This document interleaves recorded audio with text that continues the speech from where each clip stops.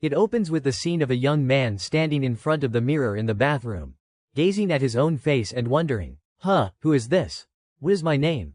Why does the figure in the mirror look so different from the real-life one? In the mirror, it is Lee Hoyle, but the white-haired guy calls himself Grandfell Claudie Arpius Romeo, the heir to a prestigious family. Hearing that, Lee Hoyle grimaces. Damn it, is this really happening? It seems he vaguely understands what is going on. He appears to have become the character he created 12 years ago, back when he was a second-year high school student. Yes, exactly second year. Haha, finally completed it. A noble version of himself, the character he created during his rebellious teenage phase.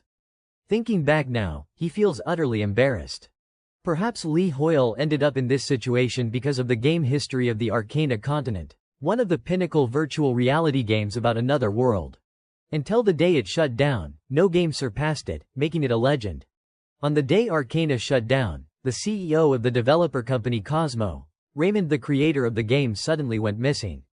A shocking event occurred. Arcana appeared in the real world, rifts opened everywhere, and monsters from the game poured out. Everyone thought Earth was doomed, but at the same time, humanity was assimilated with their in-game characters. That is when the players emerged, using skills from the game to defeat the monsters, save the world, and become superhuman heroes. Of course, in this era where everyone was becoming a hero, Lee Hoyle once dreamed of being one too, but he quickly realized that even after awakening his powers, he could not stand out. The cost of buying virtual reality equipment was tens of millions of won, and renting it cost hundreds of thousands of won per month. His father's apologetic voice echoes in Lee Hoyle's mind. He had sobbed because bankruptcy left the whole family in dire straits. His mother and older sister comforted his father, "This is not your fault. Don't blame yourself so much." At that moment, Lee Hoyle realized the harsh reality. He had to give up Arcana. If he had known this would happen, he probably would not have quit the game. Having stopped playing for a whole year, Lee Hoyle's level and stats were trash, only reaching level 55. Who would have thought that upon awakening, he would be reborn into the character he created 10 years ago? Speaking of the character Grandfell Claudie Arpius Romeo, it was the product of Lee Hoyle's edgy teenage days. He had invested a lot of time and effort into creating this character. The backstory went like this. Grandfell was the heir to a prestigious family, but demons massacred his family, leaving him alone to seek revenge. Grandfell became a demon hunter. That was the silly story Lee Hoyle created, a dark past he wanted to hide. Though it was a fond memory from high school back then, recalling it now just brings shame. But Grandfell, reminiscing about those memories, becomes pensive, the memories truly nostalgic. This makes Lee Hoyle so angry he turns purple. "Shut up, me. And stop speaking in that weird way." He thinks about going to work tomorrow with this manner of speech. Would he even fit in? Imagine his boss scolding him, "Lee Hoyle, what is with that hairstyle? You look like some edgy kid. Planning to be a TikTok idol or what?" Grandfell would definitely punch the boss. Lee Hoyle tells himself, no way, I will get sued or fired." But Grandfell says, "A noble does not bow his head, no matter the adversity." Lee Hoyle thinks he is done, for every word that comes out is different from what he thinks. Is this the feeling of synchronizing with the character? Most people say there is no big difference. So why are Grandfell and Lee Hoyle so different? In this state, Lee Hoyle definitely can't work normally. The only option is to become a player. But aside from memories from 10 years ago, he remembers almost nothing about Arcana. He goes online to look it up since he does not even know the conditions to become a player. High-level players earn hundreds of millions of won clearing rifts, but it is risking their lives. Life is more important than money, so Lee Hoyle is not tempted. But when he says it out loud, it becomes, Grandfell Claudie Arpius Romeo harbors no material desires whatsoever, for I have already tasted the pinnacle of wealth. Lee Hoyle decides to research the current state of demon hunters, since Grandfell was a demon hunter. There is scant information online, just 2 pages. Are demon hunters no longer active? Aside from 2 Wikipedia pages, there is no other news. Breaking news keeps reporting, Akshan fell last night, all demon hunters slaughtered. The Healing Federation confirms 152 dead, no survivors. Akshan, the holy site of demon hunters, has been destroyed, so this class has been wiped out. The reason is that 10 years ago, Demon Hunter was a weak class with low stats, hard to build, and skills inferior to other classes. Hunting monsters to level up was difficult, relying on experience-boosting quests. But when facing demons, demon hunters excelled. However, demons only appeared in repetitive demon hunter quests like killing 130 or more demons. Players saw demon hunters as pointless, trash, the bottom of the game's society, but being a useless class is different from being unable to level up. The current situation for demon hunters is dire. The NPCs who taught skills are dead who will give Lee Hoyle quests. He continues browsing the web, searching for news, summarizing Arcana Update 462. Chatter, now I can't even deliver bread anymore. Chatter, how do you even beat demons? Chatter, if I would known this would happen, I would have become a demon hunter sooner. Chatter, this new update is way too insane. One piece of news catches Lee Hoyle's eye. Hello, I am Eagle. Let me explain to those who do not get it what is happening. Demon hunters are specialists at defeating demons, and these things were just added in this update. Update, new demon species have been added in this update. History of Arcana version 811 completes reality update. Demons appear in reality, causing mental disruption and possession. Even level 200 players struggle. So why are not demon hunters wiping them out? Lee Hoyle wonders what is going on. What if Lee Hoyle is the only remaining demon hunter after actions fall? If so, should he step up even after quitting the game for 10 years? With everything uncertain, are today's demons the same as the ones he knew 10 years ago? 10 years is enough time for everything to change. If high-level players are struggling, what can low-level Lee Hoyle do? While hesitating, Grandfell speaks up, startling him, "You are too weak." Grandfell Claudie Arpius Romeo would not turn tail and run from mere demons. That is my pride. No matter how the demons mock or tempt me, they cannot tarnish the pride of the Grandfell family. Hearing that, Lee Hoyle steels himself, then let us do it. Grandfell, you stand up, stretch, no need for hesitation. Pointless rumination is meaningless. Demons, you should feel honored from now on, for I, Grandfell Claudie Arpius Romeo, will personally hurl you back to hell. Many years have passed since the great disaster struck, with much destruction, but humanity has gradually recovered. Life has returned to the streets, and people have quickly adapted to the new world. However, where there is light, darkness always lurks. The negative emotions from the transition are the ideal energy source for evil demons. A demon targets the crowd, its eerie voice saying, "Well, today I will choose these guys." Scene shift. The phone screen shows 10:59. A voice rings out, the last one to arrive is a bit late. He is the team leader, a constructor class. Nam Chulman says, "There is still 1 minute until the appointed time, let us wait a bit longer." Chulman pauses, noticing something. Grandfell approaches, his handsome appearance making someone exclaim. He coolly says, "Ah, you are already there." Nam Chulman beams, extending his hand. "Everyone, let me introduce our final member. You arrived just in time. I am Nam Chulman, the team leader, pleased to meet you." Grandfell indifferently looks off in another direction. Pleased. He glances ahead, seeing purple and black hues, inwardly thinking those are spatial rifts. This is how players can see them. Ordinary people are not affected by the rifts. If he had not awakened, he would be like them too. Importantly, it requires level 35 to 40. The rift info pops up. Null Tribe's underground lair. Suitable level 35-40. Destruction progress 19.8%. Grandfell continues thinking, not bad for a level 55 like me, it is more than fine.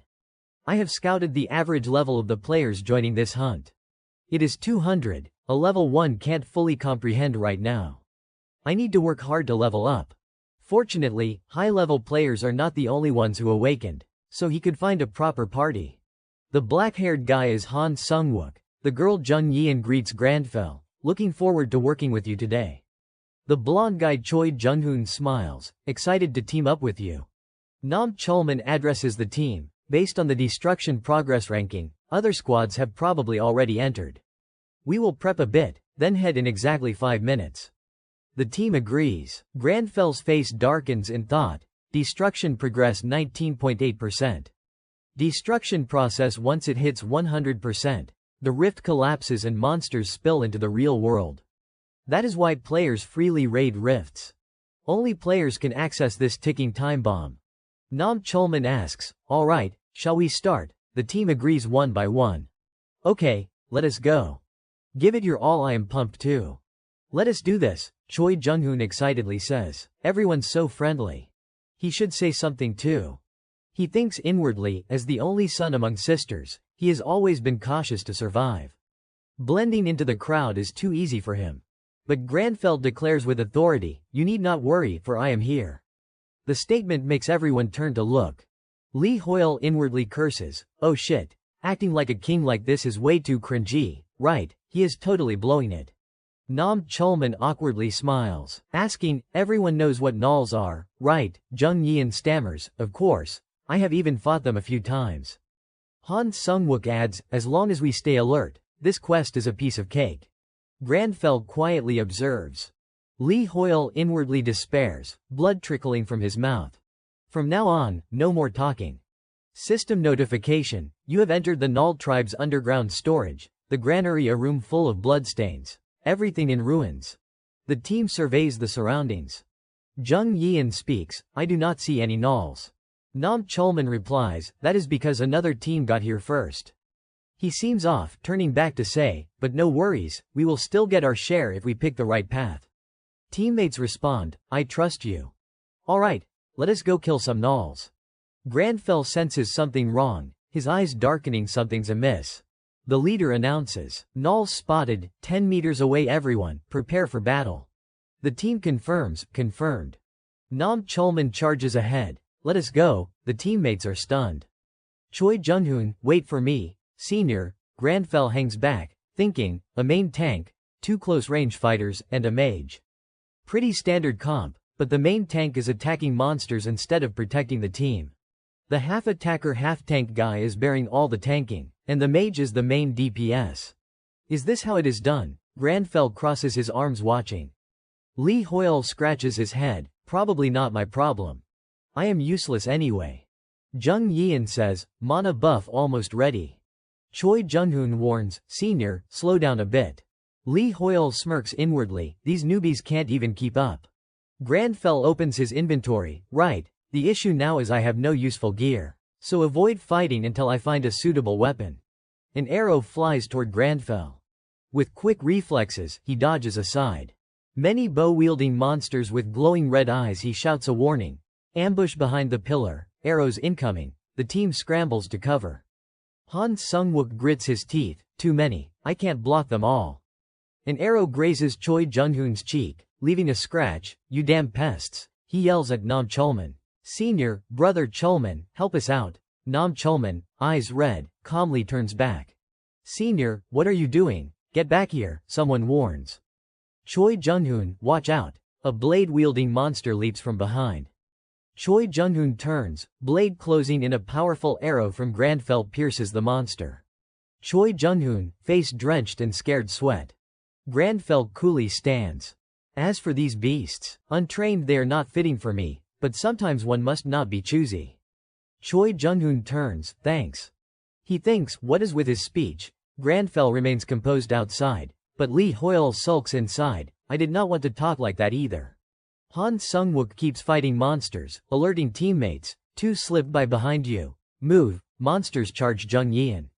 She trembles in panic, what do? I do not know what to do. Granfell knocks and shoots while reassuring, stay calm. I will handle any that get close. Cast your strongest spell, even if it takes time. Jung Yeon, yes. One of Granfell's arrows downs a monster.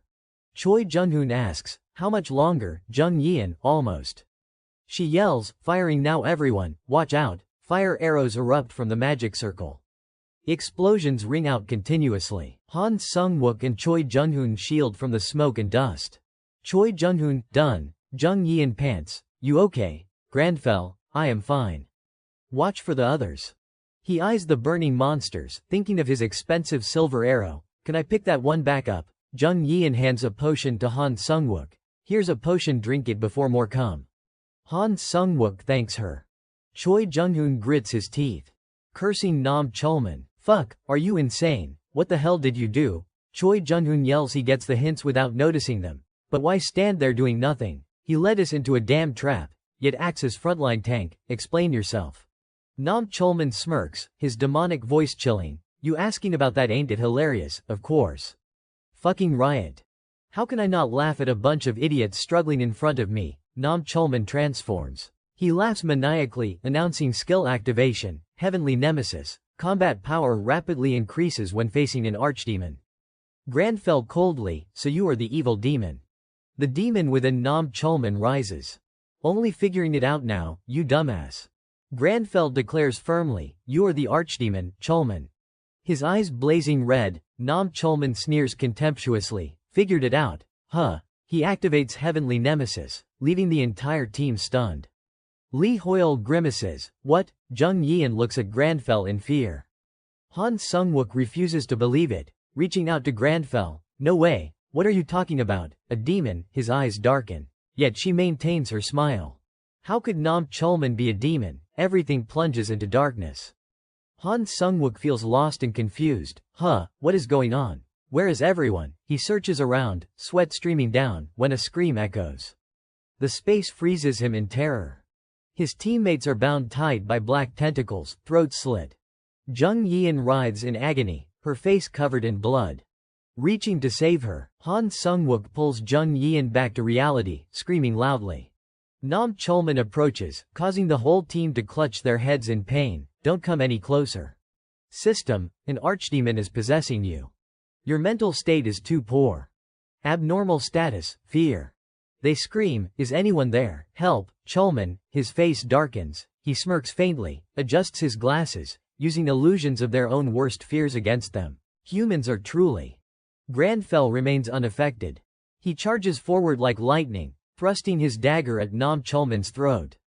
The demon grins wickedly, blocking with armor. Hey, if these guys die, you won't care anyway.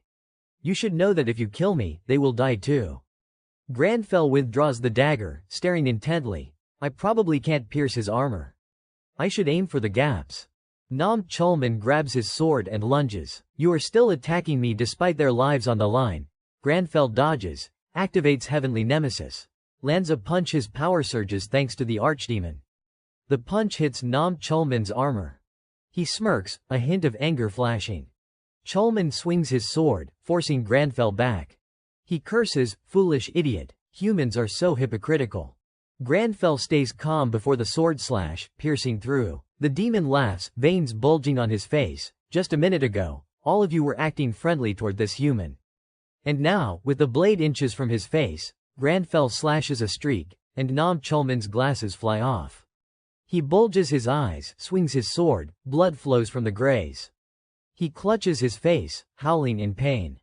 Granfell turns back, says in surprise, I have been cut. By an ordinary human, damn it. That was a silver sword. He writhes in agony, blood pouring non-stop. Granfell sternly, don't talk to me. Nam Cholman grits his teeth, tears welling. Granfell indifferently, I do not converse with prey. The sharp dagger appears before him. When did everything start going wrong? Flashback. Nam Cholman calls out to him, gets knocked down, snaps back to awareness. Struggling, Taemin asks, why are you spacing out like that? Does it hurt bad? Nam Cholman replies, nah, just lost focus. Taemin sighs, that is why I told you to avoid dangerous spatial rifts. Anyway, do not sweat it, bro, you should quit this. Just join my guild and become an analyst. Nam Cholman sweats, terrified, forces a smile. He thinks, I just do not want to live like a failure. A burly, bearded guy asks, what is your name? You Taemin's brother, behind him. A bald guy and one in a yellow hat. The bearded one slaps Nam Cholman's shoulder. Heard Taemin cleared another boss raid, congrats to him.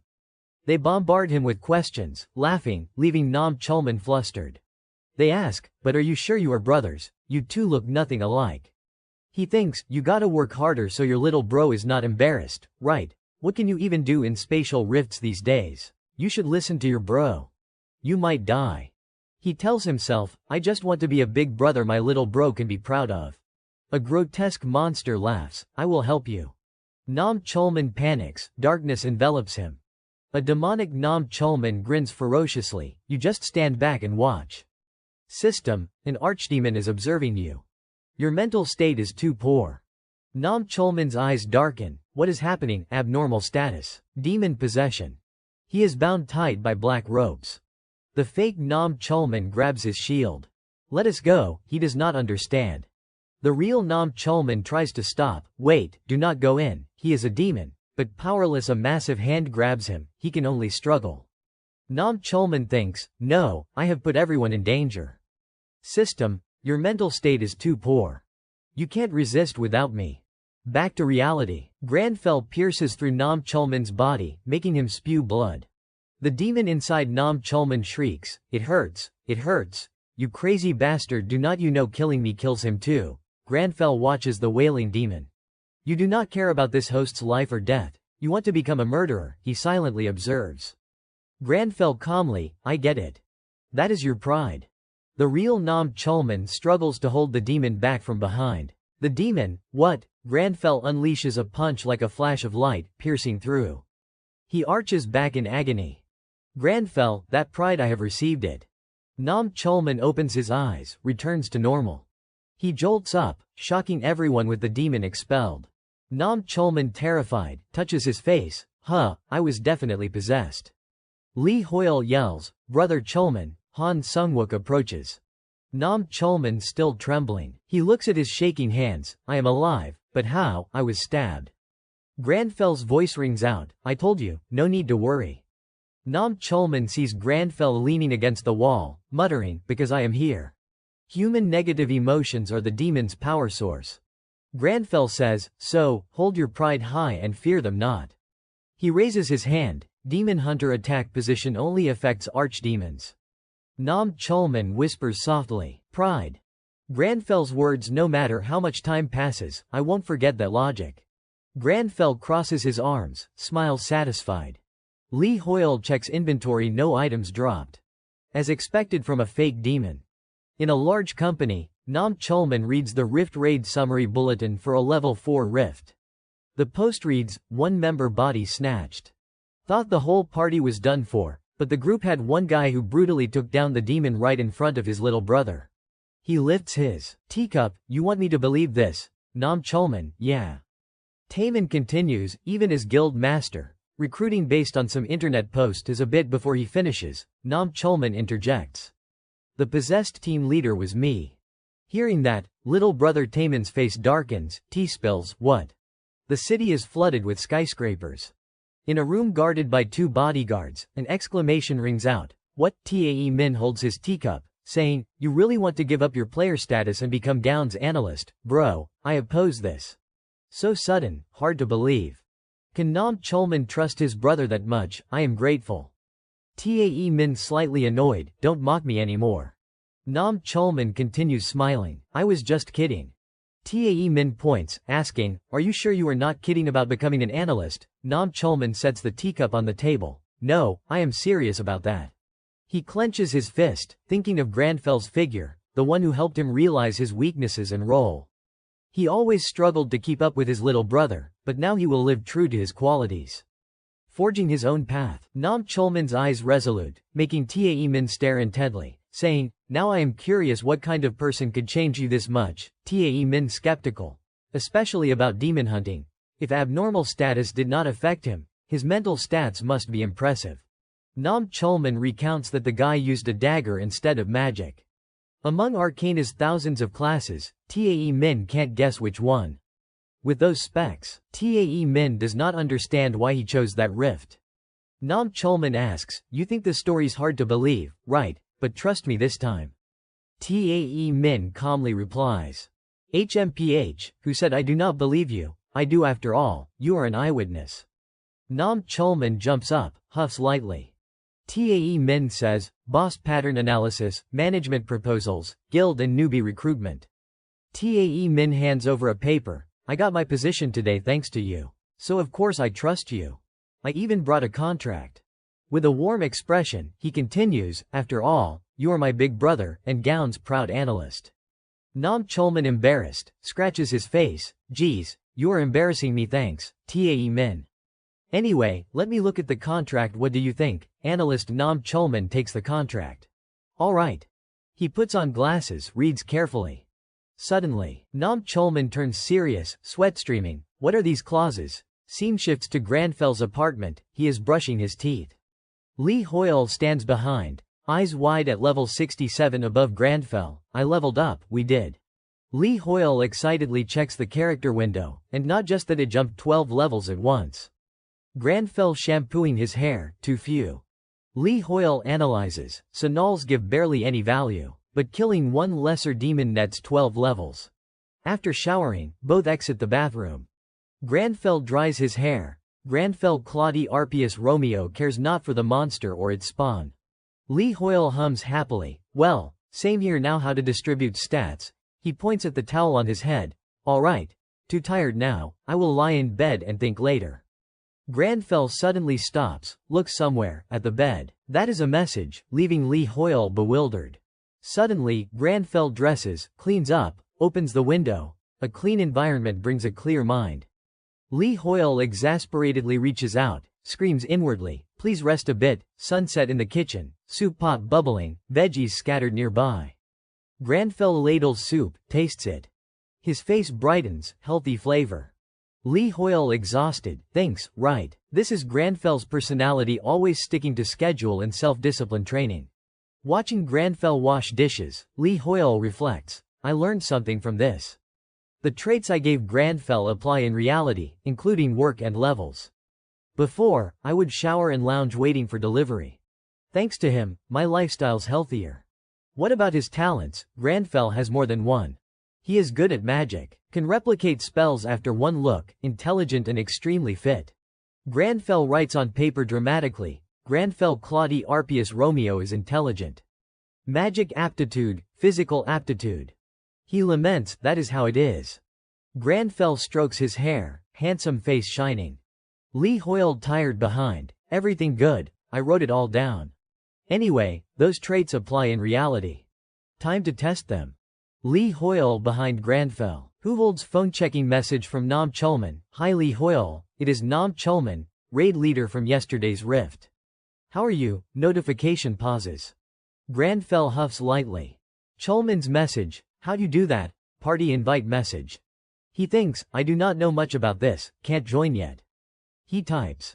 Lee Hoyle controls Grandfell. Time to test replicating spells after one look. Grandfell types on keyboard about spells. Search results show magic videos. Lee Hoyle, magic videos pop up.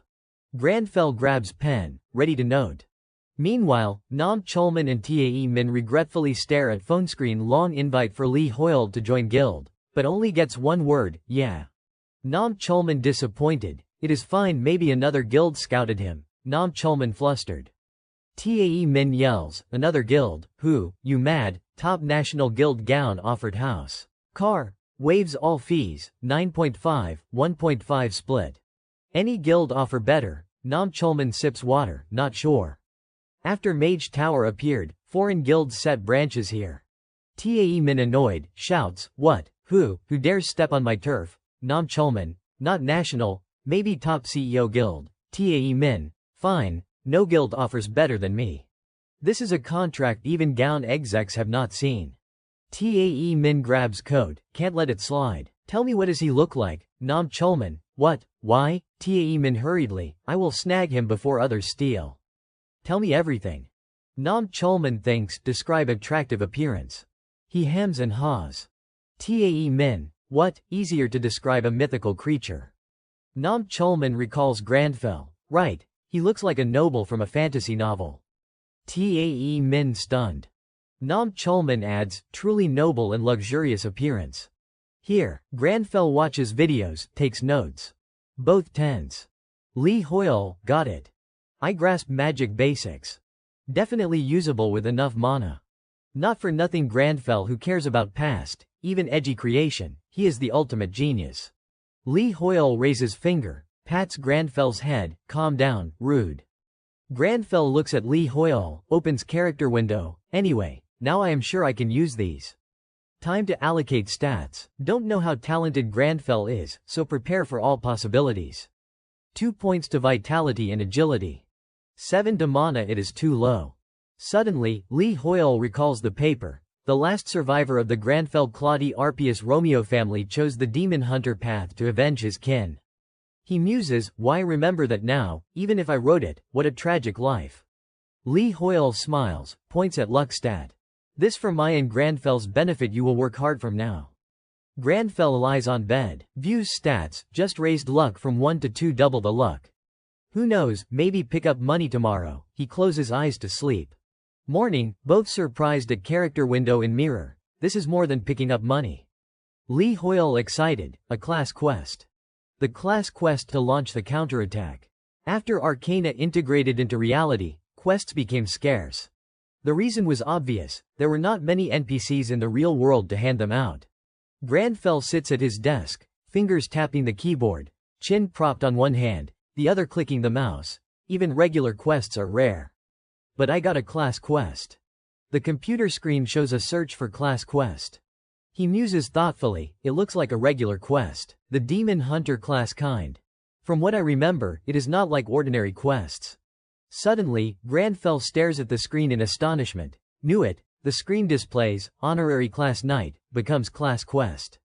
Lee Hoyle beams at the screen after accepting the quest, class quest, the one only for one person. Among those of the same class, the mysterious man uses magic to create a glowing purple orb, a massive deal. Just one person getting it makes headlines. It is the kind of quest everyone notices. With it, you top the rankings. In theory, a level 67 like him should not get a class quest. So it must be. Grandfell clicks the mouse, chin propped, as I thought. I am the last remaining demon hunter. His purple eyes narrow, glinting with killing intent. Now it makes sense.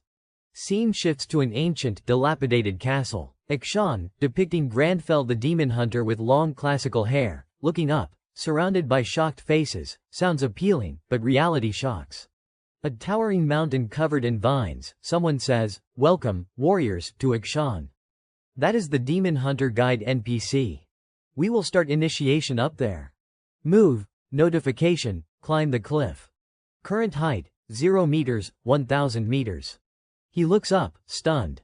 Damn, is he insane? Quests are repetitive, grueling, and pointless. The guide NPC climbs ahead, yelling down, "Can't you go faster?" Below, Grandfell and others, some groaning in fear. Scene to a ruined prison-like place. NPC raises hand, "This is where you live now." Grandfell comments, "Facilities are abysmal." He stands stoically, face impassive. Nearby, some pant from exhaustion. Now for food, cafeteria down where we climbed. System, quest, go to cafeteria for meal. Remaining height, 522 meters, 1000 meters. Everyone descends to the cafeteria amid complaints of fatigue. Hurry. Newbies who can't handle this, get out of Akshan. Grandfell thinks, plus, every NPC yells in your face. Back home, Lee Hoyle averts eyes, everyone wants to quit. Grandfell explains, demons dig into the human mind, so that training made me healthier. Lee Hoyle sighs, his student syndrome is bad. Grandfell opens system window, anyway, that is the past, let us see what this quest is. After viewing, Lee Hoyle's face stiffens in exhaustion. He stands behind Grandfell, staring incredulously. Scene to a high-rise, United Korea branch headquarters. Established to minimize global chaos and damage. They recruit ex-Arcana developers. Arcana updates reflect in reality. They gather and analyze Arcana info for players. In other words, non-stop work. Rune, an employee, stretches, grimacing. Damn Arcana. He eyes the young guy with panda eyes. Senior, think any new rifts this week, past 8? No, right, Jom, calm, glasses half hiding face, chin propped. Rune, we can only hope. Rune grimaces, leans back, chin propped, that demon bastard scary, must be the manager. DM stays composed, mouse clicking non-stop, enough, keep refreshing. Rune unchanged, now I wonder how it is possible. DM continues, when he posts on the main page, it happens exactly like that soon after. Mid-sentence, DM's eyes widen behind glasses, panicking at new update. Rune startles, falls back. Both break cold sweat. DM, brows furrowed, impossible. Rune, pale, sweating, right. Whole office gets alert, jumps up. Update, they joking, where you going, resigning. Phones out, reporters calling. DM frowns, what are you doing, phone out for this. Black moon under crimson sky, crows flying, behind a mansion, new demons coming soon. Fortress of the Count's family, new rift, new ruption. New demons, astonishing power, bloodthirsty thugs, level 230. Bloodthirsty monsters, level 230,250. Count Ascora's soldiers, level 300. Count Ascora's knights, level 350. Named monster Count Ascura, level 430. Jom braces on desk, horrified, disbelieving. Rune beside, hands on hips, pale, level 430, top player now 403. This is not for humans anymore. Rune helplessly eyes senior, I think it is too hard, even all players together. Jom interrupts, not the issue, might need a whole guild. Not the whole world. Screen shows Count Ascura, beside message. Rune, what about Mage Tower, if those NPCs help, Jom? Tower NPCs won't act unless touched, not at this time. Rune pallid, shrinking. Jom adjusts glasses, no viable way. They're just saying watch everyone die. This rift could burst. Rune yells angrily, don't conclude early, failed raid means they spill out. Jom, that bastard, what is human life worth to him? DM furious thinks, past updates feasible. But this breaks balance unimaginably unless miracle. System shows ongoing class quest. 1 completed, 1 in progress. Grandfell sips tea. Lee Hoyle, why's Grandfell trembling from fatigue? Lee Hoyle facepalms, despairing at physical training system. Today's goals, 20 kilometers run complete, 1,000 push-ups in progress, 500 pull-ups complete, 300 squats complete. Lee Hoyle thinks, nothing changed since Akshan. Lee Hoyle in Grandfell's body at checkout. Hands card to convenience clerk. Body shaking, am I okay? Sudden heavy training, what if I die? Clerk puzzled, need a bag? Grandfell coldly, sir, the sandwich. With veggies, salad, tomato, egg, halved on white porcelain. Lee Hoyle exhausted, cornered, panting, can't even make a sandwich with shaking body. Grandfell, hands trembling, holds sandwich, eats dropping bits, not bad, for a strangely made sandwich. Lee Hoyle winces, don't drop crumbs. Soon, Lee Hoyle regains spirit, taps system upbeat, but feels good completing something. Quest board, today's goals complete. Could have quit without Grandfell's abilities. Grandfell lies in bed, hand on belly, sleeping, anyway, finished that stupid quest. Can sleep well. Excited for tomorrow's. Next day, 2 ladies drying peppers near park bench. Grandfell, body shaking, pulls up on bar in white shirt black slacks. Curling, muttering. Damn it, outwardly calm. But Lee Hoyle inside strains, sweats profusely, grimacing. Quest board same as yesterday. Lee Hoyle strains, Akshan, repetitive quests, they mad, continues, week passes, quests loop, finish one another appears. Joking, Grandfell on bench, emitting gloom, body shaking. 2 ladies turn on radio, chat laughing. Lee Hoyle thinks, think I will do it again, thanks to Grandfell's abilities completing daily. How many times for reward, not abundant health and toned body, right? System, completed 1 week of today's goals. He says, qualified. Reward, vitality +2, intelligence +2. Lee Hoyle shocked, stats, just stats, permanent 2. Damn. System shows Grandfell info. Stat boosting items cost millions 1 per point. Lee Hoyle thrilled, but 4 stat points without leveling. Insane, Grandfell sips coffee calmly, but Lee Hoyle joyful as autumn, plus, repeatable quest means continuous rewards. Amazing, Grandfell. Would do 10x daily for rewards. That dedicated. Latest radio news, Tuesday update draws huge attention. Both shocked, sweat, most gave up new rift raid. Phone screen new monster alert.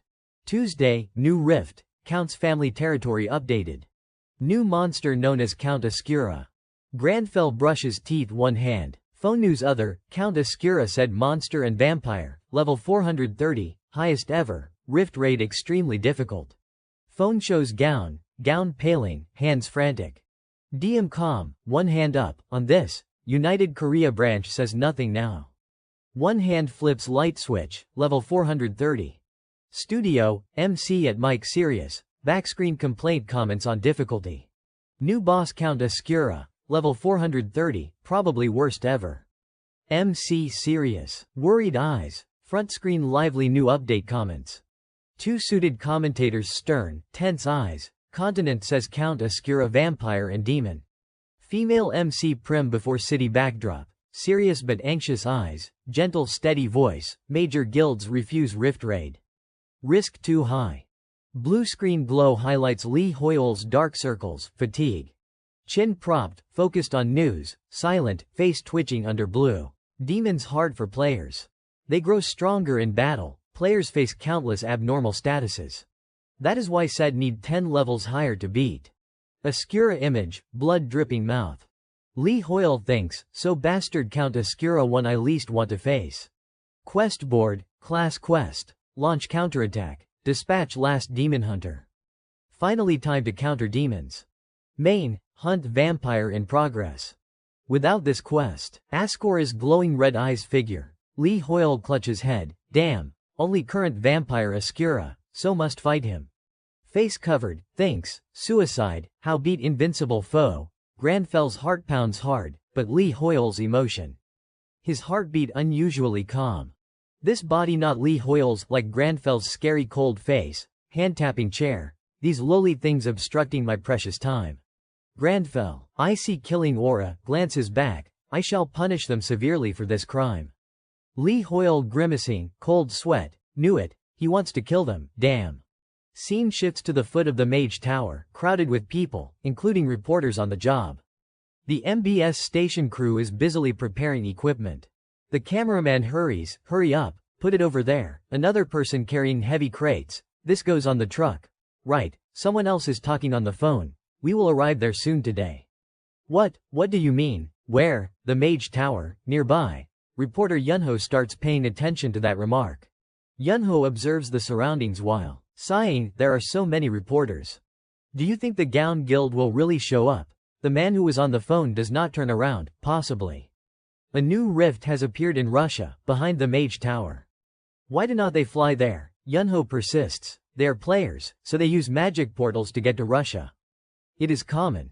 The man still turns his back, but only a few players can use magic portals. Moreover, it consumes quite a lot of mana. While speaking, the man suddenly freezes, his eyes flashing with surprise.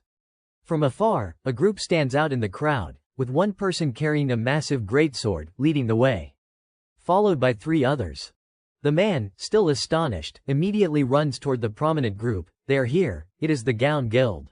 Move fast, on the other side, the reporters buzz. Heading toward the prominent group, firing questions relentlessly. Is that guild leader Nam Tae Min? I am a KBC reporter.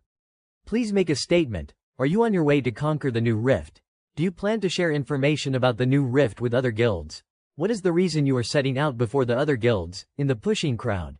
Yunho manages to squeeze half his body forward, one hand extending a recorder, the other pushing away the shoving people. Guild leader Nam Tae Min. I am Yunho, MBS reporter. Has your Gown Guild found a way to counter Count Ascura yet? Seeing the intense shoving, Tae Min raises a hand to signal calm. Please, everyone, interviews later. Before he can finish, Tae Min's laughter rings out. Tae Min strokes a strand of hair with the hand holding the sword. I am sorry, but I still do not know any way to defeat Count Ascura. We will plan once we have infiltrated the rift. Tae Min continues speaking, ignoring Nam Chulman behind him, whose expression has changed. Ah, guild leader. The surrounding reporters are slightly surprised by the unexpected answer. Tae Min keeps talking. The reason we are setting out before the other guilds, of course, to beat the competition. What else? Share information with them? No way. Tae Min's face shows no emotion. They might demand it and say it is necessary to maintain world peace.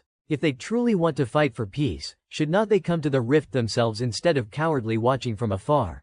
Hearing this, Yunho is slightly stunned, standing dazed. Suddenly, in the crowd of reporters, someone shouts, making Yunho turn his head. Oh, that is the Shining Guild. What are you doing? Grab the gear. On the other side, a group steps down from a sleek black car, dressed elegantly, causing the reporters to go wild. Camilla, please face this way. Lox, excellent guild leader, please look over here. Amid the noisy reporters, guild leader Lox, please look this way. A man in a sleek black suit looks toward Lox, spreading his arms politely. Guild leader, it is too crowded, so I think we will have to walk.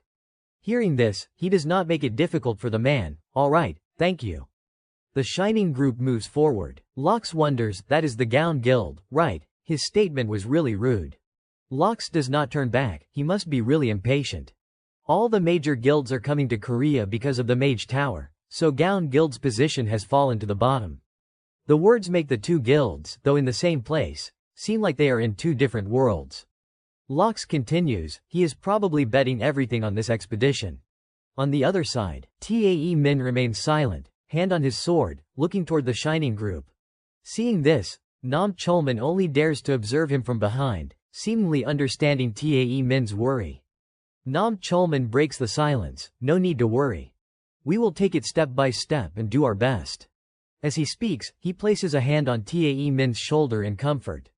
Seeing this, Tae-min smiles too. Oh, you are really reliable, big brother.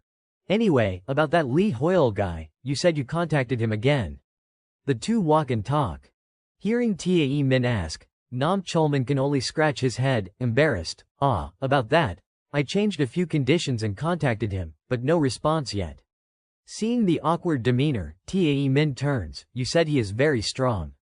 Could he try conquering this rift, and we will meet him at the Mage Tower, on the other side. On a packed public bus, Granfell holds the handrail with one hand, the other holding his phone, intently examining. The sound from the video on the phone plays with each movement on the screen. Now a level 300 player is trying it. The red fire is amazing. While focusing on each movement on the screen, he thinks, this is the 100th magic video I have watched. Now I have completely grasped it. He ponders with the thought in his mind. There are 3 levels of magic practice, checking mana, interfering with mana, and then using it. Suddenly, a bright red flame bursts in Granfell's palm.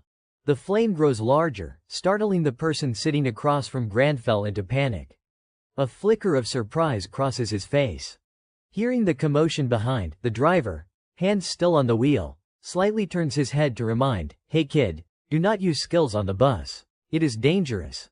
At this moment, Lee Hoyle appears, flustered, no good, I do not know how much I can control it. I am sorry, please forgive me.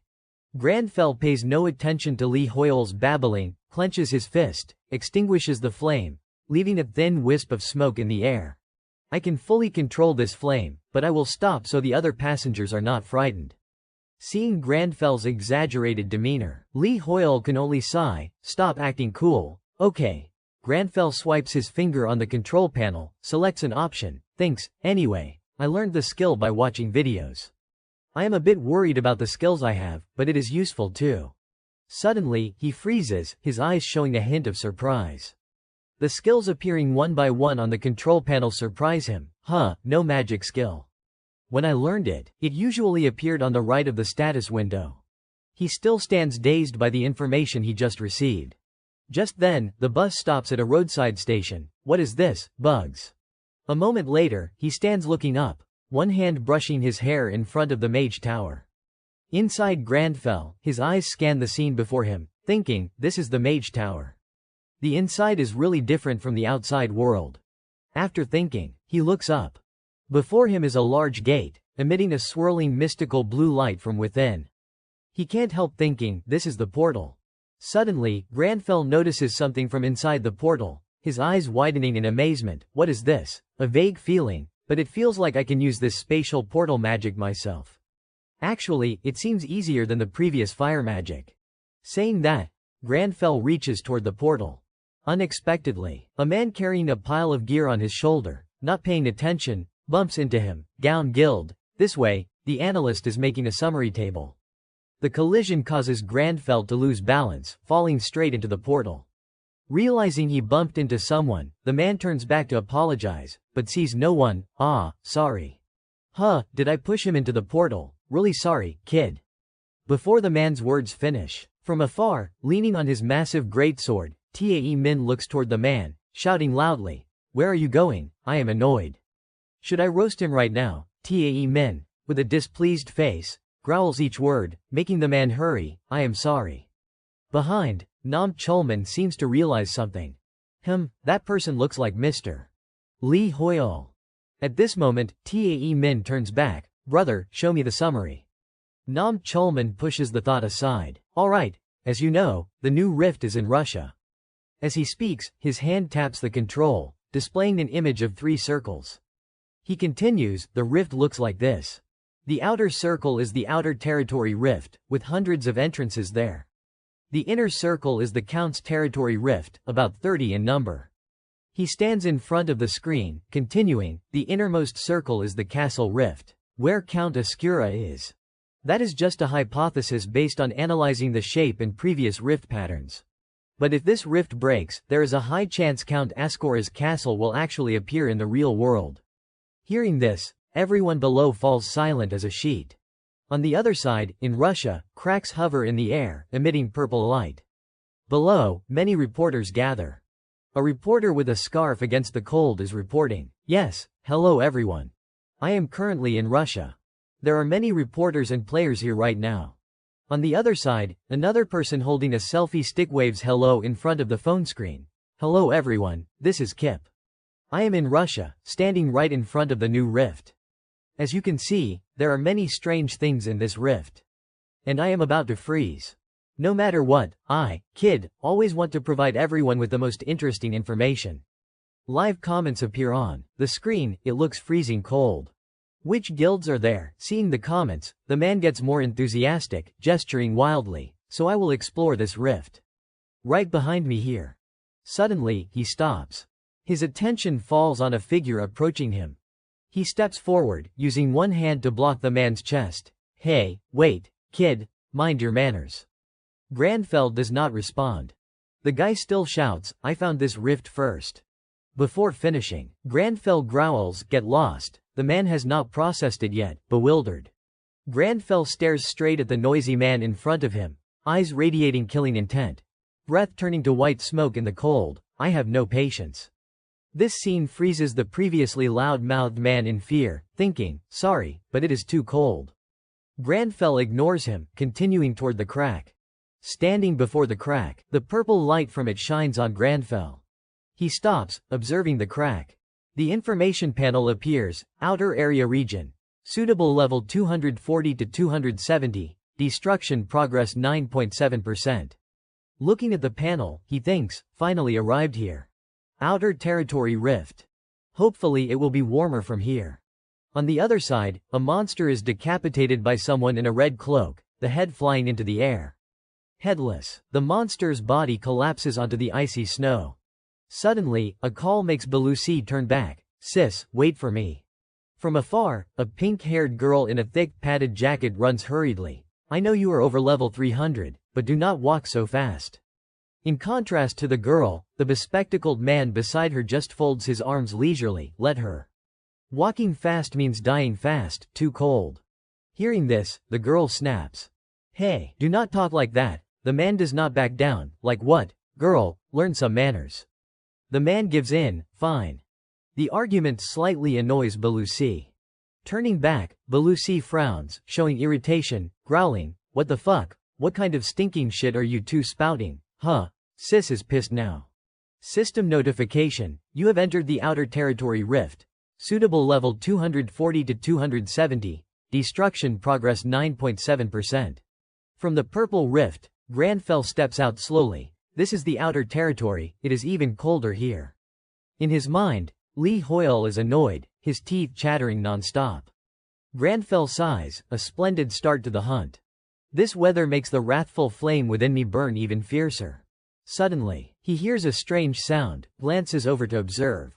A pack of monsters with glowing red eyes, full of ferocity level 230 blood wolves slowly approach Granfell. He coldly turns his head to look at the beasts, level 230, I am only level 67, but... The character window appears, activating the heavenly enemy skill. Lee Hoyle turns back, flashing a confident smile, I can beat the Count's dogs.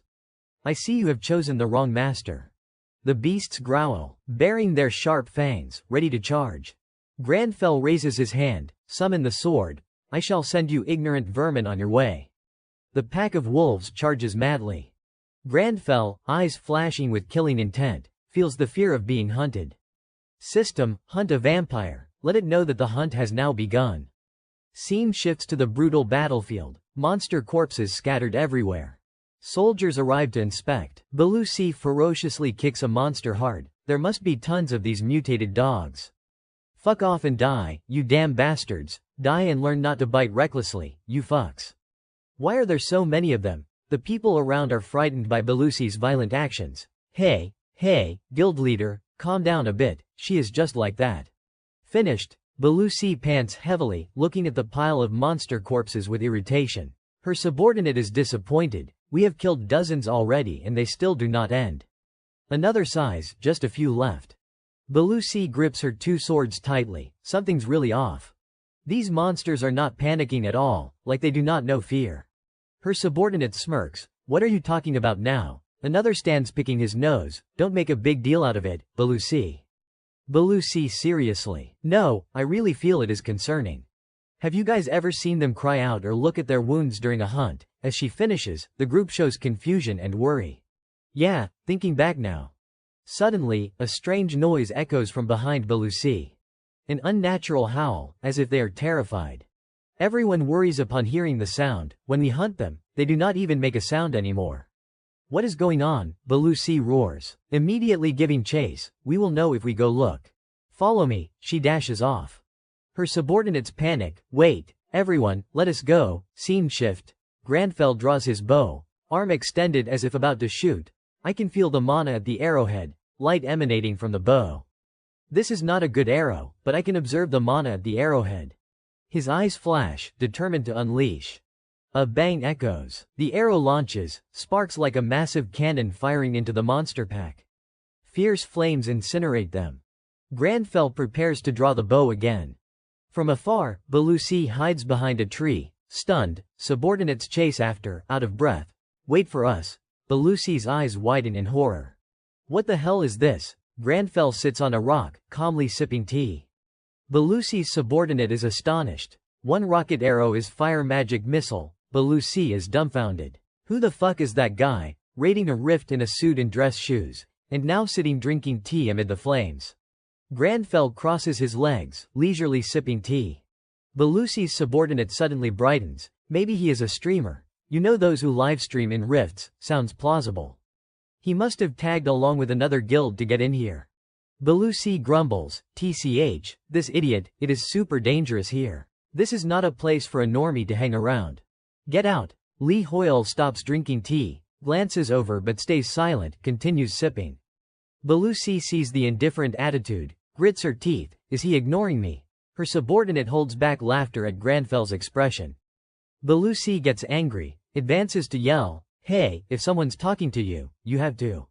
Suddenly, a subordinate shouts in worry. Wait, over there, guild leader, be careful. Belusi is puzzled, turns to see a horde of armored undead wielding weapons charging. Her subordinates fight back fiercely. Fuck, there is too many, damn it. Where did they come from? Monsters charge fast, growling. Belusi raises her swords, charges in, everyone to positions. The team fights intensely, but the monsters are too numerous, putting them in a tough spot. Damn it, careful, lots of them with weapons. Belusi assumes combat stance, crouches, grips swords, builds momentum. Everyone, she lunges, delivering lethal slashes, decapitating enemies. No need to worry about that. A triumphant smile shines on her face. A warning shout, Belusi, above, she glances up. What the hell? A swarm of enemies gathers, charging at her team. Granfell draws his bow, shoots toward her team. Subordinate worries, there is gotta be hundreds, we are surrounded, what now? Guild leader Granfell stands nearby, sighs. Belusi turns to him. What, you still have not left? Hey, are you insane? You think now's the time to enjoy tea? Are you blind? Run. Granfell stares intently at his teacup, seems feasible. Monsters growl, arrows fly. Belusi looks up in shock, countless. Thousands of arrows raining straight down on them. Damn it, from Lee Hoyle's side, blue light flashes. He casts magic, observing mana inside the thermos. Interfering is simple enough. Granfell thinks, eyes fixed on the cup. However, what if the spells I am using are not skills? He holds the teacup, blue streams form small interconnected circles. A tremendous power, his body glows, the teacup floats up, flashes and vanishes. Belusi shields her eyes from the blinding light. When everything normalizes, she opens her eyes and looks around. Her subordinate is baffled. Why did not anything happen? Suddenly, light rays converge at the mountaintop. Belusi looks up, stunned. What is this? Alchemy? I have never heard or seen anything like this. If there is a skill that can create a wall like that, it would be. Granfell appears behind Belusi, raises his hand coldly. That is not a skill. What I am using is the essence of magic. He clenches his fist, smiles brilliantly. Magic. The others, hearing this, look at him warily, start whispering. Who is he? An alchemist, using alchemy to summon such a huge wall. So he is not a mass-produced alchemist factory worker. Why is he here? Belusi is also curious. What? The essence of magic. Granfell smiles, observing his hand, thinking to himself, it allows me to change the form of objects if I can interfere with their mana. Actually, it is more like alchemy than magic. At this moment, the group of fighters notices the stone wall shaking violently ahead. Tae Min panics, turns his head to look at the situation, his face showing clear fear.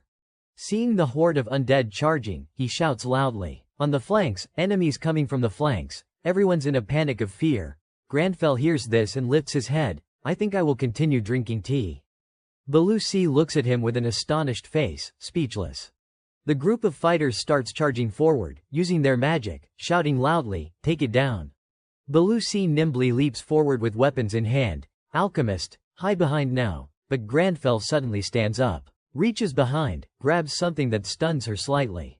From behind him, a green arrow appears in his hand, his face sternly facing the enemies ahead. Belusi thinks in shock, a bow. At this moment, a fighter carries his comrade running to the back. As the undead slash at him, he grips his sword tightly, panicking and yelling, someone help, is there a healer? He is injured. Behind, a light flashes. He dazedly looks at the greatsword about to slash him. The brown-haired fighter's heart fills with fear, thinking, no, I can't dodge it. Right then, an arrow flies in, piercing straight through the undead, making it explode mid-air. He is utterly shocked, the brown-haired fighter's eyes widen, blood splattering his face, mind reeling, with just one arrow. Does our guild have an archer this strong, on this side? Belusi is also stunned watching Granfell who just shot the arrow. She exhales, glances over, thinking, he is an archer, then what was that wall earlier? Suddenly, Belusi sees him draw the bow again, preparing to shoot a fire arrow. The arrow shoots out quickly, embedding into the enemy. Her eyes widen, fire arrow, she is astonished, sweat pouring, and magic too. Mr. Archer, both alchemy and magic. Belusi watches Granfell continue drawing more arrows, wondering in her head, what kind of freak is this? A moment later, the group of fighters successfully wipes out the undead horde. Everyone's happily chatting with each other. One of Belusi's subordinates, guild leader, I have checked around and no more enemies. Belusi glances around, wipes her mouth with her sleeve. All right, good job. She observes Granfell operating on the system panel, cursing inwardly. This damn guy is so annoying. He is in this rift alone, dressed like that, does not bother answering any of my questions, and does not even look tired at all. But in reality, though Belusi is annoyed inside, a bit embarrassed, she has to admit, if it were not for him, we might all be dead. I wonder if he is a player, but I do not know any player like him. He is pretty handsome, so maybe I should thank him. Mister, he ignored me earlier, I won't duh. Belusi is lost in thought when Granfell turns to look at her. Belusi immediately blushes, hurriedly turns away, thinking, what, why look at me, damn it, did I stare at him too long? I am not looking because I like you or anything. She bites her finger, sweat beading, why does he keep looking, want to drink tea with me or something? If he wants to drink tea with me, I think I could have a bit. Suddenly, Granfell speaks up, you there. Belusi embarrassed, stammers as she turns back, yeah. Granfell coldly holds up the thermos, even if you look at me like that, I do not have tea for you to drink. These words turn Belusi's embarrassment into anger. Scene shifts to outside the rift. Recording equipment hovers high up filming the panoramic view over the thick snow layers. It moves closer to the rift positions. A male reporter excitedly stands before the camera. Yes, this is the daily Archena News. I am now live at the rift in Russia. The Archena news director sits before the screen, exhaling a puff of white smoke, listening to him report. The world is focused on the update because it has the highest level boss we have ever seen. Another female reporter chimes in, this rift is called the Outer Territory region. Right, the male reporter replies, yes, exactly. This is the first rift out of the 3 in the update. Clearly, there are hundreds of Outer Territory rifts. All need to be cleared to proceed to the next rift. Shining and other guilds are currently inside the rifts. Which guild will clear the first rift? The first guild to claim the Outer Territory Clear title will definitely be honored globally. The director stares intently at the screen, his whole body shivering from the cold. A reporter with a hat pulls up the tent, holding a cup. Director, some coffee. The director turns. Oh, there you are, come in quick. No. Snow falls inside. The hat reporter asks. It is so dark in here, are you locks or something? The director calmly replies. Mind your own business, I like it this way. The red-faced director speaks up. How's the rift? Any new footage? The other reporter answers. Everyone's around the central area. Shining is the fastest right now. The director looks at the screen, sipping coffee while asking. Really, pick a spot near Shining and prepare to interview them first when they exit. The hat reporter smiles obsequiously. Yes, but it might take a lifetime to beat it. Did the drone capture anything? Suddenly, he startles, staring at the news screen. At this moment, the male reporter is still reporting, so, continuing with. Suddenly, the hat reporter dashes out. The male reporter awkwardly smiles. Sorry, our support just zipped past the lens, he must be rushing to the bathroom. The director crawls out of the tent, points at him, shouts loudly, cleared, the Outer Territory region is completed, follow him, the green rift means someone cleared it. The male reporter holds the mic, stammers, who is it? The director hurriedly replies, I do not know. Too many trees. Drone can't see, run, hurry, he yells, hurry up. At this moment, the hat reporter runs while observing around as if discovering something. The hat reporter contacts via phone, director. The director loudly, hurriedly replies, here, what, did you see the rift on camera? Which guild? Shining. The hat reporter hesitates slightly. Sir, that is Berserker. The director disbelieves, asks again, huh, Berserker Guild, ranked 32nd, the hat reporter replies, yes. That is Belusi here. I sent the video. The director confirms, Berserker cleared it first, they entered the Outer Territory region, but Shining is still in the center. But why do they look so fine? The hat reporter surprised. Wait, that is a Korean person. The director also surprised. Huh, Berserker is a European guild, why a Korean here? At this moment, other reporters swarm over. Green Rift, the first clearer. The hat reporter hurriedly reports via phone. Wait, other reporters are swarming them, I will interview.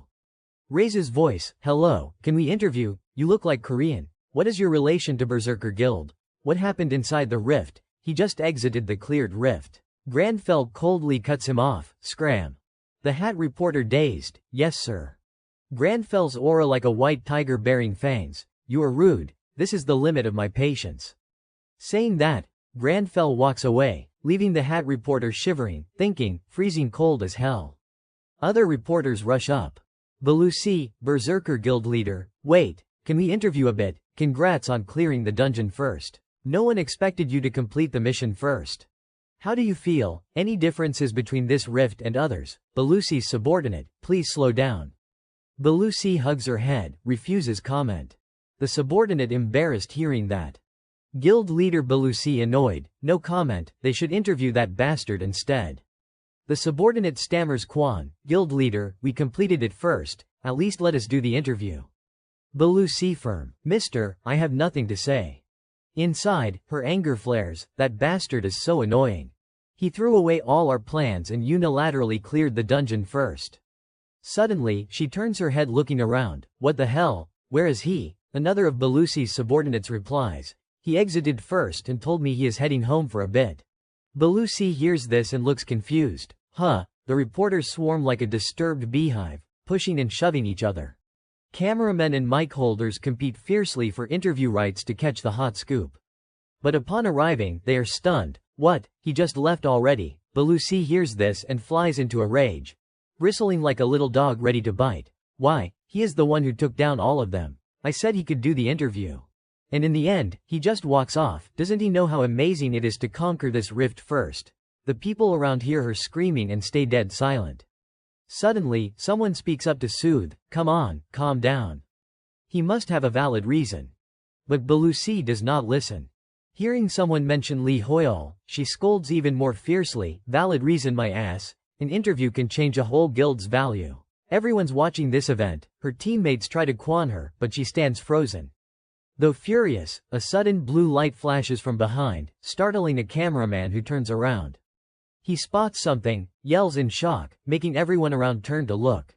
A green rift Belusi and her subordinates stunned realize it is the second guild to complete, Gown.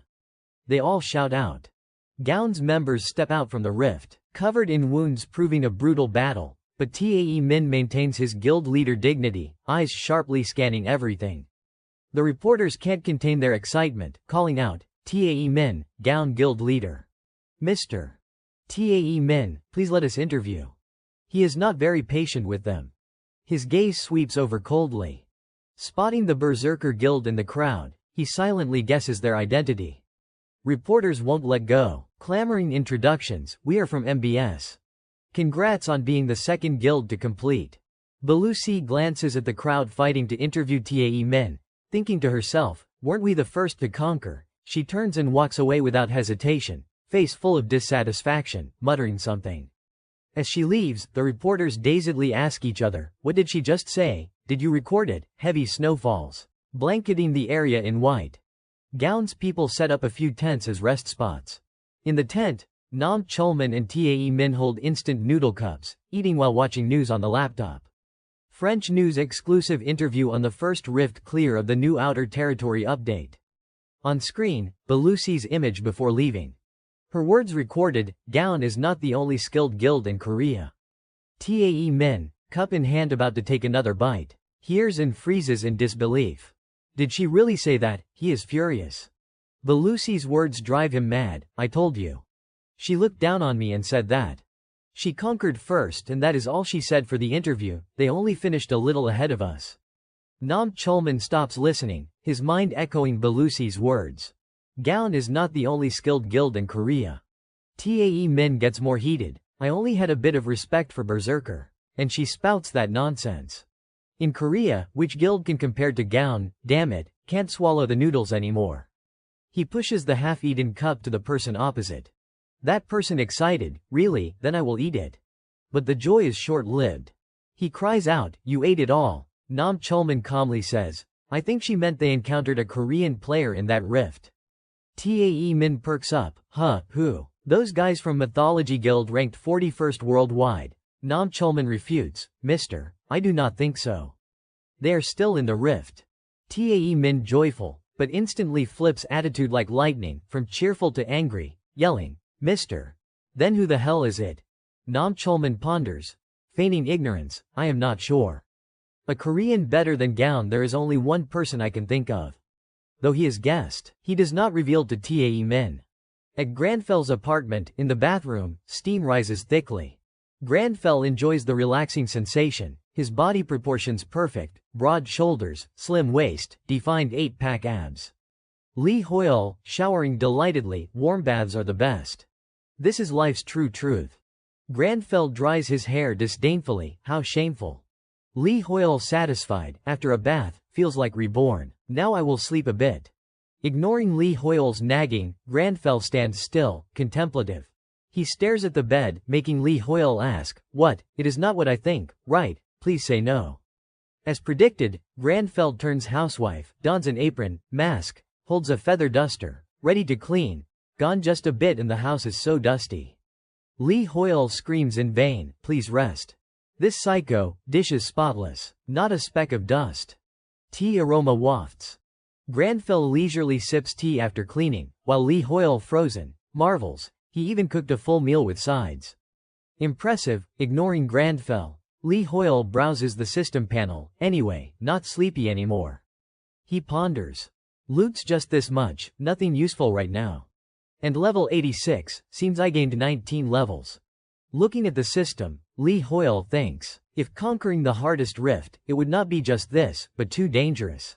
His eyes sharpen, magic uses less mana than skills, so I can use more magic and it is better than my skills. Granfell interjects, but mana recovery is extremely slow. Lee Hoyle rubs chin helplessly, yeah, nothing we can do. We have no mana boosting accessories or items. And Demon Hunter starts with few perks, no mana recovery skills at all. If not for that group, it would be worse. He suddenly recalls Belusi, thinks, like a biting puppy. That fierce girl, should thank them if I knew who. Granfell suddenly says, it is because I was lacking. The words startle Lee Hoyle. He breaks cold sweat, eyes fixed on Granfell, unsure how to yield. If underestimated, you prove yourself. If overly expected, you meet and make it real. Why suddenly recall the traits I wrote for him? Granfell slowly utters. The next rift is the Count's territory. He stands, Lee Hoyle can't stop him. No time to relax. Can't rely only on magic. Need to improve in combat too, and I have found today's suitable challenge. Lee Hoyle surprised, connects events, right, the players who fought with us. And that short-haired girl with dual daggers was most notable. If I can copy that player's movements. Fingers swipe the system, but Lee Hoyle tense, I do not know what you are doing. But stop. Sweat pours, watching Granfell. Granfell seriously views system panel, find it interesting. Basics are most important. But Lee Hoyle cries inwardly, no interest, just unease. Granfell won't quit easily, dons apron, gloves, wash dishes first. Right after, dive into training. Lee Hoyle petrified, then when sleep never this precious. The clock glows bright, late night, few apartments lit, streets empty, only him jogging. Bluetooth earbuds in, he runs diligently. Midnight radio plays, even very late, we still have many listeners. How is everyone's day? Sweat-drenched, he keeps running. Lee Hoyle begs for sleep. Please let me sleep, he screams desperately. Before finishing, breaking news interrupts. Emergency alert makes Granfell stop. Announcer reports, currently, 95% of outer territory cleared. Soon the Count's territory will open for raids. Two announcers discuss. From info we just received, the Count's territory destruction progress suddenly jumped to 60% even before opening. At this rate, the Count's territory could collapse. Thus, experts express deep concern. A young man in red hat holding phone, shocked hearing news. Gowns people dazed. Tae Min, brushing teeth, runs out to listen. He annoyed, grits teeth, unreasonable. Just one day and destruction at 60%. How? Nam Chulman, glasses on, worried, shorter conquest time limit means stronger monsters inside. Tae Min shocked. But why suddenly so fast, means monsters inside got stronger. Nam Chulman unsure, not sure. Need to reanalyze. At Archana Daily Camp, reporters run chaotically, calling despite cold. Archana news director slams table furious, must be some reason. Monsters can't suddenly strengthen like that. Reporter, scared but retorts. Even if you say that, how do we know? Even top guild analysts are stumped, let alone. Director softens, somehow, we must find the cause. This is not work or company issue anymore. If Rift collapses, we are all dead. He fears more, dares not imagine consequences. Once monsters flood from Rift, all civilians and players in area die. Just thinking monsters charging out, civilians die, can't escape. He shivers instantly. Granfell views news on phone, ponders, fist clenched. Unprecedented, no one knows reason, makes sense. Info only in Akshan. Thinking of that demonic place, face darkens, must hurry. Vampires share power via blood. Count Ascura shared his power with outer territory monsters. When they die, power returns to true owner. Lee Hoyle frowns, that Count must have distributed power to monsters in Count's territory already. Granfell opens door, agrees, reason monsters stronger now and destruction progress rose. That is the cause. He suddenly realizes, Lee Hoyle thinks possibility, wait, if we raid Count's territory, risk Count's castle rift collapsing immediately. Granfell's fearsome expression chills Lee Hoyle. He places hand on wall, thought clear, Count Ascura, no, unworthy of that title. Thinking so, turns to leave. Lee Hoyle can't grab shirt, I will be his executioner, the one who sullied noble honor. Granfell exudes arrogance, unmatched confidence. Lee Hoyle involuntarily praises, all right, cool, Granfell. But stops, what about sleep, regrets sleep, door open, but comfy bed distant. Granfell casts cold glance, once dead, sleep all you want. Count's territory, suitable level 350 to 400. Before the rift, a man wearing a fur hat is excited. Hegong tests his voice. You are Hegong, an unknown streamer. He stands in front of the camera, preparing to livestream. Hello. Welcome back to my Indomitable Resolve channel, viewers. It is Hegong here.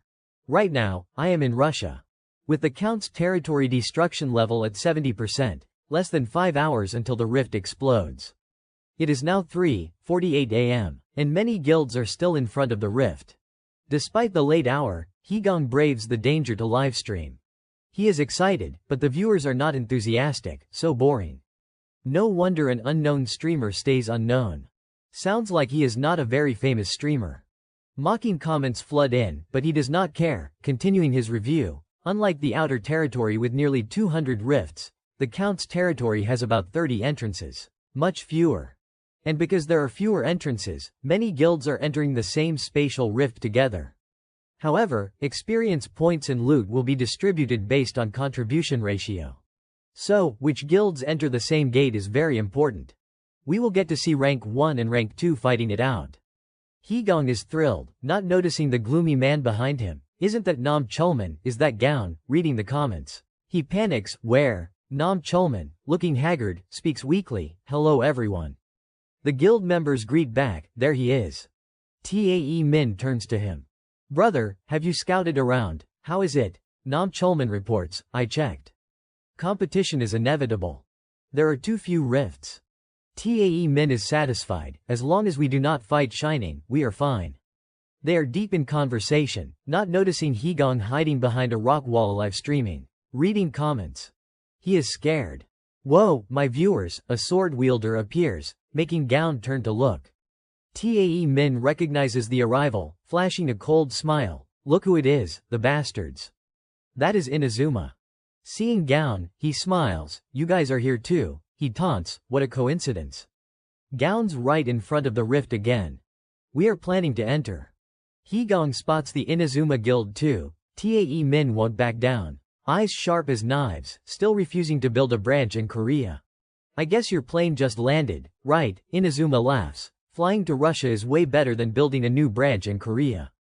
Tae Min is furious, growling, you wanna go? Inazuma nonchalant, full of contempt. What has Gown got? Tensions rise like a taut wire, on the verge of blows. Hegong is stunned. Fuck, this is big. If I exclusive this. Before he finishes, a crowd rushes over, shouting, Gown and Inazuma are clashing, they are clear rivals. Is the news legit? Over there. Shining Guild is fighting United Heaven Guild, and here, Gown is battling Inazuma. The fights at this rift are insane. Hegong live streams, face red from running and cold, but still excited. Please say something. The noisy crowd startles Nam Chulman and Tae Min. Nam Chulman, scared, touches Tae Min. Tae Min, I know how you feel, but the rift's destruction level is the big issue. And for our two guilds, fighting only hurts both sides. Tae Min angry. Inazuma rank 4, Gown right behind at 5. Leaders, Inazuma rank 6 versus Tae Min far at 11. A dramatic Korea versus Japan showdown. His aggressive words deflate Nam Chulman, who falls silent. Tae Min calls, Nam Chulman. Brother, Nam Chulman interrupts. Fine, we were here first. But yielding this spot is too embarrassing. Tear them apart. Nam Chulman flashes a demonic grin. Tae Min ready to go all out. Win is all that matters. Charge. Gown rank 5 and Inazuma rank 4 enter the Eastern Rift. Archena reporters report, Gown Guild and Inazuma have entered the rift together. The two famous rival guilds. Dozens of drones hover filming. Gown rank 5 from Korea, Inazuma rank 4 from Japan. Rankings and nationalities draw attention. Tae Min and Inazuma lead. At the northernmost rift, top rank 1 Shining and rank 2 United Heaven gather. In the south, rank 30 Berserk Warriors, rank 7 Second Sun, and rank 3 Nomad. Destruction at 80%, terrifying the world. Amid the chaos, Lee Hoyle sits leisurely, sipping tea like nobility. Tea aroma wafting, calm demeanor painting a beautiful picture. But suddenly, Lee Hoyle enters the Count's territory rift, teacup in hand, pondering, what I realized from the last rift is that running out of mana is extremely dangerous. So, I must find a way to use mana efficiently throughout this battle. And the answer is magic derived from alchemy. With it, I can shape anything as I wish. First step, I use some rolling stones on the ground to turn them into a teacup and table. But the more complex and detailed the object, the more mana it takes. So, using them in combat is not that efficient. Too basic. He realizes the flaw, and there is something I noticed thinking about this. Lost in thought, he does not notice Count Ascor's soldiers approaching. They eye him hungrily. Is the Count's power for you all just that? He turns. Aims at them, pitiful. He sets up a magic formation, wiping them out in one move.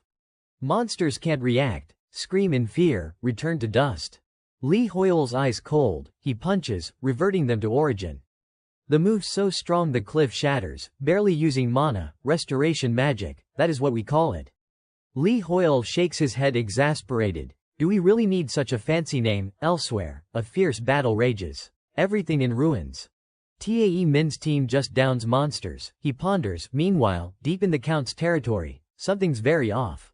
Why so few hits? I have only killed a few heading here, unreasonably few. A call interrupts. Guild leader, I scouted around. Inazuma side did too. The sexy green-haired girl reports, I do not think they have killed 10 since entering. Same on their side, since we entered. We have gone opposite directions, but both guilds only got that many. Is that reasonable? As they talk, the group advances. Inazuma calls, Tae Min, hey, he turns. Inazuma mocks, so peaceful here, right? The girl in Tae Min's team frowns, are they tracking me? Tae Min furious. Why act like we are friends? Inazuma fearless, provokes. I do not get why Tae Min hates me so much. Makes me want to kill you. Oh, really? Tae Min wants to punch him. Tae Min, is that you? Nam Chulman calls via Bluetooth, breathing. Tae Min, Inazuma, turn around and talk. I am almost done analyzing the dungeon. Where are you now? Can't send video.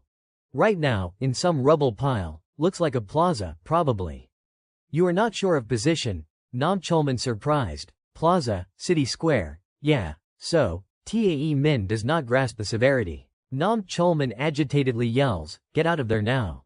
Before understanding, a wind rises, dust clouds everywhere. Tae Min spots Count Ascor's knights, level 350. They are not regular soldiers, level 350 knights. Someone curses, not only are they not regular soldiers, but level 350 knights. We are fucked, we are surrounded. Tae Min panics and yells, hold team to positions, prepare for battle. An Inazuma cavalryman scoffs. Tae Min can't help but worry, damn it, on this plane. A cavalry charge's destructive power multiplies several times. Even if the tanks stand at the front line, they will suffer fatal wounds.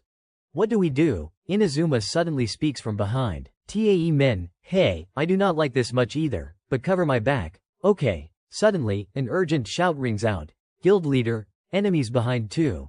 A horde of monsters charges at them at breakneck speed. Mr. Enemies on all sides. At this point, they start panicking as the monsters surround them from all four directions. Even with wings, escape would be impossible. Tae Min, did you hear? United Heaven Guild already took heavy casualties from a night ambush. Don't fight head-on the plane. Retreat. Lure them into a narrow alley. Nam Chulman's reminder pulls Tae Min's disordered rationality back. Retreat. Looking at the monsters swarming before his eyes, he is confused. Retreat where? Suddenly, a magic formation appears out of nowhere, devastating everything around Tae Min's position. Tae Min's and Inazuma's groups are stunned. This move instantly kills the monsters. Only now do they regain their senses. Tae Min can't hold back, swearing, what the fuck, a stone wall, isn't it a pillar? They gaze in shock at the scene before them, while the monsters only emit agonized screams. Tae Min can't express his emotions. At this moment, a figure appears from behind, making the whole group turn simultaneously. Nam Chulman sits in the room, watching the appearing figure on the computer screen. Astonished, that person must be. But impossible. Meanwhile, Tae Min's group does not know the newcomer's identity. He stands there, coldly arrogant, not introducing himself. Does someone recognize Li Hoyle? At this moment, he finally glances at them. At the same time, a voice rings out, yes, hello everyone, it is Hegong. Hegong continues his livestream journey, sitting by a rock. Sorry viewers. I was a bit late because I had to pee. I will keep following Gown Guild. Ah, there are some footprints here, left by Gown Guild. Trang, these are footprints from 5 minutes ago. The comment section keeps popping up with mocking remarks. What, really, for real? Reading the comments, he switches to live streaming another guild to boost views. He is extremely excited, beaming, you guys know which streamer's better than me now. So I will follow Inazuma. Suddenly, a loud noise echoes, making him break out in cold sweat. Viewers clamor for him to go check. Alright, I will go right now. At this moment, Tae Min and Inazuma stand frozen, panicking in disbelief. Watching the scene unfold, stone pillars rise in every nook of the battlefield. Inazuma can't hold back, glances at Lee Hoyle. Who the hell is that guy? He did that without a single chant. How much mana does he have? And in slacks and dress shoes, didn't even bring any gear. Looking at Lee Hoyle's calm face standing there, Inazuma thinks, who the fuck is he? He feels a bit wary. Suddenly, a teammate's scream interrupts his thoughts. Guild leader, enemies advancing between the pillars. The monsters do not stop, charging even more densely. Tae Min is surprised. Mister, where? The stone pillars trap the horse's feet. Tae Min covers his face, hiding emotions, then says to Granfell, I will thank you. After that, his face turns ferocious, full of menace. With those extra pillars we can win this. Without much thought, he charges straight into the cavalry. He slashes once, bisecting them, making them collapse instantly. Inazuma's group does not hesitate either, charging in, opportunity, kill them all. Everyone's morale surges, diving into slaughtering the monsters. Higon holds his phone live streaming, witnessing this. Mouth agape, what just happened? Such amazing help. Is that guy a mage? When he appeared, the comments exploded. A fearless monster charges straight at Granfell. He effortlessly takes it down. Restoration magic. He is soloing that cavalry horde. This scene shocks the online crowd, Higong included. He is astonished. Did everyone see that clearly? I do not even know if what is in front of me is real. Granfell eyes the monsters coldly. He grips the dagger tightly, observing the monster with a sliver of health left. He considers the proper handling. I do not want to damage its durability. What if I interfere with this dagger's mana to transform it, then restore it back? Wouldn't the durability return to normal too? When I turned stone into a teacup, it had the teacup's durability. If I use original state restoration, it becomes a stone with no stats. If original state restoration truly returns objects to their original state, then it is feasible. A pool of blood splatters then restores to original. Granfell excited with the idea. Now no more repair fees. Kemi glances over. Well done, great job, everyone fought well. Now loot freely. Team members keep cheering non-stop. Only Tae Min stands silently. Granfell now even more leisurely, holding a teacup from who knows where, savoring amid the chaos. Nam Chulman speaks up. Tae Min, that guy is. Before he finishes, Kemi interrupts. I know, I heard you earlier. Meeting him in person, I want him to join even more.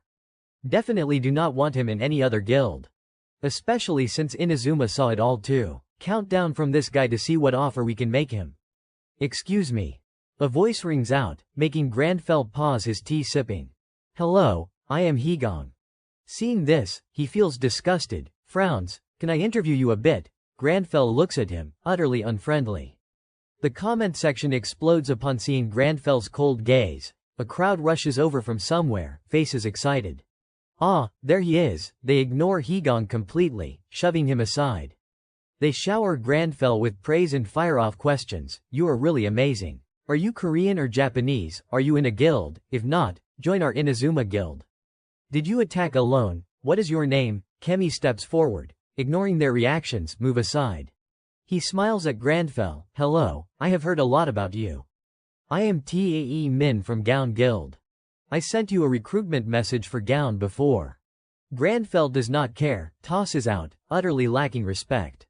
Tae Min freezes, the crowd behind equally shocked. His response is like a delayed bomb. Thus, I won't answer any questions. Get out of my sight. The atmosphere freezes, and the whole process live-streamed excites the online crowd. Look at him, so cool. At this moment, Granfell and Locks both top the newsfeed. Mysterious player rejects interview due to rudeness. Shining, first guild to clear Count's territory. At Shining Guild's base, they are watching the news. Locks replays the monster slaying footage. He ponders, turns to those around. What What do you all think? Camilla replies indifferently, who knows, I am just an archer. Dimitri complains, ask 100 times, still no answer. Locks. A famous guy like you does not get my plight. How hard I worked for this date, only for this hours-long meeting to block it, cancel my golden date for a guy like that. Despite the whining, Locks remains lost in thought. Granfel's image on screen. Camilla immediately praises his looks, he is handsome, why overthink, just recruit him. Dimitri, still grumpy, points at Locks, right, you are jealous of him. You thought everyone would buzz about clearing the Count's territory, but it is all nonsense about that guy, he retorts, jealous, they are still yapping, but we are getting attention too. Captain's ambitious too. Locks vents, media hyping every new face is normal, just for ratings. Anyway, if nothing else, I am out. I booked the whole hotel lounge for my date, can't wait longer. I am going. He hurries out of the meeting room, happily calling his date. Hello, I am heading over now. Locks stays seated, replaying Granfel's video. Suddenly, an astonished voice, what, wow, miraculous, looks a bit like magic, but something different, the newcomer is Hai. He glances at her, you know about miracles too. Hai stares at the screen, then smiles sweetly like discovering something fun, interesting, that person. At Berserker Guild HQ, everyone wears shocked faces, speechless. Belusi, excited, hurls a blanket at the man beside, what did I say? Told you he is not normal, but what did you say? Sis, calm down, cover up. You will catch a cold. Don't you have eyes? I have been covered. Inazuma busy, calling someone, that silver-haired guy, recruit him to our side. Accept orders. Archana news reporter. Hello viewers watching Archana today. Lots of audience today too. Count's territory cleared. Outer territory follows. At Count's territory, Shining and Underworld clashed, but Shining's superior strength took first. Now only the Count's fortress left. Destruction at 72%. Players worldwide flooding in. Rift at risk, tension high here. If Fortress Rift collapses, say goodbye to Russia. Good luck everyone. Granfell holds backpack, checks newsboard. Reporters' voices update today's players non-stop, his image on screen. Look, no weapons, just coat and suit. Really no gear or jewelry. Maybe mana gear, but unknown. So on camera, looks weird. Or clearing rifts effortless, strength so high no gear needed.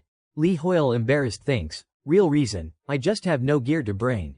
Reporters comment lively, destroys enemies with a flick. Possible, we will ask expert Beck Nam Bong. Screen voice, situation dire before he arrived. Everyone knows enemy mobility issue, so he changed terrain. Quick decision saved Gown and Inazuma. But truth only Lee Hoyle knows, I could only do that then. And then he just watched. Too kind to Gown and Inazuma. Like saying, your turn to shine. So confident, amazing. Lee Hoyle, annoyed, ran out of mana. Lucky they did not call me idiot. Anyway, loot is rare item. First after becoming player, cursed item, or devil's item. Once curse lifted, random effect released. Gamble item, most players toss. Better farm uncursed. But efficient way, exorcism ritual, demon hunters 2 privileges, use as sacrifice. Exorcism attacks demons without harming essence. But with sacrifice, invite demon into mind, like possession abnormality. Risk demon controls, but fight in mind gives advantage. Suddenly Tae Min calls Lee Hoyle. Lee Hoyle surprised at sudden call, why's he calling me? Imagine scenarios, how dare insult Gown leader, I will sue you. Granfell picks up, sweaty hand worried, mister. If answer now, Granfell'll say nonsense. Text politely back, beg no sue. Polite, Nam Cholman and Tae Min stunned. Fallback seeing Lee Hoyle's message, shocked. What issue, sue for sure, like before, right now They sigh deeply, rift not done. Tae Min thinks, just apologize for rudeness and compensate him. He's speechless seeing news replay dialogue. Crowd voices, so rude, like raw fish. Look at his eyes, must be pissed. But Granfell's sharp eyes from mana exhaustion. Tae Min eyes phone message, can't talk or do if he won't pick up. Count Oscura matter, destruction progress, 83%. Yes, think 10 minutes break. Come, words end, horrific rumble. Tae Min panics turns, what, earthquake, Nam Cholman dazed at emergency alert. Count's castle suddenly collapsed. Rift destruction approximately 80%. But suddenly, Russia evacuating fast. Emergency. Count's castle collapsed, appeared in Russia. Approximately 200 civilians around. US, Europe urge Russia seal borders. Players, TAE Min's group terrified at sight. It is the Count's castle. Suddenly, figure appears behind. None other than Grandfell. He not too surprised, so it collapsed. Crowd sees him, stunned. That guy, the one on TV, heading there, alone. He is insane. Grandfell stands proudly before Count's castle. Eyes full hatred, that damned stone statue. He steps into Count's castle. Grandfell stood tall, facing a demon statue with sharp fangs, its hands gripping 5 massive blades. The system announced, "You have entered the Count's fortress." Looking up at the statue before him, he showed disdain. This statue is truly hideous.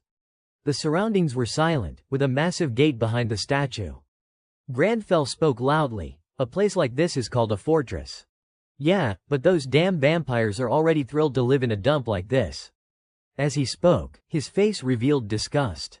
Lee Hoyle appeared in his mind. That is because the Claudie family mansion is several times larger than this place. Though it is not really my house. Suddenly, the statue's eyes flashed a fiery red light. This startled both Grandfell and Lee Hoyle. "Did it hear what I said?" The statue unexpectedly leapt down from its stone pedestal, eyes filled with killing intent, advancing toward Grandfell. The injured soldiers behind panicked at the sight. "What is going on? The statue is moving." "What? That giant thing must be at least over 10 meters tall. Isn't that guy in danger? We should help him." Before them, the demon statue swung its massive blade straight at Grandfell. He maintained an expressionless face, ignoring the whispers behind. "Maybe we should just run for it," as the massive blade tore through the air toward him. Grandfell coldly raised his hand and flicked it lightly. The demon's limbs were severed, turning into fragments of stone that fell to the ground. The loud noise attracted 3 members of the Shining Guild. Camilla spoke up. "What was that noise just now?" Dmitri replied. "It echoed from the direction of the castle." Camilla crossed her arms. "It sounded kinda like the noise in the video we watched."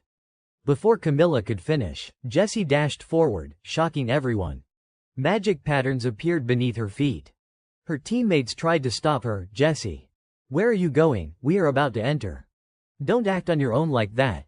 Jessie's petite figure stepped onto the magic patterns and shot forward. Over here, a soldier stood dumbfounded. Did that guy just take down that monster in one hit? Before them, the demon statue's body lay in ruins. Stone fragments were scattered everywhere. Lee Hoyle behind him smirked smugly. "It is just a slightly bigger rock. I have had plenty of experience breaking stones before, so something like this is not too difficult." Up front, Grandfell adjusted his tie. Truly a monument to shoddy quality, shoddy from the material structure to the work itself. They placed this lump of stone in the garden, as if it were something to be proud of, something worth showing off. Hearing this, Lee Hoyle sighed. "That is too harsh." Suddenly, screams erupted from behind, startling Grandfell, who turned around.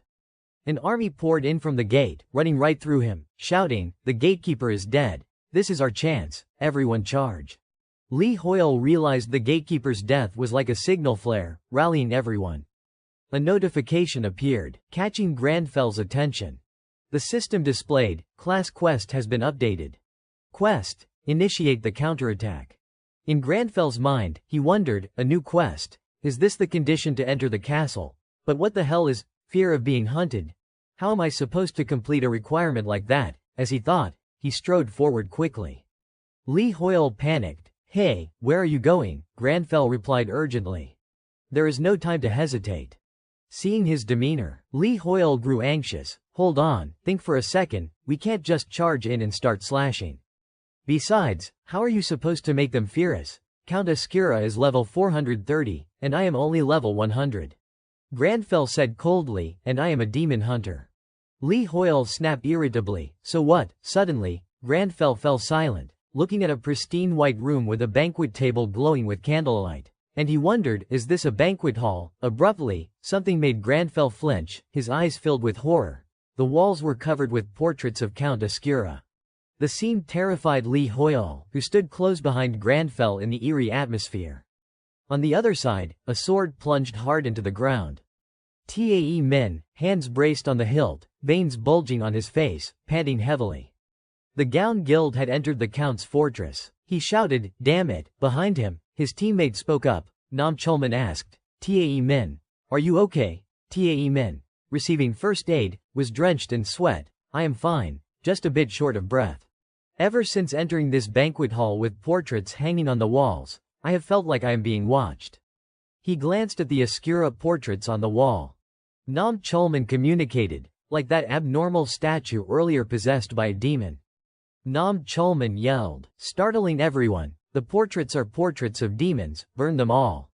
Following the order, the portraits on the wall were engulfed in flames. Tae Min was enveloped in green light, his eyes surprised. "Suddenly I feel much better, Gown." Looking at the laptop screen, he said grimly, "No wonder. I kept wondering why the first players to enter here retreated. Turns out everything in this castle is a trap. Every statue, portrait, and piece of furniture in there can cause abnormal status effects. No wonder the Shining Guild refused to enter through the main gate." Hearing Nam Chulman, Tae Min sighed. "Damn, they seem way more experienced than us." His eyes grew serious, "But my class is intuition. My resistance to abnormal statuses is much higher. Still, just a few portraits at the entrance to the hall are this bad. Who knows what it is like deeper in." The hallway ahead exuded a mysterious, chilling aura. Granfell stood still, looking at the portraits, unable to hold back his critique. "These portraits are eye-blindingly ugly, really. I do not know how they can hang these things on the wall and still sit down to eat without vomiting. Are their stomachs made of steel?" As he spoke, he walked forward with a face full of discomfort. Lee Hoyle, seeing his harsh words, sighed, "Why so mean, man?" Granfell walked while glancing around, his mouth unrelenting. Those statues earlier were already horrifying enough. Poor stones endured pain and suffering, only to be carved into something even uglier than their original form. And why display all these ugly, useless things everywhere? Now I understand why narcissism is considered a disease. Even the castle's layout is stupid. Hallways branching left and right everywhere, more chaotic than an anthill, and then a bunch of grand halls leading to dead ends. I do not know who designed a structure like this. That guy's head must be just for growing hair." As he criticized, he touched his forehead, his expression helpless. Lee Hoyle was speechless. "Are you a real estate agent or something?" Suddenly, Granfell's eyes caught something. He looked up, facing 3 long rows of stairs leading to a large door. He looked, eyes full of interest. "Is this the place? It reeks of foulness." A cold, sinister aura emanated from the door. Without hesitation, he advanced. Lee Hoyle calculated, based on the architecture, this must be the center of the castle, right? Granfell's senses told him, behind that door was Count Ascura. His footsteps hurried up the stairs. Granfell, face serious, directed forward. "It is too quiet. Perhaps the other players have not reached here yet." Unexpectedly, Jessie appeared, hanging upside down in front of him. "Found you." Her golden hair cascaded down, her face radiant. "I saw it. Your magic is so cool." Granfell maintained a cold expression. Jessie happily confirmed. "It is you, right?" Lee Hoyle was shocked. "She is flying." "What the hell?" "I struggle to accumulate mana, but her mana is abundant, like water." Jessie, hands clenched tightly, full of anticipation. "I am so curious, I can't wait any longer." "What was that skill?" "I have watched that video dozens of times, but I still can't figure it out. I know all types of magic. Can we chat a bit about your super cool magic?" Granfell remained silent, staring straight at Jessie. She looked puzzled. He placed a hand on her shoulder, pulling her from mid-air to the ground. "Mind your manners when speaking. When asking something from others, the minimum courtesy is to respect them first, understood?" His eyes were stern. Jessie stood frozen, her green eyes unmoving. Suddenly, she showed fear. Granfell sensed a dangerous aura from behind, his eyes wide in shock. The door at the top of the stairs burst open, red light pouring out, a tall figure emerging with overwhelming killing intent. The system announced, "Natural enemy skill activated." Granfell looked back, eyes sharp and cold. Count Ascura. With neatly combed silver hair, blood-red eyes, sharp fangs, Ascura sighed. "Oh my. I was wondering who dared disturb my slumber. Turns out it is 2 humans, truly foolish." These lowly humans, he exuded sky-high killing intent. Jesse panicked, that is Count Ascura. His presence is overwhelming. You with the super cool magic, are you okay? Granfell pondered. A count, how laughable. Ascura was shocked by these words. Granfell drew a necklace soaked in blood, pointing it at Ascura. His gaze resolute. You are merely a vile, lowly vampire. The system announced, the necklace steeped in the curse of blood has been selected as the offering. He gripped the necklace tightly, declaring, I will teach you a lesson for daring to impersonate noble blood. His eyes filled with killing intent. The system displayed, exorcism ritual skill activated. Quest, initiate the counterattack, proceed with vampire hunting. Granfell raised the necklace high. Li Hoyle panicked, that is right. The exorcism ritual requires a sacrifice. I can pull Ascura into my subconscious to fight him like this. So that is what he meant by that. The previous image flashed back. Li Hoyle wondered, but how are you supposed to make him afraid? Granfell calmly replied, I am a demon hunter. But facing Ascura, he doubted, though. Is this really okay? Even so, Count Ascura is level 430. If things go south, I might get possessed. Ascura sneered, what is with that filthy necklace? Truly a pitiful human. Killing intent surged straight at Granfell, catching him off guard. Ascura raised his clawed hand, red eyes gleaming, delightful, I like that arrogance of yours. However, you are still nothing more than a lowly insect. Jessie, clutching her hat, shouted, no, Count Ascura is absorbing power from his subordinates. Li Hoyle worried, I get it, the situation's bad. He was already over 300, but if he reabsorbs the power he distributed to his subordinates, the gap will be even wider.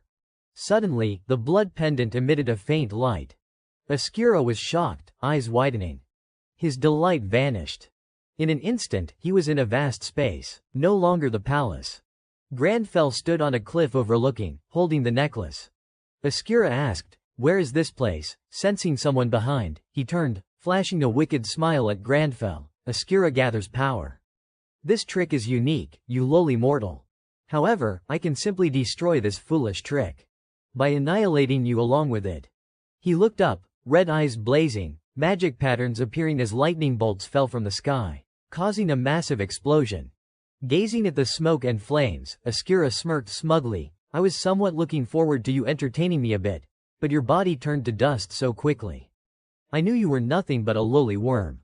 Before he finished, Granfell smiled, so, that is the image of me in your eyes. Ascura froze, seeing Granfell unscathed. He roared, eyes bloodshot, how are you still alive? Granfell looked down from above, smug, look closely, Ascura. See who is the one who must die. Ascura flinched, his eyes suddenly showing terror, cold sweat dripping. Visions of his defeat appeared, eyes lifeless. Ascura stood rooted, face full of fear, stammering. Back in reality, Ascura clutched his face, unleashing terrifying killing intent. Refusing to believe his eyes, this is absurd, impossible. This must be some trick. Yes, a scam, tricks like this can easily be broken by me. He reassured himself. Jessie puzzled, what is happening? The mage is just standing there, but Count Ascura is flying into a rage. Granfell smirked smugly. Oh dear, Ascura, it seems you are afraid now, are not you? Ascura clutched his head, panting heavily, face horrified. Suddenly, he erupted, blasting off the castle roof, roaring, another insect. Wind rushed through the opening. Granfell stood unmoved. Li Hoyle looked up, sighing, the entire attic of the castle is gone. I almost died. I did not even have time to react. He is using me, Jessie admired. You predicted that attack would miss, right? You look so composed. I need to make shields a habit too. You are amazing, the system announced, exorcism ritual skill. Ascura startled, shielding, what is this now? The system explained. A skill that allows the user to attack the demon without harming their own body. However, using an offering yields another effect, forcing the demon into the demon hunter's subconscious. An image of a gigantic Granfell reaching for Ascura. He screamed, stay away from me, get away right now, do not come near me. Something flew out from Ascura's body.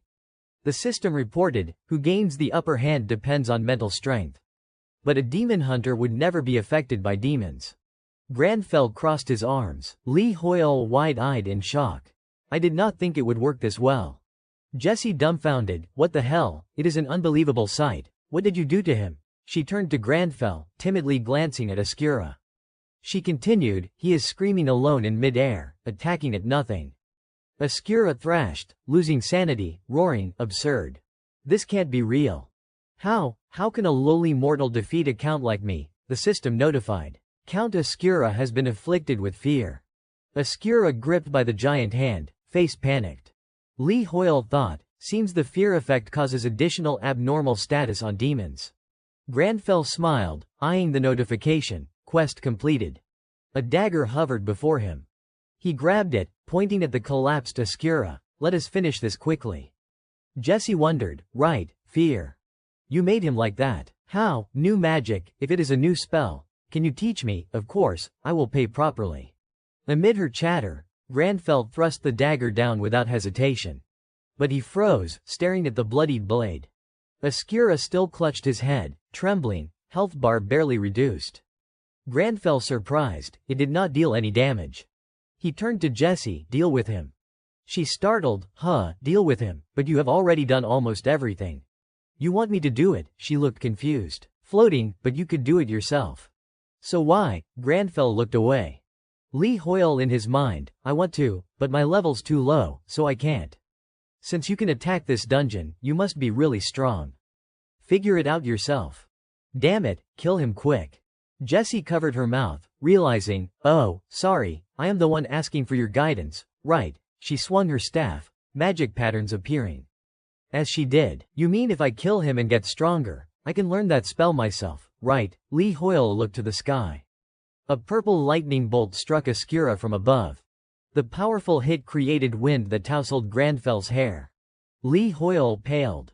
What the hell? The system announced, Count Ascura has been defeated. Calculating contribution. Due to your high contribution, rewards will be automatically distributed. You have leveled up, you have leveled up, you have leveled up. Ascura reduced to a smoking pile of sand. Granfell crossed his arms, calm. Li Hoyle dumbfounded.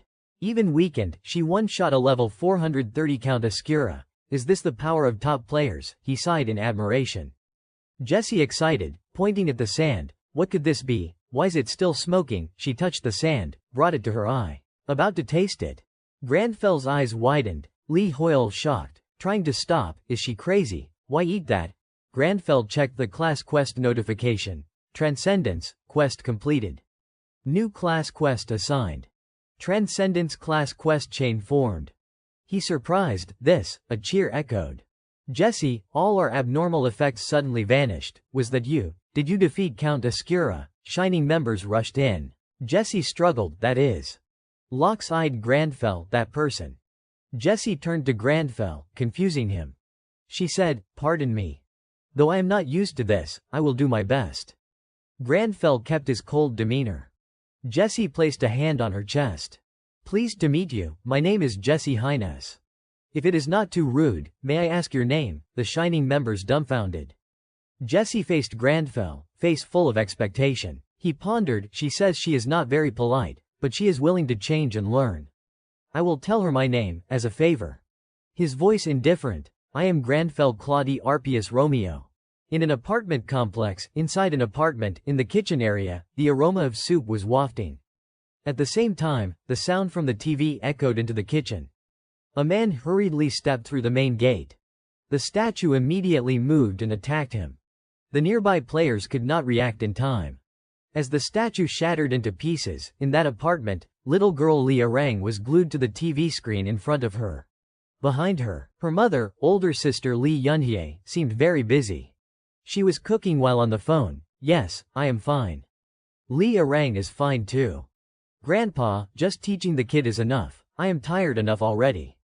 The sound from the TV continued. A moment later, the reporter had arrived at the scene of Count Ascura's residence. However, he has already turned to dust. Little Li Arang excitedly ran to tell her mom. Mommy, mommy, Li Yunhye gently replied over the phone, not paying attention to the girl. Any news? The news continued. The player who completed this dungeon is Jessie. And Li Arang tried to get her mom's attention. Mommy, look. There on the TV, the girl happily said. Uncle Li Hoyle is on TV. Li Yunhye was surprised. Li Arang, why is your uncle on TV? At that moment, the TV was showing Granfel's image, leaving her completely stunned. On TV, he introduced himself, the camera zooming in close. I am Granfell Claude Arpius Romeo. This was truly unforeseeable. For a moment, she did not know how to react. However, little Li Arang was extremely excited to see her uncle appear on TV. A while later, at Granfell and Li Hoyle's apartment, his phone was bombarded with calls from family. Granfell held the phone thoughtfully, seeing the incoming call was from his second sister. He took a deep breath. At the same time, Granfell heard comments about himself on social media. The mysterious player Li Hoyle, who is he? Now, he had anticipated this consequence. Well, after defeating Ascura, my face has been plastered all over social media. It is just a matter of time before my family hears about it. He looked at the successive calls from his sisters, feeling a bit embarrassed. Suddenly, the third sister called, startling him. He fondly recalled having 3 older sisters he was very close to since childhood. He paused for a moment. Besides himself, Li Hoyle remembered unforgettable memories with his lovely sisters, making him a bit sentimental. What? Why are you following your sisters? Li Hoyle, smack him quick. Transform right now. Those affectionate words were still deeply etched in his mind, becoming an indelible shadow. I do not want to pick up at all. Who knows what ear-piercing yell they will scream in my face. A loud banging on the door startled Li Hoyle. Hey, Li Hoyle, the sisters outside the door shouted loudly. We know you are home. Open the door now. Seeing Li Hoyle still not opening, they issued an ultimatum. This scared him. Why did not you pick up when your sister called? Open the door while your sister is still being nice. Finally, Granfell had to go open the door. The family visiting today was eldest sister Li Yunhye with niece Li Arang, second sister Li Jiun, and sister Li Yaram. They looked very surprised. Li Yunhye exclaimed, "Oh my God!" The reason they were shocked was Granfell. Their little brother had changed so much. Granfell, dressed in a formal suit, opened the door for his sisters. He reminded, "You are disturbing the neighbors." He calmly said, "So first, calm down, sisters." The sisters were truly shocked by their brother's new appearance. Li Yunhye happily told her daughter, "Li Arang, that is your uncle." Li Jiun took off her glasses to see more clearly. And Li Yaram turned pale.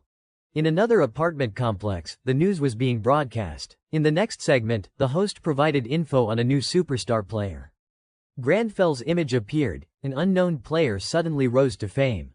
Recently, he defeated Count Ascura along with Jesse. Gown lounged on the couch, watching the news on TV. The host continued, ignoring all questions and interview requests. He only said one sentence, "I am Granfell Claude Arpius Romeo," and left. Not just Korea but the whole world was paying attention to this mysterious man. The news continued. Gown Guild leader Tae Min handed over a cup of hot cocoa. "Here, bro, hot cocoa." Gown took the cup. He looked dejected. "Min, everyone's talking about that guy, Li Hoyle. Real talk, will he even come to our guild? Even if we promised him 10 shares of the profits, we might not have a chance." Tae Min comforted. "Why so pessimistic?" He sipped the cocoa and encouraged. "High chance he will still come to us. We have his number and a reason to contact him." Hearing that, Gown suddenly sat up straight, shocked. "What reason?" Tae Min explained.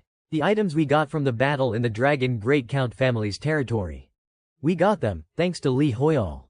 He continued, "So should not we politely share that with him?" Nam Chulman snapped awake. "Right. So how much should we give him?" Tae Min gripped the empty cocoa cup tightly. "That does not matter.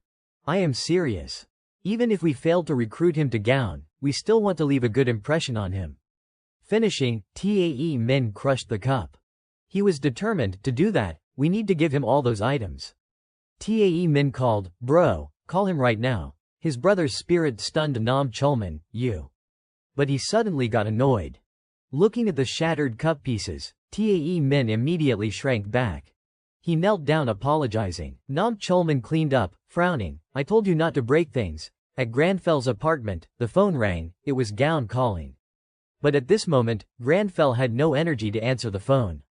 His silver hair had been commandeered as a toy by little Li Arang. The girl happily lisped, "Uncle Li Hoyle is so cool." Granfell was helpless. His sisters were speechless, what to do, before finishing. Third in command in the family, Lee Yunhye cheerfully praised, "Your new hair color is so cool." Fourth in command, Lee Jae-eun burst out laughing. "You look just like a doll, hilarious as hell." Fifth in command, Lee Yerim irritably eyed him. "What tone is that?" Grandfell, seventh in the family, immediately tucked his tail, obediently. "The wind today is quite chilly." "What tea would you like, sisters?" He could only let sixth in line Lee Arang play with his hair. "Uncle's hair looks so pretty, like a princess." Seeing this, Lee Yerim tried to hold back laughter. Lee Jae-eun laughed until tears, turning to Lee Yunhye, "Sis, I do not think he is acting." Lee Yunhye also found it funny. "Our Lee Hoyle has become gentler, huh?"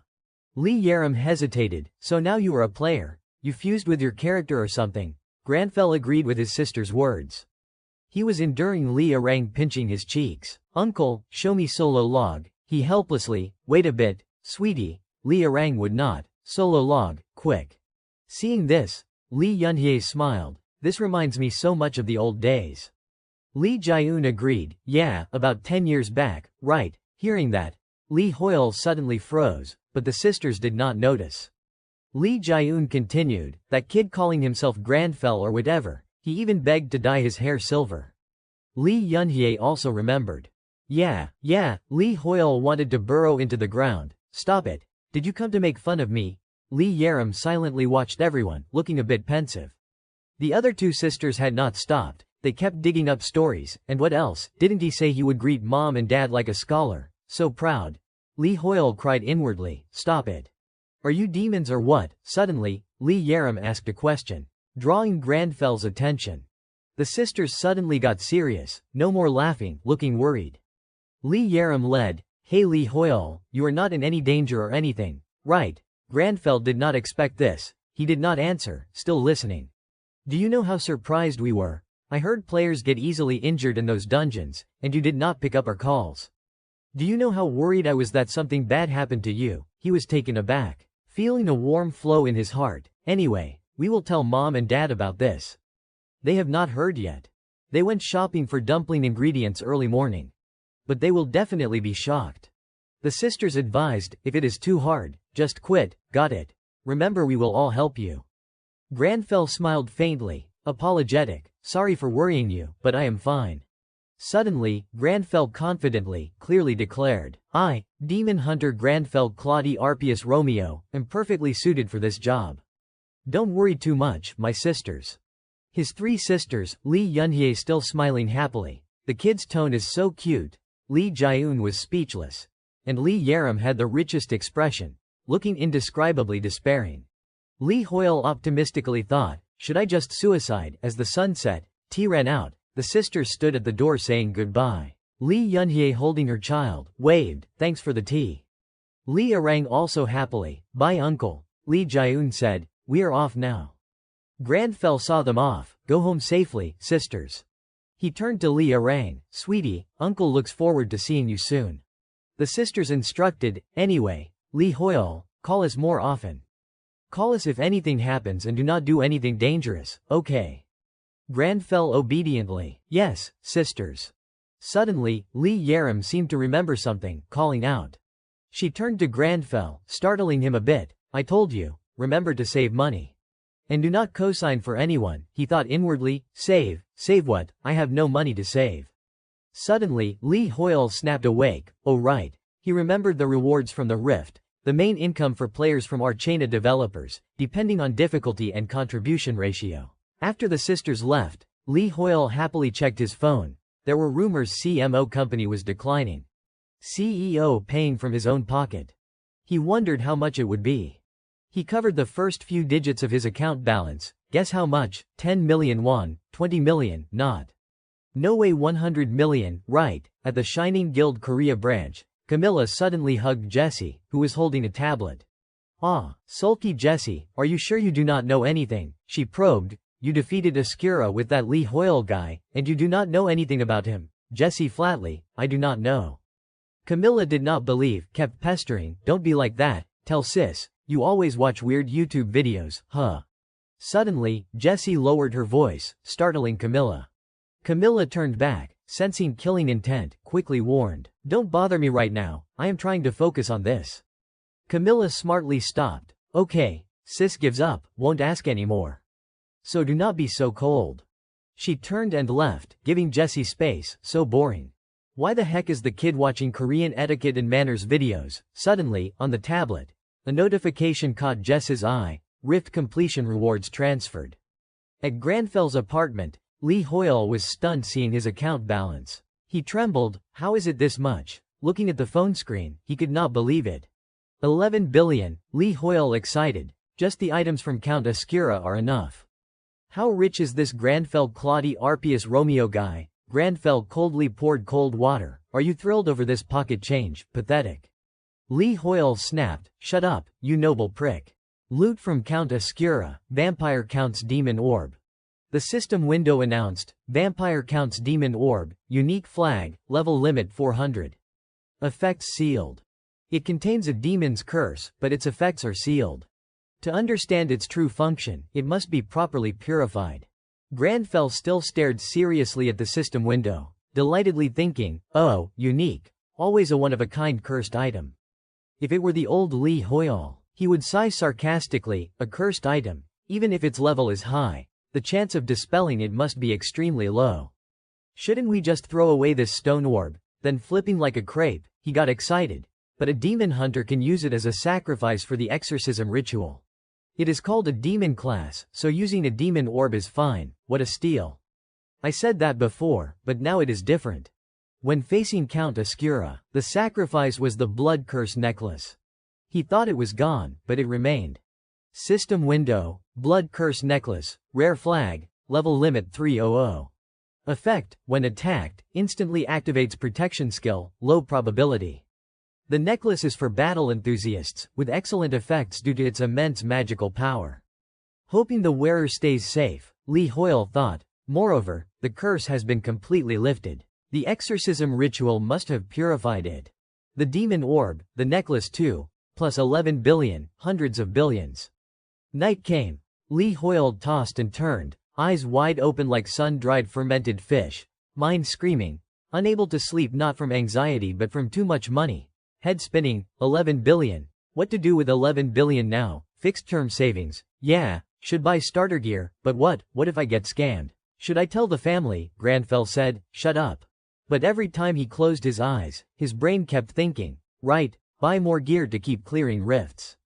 But finding gear suitable for this guy's level is insanely hard. Right after defeating Count Ascura, he leveled up 34 times, now at level 134. Just a few days ago, he was only level 55. At this leveling speed, buying billions in level-specific gear is not practical. Plus, they do not sell mana recovery items, or if they do, they are ridiculously expensive. Granfell reminded, put the phone down and sleep. My eyes are getting worse. The body responded. I am glad you are satisfied with the billionaire title, Lee Hoyle said. Sorry, I am a billionaire now. The body sarcastically, oh, great. At Archana Korea branch, many were meeting in the conference hall, including Locks and Hoyle. The presenter's voice rang out, all right, everyone, please look closely at this scene. He pointed to the projector and said, looking at the effect when the rubble turned into a stone pillar, we immediately concluded it was alchemy. Most staff present were confused. Alchemy. Suddenly, an uncle slammed the table, loudly voicing, idiot, alchemy can't create such a massive stone pillar. Does his magical power have to be infinite? The argument erupted. The presenter retorted, not certain it is. The uncle interrupted, a true alchemist's power says otherwise. Hey, are not you in finance? I am in effects and magic, and I know that is an alchemy effect. He was certain. Suyul had a headache, thinking, so tiring, where will this go? It is just Lee Hoyle.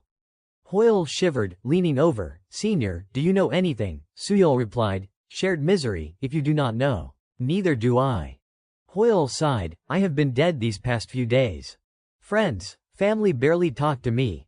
Hoyle slumped over the table dejectedly. No useful info on Lee Hoyle in Archana's database. Do not know if it is real name or alt. Flags, so many issues, doomed. Suyul looked at his laptop screen thoughtfully, but it is Thursday now. If there is a new update, things might improve a bit. Oh, right on time. Both widened their eyes. Suyul said, here, the screen showed a new area update notification. Hello, this is Archana. A new area is being updated for you. The new land, Sea Island, has been added. Yusra Sea Island, a mysterious area known as the Horror Island, is a fantasy island no one has explored. Everything born or created there is an unmatched nightmare compared to anything in this world. And now, it has been upgraded to reality. The news anchor said, yes, that is the latest Arcana news with the Horror Island update. Summaries of the periodic magic conference will start from this week. Granfell was watching the news.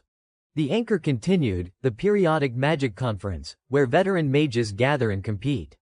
It is an opportunity for aspiring mages to enhance their learning abilities. Since the first real-life Arcana magic conference, it has garnered much attention. One of the guest players, B-rank Jessie, was preparing to enter the magic tower. Player of the day, rank 4, Jessie, appeared before the public. Around her, fans and reporters swarmed. Miss Jessie, is the magic tower here because of Yusra Sea Island? They are planning to clear it with Lee Hoyle, right, she is here for the magic conference. Jess's bodyguard blocked, no interviews. Granfell at home, one hand doing pull-ups on the bar, one hand holding the phone, watching intently. The body Lee Hoyle inside screamed, huh, that person, she is world rank 4. You must be polite to her. Got it, she is insanely strong. Granfell said, magic conference, system announced, pull-up goal of 500 completed. Lee Hoyle snapped irritably, that is what is important. Granfell replied, of course, go to the magic tower to learn and hone magical knowledge. Lee Hoyle thought that was from the magic tower description back when Arcana was still a game.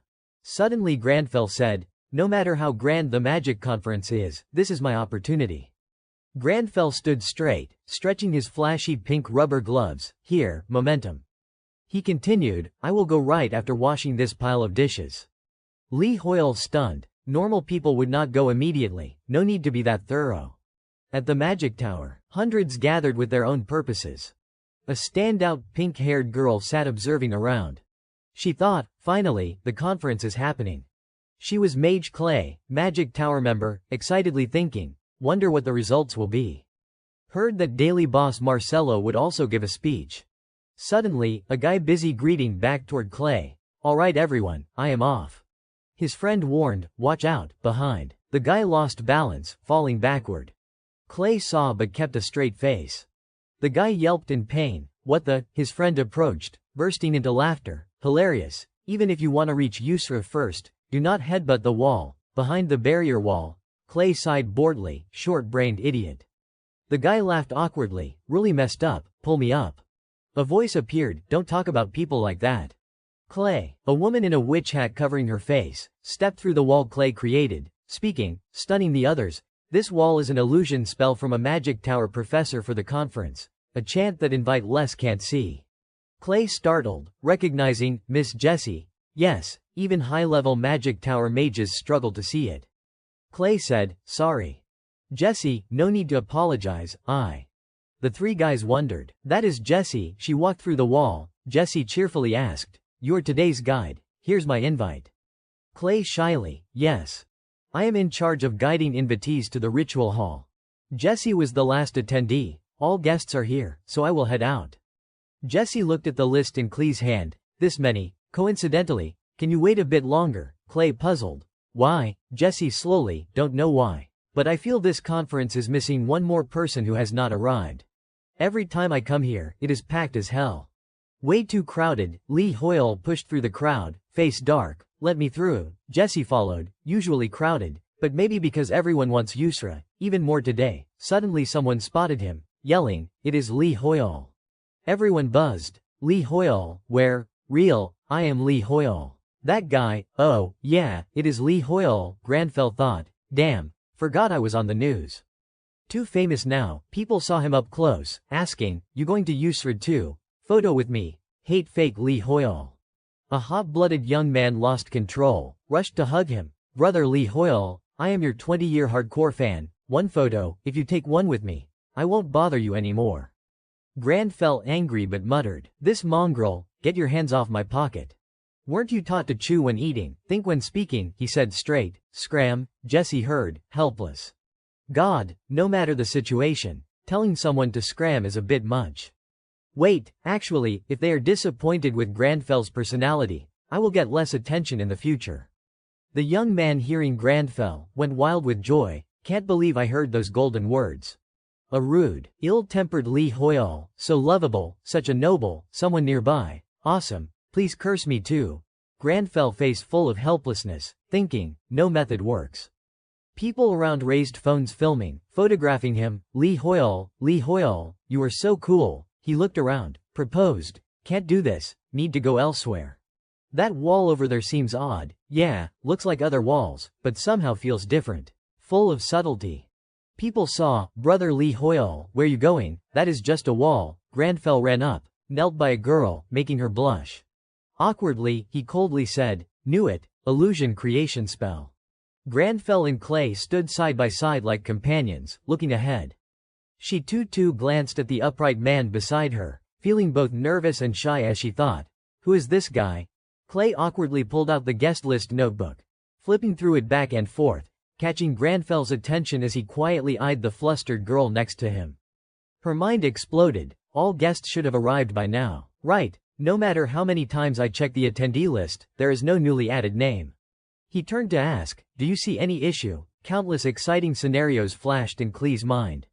Imagining Grandfell pinning her against the wall, his tall frame blocking the light, the scene made Clee's face flush red like an apple. She stammered, waving her hands, and no, nothing, you said you want to join the conference, right? Transparent circles hovered before the two. Clay suspiciously pressed, right, but you do not have an invite. Indeed, standing beside him, she was flustered, but inwardly frantic, ridiculous. This illusion spell was cast by Magic Tower professors. Without an invite, even the mage leader could not spot it that easily. So how did he get in here? Grandfell silently assessed this standout girl. Slightly concerned, what is wrong with her? Sick, out loud, he asked. Can't join without an invite. Clay crossed her arms, hurriedly explaining, no, not like that. The rules say if someone detects the magic chant, they can still attend the conference, even without an invite. Her voice grew softer, shyly shrinking back, but this is the first time anyone's actually seen through the magic veil. If it were me, it would be strange and amazing. I really want to know your class. Oh, you, of course, I am asking from an academic perspective. Yes. Grandfell indifferently replied, yes. The one who cast this spell is commendable. I just got lucky to pass. As he casually slipped his hands into his pockets and stepped forward, Li Hoyol inside smiled, thinking, to walk through that wall, my magic power must be in the thousands now. Right, I have ideas on what to do. Now I just need magic power to reach the allowable level. A warning echoed in Grandfell's mind, 3 words, arrived. Opening the gleaming golden door ahead, unlike expectations, the interior was splendid and radiant. Grandfell stood before Clay, looking down from above at a young man on the podium, surrounded by vibrant jade stone floors full of life.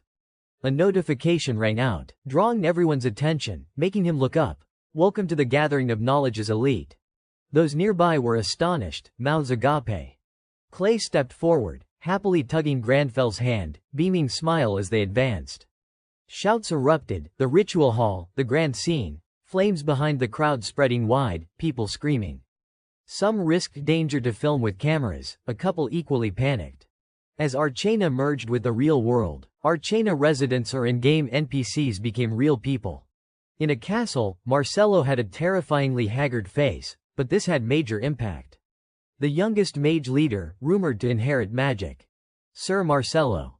Mage Jessie propped her chin, bored, muttering, worthy of a genius, always leading conferences, establishing new breakthrough knowledge that shakes the earth to understand the current world situation and quickly counter changes. Halfway, she sighed indifferently. Her hat irritably replied, apologize. Didn't you hear me explain how great Sir Marcello is? How can you call all that boring? Jessie bored, twirling a lock of hair. Who knows, I am bored and sleepy. Those words, without seeing it myself, how to know if they are real, that speech was even more boring than Professor Marcello's lectures. Standing below the podium explaining, holding a magic paper, Marcello said, to you, it is just a skill exploration, intervention, operation, whatever, you do not care. He suddenly noticed someone, glancing, even so, student, participating in the conference, gathering knowledge elites and the world's best, is the greatest honor for a mage. Jessie replied, who said, if it were not mandatory, I would not come. Someone asked her, you feeling bored? Marcelo ignored. Continuing, for certain reasons, magic has summoned this world's best travelers here. In truth, not just magic sensing changes in this world, the clash of worldviews, or as travelers call it, the update is happening. This drew attention. Jessie looked up in surprise. Travelers are not familiar with our magic tower magic, just as we struggle with their science and technology. Yet, we should collaborate to find reasons and harmony, to restore world peace. He continued, casting spells mid-speech, lights flying across the room, astonishing the audience. Thus, this speech relates to your science. I have seen magic's developmental potential in these so-called sciences. People doubted, repeating, science, magic and science. A surge of power poured from Marcelo's hand, crimson magic swirling. He gazed at the fireball, exclaiming, fusion. Marcelo explained, that is this spell's name. An advanced fireball created by science magic fusion. He went on, however, approach the intersection of these completely different concepts, magic and science, with caution. No one knows what incidents they might bring. Everyone dazed. Jess's hat crossed arms, thinking, did the mage leader come up with this? The witch smiled, interesting. Marcelo serious. Thus, we need explorers knowledgeable in both to help. The crowd buzzed about the quest. Someone, a quest, another, it is a quest, right, rare these days, huge rewards. Wait, why no screen, quest conditions, Marcelo noted, so, any questions? Grandfell raised his hand, drawing gazes. He said, Mage Tower Leader, that new concept exploration you mentioned seems redundant. What do you think? Marcelo froze, unsure how to reply. Whispers, what? Questioning the leader, worse, he understood that theory. Jessie cheerfully turned. Ah, the guy with weird magics here. So strange. Elders worried, Sir Marcelo, Magic Tower's Viper nickname if provoked, he is done. With his temper, displeased means you feel it. Buzzing. Marcelo's face darkened. By the way, who is that? Never seen him. Light obscured Grandfell's shadow. Tall frame, arms crossed. Marcelo sternly, can you explain why you think so? Whispers, how to answer, convinced by those questions. Grandfell, simple, I feel they are not equivalent or harmonious. He pointed at Marcelo, magic and science are completely different concepts. In fusion, they would clash, leading to overload or rejection. He recreated Marcelo's spell, continuing, I have seen skill magic discord before. Marcelo stunned, shocked, inwardly chaotic, impossible. He casts the chant I took months to learn so easily. Moreover, he sensed the discord between the two methods like him.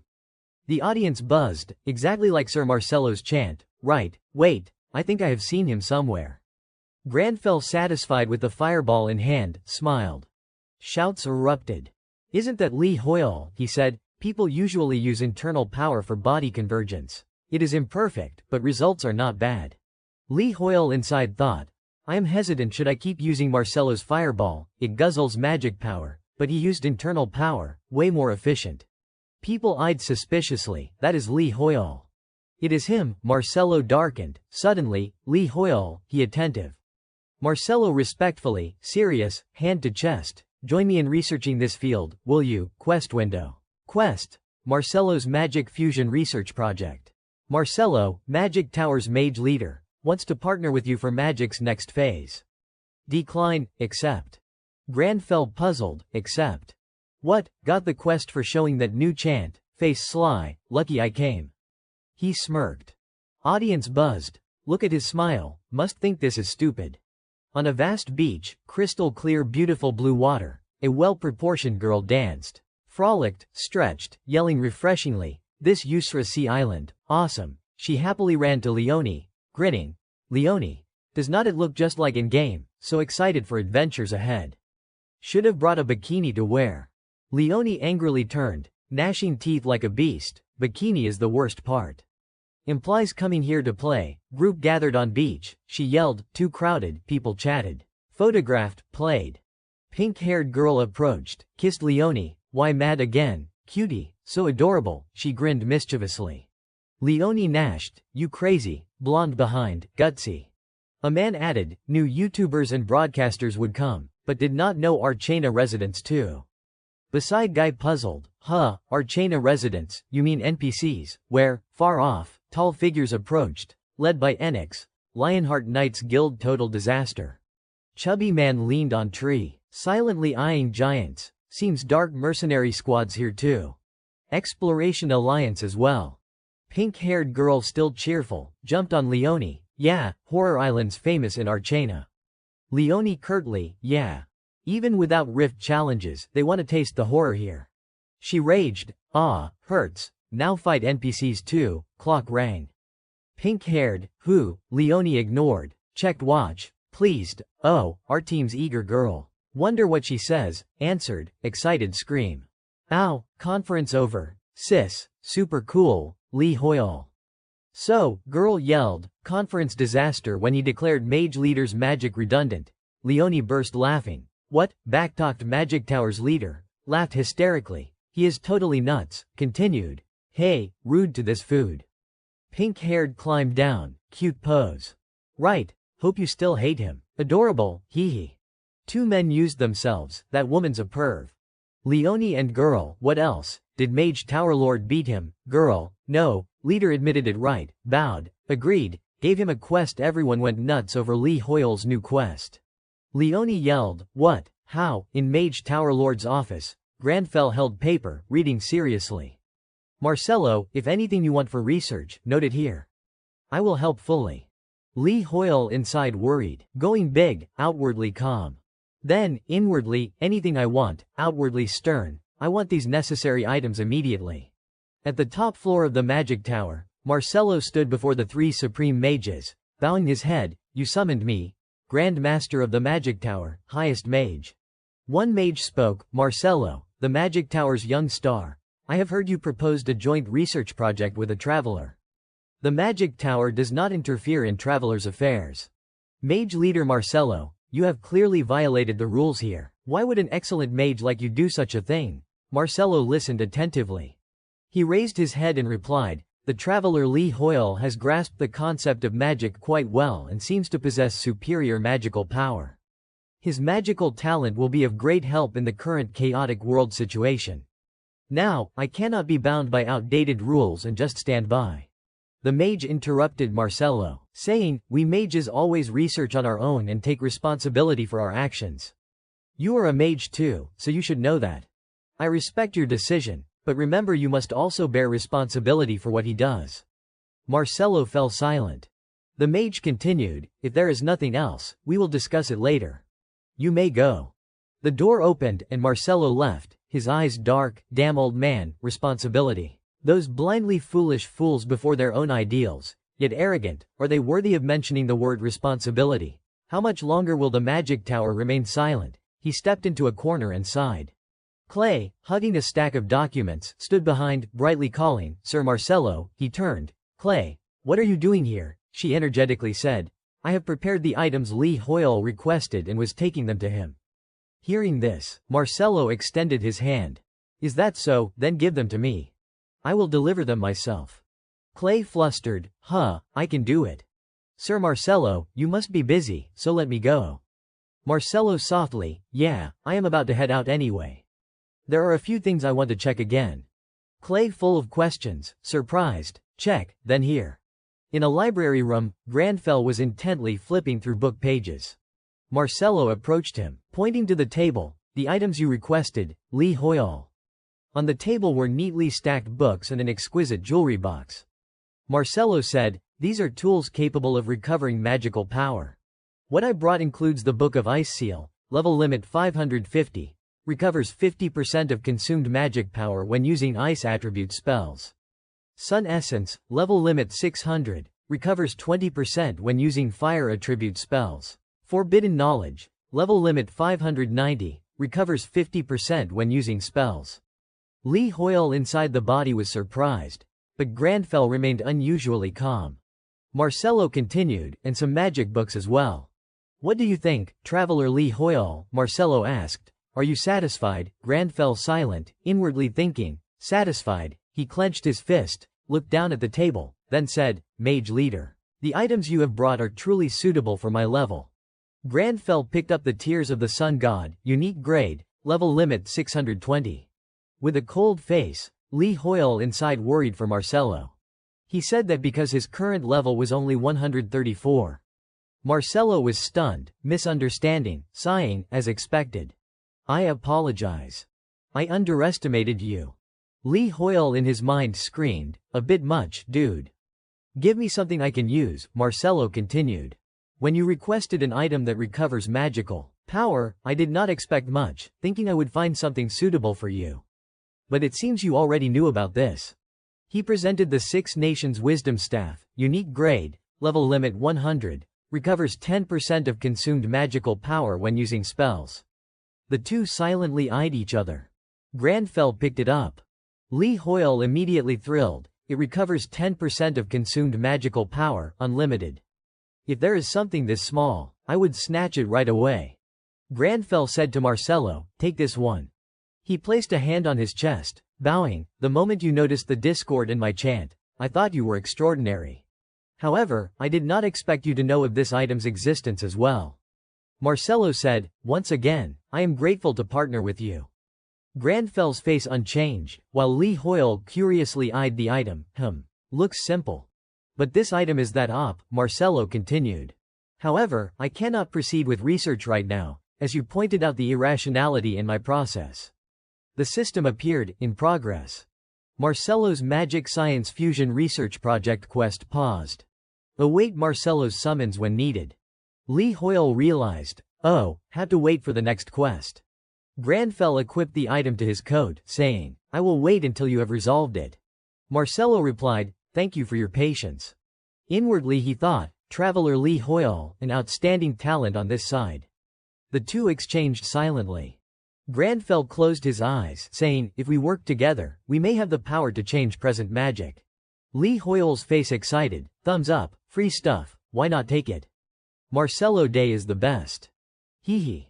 Welcome back to K-Gang Vic, it is CU Gang again. Thanks to broadcasting Lee Hoyle's battle scene, CU Gang's channel has become hot with regular 20,000 viewers. But everyone tuning in just asks, where's Lee Hoyle, where's my handsome brother Lee Hoyle? Many are passing through the teleport gate. Perhaps Lee Hoyle will appear soon. Seeing the viewers' impatience, CU Gang reassured. The protagonist usually arrives at the last minute. So everyone, do not get too impatient. I will wait here until brother Lee Hoyle shows up.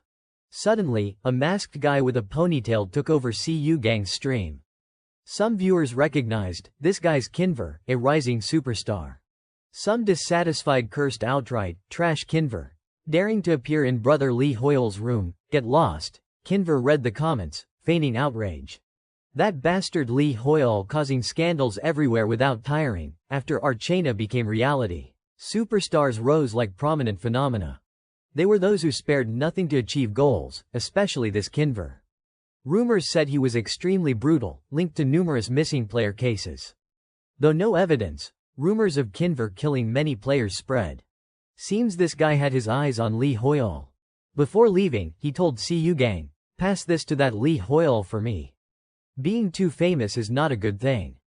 CU Gang, though a hardcore Lee Hoyle fan, could only say to this madman, yes, sure, I will pass it on. Viewers started questioning. Why has not Lee Hoyle appeared yet? Maybe he is scared of getting ganged up by those superstars, so he does not dare come, seems so. Turns out Lee Hoyle does not dare go to Yusra Island because he is afraid of getting beaten. CU Gang angrily refuted, brother Lee Hoyle does not care about that stuff. When the time comes, I guarantee brother Lee Hoyle will appear. I fully trust brother Lee Hoyle. Meanwhile, the mentioned protagonist was leisurely sipping tea, wondering, is there any reason for me to go to that Yusra Island? Lee Hoyle sprawled on the floor, replying, of course not. Yusra Sea Island, Horror Island, sounds appealing, but the minimum level required there is 350. And current Lee Hoyle is only level 134. Most importantly, the only thing he can beat is demons, but there are no demons there. All golden sand scorpions level 390, golden sand venom snakes level 400, giant turtles level 400, then flying thunder tigers level 420. Look at their levels. What idiot demon hunter would go there? If he went, Lee Hoyle fears he would die the moment he sets foot. If there were at least a few demons, maybe Lee Hoyle could try. Suddenly, a quest window appeared before Lee Hoyle. Class quest. Origin, unveil the veil, and the lighthouse illuminating. The final demon hunter lights up the world shrouded in evil, temper your weakened body. Repeatable quest, investigate the great sin on Yusra Sea Island in progress. Lee Hoyle dazed, what the hell, the 7 great sins, humanity's 7 greatest sins, pride, sloth, gluttony, envy, wrath, lust, and finally greed. Things representing the 7 greatest sins, also called great sins. That is knowledge from Archana. Lee Hoyle was taught that. This proves a great sin is present on Horror Island Yusra. Granfell also spoke, previously, no reason to go, but now no reason to hesitate. According to Lee Hoyle, if there is truly a great sin there, it must be exterminated. However, the one thing Lee Hoyle must endure is Yusra Island is a tropical island. Scorching hot, yet Granfell is dressed like attending a party. In the scene of the azure blue sea, with gentle waves lapping, the livestream crowd held cameras, taking photos with astonished faces. As expected, he arrived right on time, truly a gentleman of his word. The image of Lee Hoyle appeared on Yusra Sea Island. He raised a hand to shield his eyes from the sun, face coldly impassive, hands in pockets, gazing into the distance, but inside his soul screamed from the heat. It is freaking hot. Suddenly, he sensed something, intently looking down at his hand, where a few mysterious dark purple entities lurked around the island, carrying a strange presence. The natural enemy skill activated. Granfell tensed, deep in thought. What kind of bizarre power is this? Clearly, it is on a whole other level compared to regular demons. I sense a massive dark aura right beneath my feet. Perhaps this island itself is a demon. He stared into the forest, sensing thick black energies as if they were about to attack. If so, then the natural enemy skill will stay activated, right? Granfell grinned sinisterly, bunny teeth showing, eyes sharp, hiding under my feet. You are an idiot. Demon, you are grinning. I am drooling already, he laughed loudly. Switching to Wigang's footage filming Lee Hoyle. Everyone see, our brother Lee Hoyle has started advancing into the Yusra Island forest, the orange-headed guy holding the camera, face full of excitement. Viewers, what is my nickname? Today he is dressed super sharp too. Hot or cold. He always wears just one outfit. Not a dog, Hoon Man Day. Rumor has it that silver hair is not dyed. It is his real hair. Hegon kept following enthusiastically. He is moving very cautiously. Is there a hidden dungeon or strategy to deal with Yusra Island monsters? Granfell glanced around. Face beaming. At first I was excited, but then got a bit scared, so I am looking for an easy monster. Images of monsters by level were filtered out. Level 400 Golden Sand Venom Snake, not sure. Level 400 Giant Jewel Collecting Turtle, not sure. Level 420 Flying Thunder Tiger, run away. Finally, he chose level 390 Golden Sand Scorpion. This should be easy. Outwardly cold, inwardly trembling. I got tricked by this island's facade. Looks like a heritage site and forgot the high-level monsters. He grimaced, glancing, just stronger opponents. Suddenly, Hegon full of respect, face radiant. Right, let me say this up front. I will only film brother Lee Hoyle if it does not bother him. If he seems uncomfortable, I will stop immediately. Viewers agreed. Lee Hoyle, yeah, do not get caught. Want to lick Lee Hoyle's shoes. If Granfell suddenly gets pissed, you know what happens. Do not worry, I am invisible. Sometimes I trigger dungeon traps, and they do not even activate. Granfell suddenly turned, glancing back, sensing power preparing to attack from underground. Hegon puzzled. What is that sound? A sharp noise rang out. A soldier with high-tied orange hair was blocking something. He wielded 2 sharp daggers, slashing repeatedly at the thing underground. It is the leader. That damn monster got pretty far. Captain, what are you doing? Shoot it already. Another orange head appeared, young with twin tails, raising his hand to cast magic with a panicked face. It is too shiny. Can't aim because of the glare in my eyes. Damn it, can't do anything. A diamond blue shimmering beast slowly advanced. It roared loudly, eyes bloodshot, furious. It bared sharp fangs at them. Flying Thunder Tiger, level 420. The roar blew Hegon away. He raised hands to shield. Viewers worried. What? A Flying Thunder Tiger? Touched it. Pay up. Suddenly a level 420 monster appears. Pissed. That roar is insane even through the screen. The ponytail soldier was flung, crashing into Granfell. He annoyed. That is why I said we can't play in groups. He turned to Granfell. What, Lee Hoyle? Both surprised to meet Lee Hoyle here. The twin tail guy horrified. No way, that is Lee Hoyle. Why's he here? Granfell impassive. I want to know too. I thought I would just hunt a scorpion, but suddenly it throws a flying thunder tiger at me. The highest level monster on this island. The beast still slowly approached with bloodshot eyes. It is only 10 levels below Count Oscura. Can't run elsewhere now. Damn it, Granfell raised hand in defense, eyes resolute, situation's bad. The blinding sunlight in its shiny body disrupted vision. He extended hand forward, preparing to strike, eyes full of determination. He unleashed a powerful blow on the beast, making it howl. If I can lock it in place, prevent movement, that trick's useless. Granfell trapped the beast. The two soldiers stunned. What spell is that? Granfell created a powerful fireball. Should try this. Fireball, an explosion erupted from the beast, reddening the space. Hegong affected. What is happening? Around, the beast engulfed in flames, terrifying sight. Viewers shocked. What is that banana? Fire. Why's the soul look weird? Lee Hoyle is my passion. And they said he is an alchemist. Lol. Lee Hoyle is truly noble. After the critical hit, Granfell withdrew hand, eyes closed calmly. System, you participated in successfully defeating Flying Thunder Tiger, leveled up. Lee Hoyle thrilled. I hunted this. Marcello's fireball is peak.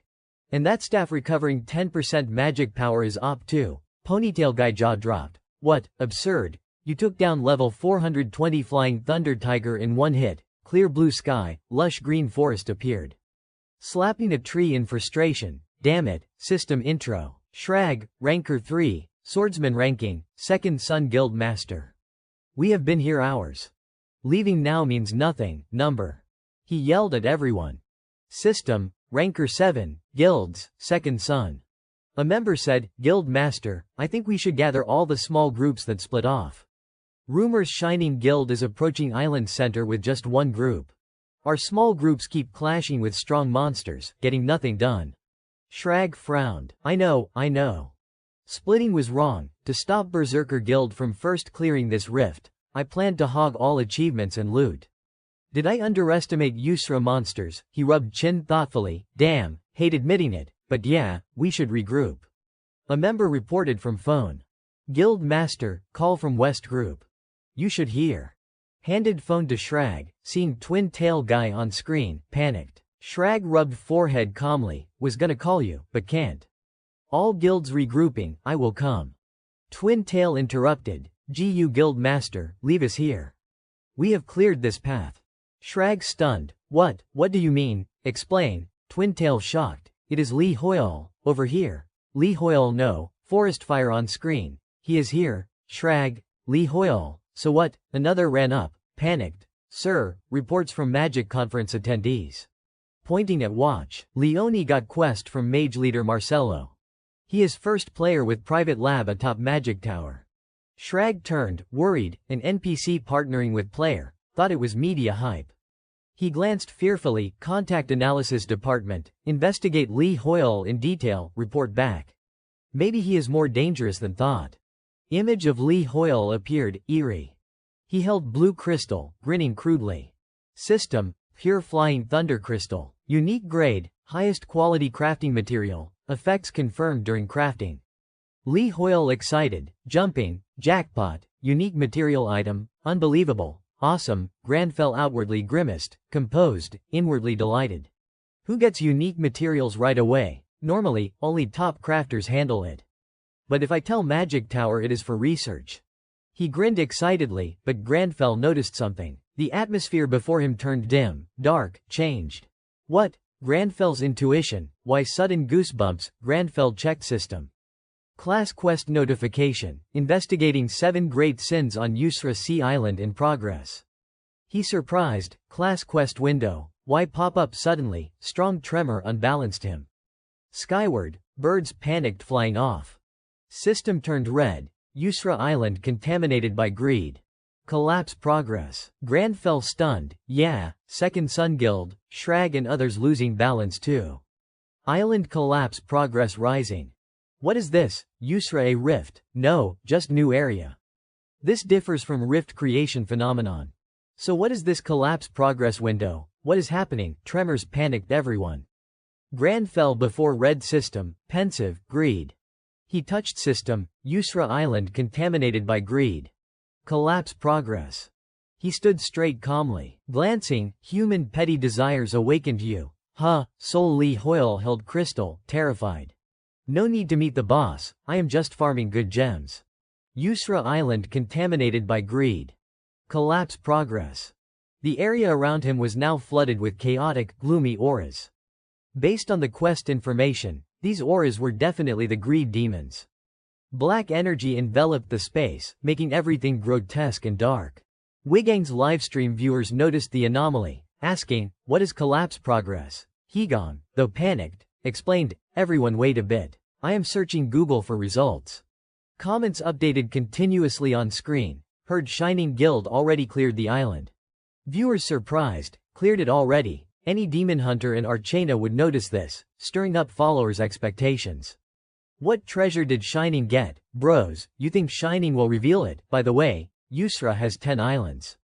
If Shining just finished one, is this collapse progress for a specific area? If it collapses, what happens? HMPH, it will become a barren island. If collapse progress completes, the great sin of greed will fully awaken. Grandfell received a system notification. Origin class quest with hint, unveil the veil and the illuminating lighthouse. The final demon hunter lights up the world shrouded in evil, temper your weakened body. Investigate the great sin on Yusra Sea Island. Prevent the resurrection of the great sin named greed and protect the island from being contaminated by greed. As Grandfell inferred, at least prevent the monster, not necessarily destroy it. He suddenly startled as strangers appeared behind him, looking like demon hunters. They panicked tensely, shouting, hurry up. Shining Guild completed one island challenge and took the treasure. It is real treasure, only 9 islands left. Hesitate and there is nothing left to farm. I need to collect the treasure before this area collapses. Grandfell pondered. Yes, that is the normal reaction of greed. Perhaps at that very moment, all players here share the same thought, the same greed. To prevent treasures from being contaminated by greed, must convince them, force them to abandon their desires for them, but convincing all of them is impossible. The demon hunters argued, get lost, our guild got here first, bullshit. Prove it if you are so good, Grandfell sighed helplessly. While Li Hoyle panicked, what should I do? Grandfell declared, in the end, only one way left. Li Hoyle stunned. Grandfell serious, I will take all the treasures here. Li Hoyle freaked out. Serious, the second of Yusra Sea Islands region, the space also shrouded in dark energy, becoming misty. Shining Guild outpost discussing collapse progress. Dimitri and Camilla talked, the island's collapse progress. Camilla, what do you think? The arrogant woman, obvious. Yusra Sea Islands total 10 islands. And this progress is for all 10 islands, 1 bar already done. Hey, that bar fills when we take the treasure here, so it seems like a countdown tool. Lox smiled mysteriously, But more importantly, have you heard Jess's report on the Mage Conference and Traveler? Dimitri shocked. Report on Li Hoyle getting a quest from Magic Tower and going to the top of Magic Tower. Camilla. Hearing Jess's name, eyes sparkling as she spoke of Li Hoyle, clearly those two have something. Dimitri reminded seeing Camilla teasing, hey Camilla, be serious. Look at the current situation. She irritably teased back, not sure if I should listen to the guy who booked the entire hotel and got rejected. Dimitri stunned. What? Lox only cared about Li Hoyle, interested, seems he is becoming a threat to us. What do you think, if we face Li Hoyle, can we win? Dimitri and Camilla fell silent, speechless, showing they were not confident. Dimitri hesitant, I want to verify that too. Camilla hesitant, you are joking, right? Keeping Jessie in position in the ranks is headache enough. More importantly, Jessie won't stand for it. You planning to make Jessie look worse in Jess's eyes? Dimitri hurried. Forget it. He has not touched our guild's interests yet. Lox cupped chin, suspicious. Really, you all wait and see. I say that out of envy for his magic achievements. Right now, no need to show hostility toward him. They received new info, collapse progress increased again, the group froze, panicked. Lox asked, damn, where? Dimitri reported, world ruler, he got the treasure, seems he is officially moving. Locks battle ready, hand on shoulder, mysterious smile, like this, all treasures will be taken. Good, let us go, hurry to another island. On the other side, Li Hoyle still shocked after hearing Grandfell wants all treasures. Grandfell, wait, what do you mean take all treasures? Grandfell hurried forward, as if really preparing to take treasures literally. I will snatch them all clean. Li Hoyle grabbed his leg. But we have seen it, when collapse progress completes, great sin of greed awakens. Don't tell me you are thinking of awakening it by collecting treasures. Grandfell halted, but not because of Li Hoyle's words. Before him, a group in majestic armor appeared. Li Hoyle recognized the flag and lion armor, Lionheart Knights, didn't expect to meet the strongest Imperial Knights from in-game Archena here. Familiar face was the captain. Before speaking, Grandfell smiled interestedly at the valiant man before him. Lionheart Knights captain, Harkon, solemn, but Knight Lauren angry at Grandfell's direct name-calling. You dandy, behave properly toward Sir Harkon. Harkon waved hand. Unconcerned. Traveler, may I ask your name? Grandfell serious. I am Li Hoyle. Never thought I would meet Lionheart Knights in a place like this. Pleased to meet you, sir. Li Hoyle helpless, annoyed, your speech manners drive me crazy. You filming palace intrigue drama, Harkon puzzled. Somehow, you give me a feeling different from other travelers. He noticed the silver badge on Grandfell's coat. That badge, a fireball crashed right next to Grandfell, who dodged in time. Everyone shocked. Meteor, Lauren covered mouth. Avoid the smoke. Commander, are you okay? He realized this was the island guardian monster. The giant beast with ferocious fangs. Everyone watched, waiting its move. System, Golden Fang Giant Turtle, level 450. Harkon ready, all prepared to engage, Lauren exclaimed. Damn, this monster has the highest level in Yusra Sea Islands area. Harkon alert, careful, it is about to launch meteors. The beast's eyes flashed blue, preparing to shoot meteors. Terrifying aura surrounded. Harkon ordered, all return to positions. Lauren gripped sword, standing firm to block aura. Everyone panicked, this power is destructive. The monster's attack threw everyone into chaos. They reported, Captain, can't ensure visibility because of meteors. We can't approach the beast. The beast's claws and long neck terrify everyone. Harkon startled as beast's foot prepared to stomp Lauren. He yelled, dodge it. But too late, foot slammed down hard. Space silent, Harkon tense, breathing ragged. Luckily, Grandfell used miraculous power to block the attack. Other knights stunned. What? That traveler erected an ice wall in an instant without chanting. Harkon supported Lauren, asked Grandfell, what are you? He nonchalant. We are not in a situation to chat leisurely, sir. Harkon stunned, beast unrelenting, roaring. Ice shattered. Everyone panicked. Meteors again. Defensive formation. Soldiers endured blows, shields overhead. Li Hoyle terrified. Damn, again, to max the wall's power, I consumed massive mana. Without the badge, I would die of exhaustion. Now must conserve magic power as much as possible. Must find way to ally with Lionheart Knights to attack this beast. Harkon gripped sword, approached the traveler with magic tower badge. Grandfell suspicious. Harkon before reacting, continued, I offer sincerest thanks for helping me and my knights. If you support us in this battle, he planted sword in ground. Lionheart Knights swear our hearts will never forget this grace. Li Hoyle imagined Harkon smiling brightly, if you want the bus now, we will wait for you. Li Hoyle thrilled, but Grandfell indifferently affirmed, evil must be punished. If you need my help, I am very willing. Li Hoyle sighed, this damn manner. Hidden in the bushes behind everyone, Hegong had been silently observing everything from the start. He was extremely excited and thrilled to witness the developments firsthand. Through his phone screen, he saw the Lionheart Knight team and Grandfell talking. He found it incredibly interesting, this is just too awesome. He began naively and excitedly hyping up his audience. See that, everyone, they are swearing by the heart oath right there. Can everyone see clearly? His viewers also exploded with comments. Whoa, the Lionheart Knight team suddenly appeared. Hegong, your booger is gross, get rid of it. What, they just made the heart oath? Dude, that is just a greeting used in the royal family. What are they doing in front of Li Hoyle? Get closer. See what they are saying. He immediately responded. Ah, I am getting pretty close. Because of that monster guarding the island, as long as it is just simple observation of the battle, there is no problem at all. So, please understand, everyone, at the same time, Captain Harkon right below was still fighting the monster and shouted loudly, "O warriors with lion hearts, charge forward." Following that were images of the knights gradually advancing to attack the monster in front. During the battle, they discovered its weakness was in the head and nape. Find a way to make it expose its head, aim for its legs. While everyone was still pouring their strength into the fight, Granfell appeared extremely calm, standing on the battlefield boundary without a hint of fear.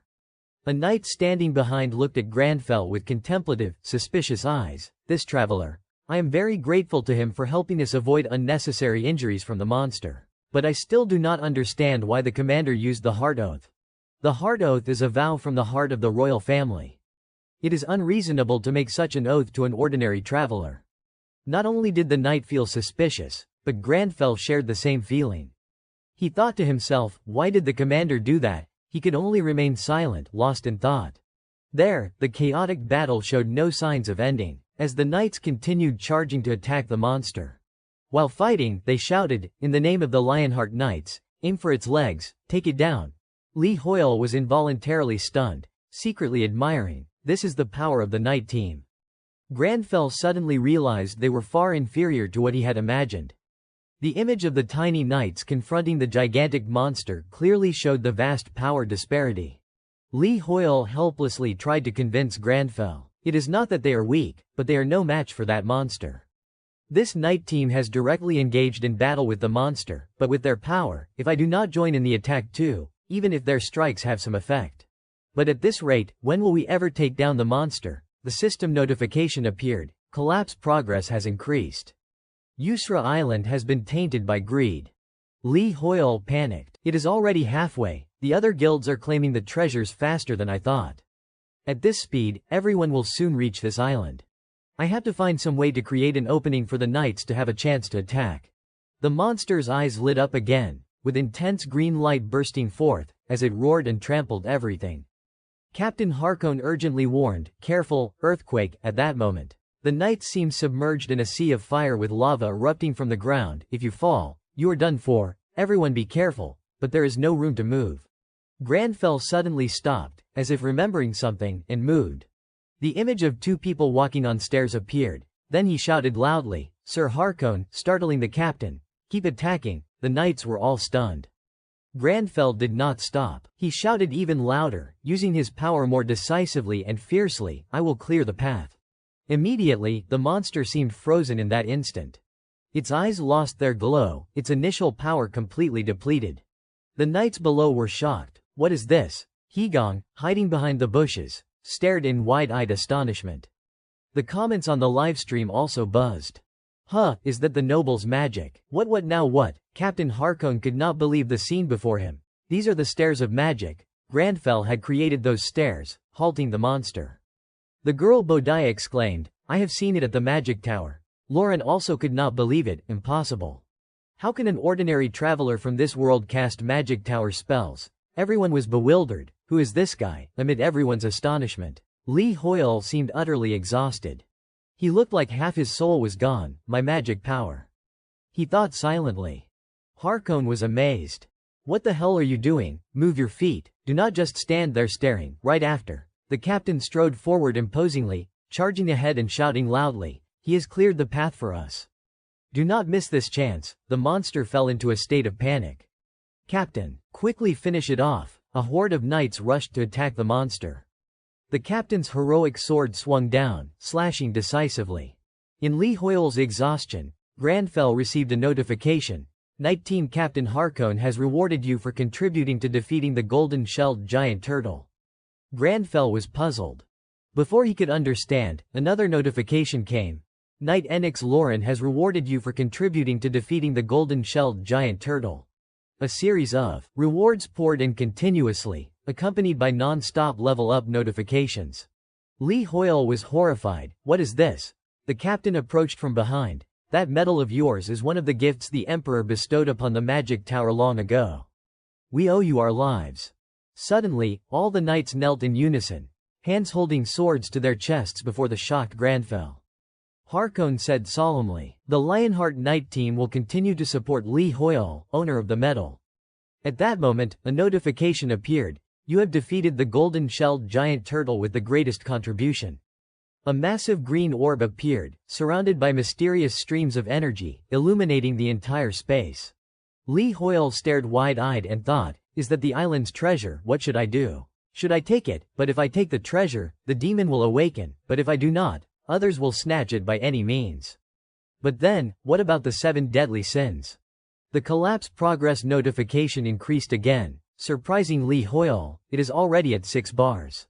Hey, Grandfell, let us think about claiming the treasure for a bit. He had only probed, but Grandfell picked up the treasure, panicking Li Hoyle and leaving him mouth agape. Hey, you madman, buddy, think for a second. Oh man, my head hurts. Snap out of it. Stirring up greed will doom us. For Grandfell Claudi Arpius Romeo, a true noble, wealth was fleeting.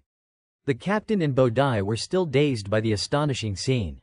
To him, an heir to his family's colossal legacy, he was accustomed to all temptations of riches. Chu trembled as he witnessed everything. His fans were also stunned. What magic is that? Isn't that the Grandmaster Magic Tower spell? Huron got the treasure. Grandfell felt every bit of the greed sensation as he held the orb. However, greed had no place in a noble like him. Grandfell smirked smugly. There is a simple way to prevent these treasures from being tainted by greed. Just escape that feeling. The system notified, you have claimed the island's treasure. No one could have foreseen things turning out this way. Li Hoyle was overwhelmed with joy and shock. That works too. In another bush, Kinver secretly observed Grandfell and the knights from afar with binoculars.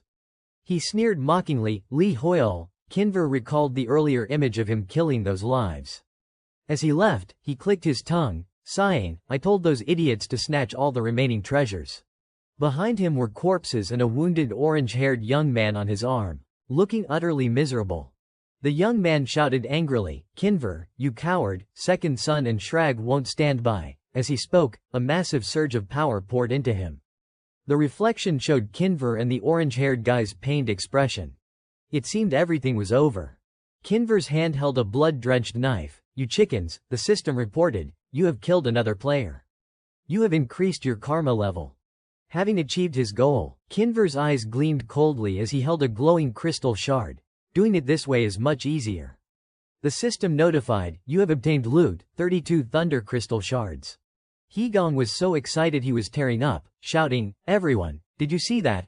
Brother Hoyle is claiming the treasure. Even after he takes it, the collapse progress does not increase at all.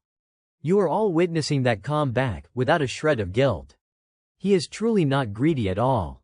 Li Hoyle was shocked to the point his face twisted. This thing is really the island's treasure, the system notification. The island's treasure is the crown of ruin, epic rank, and it is an old crown. The brief item description left Li Hoyle disappointed. What a joke, the greed inside me vanished along with it. Don't tell me the other treasures are all like this. While Li Hoyle despaired, Grandfell received a notification. The Lionheart Knight team has joined your party. Both were stunned, especially Li Hoyle. What is this, suddenly forming a party? The captain stood calmly before them. Didn't I say so already? He declared confidently. Li Hoyle, we will follow you. We, the Lionheart Knight team, will continue to support Li Hoyle, owner of the medal. The knights knelt in unison, showing their respect. Li Hoyle was astonished. Is that how it is? I thought he meant they would not attack me if we bumped into each other in the future, to dispel doubts. The captain explained, you are our benefactor, and you even showed us your character by claiming the treasure without being overcome by greed. No matter your purpose, we swear to become your sword and shield, at least here, on Yusra Island. Unbelievable. Li Hoyle was dazed. No way. No matter where in the area, the Empire's greatest knights are following me. Moreover, the level gap is too huge. Li Hoyle nearly went mad imagining monsters of various levels being easily defeated. So we should quickly head to the next island, in the forest. Kinver sat steadily on a tree branch, secretly observing. His connection asked, Hey, Kinver. I heard that Li Hoyle guy got the treasure. So why is the collapse progress still the same? Why is it so weird? He got the treasure. And I also heard he is with that Harkon guy. Can you handle the Lionheart Knights? The other doubted. Kinver sneered. Scared now? Huh, what scared? I am just being cautious. They are not idiots like second son. Kinver got annoyed. Shut up, if you are scared, get lost. His eyes sharpened. I have left a gift for them on the boat. The moment they step on the boat to the next island, with just a snap of my fingers, the hydra poison will spread throughout that boat. Whether it is Harkon or Lee Hoyle, once poisoned, they are done for, he observed Granfell while smugly declaring. And if I kill that guy and search him, I will know right away if he claimed the treasure. He did not expect Granfell to spot him right then, his gaze like a blade slicing across his throat, panicking him. My throat just felt like it was severed. Yeah, man, hallucination, impossible. He spotted me from that distance. Moreover, this terrifying oppressive aura, not just killing intent from Granfell's eyes, even the little squirrel on the branch trembled. Lee Hoyle got excited seeing the squirrel. So cute, it looks just like a squirrel. The captain seemed to sense something too. You have noticed it too, right? Lee Hoyle exudes majesty. That little rat on the tree, what do you think of it? Kinver could not escape his panic, clutching his throat tightly. In shock, the system notified, Harkon is observing you and your mental strength is very low, warning you of abnormal fear state. Granfell looked up, saying gravely, that little squirrel on the branch, clutching a cheap nut with an utterly adorable face. Lee Hoyle watched the captain worriedly. What is that? Does he hate squirrels? That glare is scary. The system notified again, stunning Granfell. Puzzled, Yusra Island is being tainted by greed. Lee Hoyle panicked. It is at 8/10 now. Forget that shabby crown from earlier, just one treasure left. Oh, forget the squirrel, we should hurry. Amid all this, Granfell remained composed. Why distress yourself over mere timid rats? Lee Hoyle thought. The good thing is we have prevented the deadly sin from awakening. The collapse progress can't increase anymore. Let us move quickly. The captain did not hesitate, following his lead.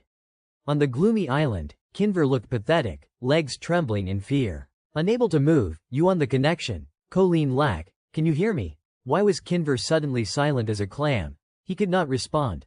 Legs shaking so much he could not stand, questioning himself. I am still alive, he spared me. That Lee Hoyle guy, why show me mercy, or because I am just an insignificant punk not worth bothering with? Either way, he burst into pained tears. Thank you for leaving me a path to live. In his panic, he did not forget to contact his accomplices. I am leaving this place.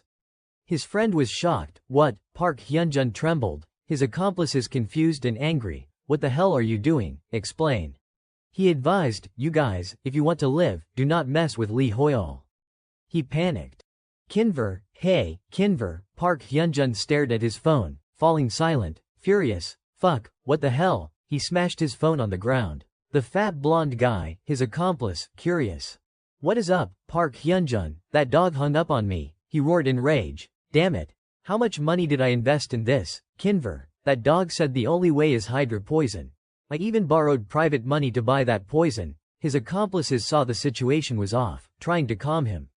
Park Hyunjun shook. Calm down. He would not, continuing to yell, calm down my ass. He lunged and grabbed the guy's collar, shouting, you bastard, it is easy for you. You did not have to spend money. Fuck. A red-haired guy appeared, intervening. Park Hyunjun. Stop. Why are you so hot-tempered? You are not usually like this. He ignored, going berserk. Hot-tempered. Cut the crap. Why are you idiots so calm? Wait. They formed a party with that guy, right? How much did they get from him? His accomplices could not keep up with his thoughts. Bewildered. Why are you suddenly like this? What are you saying, you lunatic? Calm down and we will talk. He screamed maniacally. What are they gonna do with my money? On Granfell's side, while walking, he suddenly sensed something. The captain followed his gaze, puzzled. Lee Hoyle, something wrong. Granfell's eyes sharpened coldly. Nothing.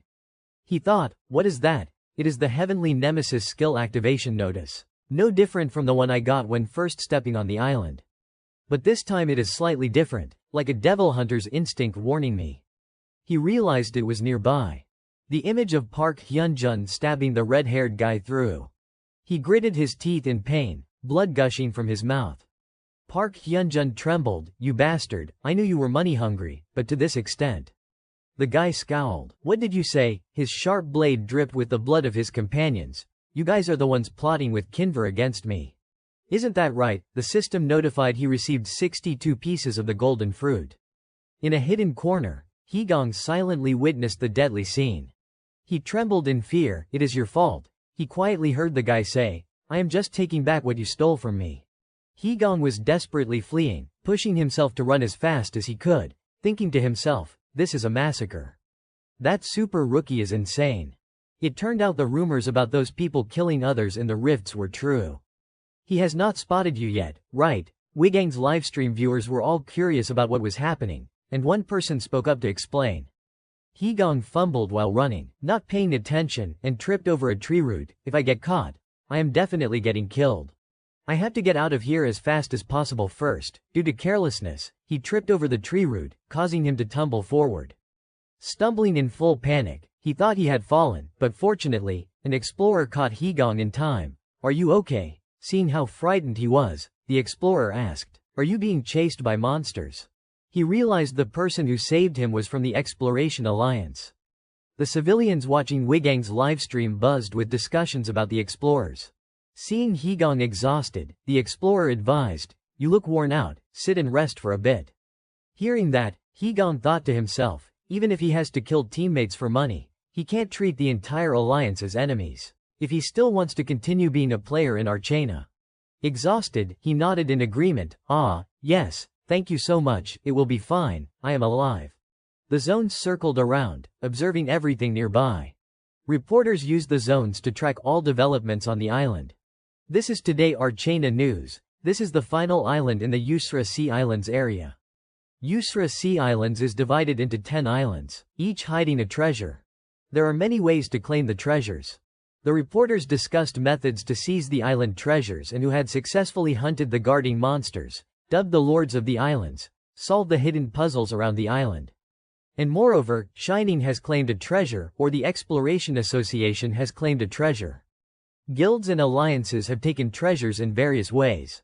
Through the zone, a reporter announced, and this is the final island and its treasure, many players and guilds have gathered together. Oh, as soon as I said that, the Shining Guild has arrived. Members of the Shining Guild appeared on the final island. Our guild master is so greedy, for the guild. The reporter introduced the treasures Shining had claimed. They have gotten 2 treasures on the west side already, right? From here, I can already feel the majesty of the number 1 guild. He continuously updated the situation on the island. But the pride of Korea is here too. Right. They say Gown Guild snatched the treasure on the eastern island. Tae Min's older brother called to check in and remind him, everything okay, Tae Min? Don't go too far and just take the good stuff. Tae Min confidently replied, don't worry. Bro, the reporter continued updating, next to them is the Inazuma Guild. I heard they came to the same island as Gown, but Gown were the ones who got the treasure. Inazuma was annoyed seeing Tae Min's smug face. Look at that satisfied look on his face. A team member advised, we will get our chance soon, brother Ha. The reporter explained Inazuma's guild master's expression for the audience to understand his mood. That is probably why the expression of Inazuma guild master, Hisagi Inazuma, is not great. The Berserker and Second Son guilds had also appeared.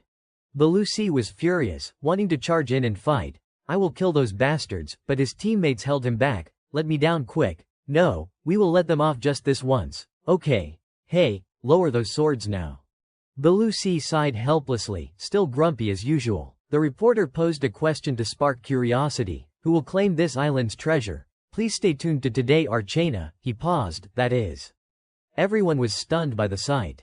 Dimitri reminded Lox, over there, yeah, I see it. A group advanced, and the Lionheart Knight team also appeared on the island, making the reporter shout in shock, it is the Lionheart Knights. Oh my god, this is the game changer. The Empire's strongest knights have appeared. Clay was also stunned, unable to believe it. The reporter kept updating info on the Knight Captain. I hear Knight Captain Harkon's level is terrifyingly high, 600. Tae Min was surprised, calling his brother to confirm, bro, I am not seeing wrong. Right? Belusi was horrified, insane. What the fuck, that is it then. The reporter continued announcing, and leading them is Grandfell. Everyone was dumbfounded seeing Grandfell appear with the knights alongside Lee Hoyol. The reporter described Grandfell as full of determination, the center of attention, but he looks very determined.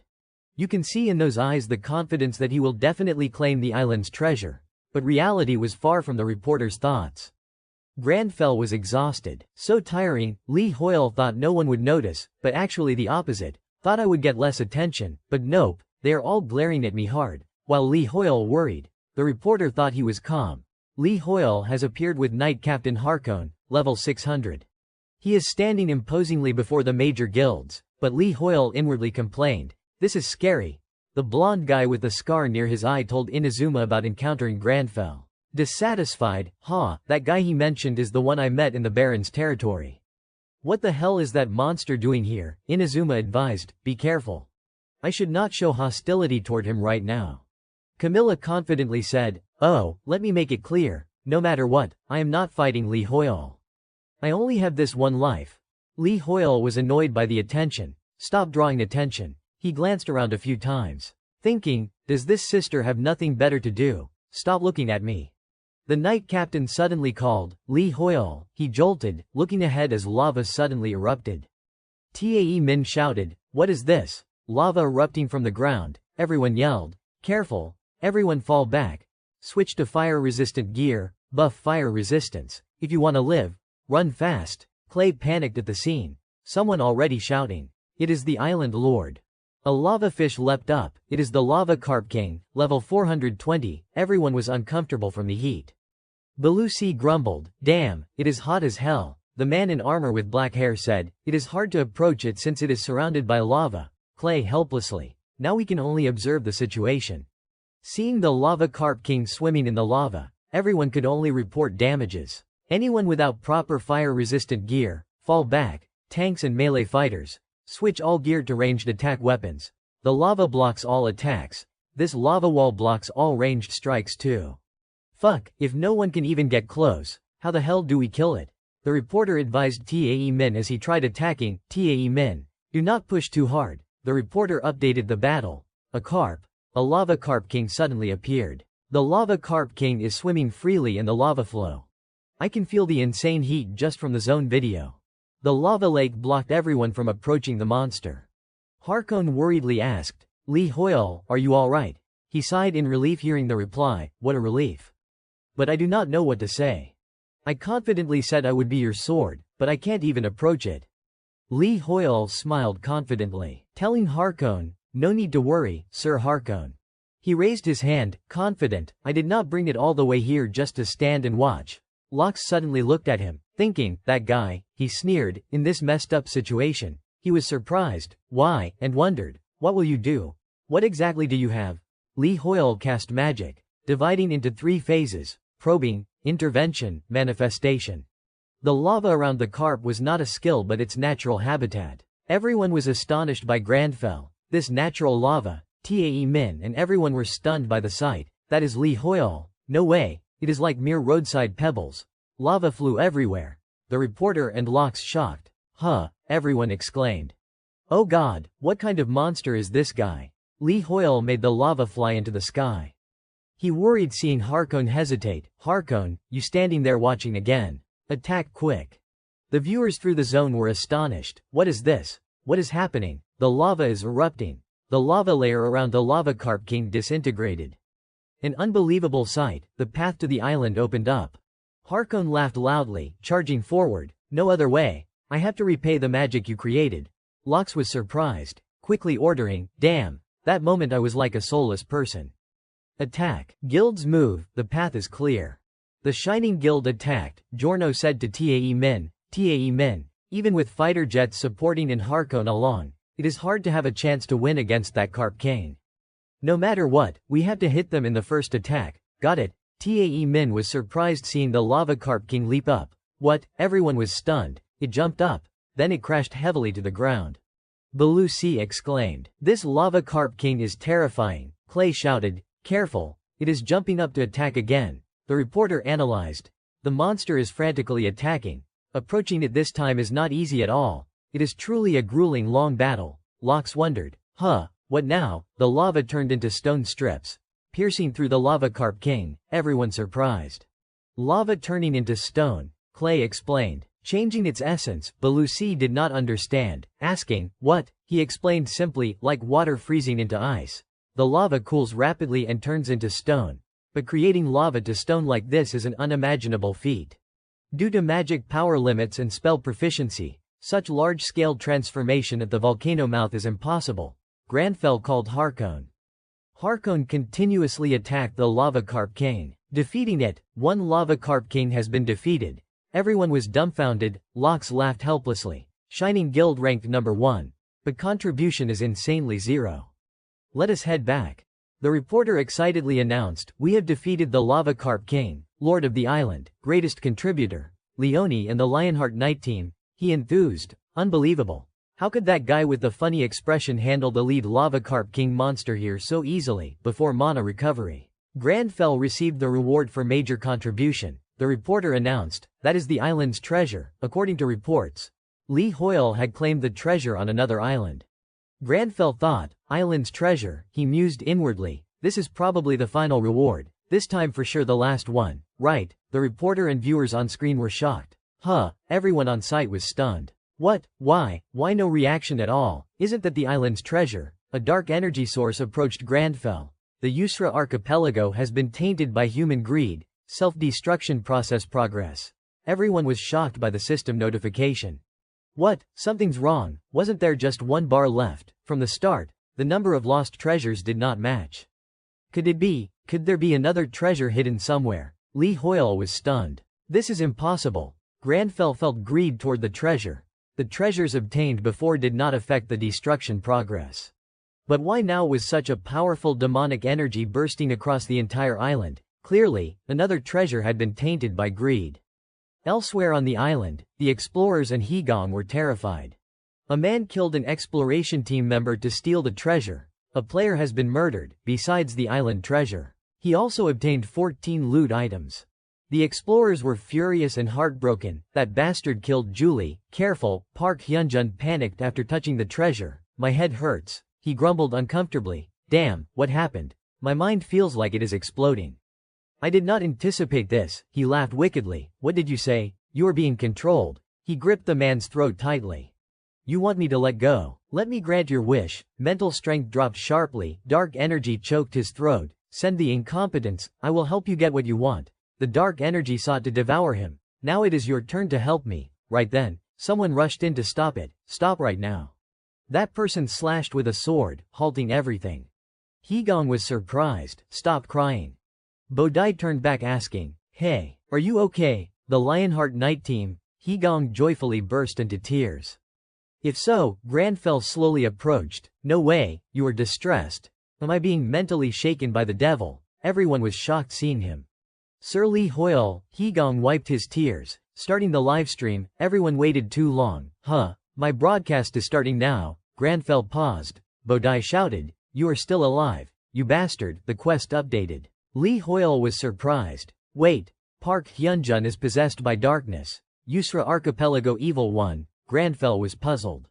Evil 1. Why did the island treasure suddenly glow and shatter? Treasure tainted by greed. Granfell could not believe it. Lee Hoyle worried. No, quest updated. Preventing the resurrection of the 7 deadly sins. Greed in progress. Prevent the island treasure from being tainted by greed. Temporarily halt the self-destruction process. Start. A mysterious gaze was watching everyone. Everyone looked up to observe. What is that? Clay anxiously grabbed Belusi's shoulder. Sis, that is a giant hand suddenly appearing in the sky. A hand. That hand continuously slammed down onto the island. Everyone panicked as the ground shook violently. What is with this quake? That hand was trying to merge the islands into one. The reporters from afar were also astonished. The islands are merging into one. Isn't this a transformation? Moreover, after the islands merged, a dazzling golden castle gradually emerged at the center of the new island. Something's there. Harkon was stunned seeing the castle. How can this be? As the castle rose from the ground, everyone realized it was a structure made of gold. The reporter exclaimed about its appearance, the golden castle. A golden castle has appeared at the center of the newly merged island. Everyone could not believe their eyes. Is that really gold? All of it? A castle made of gold? Is that the island's treasure? Even Lee Hoyle was stunned. The golden castle. But he suddenly remembered. Sir, that is the castle of greed. A fortress where the demon of greed resides. The castle's appearance made Lee Hoyle uneasy. It emits a creepy feeling that makes me not want to get close. He thought silently. The Magic class quest is paused. Magic Tower class quest. The curtain of darkness has risen and the flames have begun to burn. The final devil hunter brings evil out of the shadows. Investigate the evils of the Yusra archipelago.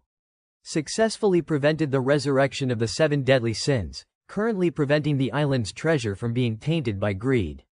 Paused. Quest failed. Suddenly Harkon shouted loudly, "Something's approaching," from underground. Hands suddenly emerged, horrifying everyone. "Everyone, prepare for battle." Bodai panicked and yelled, "Watch your feet." Everyone was terrified seeing countless zombies rising from the ground. "It is the zombies." The reporter smirked mockingly. "Oh dear. From a golden castle to zombies rising, what will happen next? Please stay tuned to TEP Museum channel for details." Park Hyunjun suddenly roared, "Damn it." He immediately scolded the reporter, "This is not a joke." The atmosphere now was anything but funny. The guy asked in bewilderment, "What?" Suddenly, he slammed the table hard, ran to Juno Diom's workstation, begging him, "Stop everything, we have to stop, halt that evil, senior." But Juno was busy on the phone. Not responding. "This is Juno Diom." "Yes, I just checked the update on the island." Park Hyunjun shouted in panic, "If this continues, everyone will die. Prevent the intrusion.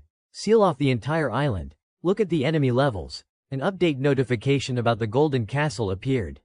The zombies continuously emerged from the ground, making Lee Hoyle exclaim in shock, "God! The knights are trying to attack the zombies. Insane, what are their levels?" Quest: prevent the island's treasure from being tainted by greed, in progress. Suppress the soldiers and eliminate the embodiment of greed, in progress. Our guild just gets wiped like that, I would go mad. What do we do? Everyone panicked and yelled, "Evacuate non-combatants first, Exploration Federation, this way, run, retreat." Granfell felt helpless before this difficult quest. It has to be a doable quest. Monster level 500 and boss level 650. Too hard.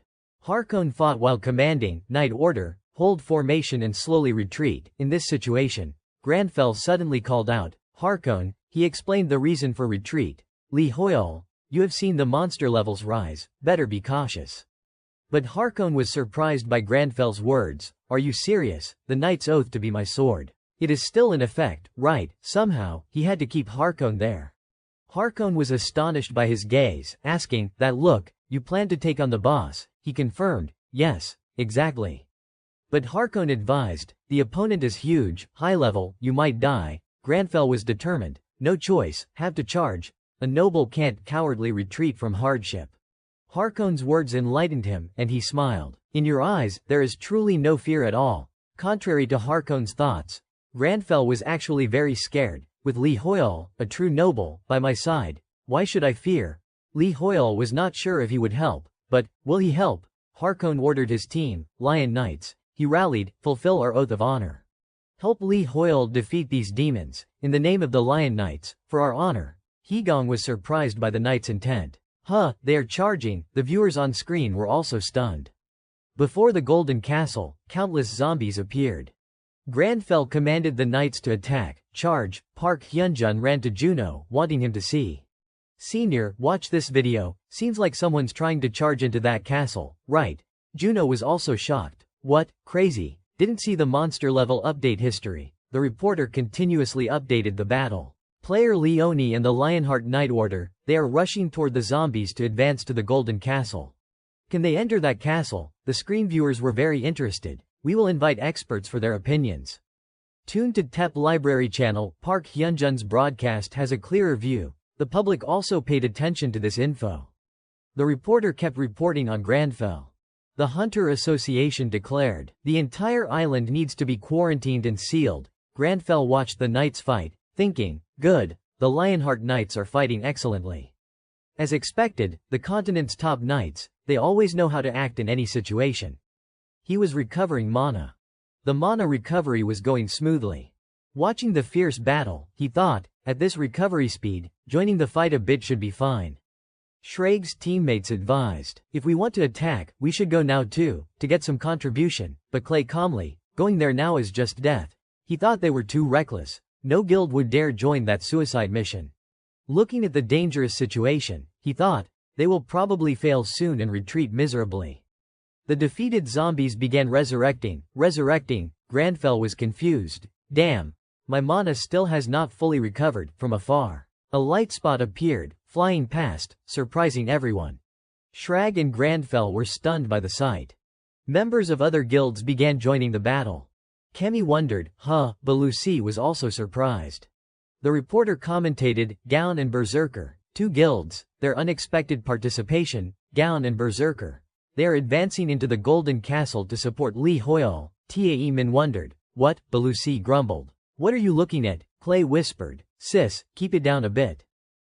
The reporter was surprised. What a coincidence. Both guilds are attacking the rift along with player Li Hoyle. Li Hoyle joyfully thought. They are here to help. But Grandfell calmly said, Aid me, oh brave warriors. This terrified Li Hoyle. What, you madman? You are yelling helplessly. You have to beg them too. How can you say that? Are you really insane? Everyone gathered around Grandfell. Belusi was helpless. Last time I owed you, so this time I am here to help, but it is a bit unlucky having to face a zombie legion. Clay smiled awkwardly, advising, Sis, use nicer words and some luck. Nam Cholman seriously instructed Tae Min. Tae Min. This is a great opportunity. This time make sure to leave an impression in Li Hoyle's eyes. He seriously agreed. Everyone stared at Grandfell, making Li Hoyle a bit scared. They seemed to have gone completely crazy, but Grandfell was very calm. The resurrecting zombies drew attention. Enix Lauren noticed and shouted, Those crazies are resurrecting. Belusi's subordinates attacked, complaining, These zombies are so annoying. Tae Min attacked while praying. Priests, please bestow blessings and protection upon us, to completely annihilate these zombies. We need the Lord's grace and shield. Li Hoyle worried about losing contribution. Damn. They are stealing my contribution. If only I could get that power and beneficial effects for the Lionheart Knights. Grandfell said to Belusi. The Lionheart Knights also need blessings and protection. He treated it as a matter of course. I have nothing to offer you, but please bless those brave warriors. Li Hoyle felt embarrassed. As the knights fought, a beam of light appeared in the sky. It was the priest group arriving to support. Gaon's priest group will support you. Don't worry and continue fighting bravely. Li Hoyle, God bless you. Anti-zombie power surged. Belusi shouted, What the hell? The reporter rejoiced. Great, scored points. Kemi grumbled. Yeah, we were about to do that too, after receiving support. The knights fought enthusiastically. Alright, this feels completely different now. Charge and wipe them all out. Grandfell arrogantly, I won't forget this favor. Kemi smiled. No big deal. Li Hoyle, need any more help? He proudly pointed to himself. Need God's grace or divine protection? Just say it, anything. Our priests will join you, that'll do for now. Grandfell replied arrogantly.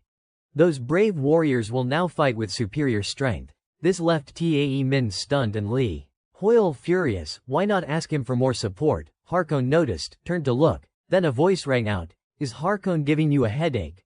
Harkon was shocked, eyes widening, wondering, what is this now? I do not believe in divinity, but I see a familiar figure in that shadow. What, Your Majesty? A dark power enveloped Harkon. Everyone was stunned by the sight. At the castle gate, someone shouted, Danger, everyone fall back, stay away. Harkon was gradually controlled by the dark power. Is that it? Everyone tried to snap him out of it. Harkon, Captain, you are being controlled. I promised His Majesty, Harkon recalled before being summoned here. His Majesty had intel that the Demon Legion leader had appeared in the Northwest Canyon. Recalling the time with His Majesty, so, Harkon, give the order. And I will carry out the mission immediately. The Emperor was silent. The Emperor was silent for a long time, then asked, Legion Commander, you do not want thousands of soldiers to fall to those demons, Your Majesty. He turned his back. Demons appeared and adventurers vanished. He recalled his kingdom's plight. Even the Magic Tower's investigation of this statue yielded no response. The people feared. Why is this happening? That is imperial territory. A pillar of light appeared in the sky. Even civilians could not escape the disaster. Every night, we prayed for the Lord's answer. Harkon listened. Is this world truly ending? Is this really your will? He saw the king desperate, but the Lord never answered. The sky was changing too. Has the Lord forsaken us as well? The king asked Harkon, what do you think of this? What do you think, Harkon, have we truly been abandoned by the Lord? But he remained calm. Your Majesty, the culprits are the demons. The Lord has not forsaken us. The demons are blocking our path to him, he boldly declared. If needed, Harkon, I will return after defeating that demon leader. I will surely clear the path for Your Majesty to the Lord. After Harkon's promise, the king fell silent. His next words surprised him. It is fine, Harkon, I do not believe in the Lord much anymore either. He said gently, but I believe you will return to me. Back to the island battle, Harkon shouted, charge forward. He kept rallying, His Majesty awaits us. Do not give up. Do not get defeated. Harkon accidentally spotted the enemy leader. That guy's the leader of this demon legion, he thought. Just kill that one, and attacked. I will kill you, but he mocked, you are too late. He tried to attack with magic, but he vanished. The soldiers were surprised. That was Harkon trying to stop him, but he disappeared. He and the knights were suddenly teleported to the modern world. Harkon was confused. Where is this? No, the people here were also surprised. What? Who are these guys? What is this? He wanted to return but could not. I must return to His Majesty, Your Majesty. Harkon saw his king gradually fade, losing control. Return to His Majesty, I wandered everywhere. Have you come here now? Everyone feared seeing him like this. Please forgive my disloyalty in meeting you so late, Your Majesty. Harkon was fully controlled. I will become His Majesty's sword and eliminate all enemies. Li Hoyle was terrified, speechless. Harkon, you are trying to attack everyone, oh God, how did it come to this? Bodai shouted loudly, Captain, are you okay? Belusi was shocked. What? Why did he suddenly do that? He has gone mad. Clay hurriedly stopped her. Sis, do not talk nonsense. Li Hoyle was extremely worried. Damn it. Possess anyone but him. It had to possess Harkon. Harkon being manipulated stunned Granfell. There must be something unusual going on. Depending on the situation, mind control can sometimes be far more complex than a curse. Suddenly, Harkon vanished and then lunged to attack Granfell. Fortunately, Tae Min blocked the blow in time, turning back to ask as if seeking praise. Brother Li Hoyle, are you okay? But Granfell glared sharply, silencing him. His older brother chuckled teasingly, Tae Min, do not overstep. He teared up replying, I was just worried about Brother Li Hoyle's safety. Even so, who am I to intervene in Brother Li Hoyle's actions? Oh, look, he is angry now. What do we do? Ah, seriously, he feels offended. What now? Only Li Hoyle was lost in thought, fixated on the magical light beam from earlier, suddenly jolting. That light, almost, if not for Nam Cholman, I would be dead. Then he hurriedly looked for Harkon. Where's Harkon? Only to find him clashing with Enix Lauren in battle. Enix Lauren called out loudly, Captain, please snap out of it, it is us. Enix Lauren shouted, we have to return to His Majesty together. Right. Harkon gritted his teeth. Shut up, he roared. How dare you filthy demons mention His Majesty? Enix Lauren and Bodai were stunned. Demons? Captain, you think we are demons? Ah, it is us and Enix Lauren here.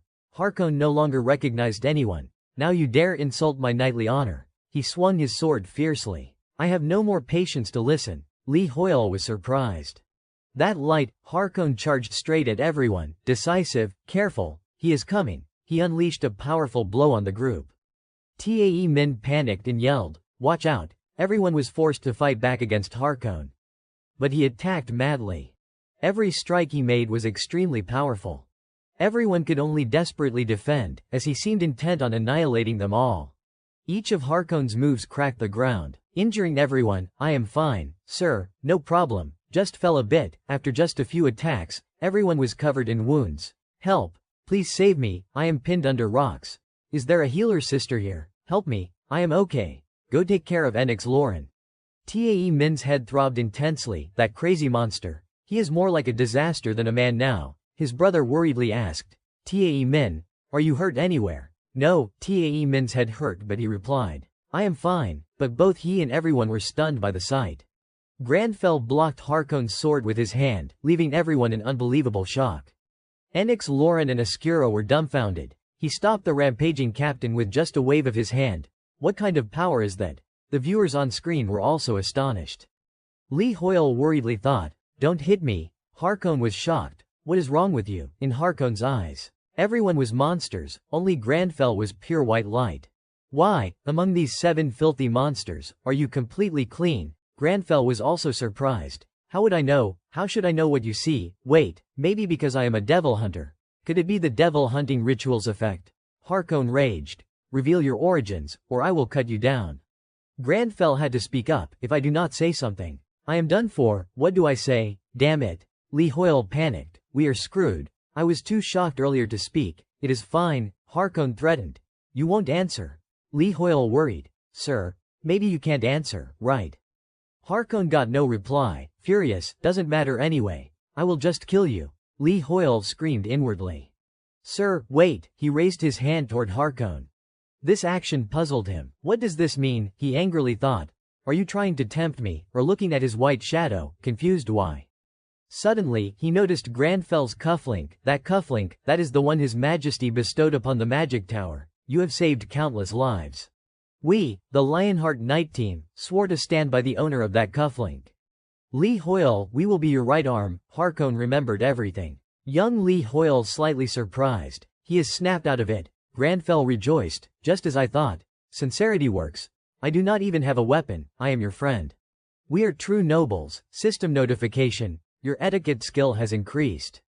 Etiquette has been activated. Skill leveled up. Etiquette level 2. New effects will be added.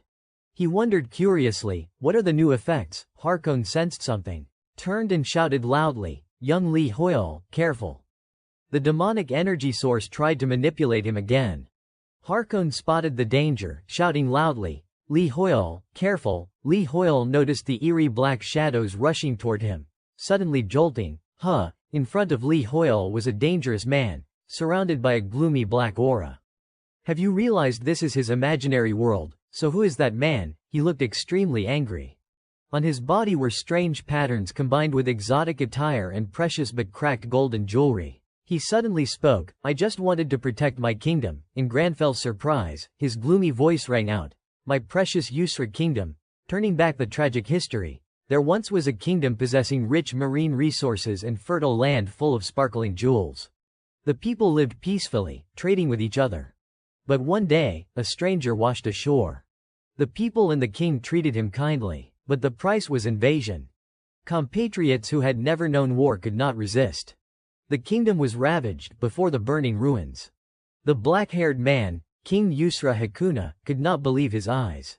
He trembled, asking, why is this happening? If you want jewelry and gems, we can give them to you. The outsider sneered. Give, why should we? We can just take them from you. Watching the noble crown shatter, Hakuna collapsed to his knees, hearing a voice from hell.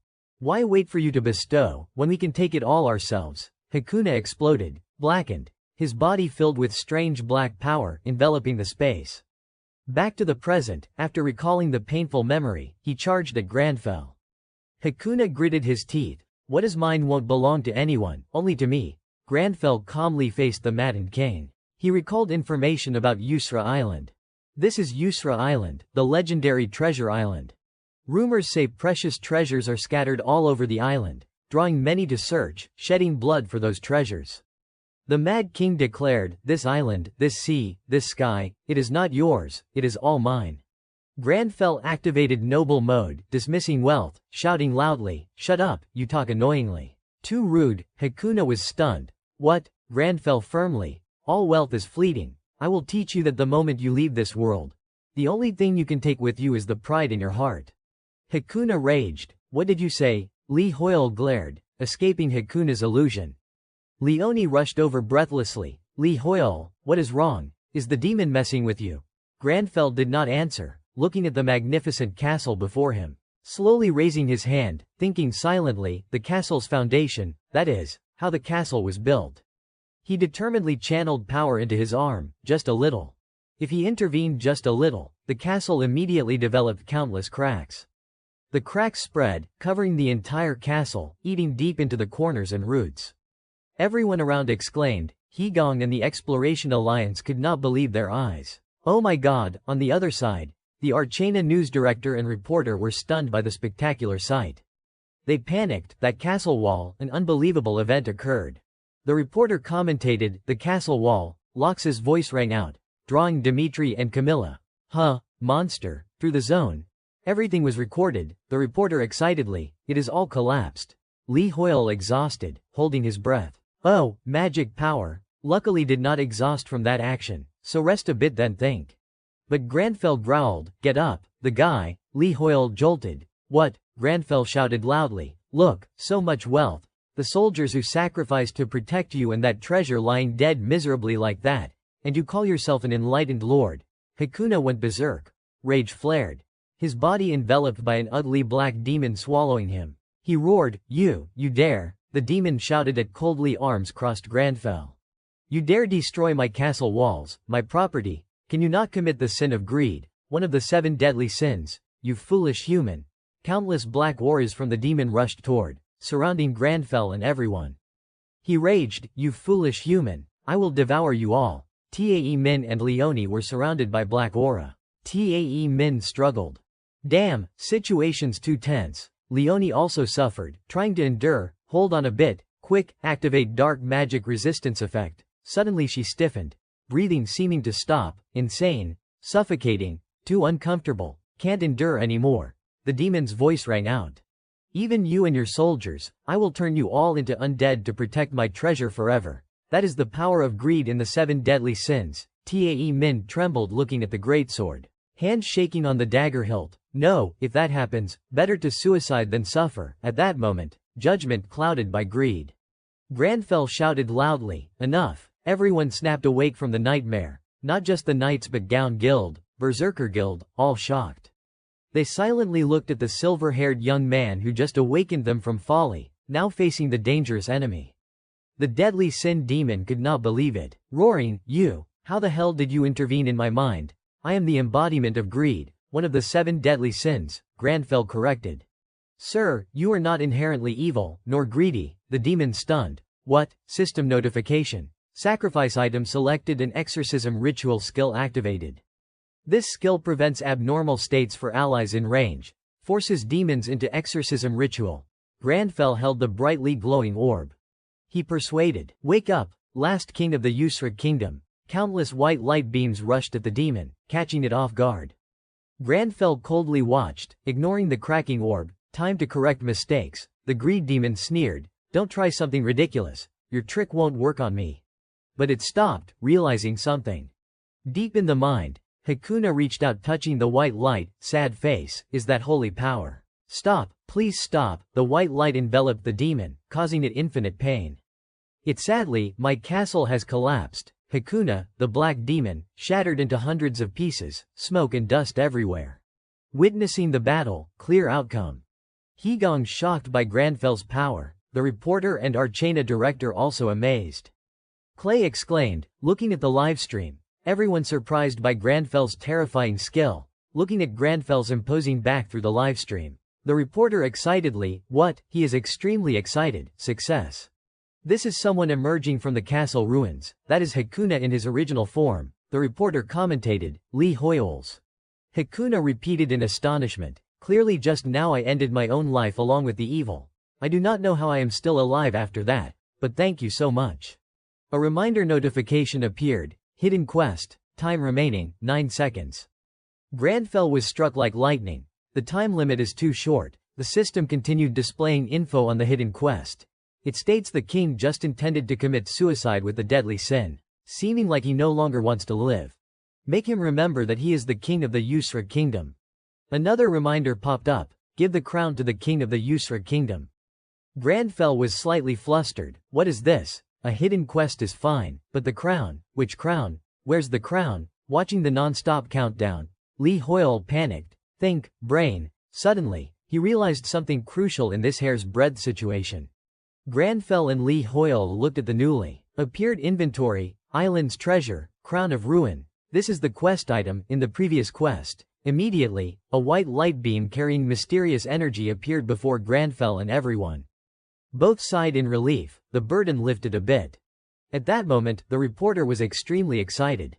He observed the scene with the players and Hakuna kneeling on one knee before Granfell, continuing to report. Who is the man appearing before the deadly sin's ruins? Is that the embodiment of the deadly sin or another one?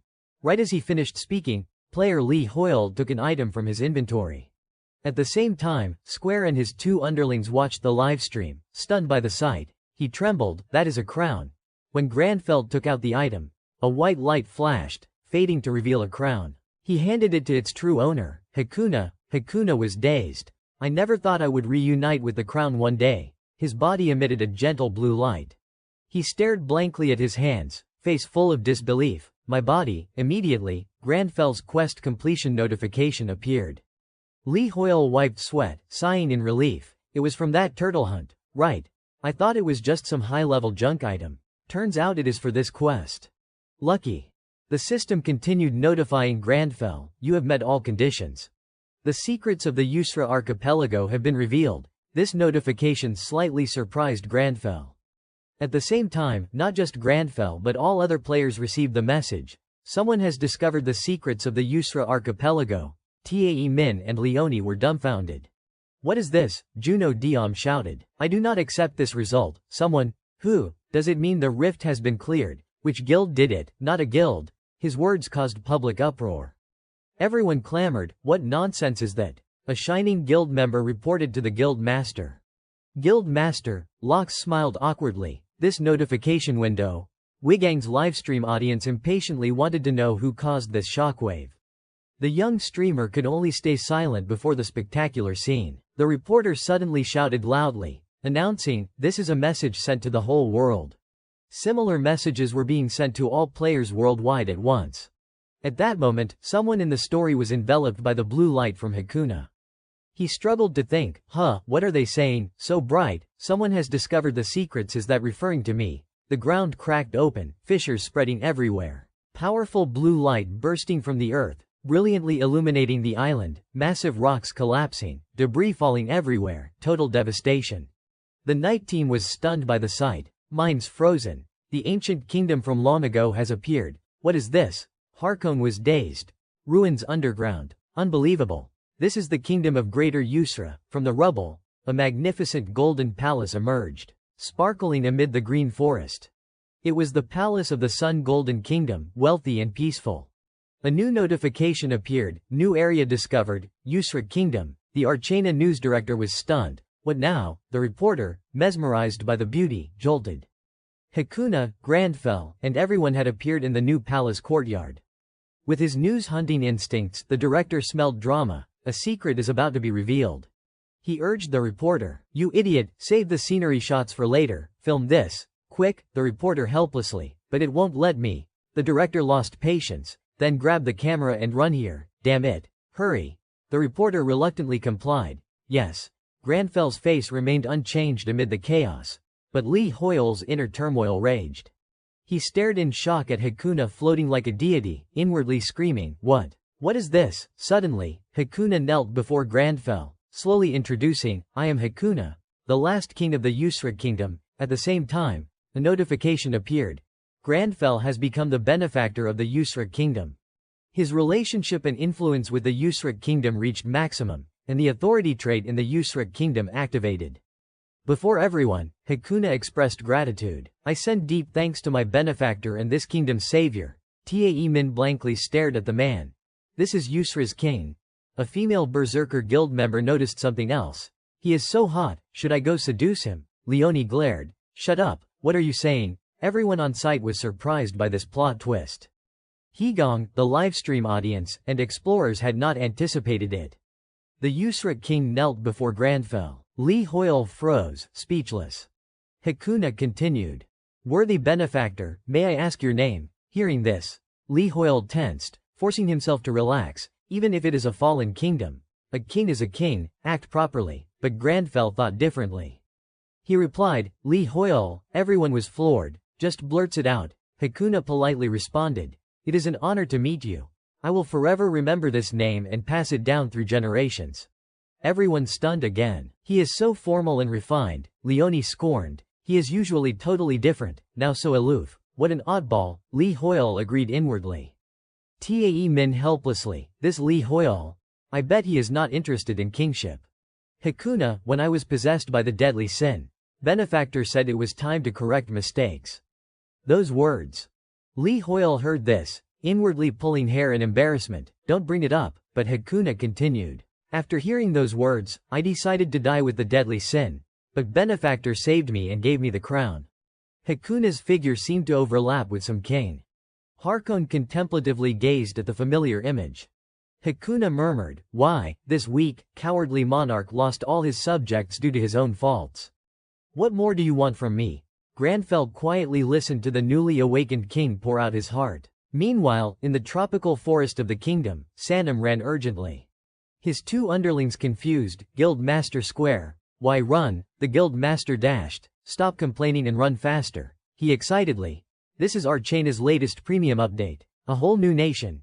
Yusra is a goldmine, a dark thought flashed. What value does that nation have in the game? Many cities, villages, rare monsters, hidden treasures. Even underground resources sprouting up. It is Yusra, right? Once that kingdom is re-established, I will leech off it all. Gotta hurry to seize the chance. Underling breathlessly. Wait, earlier you said you did not want to go. Square corrected. Now we go. That was just talk. Back to the conversation between Hakuna and Grandfell. He pondered deeply, suddenly speaking, drawing Hakuna, my opinion. I think we need to re-establish the Yusra kingdom. Hakuna hesitated. Re-establish, is it feasible? He lowered his eyes. But who would trust a king who once turned his sword on his own people? Grandfell coldly. Then from now on, strive to protect what you have, monarch of Yusra, to correct those mistakes and restore your honor. I will help you. The words moved him. Hakuna smiled happily. It seems benefactor has read my thoughts. Li Hoyle forced a smile, checking the quest window. Hidden quest. The awakened king wants to rebuild the Yusra kingdom to correct mistakes and regain pride. Hidden completion conditions met. Li Hoyle wryly smiled. The quest window says so. Hakuna bowed. Then, by benefactor's will, the Yusra kingdom will. A voice interrupted, drawing attention. Here, Clay caught up. Gleefully, a beautiful kingdom like Yusra deserves to be re-established. We, second son, volunteered to help. Endless murmurs. What, is that Square trying to capitalize? So shameless. Ignoring, Square sidled up. Let us help each other. Seeing Grandfell, he chatted. Ah, you must be Li Hoyle. I have heard so much about you.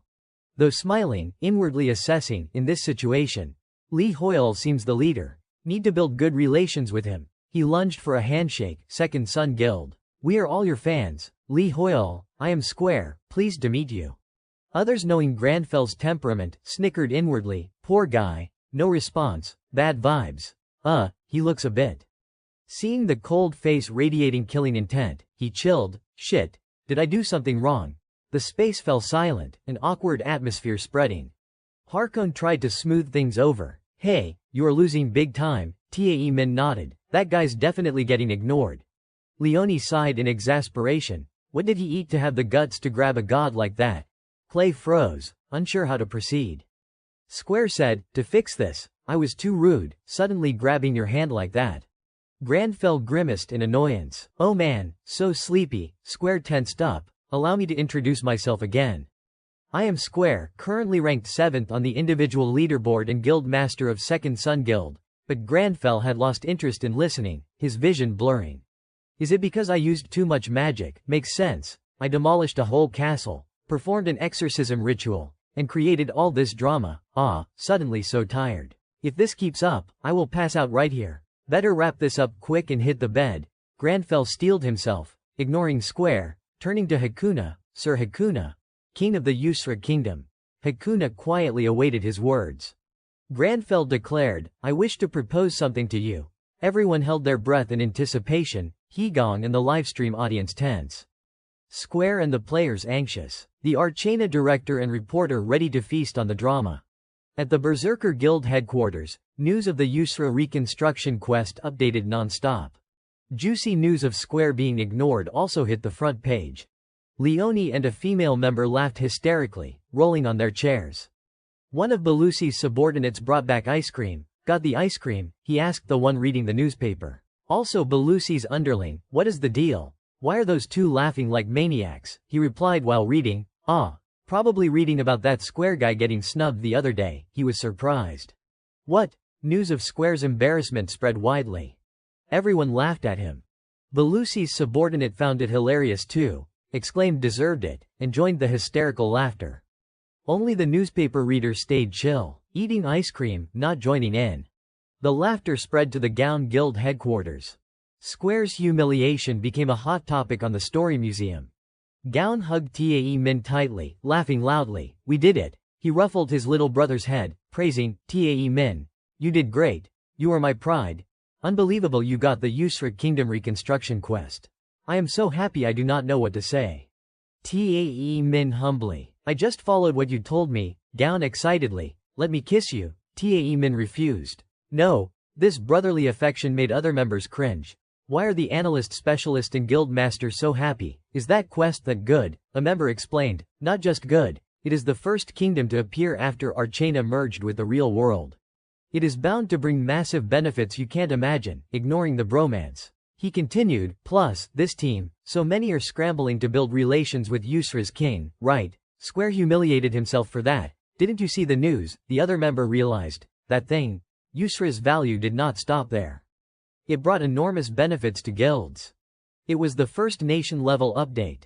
Yusra was famous for endless resources, undeniable development potential, fast-leveling monsters. Everyone believed good relations or influence with Yusra could earn titles upon reconstruction completion. Countless people swarmed seeking Grandfell, Li Hoyol. They self-promoted, please let us join the Yusra Kingdom reconstruction quest, we are from Gown Guild. We are great at digging dirt. Hey Li Hoyol, where are you? They ran past the cracked wall. The wall continued crumbling. Grandfell emerged from the rubble. Li Hoyol wearily, so tiring, he poked his head out to observe, can't even leave the house with those guys. Go anywhere and get hounded, best to head to the magic tower lab. Suddenly, long curly locks dangling from above caught Grandfell's eye. Jessie appeared unexpectedly in a weird pose, head upside down, hair trailing to the ground.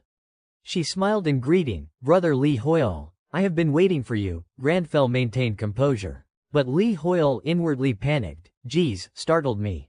Whoa, thought it was a ghost in my private office, he thought. Invite the whole class with Jessie, teach noble formal greetings. Step 1, no hat before elders. Step 2, hands back. Step 3, 90-degree bow, back straight. Step 4, say, hello, how are you? But after doing it, Jess's pose looked kinda funny. Grandfell did not know how to comment, pondering, trying to be polite, but inwardly chaotic. I am exhausted. He hosted Jessie. I have no tea to offer, but please sit. The trouble's resolved, no need to rush. What is it? Speak. Jessie sat. Concerned if you were okay. What if you were tired after the archipelago battle? Do you think you are still fine? Grandfell inwardly screamed. Just so sleepy, he still tried. What do you want? Jessie machine-gunned. I have a magic question. I have watched tons of your videos, Brother Li Hoyol, and you seem to completely master the probing, intervention, and manifestation processes. Grandfell facepalmed, exhausted. Today's too long, Jessie chirped. You even debated new knowledge with magic leader Marcelo. Marcelo, my master, said you are beyond genius. But Grandfell had no energy left, so much to think about. Especially the greed deadly sin. Claims to be one but does not know exorcism rituals. How does a demon that huge not recognize its heavenly nemesis, a devil hunter? Jessie kept going. So the power Brother Li Hoyol used is advanced magic, right? She paused, noticing Grandfell walking away, softly. Brother Li Hoyol, seeing Grandfell fast asleep, clearly drained, Jessie did not know what to do. Looking at his face, even asleep, brows furrowed. She climbed the table, gently touching the hair covering his eyes. Grandfell woke, startled seeing afternoon sun through the window, thinking, a dream, when did I fall asleep? On the table, Jess's note, I will come next time. Your long hair covers your eyes, Grandfell realized, must be exhaustion, fell asleep right in front of a guest, he self-reproached, so rude to her. Quest notification appeared. Quest, Marcelo's research project, Magic Tower leader, wants to meet to discuss next level of jointly researched advanced magic. Note. Number of high-level mages to convince, 20. Grandfell rubbed eyes. Right, Minju wondered, why so quiet? The Magic Tower mages can't easily accept a traveler like me joining. Plus, Marcelo personally brought me to the discussion. They must expect a lot. Grandfell tried staying alert. But Li Hoyol yawned. But why today, so sleepy? Knock at the door. Grandfell rallied. Come in, the guest entered. Ah, Marcelo here. I have something to discuss, Grandfell replied. I know why you are here. Magic Tower leader Marcelo surprised. They need proof of the usefulness of the advanced magics we are jointly researching.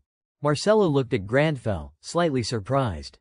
What is with his hair? He self-blamed. So embarrassing, because of my inadequacy. Now the Magic Tower mages doubt your abilities. Li Hoyol, Grandfell stood, not your fault. No need to blame yourself. Inwardly, so sleepy, The reply surprised Marcelo. What? Granfell yielded. Please lead the way. If they do not believe in me, I will make them believe. System notification. Granfell must convince the majority of high-level mages and attend Bush's conference summons. At the conference, a beautiful lady mage sat front row, chairing Busha, high-level mage of the Celestial Academy. Busha smugly. Traveler Li Hoyle, unfortunately, you can't prove your expertise from the start. The triple seal created by 3 high-level mages blocks your entry here. But seems I overestimated you, not even entering. Seeing Granfell not spotting the hidden door, she gloated more. Now you can't even see that hidden door over there. What can you do? The image appears as Yuzha is silently thinking. House of the Traveler Li Hoyle, from the very beginning you have never been able to prove your true strength. The triple layer seal created by 3 high-ranking mages will surely stop you from setting foot here. Don't even dream of entering this place. Even that hidden door over there you won't be able to find it. Suddenly, an event occurs that leaves Yuzha and everyone around her stunned. Mouths agape, her face clearly showing utter disbelief. Then she thinks to herself, impossible. How could he destroy a triple-layer sealing spell so easily? How? Granfell strides in majestically, and everyone stares at him in complete shock. Yuzha's thoughts appear again. Even Marcelo, the founder of magical theories, could not do something like this. One person in the group glances toward the door and sees Yuzha with a grave expression, as if lost in deep thought. Granfell enters, his mood filled with anger. It seems someone is playing a prank on me. Everyone trembles at his words. On Yuzha's side, she feels confused by this strange sensation. What is this? What is this threatening feeling? Granfell walks straight toward Yuzha. I came here because it seems you all wanted to send me a greeting. Meanwhile, Yuzha is still lost in thought. How could an adventurer like him reach all the way here? The image of his footsteps rings out clearly. If you waste my time with such childish pranks, you will have to take responsibility. Granfell closes in, pushing her back into her chair. Do you have enough confidence to bear full responsibility? His cold, piercing gaze stares straight at her, creating a tense atmosphere. Suddenly, drowsiness hits him, so sleepy. Meanwhile, Yuzha trembles and stammers, why yes. Li Hoyle screams inwardly. He can fall asleep even while standing. This won't do, I need to go home and sleep right now. Damn it. Li Hoyle, and he immediately takes action. Granfell turns around, adjusting his tie as he walks away. I will overlook it this time. Please do not be rude to me like this again. Yuzha watches him leave, her face still unable to recover from what just happened. She smiles awkwardly while thinking, a prank. It was just a prank. He destroyed a sealing magic that even I might not be able to break. Suddenly, someone seems to realize something and exclaims, wait, I remember now. That silver-haired guy the first heard he is the adventurer who participated in the Magic Tower's legal discussion without even being invited. Oh my god, is this real? If it is true, then it totally makes sense that Marcelo encouraged him to join the research. With a shocked expression, Yuzha thinks, so that kid. Is he really the adventurer who saw through the Archmage's magical illusion? An image of a tower appears, with a brilliant green magical light shining at its peak against the night sky. Li Hoyle appears with a pale, lifeless face. Something surprises Granfell. A notification screen displays the quests he must complete, and he silently guesses, has the number of mages acknowledging my power increased because of what happened? Only 3 people so far. That is too few. I did not expect it to be this low. Li Hoyle yawns widely, his face showing clear dissatisfaction with reality. He sits down and adjusts his tie. Still, they are all high-ranking mages, scholars who have reached the pinnacle of their respective schools. This is already a very good start. After all, he is not actually a mage, he is a demon hunter, so there is no need to rush. His sleepy face is clearly visible. Then he silently says to himself, anyway, let us sleep for a bit first, then hand over the loot from the Yusra archipelago to the appraisal department. Suddenly, someone calls his name. Li Hoyle, but he ignores it, still thinking, if I start learning from beginner-level magic. The voice calls again. Only then does Li Hoyle notice it is a voice coming from a piece of paper floating in front of Granfell. A question mark appears in Li Hoyle's mind. Granfell and his other self stare intently at the paper, wondering, what is this? A piece of paper is flying in front of me. This is Marcelo, the paper speaks. This is what we call magic parchment. We mages use these as message bearers. If you want to reply, just bring the paper close to your mouth and speak. Granfell, surprised, picks up the paper and stares at it silently. The paper's face looks satisfied to be held by him. It smiles relaxedly while he continues observing in silence. Suddenly, Granfell brings his face very close to the paper, staring intensely. What is it? The paper calmly advises. You do not need to hold it that close. Then Granfell decisively throws the paper into the trash, thinking inwardly, so annoying. The discarded paper is shocked. Wait. Actually, I came here to apologize. Lee Hoyle, I have heard about the incident. It seems they were just playing a prank. On behalf of the high-ranking mages, I apologize for their rudeness. A high-ranking mage is someone who has reached the peak of magic, regardless of school. To maintain their position as leaders in their field, they must constantly prove their worth. Granfell places a hand on his chin and calmly says, in short, they are the most outstanding mages of their generation. So tiring, Marcello. The paper continues sincerely. This time too, because of their shortcomings, they bothered you. Which truly embarrasses me. Granfell, hand still on his chin, ponders what the paper is saying. From a senior's perspective, when someone suddenly appears claiming to be the best, pushing them down to second place is definitely something they do not want. Granfell looks at the paper. No one is at fault here.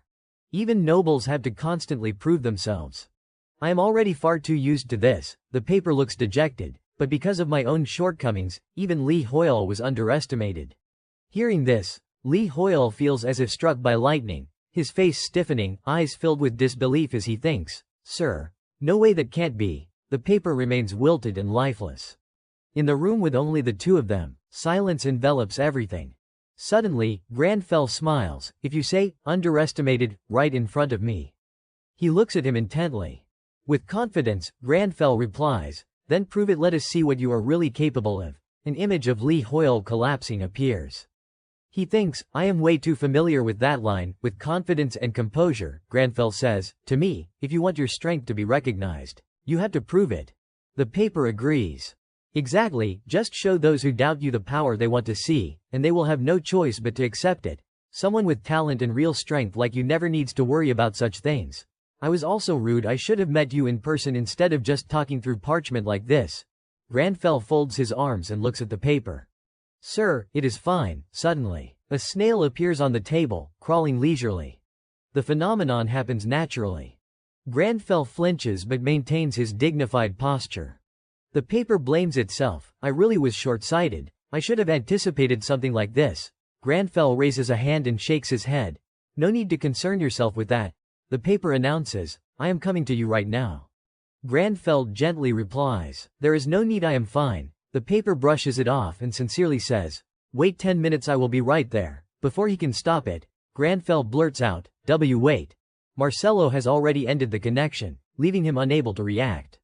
Lee Hoyle, with a miserable face, thinks, I already said I am fine. Granfell rests his head on his hand and slumps. I just wanted to take a short nap, he complains inwardly. If this keeps up, I am really going to die. Too many things are happening. Then he lifts his head, looks at his hand, and thinks, convincing high-ranking mages, beginner mages. Sir, I am not even a proper mage yet. Is not that quest way too hard for me? Besides, my level is only 226, while every high-ranking mage is at least level 600 or higher. To them, I am still just a snot-nosed kid, but it can't stay like this. To be highly regarded, I have to prove myself, turn the impossible into reality and erase their doubts, with 4 words, determination, intervention, and demonstration. For Lee Hoyle's pride, for Granfell's honor, Lee Hoyle pushes himself up, looks ahead, and smiles. Suddenly he gags. What the? Images appear, one person relaxing, another vomiting miserably.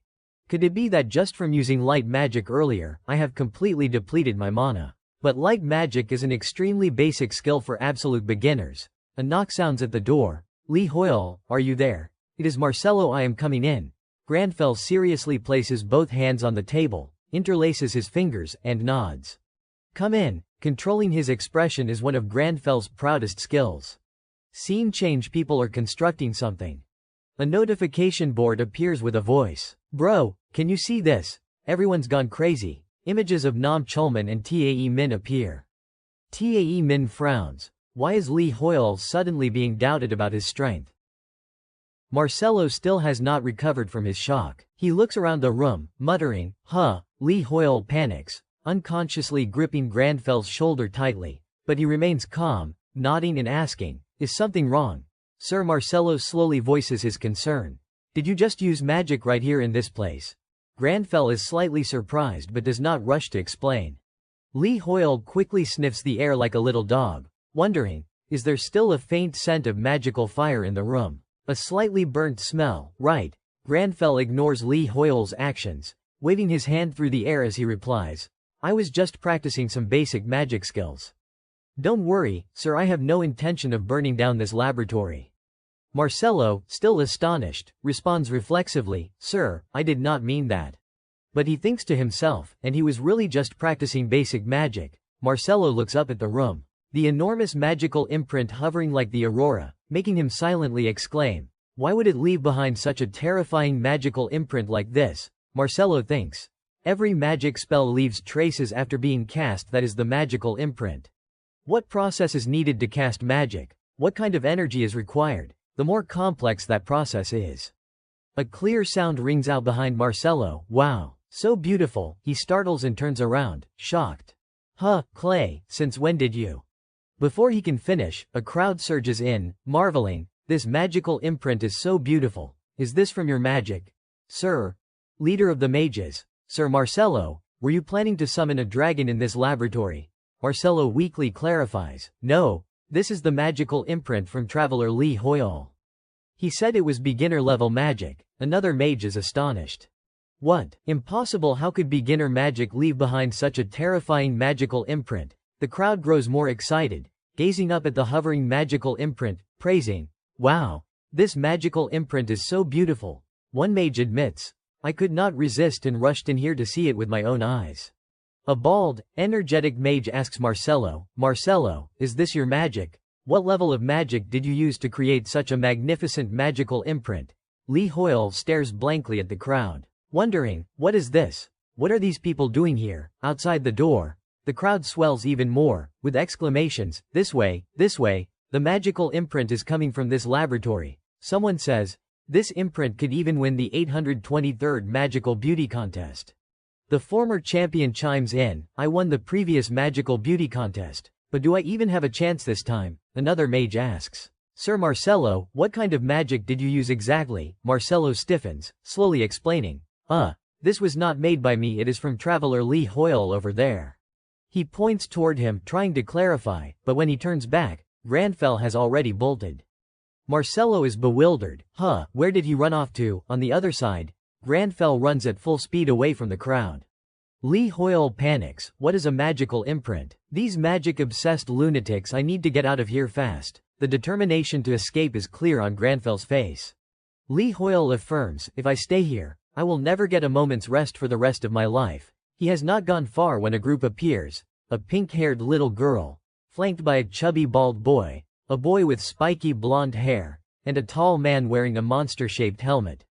All four are excited. The pink-haired girl speaks first. "It is Traveler Li Hoyle. Oh my god, we finally found you.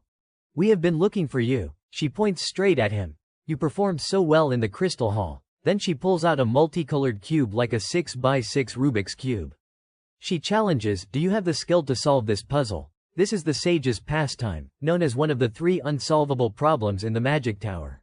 So far, the record to solve this puzzle is 9 days, 3 hours, 21 minutes, and 7 seconds. She boasts proudly, "The more you overuse mana, the harder the puzzle gets." Even Sir Marcello took over 10 days to solve it. Granfell brushes past the 4, snaps his fingers reversal magic, and the Rubik's Cube returns to its original state.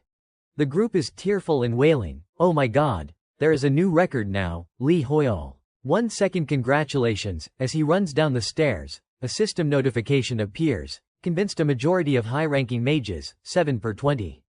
He rejoices silently, 7 already at this rate, it will be done soon. While focused on the board, a flash from a phone shines straight into his face.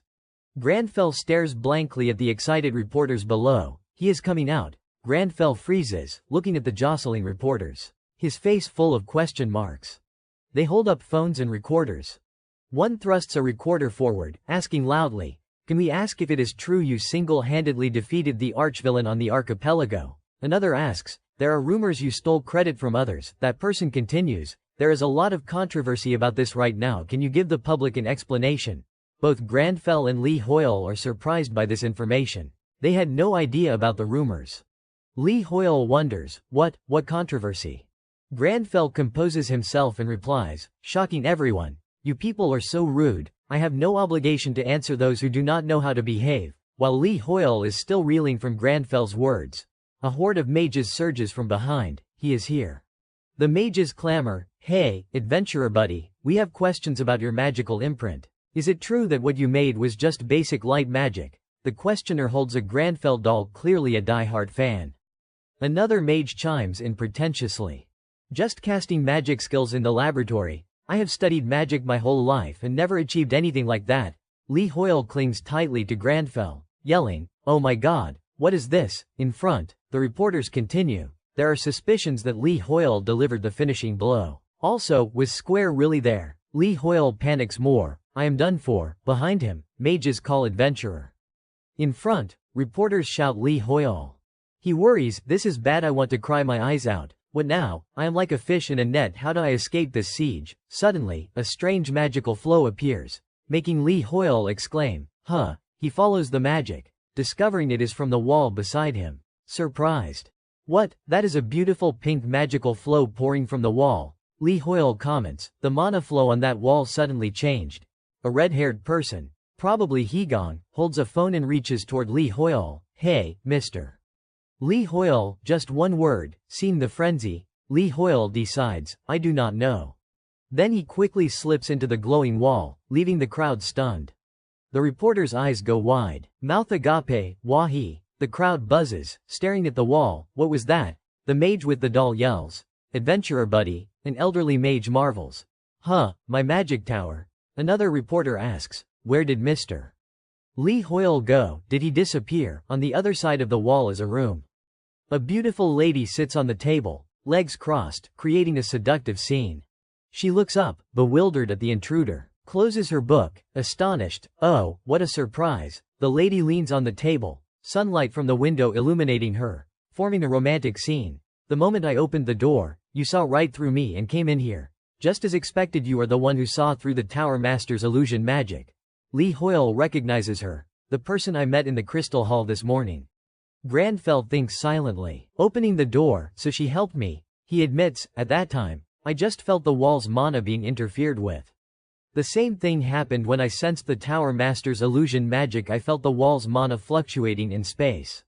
At that moment, I just tried to seek out the altered magical power of the wall and restore it to its original state before the interference. This magic is too simple. She stares blankly, then covers her mouth and chuckles clearly, before bursting into laughter, leaving Li Hoyle confused and flushed. What is with that tone? Why laugh like that? Do these two women want me to thank them for helping me? She turns serious. Indeed, if you are being underestimated and want. Li Hoyle feels like spitting blood on the spot. She continues, to be highly regarded, then prove your ability. That is what you mean, right? Li Hoyle is embarrassed. Huh, how does she know that line? She says seriously. Traveler Li Hoyle. She places a hand on her chest, calmly. You might be the only mage who calls the Tower Master's illusion magic simple. Well, it is a bit late for greetings now. She extends her hand, bowing slightly. I am Yuja, a high-ranking mage of the healing school. She looks straight into his eyes. By the decision of mage leader Marcello, I officially recognize Traveler Li Hoyle's qualifications for joint research on new magics. A system notification rings, convinced a majority of high-ranking mages, 8 per 20. Granfell stares in shock at the changing number. 8 already by the time I get home, not bad. Li Hoyle scrolls through hot news on his phone. The top headline, finally, it is confirmed Li Hoyle did not capture the archipelago archvillain. The third article is Yuja, talking about him, mixing praise and criticism. Li Hoyle's eyes bulge. What is this? What do they want me to explain? He keeps scrolling. Please do not tease me like this. Down and Berserker explain the situation. Comments below defend him. Li Hoyle definitely captured that monster. I saw it. The next one supports. If you were not there, shut up. A few skeptics. Honestly, if I watch this video now, I would believe it all. The more he reads, the stranger it gets. He is surprised. What are these people doing? But Li Hoyle is troubled by something else. He looks at the tall man who just finished cleaning, now lifting a barbell in front of him. But why have not I yet? A system notification, train your weak body, 500 times. He looks at the board, crying. Can't sleep yet. Does Granfell have no concept of work-life balance? Lee Hoyle checks his status board. He is level 226. He silently notes, however, from repeating daily quests non-stop, the muscle strength and agility stats I gained as rewards are 33 and 35 respectively. Compared to other players at the same level, I am ahead by 10 to 20 points. Lee Hoyle silently likes Granfell's diligence. I just repeated daily quests. But the gap is this big, truly amazing. Granfell calmly chops carrots beside Lee Hoyle, continuing enthusiastically. Of course, for a demon hunter, strength and agility stats do not help much. No close combat skills, no wide area combat skills. Still, it salvages a few advantages, great at quests, miscellaneous tasks. He wipes his nose, accepting reality. At least I need to gain some mana points. Lee Hoyle slumps at Granfell's feet, thinking Granfell's talent helps him learn magic quickly, even if unrelated to demon hunting. It would be great if he showed some talent in close combat. He watches Granfell calmly chopping carrots, like Harkon's sword techniques. At that moment, a strange feeling hits. Granfell pauses, closes his eyes, thinking of Harkon's fluid sword path. Something's off. This feeling like floating, with eyes closed. He does not see green magical sparks rising around him. Lee Hoyle watches Granfell in awe as the carrot-chopping knife elongates, unleashing a world-shaking power that slashes the kitchen in two. Water and carrots float mid-air. The brick wall cracks, water sprays everywhere. This is one blade, two cuts, 100 slashes. Heavenly storm. Lee Hoyle is stunned, eyes wide. What, in one swing? While chopping carrots, he learned a new knife technique. On the other side, water sprays out, creating a rainbow in the sky. Down on the street, a boy with his mom points up. Mom, water's spraying over there. An old man from afar marvels, what a beautiful rainbow. At the Yusra archipelago, the reconstruction headquarters of the Berserker Guild is under construction. Belusi, dressed in work gear, is glued to her phone, watching something with an indulgent, almost doting look in her eyes. Her two subordinates notice the terrifying expression on her face as she stares at the screen and grow worried. One whispers to the other, "Why is our guild leader even here, and what on earth is she watching on YouTube?" The other shrugs helplessly, holding his own phone. Beats me. Back to Belusi. On the screen, a reporter is defending Scar regarding the Yusra incident. So, as Scar said, he dealt with the worm alongside the Night Order. We hope everyone understands we can't respond to every single controversy. Before the reporter finishes, Belusi switches to another video. This time it is Hegong, shouting passionately about Lee Hoyle's greatness. Of course, our Sir Lee Hoyle single-handedly crushed all those monsters. I was there. I saw it with my own eyes. Almost a disaster. Because the moment the great evil appeared, everyone froze in terror. The noise from the video annoys Belusi.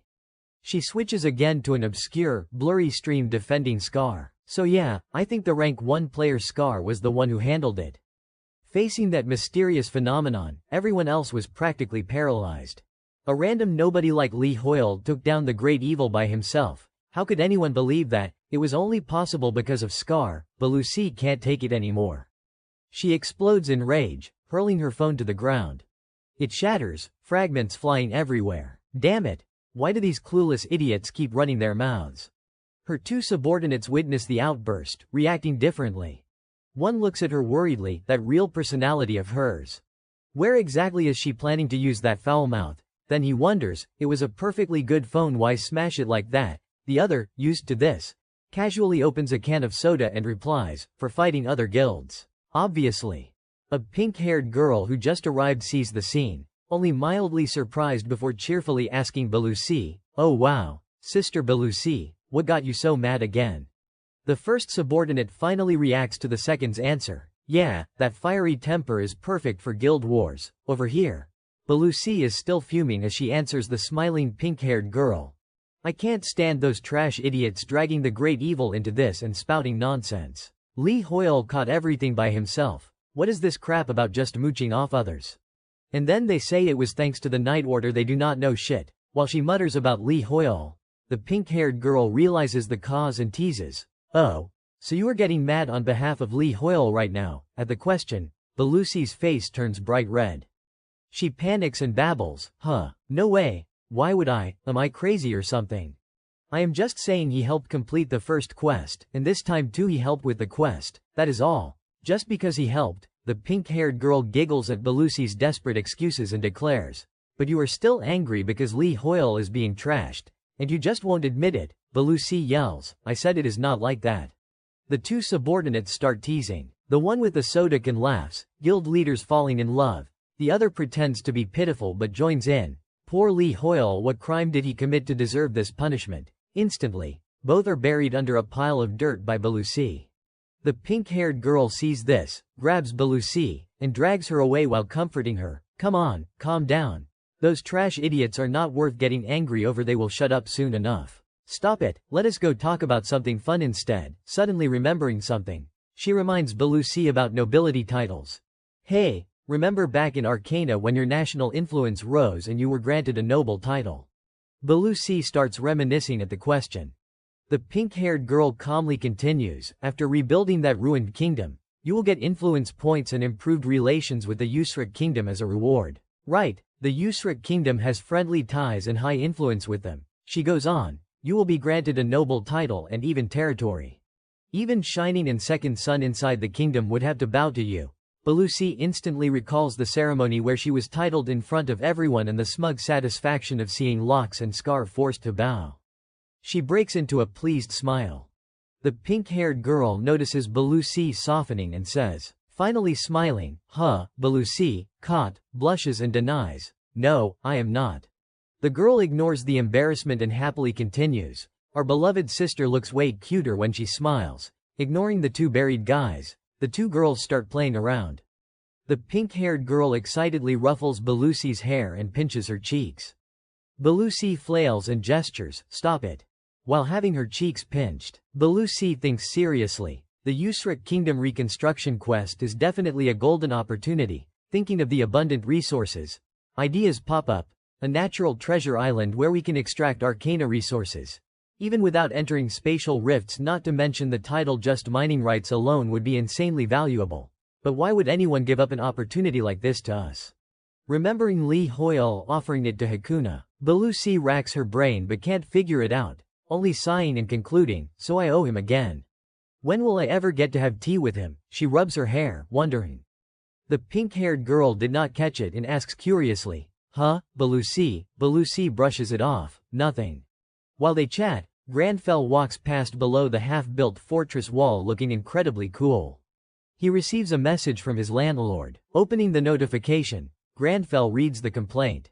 "Young man, I only re-rented the place to you because you were honest, quiet, and clean. How am I supposed to deal with the house being destroyed like this?" Seeing the landlord upset, he gently replies, "That was my fault for carelessly using uncontrollable power. Just send me the repair bill." The landlord, feeling he is not sincere enough, explodes. "What did you just say?" After sending the message, Granfell checks the time on his phone and muses, "Damn, luckily I awakened Sword Aura, but I almost caused a huge disaster because I could not control it at all." Lee Hoyle recalls the scene of wielding a kitchen knife that burst with brilliant sword aura. Sweating as he panics and thinks, "How do I reduce the size of this sword aura?" Remembering his HP dropping so fast from using sword aura that he was bedridden for 6 days, he inwardly screams, "Stamina drains in real time." Granfell walks while calculating. Even searching for sword aura online only brings up novels. "First I unexpectedly came to the Usra archipelago, wonder if Harkon will teach me sword aura control." Just as he arrives, a guard stops him. "Hold it, please stop." Hearing the order from the Usra kingdom, Granfell is confused and blurts, The guard explains, "We are currently in the kingdom restoration phase, no unauthorized entry." Then he demands identification. "Do you have Usra residency proof or a certified entry permit?" Granfell calmly answers, "I do not." Inwardly impressed, they have already set up a pretty solid system. Hearing the answer, the guard's eyes light up. "Then you cannot enter, sorry, please leave." Granfell looks at the guard's cheerful smile and thinks, so the Arcana people who immigrated to the Usra kingdom. Such bright, cute faces even while rejecting someone. Still, Granfell asks, "I am here to see Harkon, is there no way?" Hearing the name Harkon, the guard double-checks, You mean Sir Harkon?" The guard looks at Granfell strangely, then his expression turns contemptuous because that is a high-ranking person. Granfell notices the attitude and feels slightly annoyed, getting a little pissed now. Even so, he tries, "In that case, Could you at least pass a message to Harkon or Hakuna? Before he finishes, the guard sneers and rejects, no way.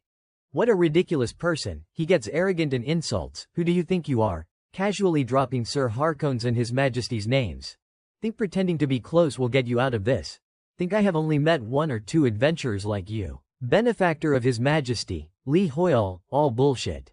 While the guard loudly berates him, Hakuna excitedly runs out. Waving, Sir Li Hoyle, the guard sees Hakuna being friendly and panics. Granfell sees her, points once, and calls, Hakuna, the guard's mouth drops open in horror.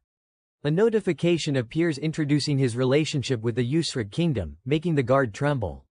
Granfell remains calm outwardly, but Li Hoyle inside is surprised. Just knowing the name triggers this effect.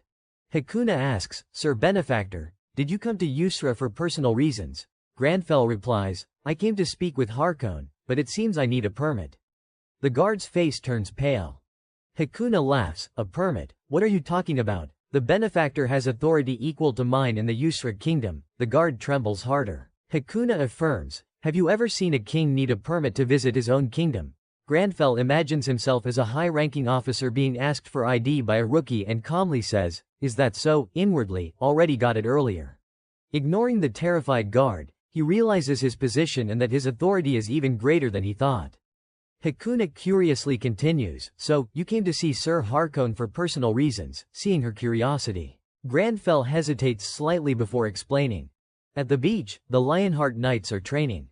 Jessica, the commander, yells criticisms, your stances are a mess, stand straighter, raise your swords higher. How are you going to defeat demons back home like this? Shout louder. The soldiers roar and swing their swords.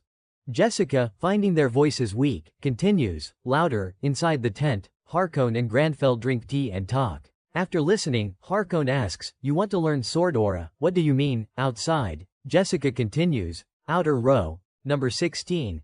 The scolded soldier in the outer row inwardly complains, this guy, raise your sword higher. Li Hoyle casually sips tea and answers, I want to know how to control the aura on your sword. Harkon hesitates, so you have seen that light, even after training for over 10 years. Without natural talent one can't even sense it, you never cease to surprise me. Harkon sighs in admiration. Granfell sets down his tea strainer confidently, nothing surprising about it. Li Hoyle worries, zero humility, this guy. Harkon sighs and refuses, but that won't work, even for seasoned swordsmen. Sword aura is not something you can just learn because you want to. Besides, are not you a mage? Even if you can see sword aura, you would need at least 10 years of sword training to awaken it. Granfell interrupts firmly, I have already awakened it. Harkon is flustered, Sir Li Hoyle, what are you saying right now? Li Hoyle calmly repeats, I said I have awakened it. Sir Harkon, what I want to know is how to control sword aura. Sir Harkon is stunned and shouts. Jessica startles and responds, yes, Commander, he eagerly orders, bring a sword and the lion's oath here. Jessica hesitates, yes, understood. Li Hoyle calmly drinks tea. A moment later, a lion-shaped stone slab is brought before him and the Lionheart Knights. Li Hoyle observes it worriedly, what is this, a slab of iron? Lauren asks Jessica, the lion's oath, why are you confused? I do not know either. How would I know what the commander is thinking? Harkon proudly introduces. That iron wall is called the Lion's Oath, a relic passed down through generations of the Lionheart Knight Order. It is made of a metal nicknamed iron that does not exist in this world. Its hardness is as strong as the absolute, unbreakable oath. One of the 2 sword scars on the lion's face was made by the first Knight Commander, and the other is the scar I created. Granfell is slightly surprised. Harkon raises his sword and asks, so, Sir Li Hoyle, he offers the sword. The method if you can truly awaken sword aura. Try becoming the owner of the 3rd sword scar. Granfell looks at the sword, finding it odd. Lauren tries to stop him, Commander, how can we let an outsider? Jessica speaks up, quiet, there is no way the adventurer could Sir must have already thought this through. Lauren is about to object, but Granfell smiles, I cannot wield that sword. The 3 are confused, what is he planning? He steps toward the Lionheart training swords and says, instead, lend me this sword. Harkon and Lauren are shocked. A training longsword. The blade won't even hold when striking. Both think this as Granfell takes the sword aura erupts, leaving Lauren and Jessica speechless, Harkon wide-eyed, and the soldiers gaping. Granfell powerfully slashes with sword aura and shatters the lion's oath. Lauren is at a loss for words. Absurd. This makes no sense. How can a mage wield sword aura that strong? Granfell calmly asks, is that enough? While his HP rapidly drains and he is nearly exhausted. Harkon smiles with full admiration. Li Hoyle, you truly never cease to amaze me. Now I am even more curious about your potential. Regarding the training session, he announces while observing Granfell's trembling hands. Misunderstanding. He seems moved by the chance to gain new knowledge. Harkon looks at both and declares, all right, Jessica, Enix Lauren, he will train with you too. His hands still shaking, Jessica and Lauren quickly reply, understood. Harkon explains to Granfell, we will start with the basics of swordsmanship. Jessica and Enix Lauren are both outstanding swordsmen and sword aura experts. So, train your body with them first, but you are not allowed to use a sword unless permitted. Hearing this, he is overjoyed to tears inwardly. He knows exactly what I need. Harkon is the best. Granfell calmly replies, let us do that. Then the training session continues with his participation. Lauren observes Granfell, thinking, he is a mage who wants to learn swordsmanship and the captain favors him.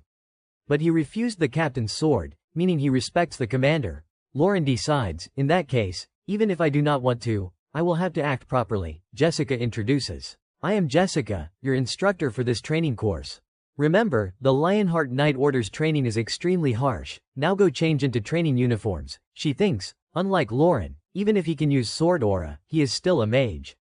If his stamina is poor, he won't be able to apply sword aura in real combat. I will make you live one moment, die the next, you incompetent mage. But seeing Granfell's toned physique, Jessica bites her lip, swallows hard, eyeing him with desire. Oh, those abs. The epitome of perfection. Women go crazy for it. Lauren notices and says, Jessica, I think I just heard you swallow. Jessica, suppressing it, orders, let us start training. The most basic thing in swordsmanship is the sword grip stance. As she demonstrates, raising her sword hand, she commands, everyone, extend your swords. Lauren observes. Pointing out errors, you are leaning too far forward. Place your left hand at navel level and angle slightly forward. Jessica loudly corrects the soldiers. Grip firmly with your thumb. Do not point your right foot outward. He continues guiding. The right hand only applies force during attacks. Everyone, do a vertical slash. Lauren inwardly marvels. She is so passionate. Granfell follows along, wondering. How does Harkon hold his sword? Pressured, quick, concise, powerful. Recalling Harkon's sword swings, he closes his eyes, focuses, raises his sword high. Suddenly, Granfell's eyes snap open. Like this, as if enlightened, he slashes vertically downward. Sand and gravel scatter everywhere. Lauren and Jessica are stunned, hair standing on end like electrocuted. Lauren approaches, fixing her hair and asking Granfell, wait, Li Hoyle, how did you? He replies, I tried imitating Sir Harkon. Lauren doubts, imitate, nonsense. That is the commander's swordsmanship technique, the ultimate level all Lionheart Knights aspire to. Jessica recalls Harkon's swordsmanship, but after observing him, she is wary, and he perfectly recreated it after just a few glances. With that much sword aura, I thought he was just a slightly abnormal mage. But I have never seen a genius like him. That is Jessica's assessment after seeing Granfell demonstrate. He just holds the sword, happily evaluating, this is pretty good. Harkon watches from afar, affirming, he is definitely a natural talent who could surpass me. What a shame he is a mage. He smiles proudly, deciding, I must guide him well so the mage world does not claim Li Hoyle. Hakuna arrives, calling, Captain Harkon. Harkon replies, Your Majesty. Hakuna whispers to him, I heard my benefactor wants to learn swordsmanship, so I came to watch. He cheerfully comments, this beach has a bit too much sand, I worry it might affect my benefactor's health. Hakuna is shocked, his serious gaze sweeping the people behind, stunning them. Everyone grabs brooms, frantically sweeping on command. They are afraid Li Hoyle will get sick. Not a single grain of sand sweep at all. Hakuna continues, and now I see the sunlight here is quite glaring too. Will my benefactor faint from the heat? Harkon worries. The deadly glare terrifies everyone. They hauled trees from the forest to plant on the beach, creating shade for Li Hoyle. Everyone works like mad ants, each carrying a large tree with sky-high morale. Completing the task. Finished, Harkon praises Hakuna. Your Majesty cares about every little detail for today's training. What an exemplary model for the people. Hakuna beams delightedly. Really, Harkon surges with enthusiasm. I can't believe your majesty is this concerned. As Knight Captain, I can't stand by idly. Jessica and Enix Lauren shout in unison. Understood. Hakuna, amid everyone's confusion, gleefully tosses aside his armor. Seems I have been too idle. I will join the training too. Don't feel pressured because I am your superior. Treat me just like any other trainee. Enix sweats in fear. What? The commander's suddenly saying this. Jessica feels 100 times the pressure, trying to stop him. Commander, please calm down first. We trainees need to hear from the trainees. Everyone choruses. Yes, yes, yes. Hakuna confidently points at Grandfell. Ask for opinions. Can I join? Lee Hoyle senses killing intent from Enix and Jessica, thinking, if I agree, I will become a serious criminal.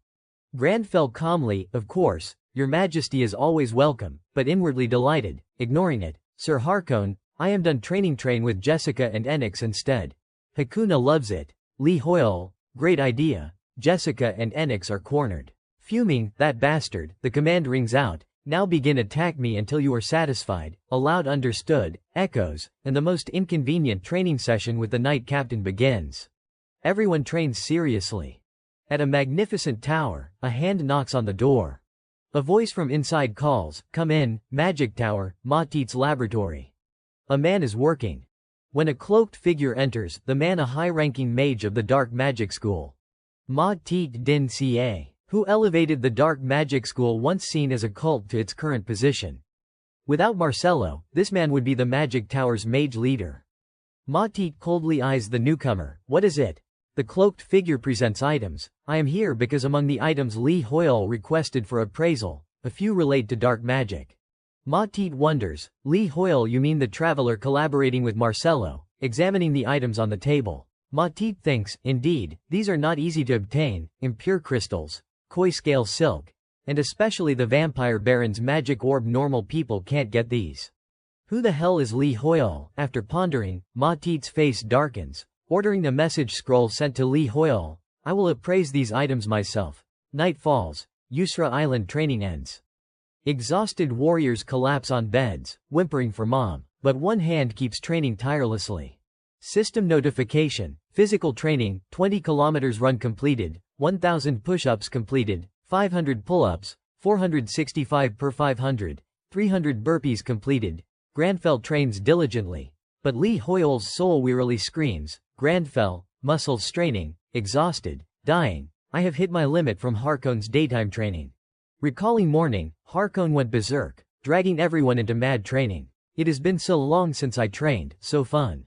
Add 100 more laps. System, 20 kilometers run completed. Lee Hoyle's soul rages. Harkon, you damn old man. Show some tact and get lost. System rewards. You trained beyond limits. Meeting conditions, you will receive rewards. Lee Hoyle is surprised. Reward conditions ahead. Stamina stat 35, agility 37, mana 126, luck. All fatigue vanishes. He is ecstatic, but, Grandfell, I really need to sleep. Just then, Grandfell spots a bird carrying a scroll flying in.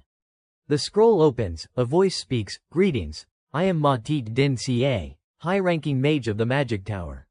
I am here to report to Lee Hoyle the item appraisal results. Grandfell and Lee Hoyle are dumbfounded. He thinks, oh right, I left items at the Magic Tower for appraisal. Grandfell, seriously, please proceed, Matit explains. First, Vampire Baron's Magic Orb, unique grade, level limit 400. An orb filled with vampire blood. When it bursts, it deals damage to the enemy. The Vampire Baron's Magic Orb is a demonic magic tool, a rare item. I want to rent it for research. Lee Hoyle's soul calculates. Level 400 limit. I can't use it yet. I can use it to get my medal back later. This is even better. Grandfell coldly, I permit you to rent it. What about the other items? Matit continues, impure crystals, unique grade. No level limit. High-grade impure crystals, maintaining emerald purity. Appraisal shows life recovery effect when shot, can be used as archipelago treasure jewelry. Koi scale silk, unique grade, no level limit. When used in crafting, increases fire attribute consistency, evasion chance, unlocks aesthetic stat. It can also create items. Can I rent the koi scale silk too? Grandfell folds arms, pondering, aesthetic stat. Never heard of it. What is that stat? Lee Hoyle's soul muses. Intriguing, I need to verify it myself. Grandfell, after pretending to think, concludes, I cannot rent you the koi scale silk. I want to use the impure crystals for jewelry and the silk for a handkerchief. Matit, expressionless, understood, however. If you mass produce, you could make a fortune. Li Hoyle's soul resolves. Time to use the negotiation skills I learned as an office worker. Since this is my first order, I want to check quality before deciding, and since I do not know the Magic Tower's capabilities yet, please produce in the most efficient way to showcase your skills. Grandfell grips the scroll, calling, Matit Din Ca, startling him. He strikes the coolest pose, smirking faintly. I want the best results, no matter the cost. Li Hoyle's soul distorts in rage. Who asked you to answer that knowing Grandfell's house is super rich? Matit's eyes sparkle. Thinking. Li Hoyle, this guy is not someone Marcelo picked randomly, how interesting. After a while, Matit gently, I understand. Li Hoyle's soul, exhausted like a 90-year-old. Good, end the conversation here, I can't do more. Time to sleep. Li Hoyle sprawls on the bed, instantly snoring with Grandfell, leaving Matit talking to himself. Matit realizes, wait, Li Hoyle, he grumbles bitterly, damn it. He fell asleep, do not disturb your sleep. He leaves, leaving writing on the scroll, I will wait for you in the Sky Garden, the full message. I will wait for you in the Sky Garden, please come discuss with me. High-ranking mage of the Dark Magic School. Dawn at the Yusra Archipelago. While everyone is still deep in sleep, a figure diligently runs along the beach. It is Grandfell, excellently completing his physical training exercises. Li Hoyle happily thinks, now I am getting somewhat used to these quests. Suddenly, an owl swoops down from the sky, clutching a piece of paper with a lifelike human face. It calls out, Li Hoyle, your earnest paper is here. I was a bit worried since I had not heard from you since last night, so I came here. I apologize in advance if this message bothers you. Li Hoyle is surprised. Huh, what message? Grandfell calmly asks. A message? It turns out a message had been sent since early morning. Grandfell regrets, I did not see that message. The message reads, I will wait for you in the Sky Garden. I sincerely invite you to converse with me. Matit Din Ca, high-ranking mage of the Dark Magic School. Matit speaks from the other side of the messaging paper. It is fortunate you have not read it yet, as the appointment has slightly changed. But I earnestly invite you to meet me at the Sky Garden tomorrow afternoon. Grandfell coldly refuses. Difficult. Matit is puzzled. Are you busy? What about the day after? Grandfell sticks to his answer. Still difficult. Matit sighs. Oh man. You must be swamped with kingdom reconstruction. What about morning? He interrupts. Difficult too. Matit seems to realize something, pondering deeply. This is a test. Li Hoyle, the first research collaborator of a high-ranking mage working at the Magic Tower. He is challenging the politeness and elegance of a high-ranking mage. The mage steps back.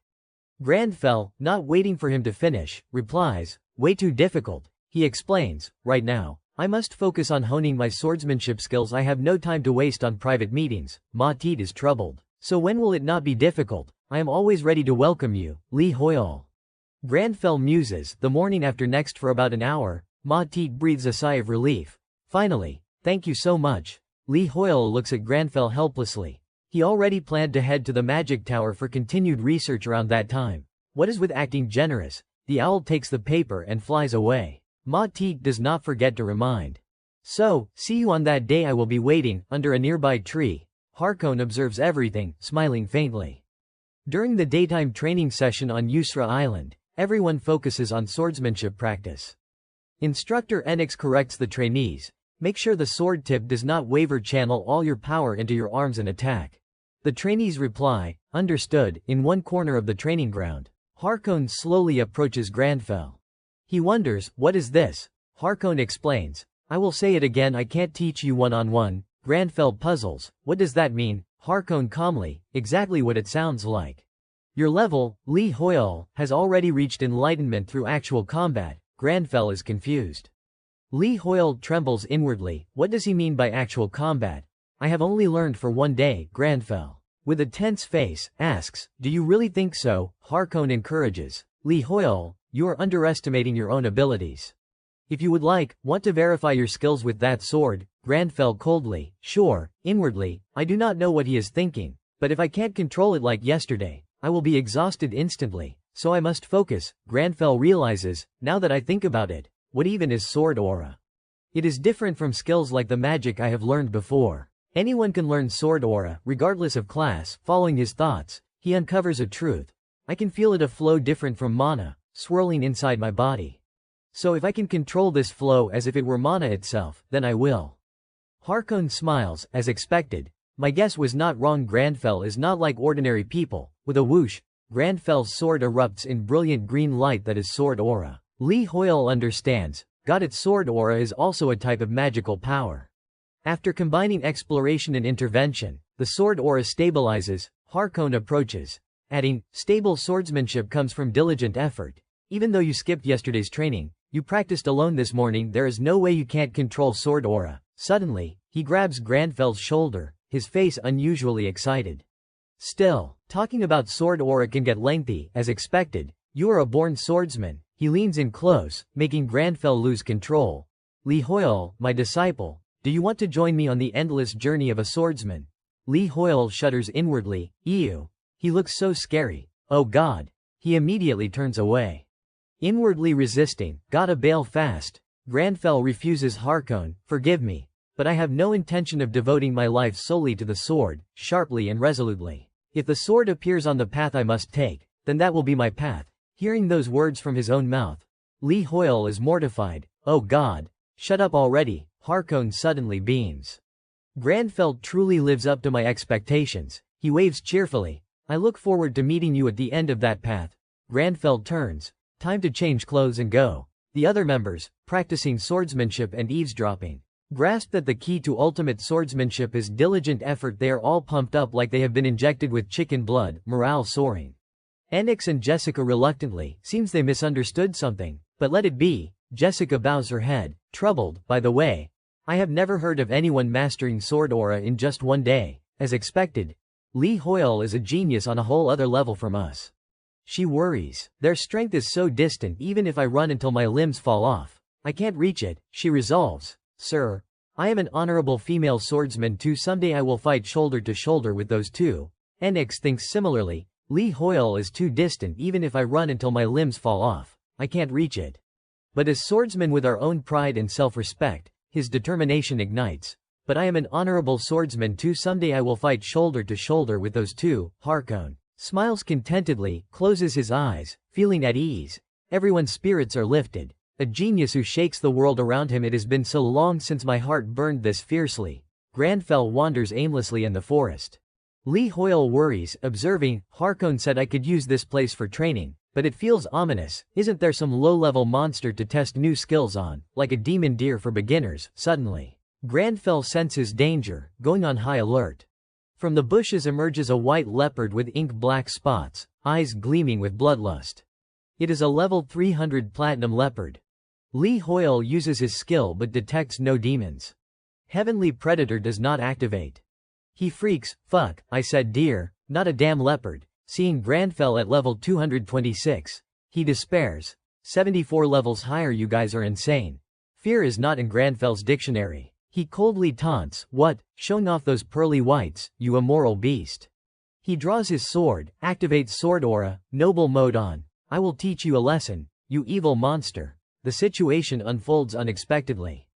Li Hoyle panics, activating some weird shit. It is still not that skill. In another part of the forest, monster corpses lie scattered, blood staining the path, all slain by one person. It is Kiss, captain of the Dark Mercenary Squad.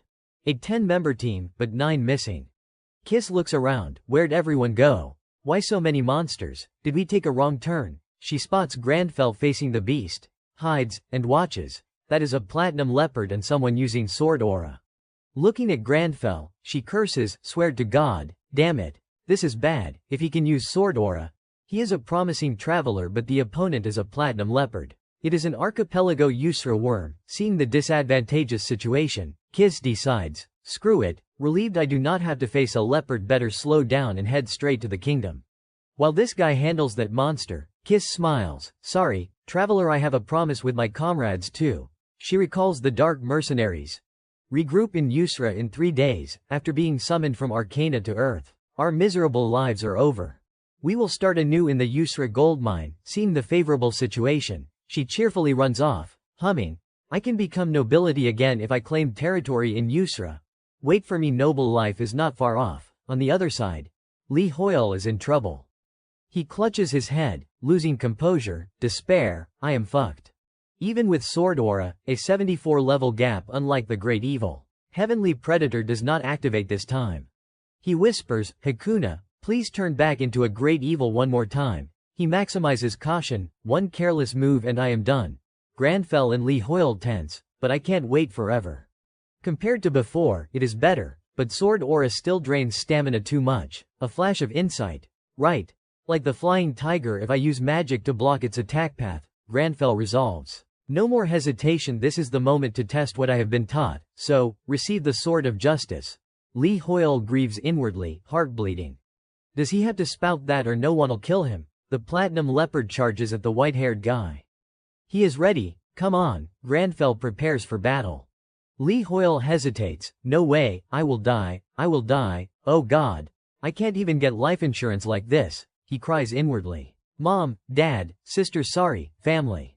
Ugly Lee Hoyle's going ahead. Suddenly, he pauses, assessing, why'd Granfell drop the leopard instantly? He is shocked. The leopard, why's it moving like a turtle?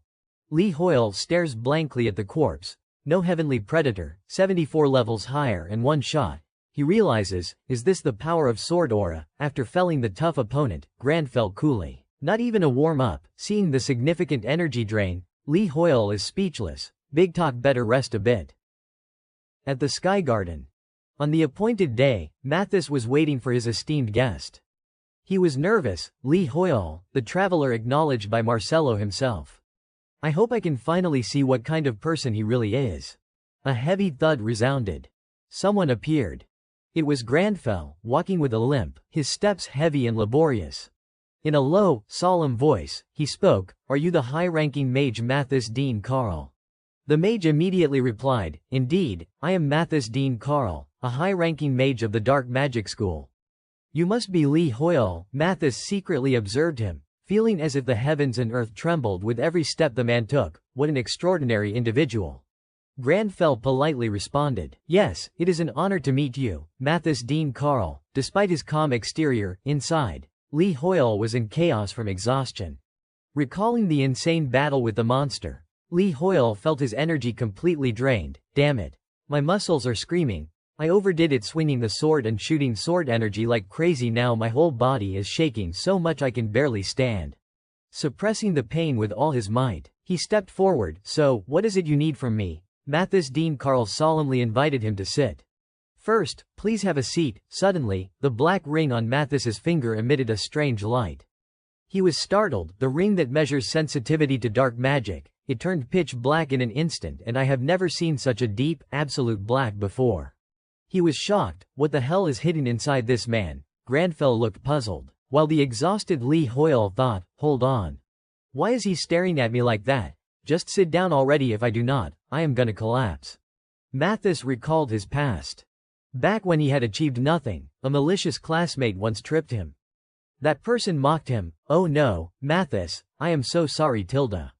As Mathis lay on the ground in humiliation, his classmates sneered, How can you be so careless? Don't tell me you are going to waste all those precious materials. Why are you so obsessed with that crude curse magic? Even my dog could use that kind of magic, stupid magic.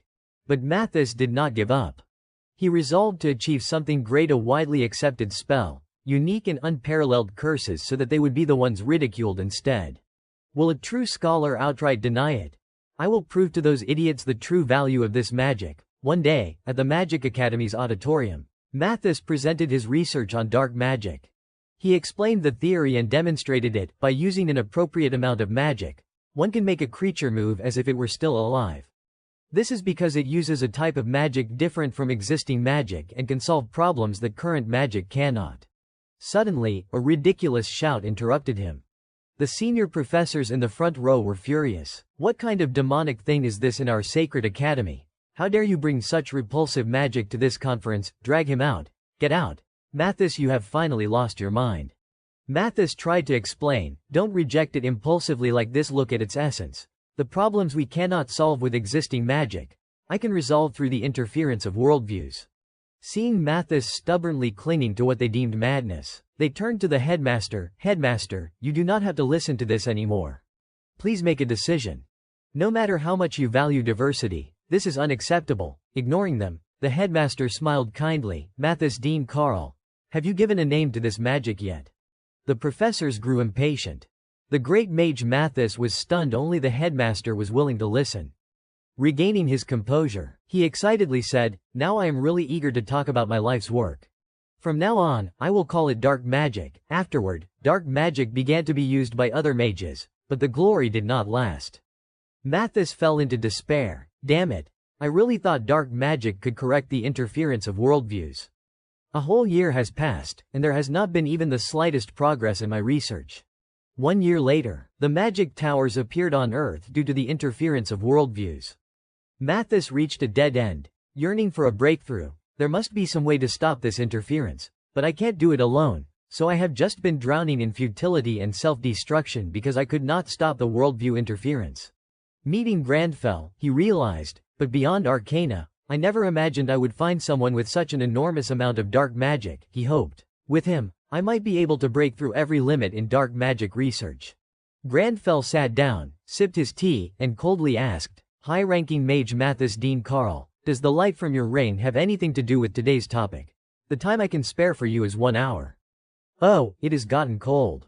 Mathis realized his rudeness and blamed himself. My apologies, these rings measure the target's sensitivity to dark magic. In other words, they measure your talent in dark magic. However, this is the first time it has ever shown such an intensely pure black.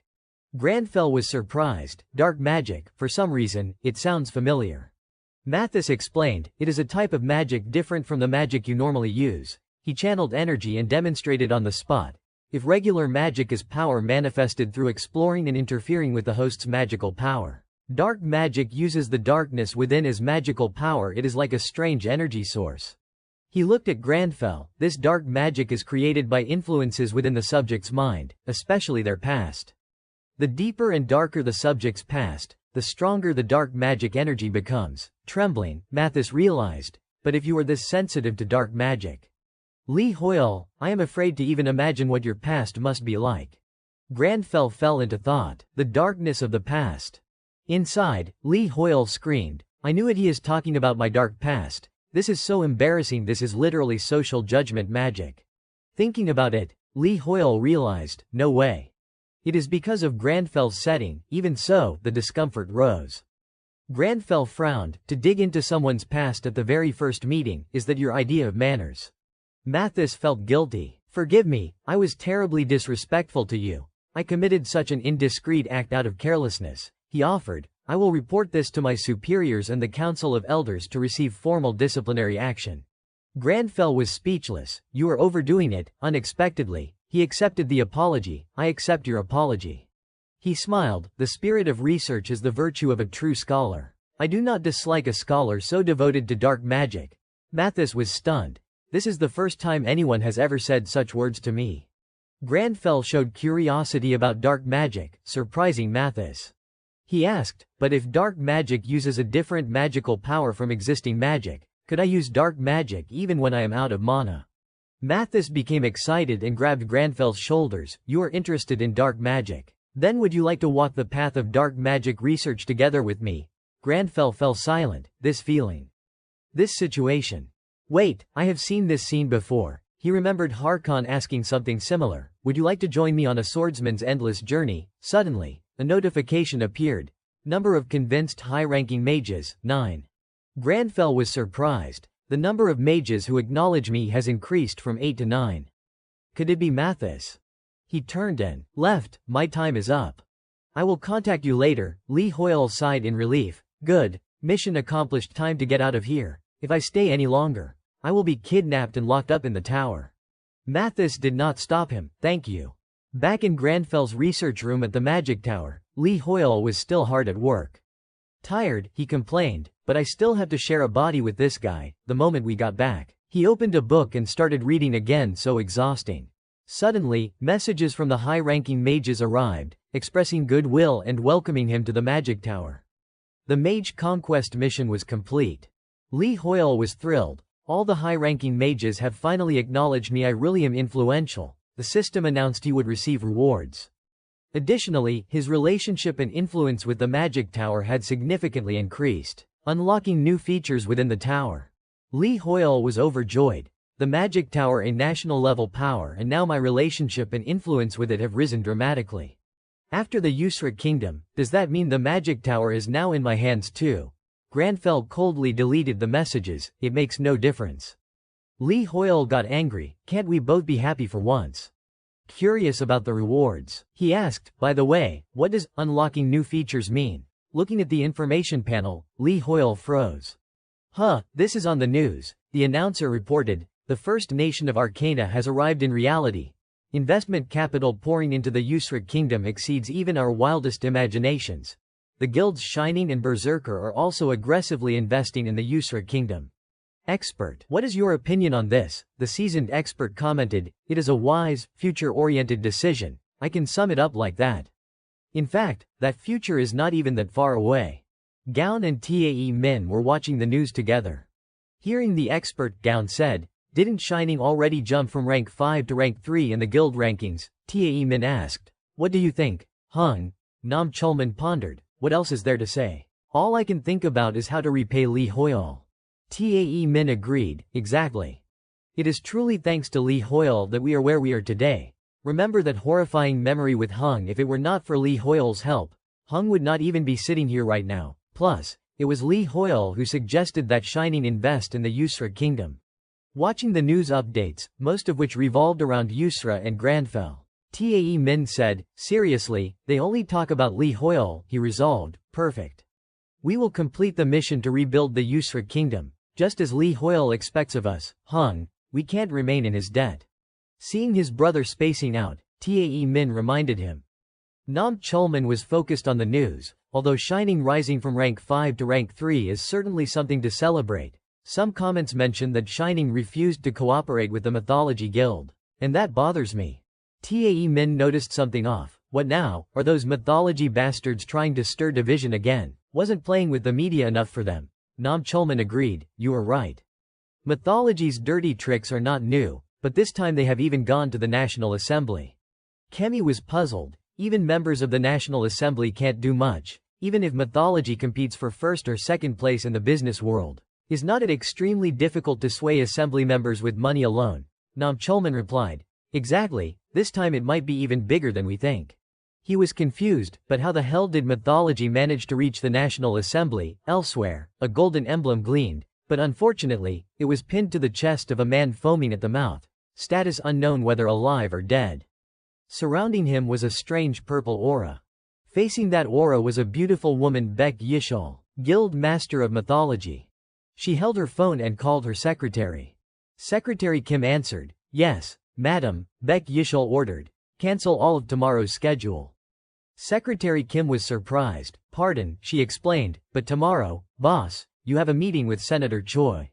Beck Yishol did not respond. On her phone screen was a picture of Granfell. Seeing her boss silent, the secretary knew the decision was final.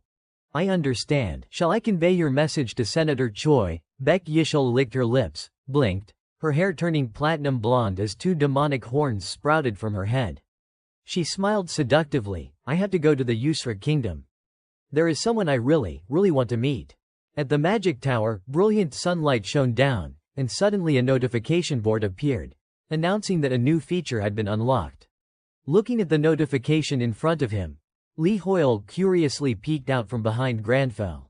A new feature. Suddenly, his phone vibrated incessantly. Granfell flinched slightly, glancing at the phone still ringing on the table, producing distracting sounds. Lee Hoyle thought irritably, who keeps calling like that? Observing the notifications on the screen, Lee Hoyle frowned. It is sis. What is it this time?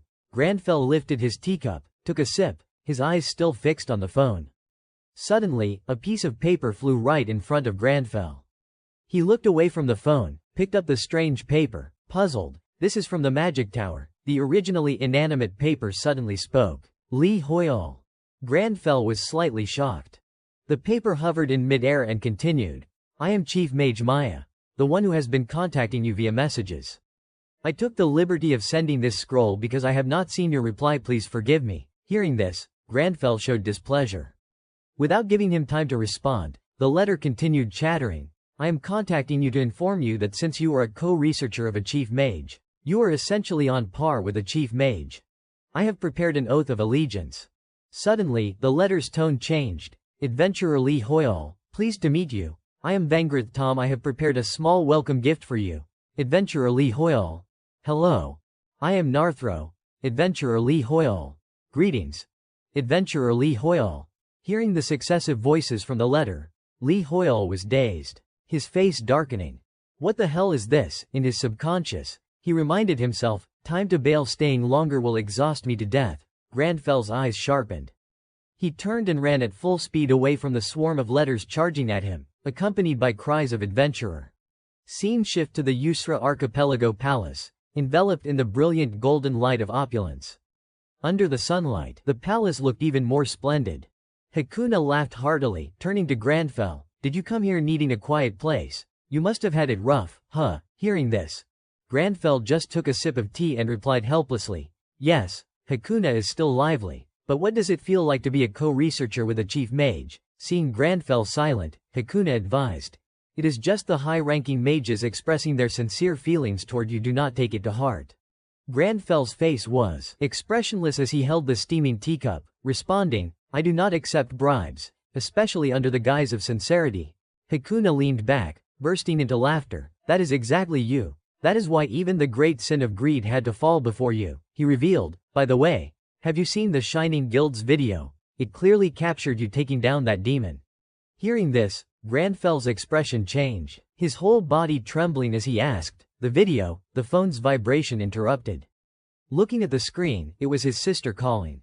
Grandfell wondered. Lee Hoyle appeared, saw the call, and thought, oh right. I forgot to reply to Sis's message. What happened? Grandfell turned to Hakuna. Excuse me. The call connected, Sis. Before he could finish, Lee Yaram's annoyed face appeared on the screen. Yelling, enough. Seeing his sister like that, Grandfell replied helplessly. What? Lee Yaram ignored him and continued. You are not greed or some cardinal sinner. Wake up. Last king of the Yusra kingdom. On the screen, Lee Arang smiled brightly. Hey, kid. Behind her was Lee Yunhye. Lee Arang, don't climb on people like that. Time to fix your mistakes. All three shouted in unison. Lee Yaram held out the phone, comparing Grandfell's expression to her own. After the coordinated attack, Lee Yaram smirked triumphantly, imitating Waitrang perfectly. Right, Lee Yunhye praised, your fight was so cool. Millions of views on YouTube. Grandfell endured it, recalling his sisters on the other end still exclaiming, to think you took down the great sin of greed all by yourself. Grandfell swiped his finger and hung up. He set the phone aside. Hakuna rested his chin, the atmosphere quiet. Grandfell hung his head dejectedly, his voice low as he asked Hakuna, can you let me rest somewhere? Hakuna cheerfully replied, of course. Want a position here too? I am thinking Duke, since you contributed to the kingdom's foundation, or maybe privileges to rule a territory. Grandfell helplessly. Just a room is enough. Lee Hoyle could not take it. I am dying. At a wooden house in the forest, sunlight filtered through, fresh air all around. Grandfell flung open the door, light flooding in. His vest was neatly folded in the closet. He loosened his tie hurriedly, teabags spilling and piling on the floor. Grandfell collapsed onto the sofa, phone in hand, eyes glued, expression heavy. So embarrassing. How are there this many views? Looking at the search results on his phone, Grandfell was annoyed. Who allowed those shining guys to upload my video without permission? I should sue them for secretly filming. Suddenly, a sensation made Grandfell stop thinking. Outside, grass and trees bathed in sunlight, peaceful space. He sat still, eyes wide. What signal is this? I have felt something like this before. Dust particles gathered around Grandfell's nose. The window flew open, a mask covering his face unnoticed. Hair disheveled, he muttered, it is dust. Lee Hoyle appeared, awkwardly scratching his head. I have not cleaned anything here. At the Yusra Archipelago construction site, everyone seemed extremely busy. At a red tent, 2 guards stood watch outside. Tae Min's face was full of bulging veins, his pointing finger trembling forward. Looking at the fluctuating chart on his phone, he stammered, woman, what is this? What the hell happened to our stocks? He yelled at Nam Chulman, who was resting his chin and sighing. It is that mythology guild spreading these rumors again. Tae Min was surprised.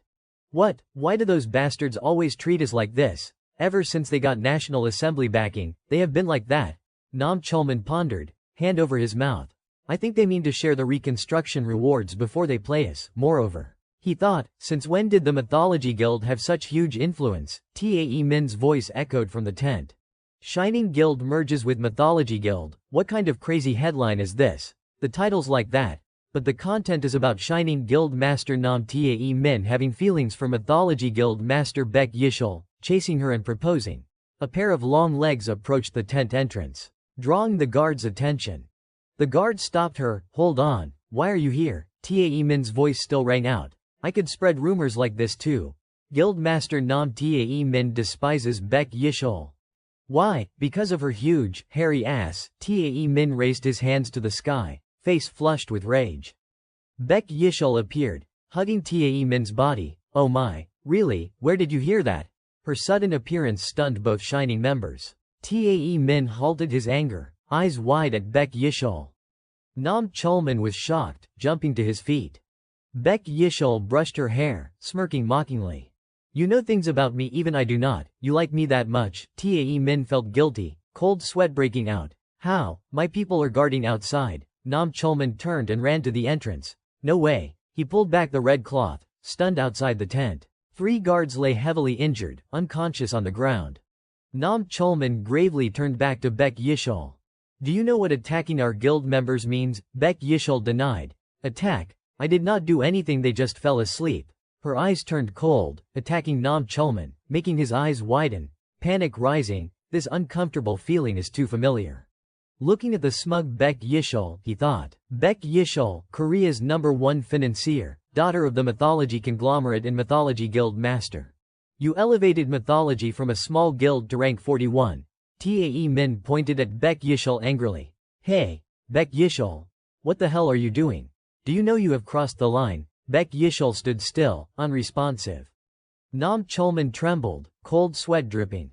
Lately, she has been backed by the National Assembly. Nam Chulman wondered. How did she do it? So it is mind control. Nam Chulman grew conceited, sweat rolling, terror in his eyes. It should not work on new players. I need to warn Nam Tae Min. But I can't move. Baek Yishul confidently. No need to fight. A demon with vicious eyes appeared. Nam Chulman's thoughts chaotic as if possessed. The demon took Nam Chulman's form, laughing wickedly. A clawed hand gripped his face. Extreme terror. Suddenly, Granfell appeared outside the tent, saw the scattered guards, sensed something wrong, loosened his collar, and sighed. Tae Min and Baek Yishul both looked toward him. Tae Min shocked, his pointing finger at Baek Yishul still hovering. Granfell entered, removed his mask, annoyed. I just finished cleaning up, but I can't relax at all. Unbearable. Tae Min reacted. Lee Hoyle. He looked at Baek Yishul. Shocked. You are a demon. Granfell's gaze was sharp as a blade, locked straight onto Baek Yishul. A video titled Secret Video, Lee Hoyle's Great Sin Mission Unedited popped up. In it, Granfell stared directly at the screen with unwavering eyes, saying, "It is time to correct your mistakes." He held his phone, replaying the video, his eyes blazing with anger. A demon who loves uploading videos to revel in the shame they bring. In this situation, Tae Min was stunned, unable to react. Baek Yishul stood beside him, slightly flustered. Faced with Granfell's sudden question, Tae Min stammered awkwardly, sweat pouring out. Video, oh, that one. Granfell kept the phone in front of him, showing no intention of letting Tae Min off. Baek Yishul quietly observed Granfell, the corner of her mouth twitching slightly as malicious thoughts brewed in her mind. Oh my, look who is here. I was planning to get info from Shining first, but he came right to me. Unaware of the eyes secretly watching him, Granfell remained oblivious. Tae Min beside him tried to explain, that video. We just wanted everyone to know how great you are, we had no bad intentions.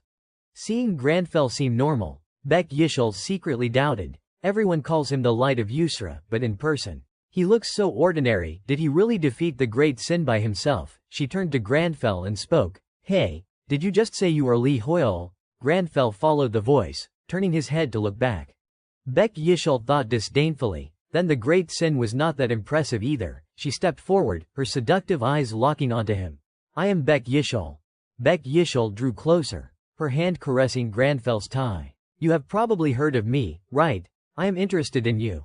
Her mouth spoke those words, her eyes looking up expectantly, but in her heart, she thought differently. A bit disappointing. But this is for my benefit, I can easily take Yusra for myself. Before her thoughts finished, Granfell slapped her hand away, his face expressionless. Baek Yishul froze, staring at her reddened hand. Meanwhile, Granfell turned to the two shining members, seeing Tae Min frozen stiff. He said to Nam Chulman, Guild Master Nam Tae Min is completely frozen, explain it yourself. Nam Chulman jolted. Oh, got it. Nam Chulman's face was full of awkwardness as he explained. Recently, there has been a false rumor about you spreading. Some articles say you only grant privileges to guilds you are close with. We could not just stand by and watch these malicious rumors spread. So we posted that video. He paused, his voice apologetic. I am sorry, I did it just to clear up the misunderstanding for you, but I did not think it through. Hearing Nam Chulman's explanation, Granfell slightly furrowed his brows, arms crossed in contemplation. Understanding Nam Chulman's good intentions, he replied, those false articles were from the Mythology Guild and the... Suddenly, Baek Yishul interrupted, having shaken off the possession. Lee Hoyol, how can you treat me like that? I do not think that is polite at all. She brushed her wavy hair, her eyes showing madness. How should I interpret that action of yours? Granfell clearly showed displeasure. Oh, so you do know about politeness. Baek Yizale's eyes coldly swept over. Granfell continued, I was talking to Shining. Who taught you to interrupt others' conversations like that? Baek Yishul exuded killing intent. Refusing to back down. Oh, actually, you are the one who interrupted my conversation with Shining. In her heart, she thought. He is tough, unmatched in logic. Fine. No human is prey for my book of Y-Bus. Baek Yizale's eyes glowed red with malice, an invisible force surging toward him with her thoughts. Even Lee Hoyle can't resist my allure. She placed her hand on Granfell's face, countering, don't you think so? Suddenly, the system screen displayed, activating skill Heavenly Nemesis, followed by, combat skills greatly enhanced when facing a demon. Granfell thought in shock, Heavenly Nemesis, she is a demon. Baek Yizale's eyes transformed into snake-like ones. She stroked Granfell's head, her body emanating purple light, evil aura overflowing. Granfell thought, but this is too sudden. A loud shout cut off his thoughts as a crowd with cameras rushed into the tent. That is Shining's tent, film it, capture it quick. They burst in, cameras ready. These outsiders are Shining Guild members. Oh my god. It is Baek Yishul. One looked at his screen, waving. Yes, everyone, we are live in front of the Shining Guild tent. Another excitedly, it is him. Oh, is it really him? Baek Yizale's expression changed. Nam Chulman smirked triumphantly, pushing up his glasses. Finally here, Baek Yishul panicked. What? Nam Chulman raised his middle finger, eyes sly, laughing. Hey, little Baek Yishul. You think you are the only one who can manipulate the media? Buying up all the printing company info sources won't work. He lowered his voice, sneering. With each word, the greedy faces of the cameramen in front became clearer.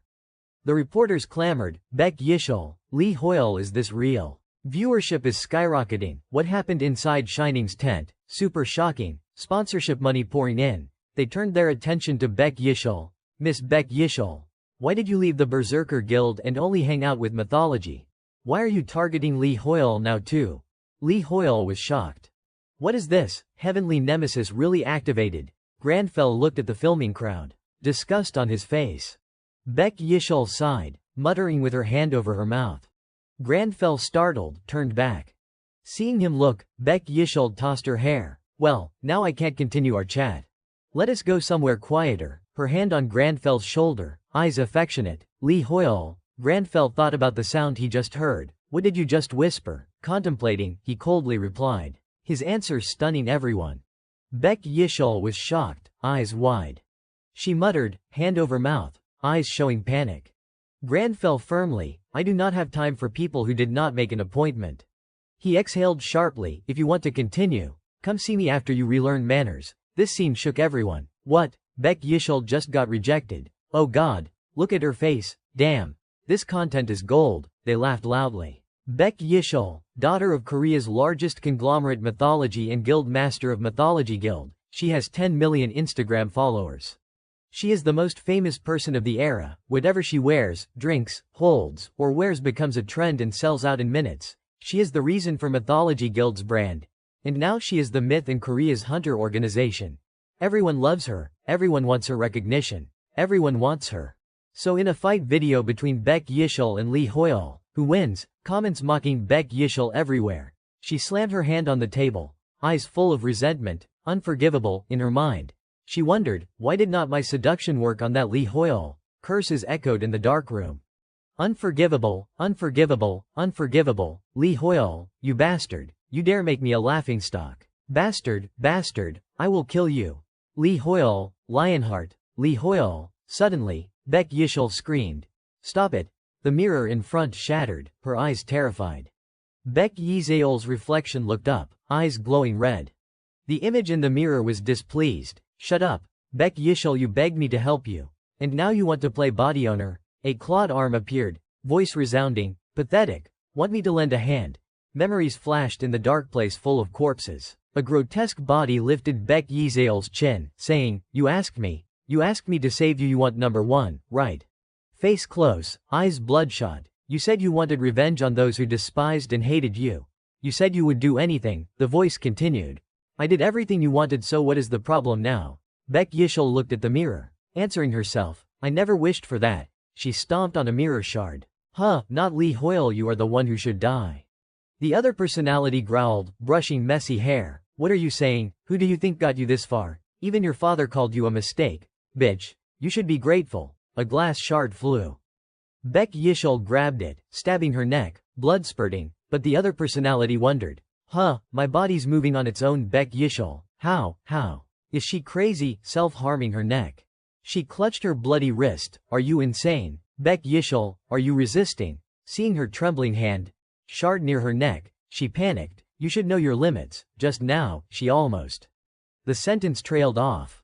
Baek Yishul blanked out, stomped the floor, questioning, are you messing with me? Baek Yishul, why feel lacking? I gave you wealth and fame. I gave you everything you wanted. I did it so no one could bring you down anymore. Baek Yishul stood still in the blood-filled room. The other personality wanted to continue. Baek Yishul's true shadow appears, that is what I did.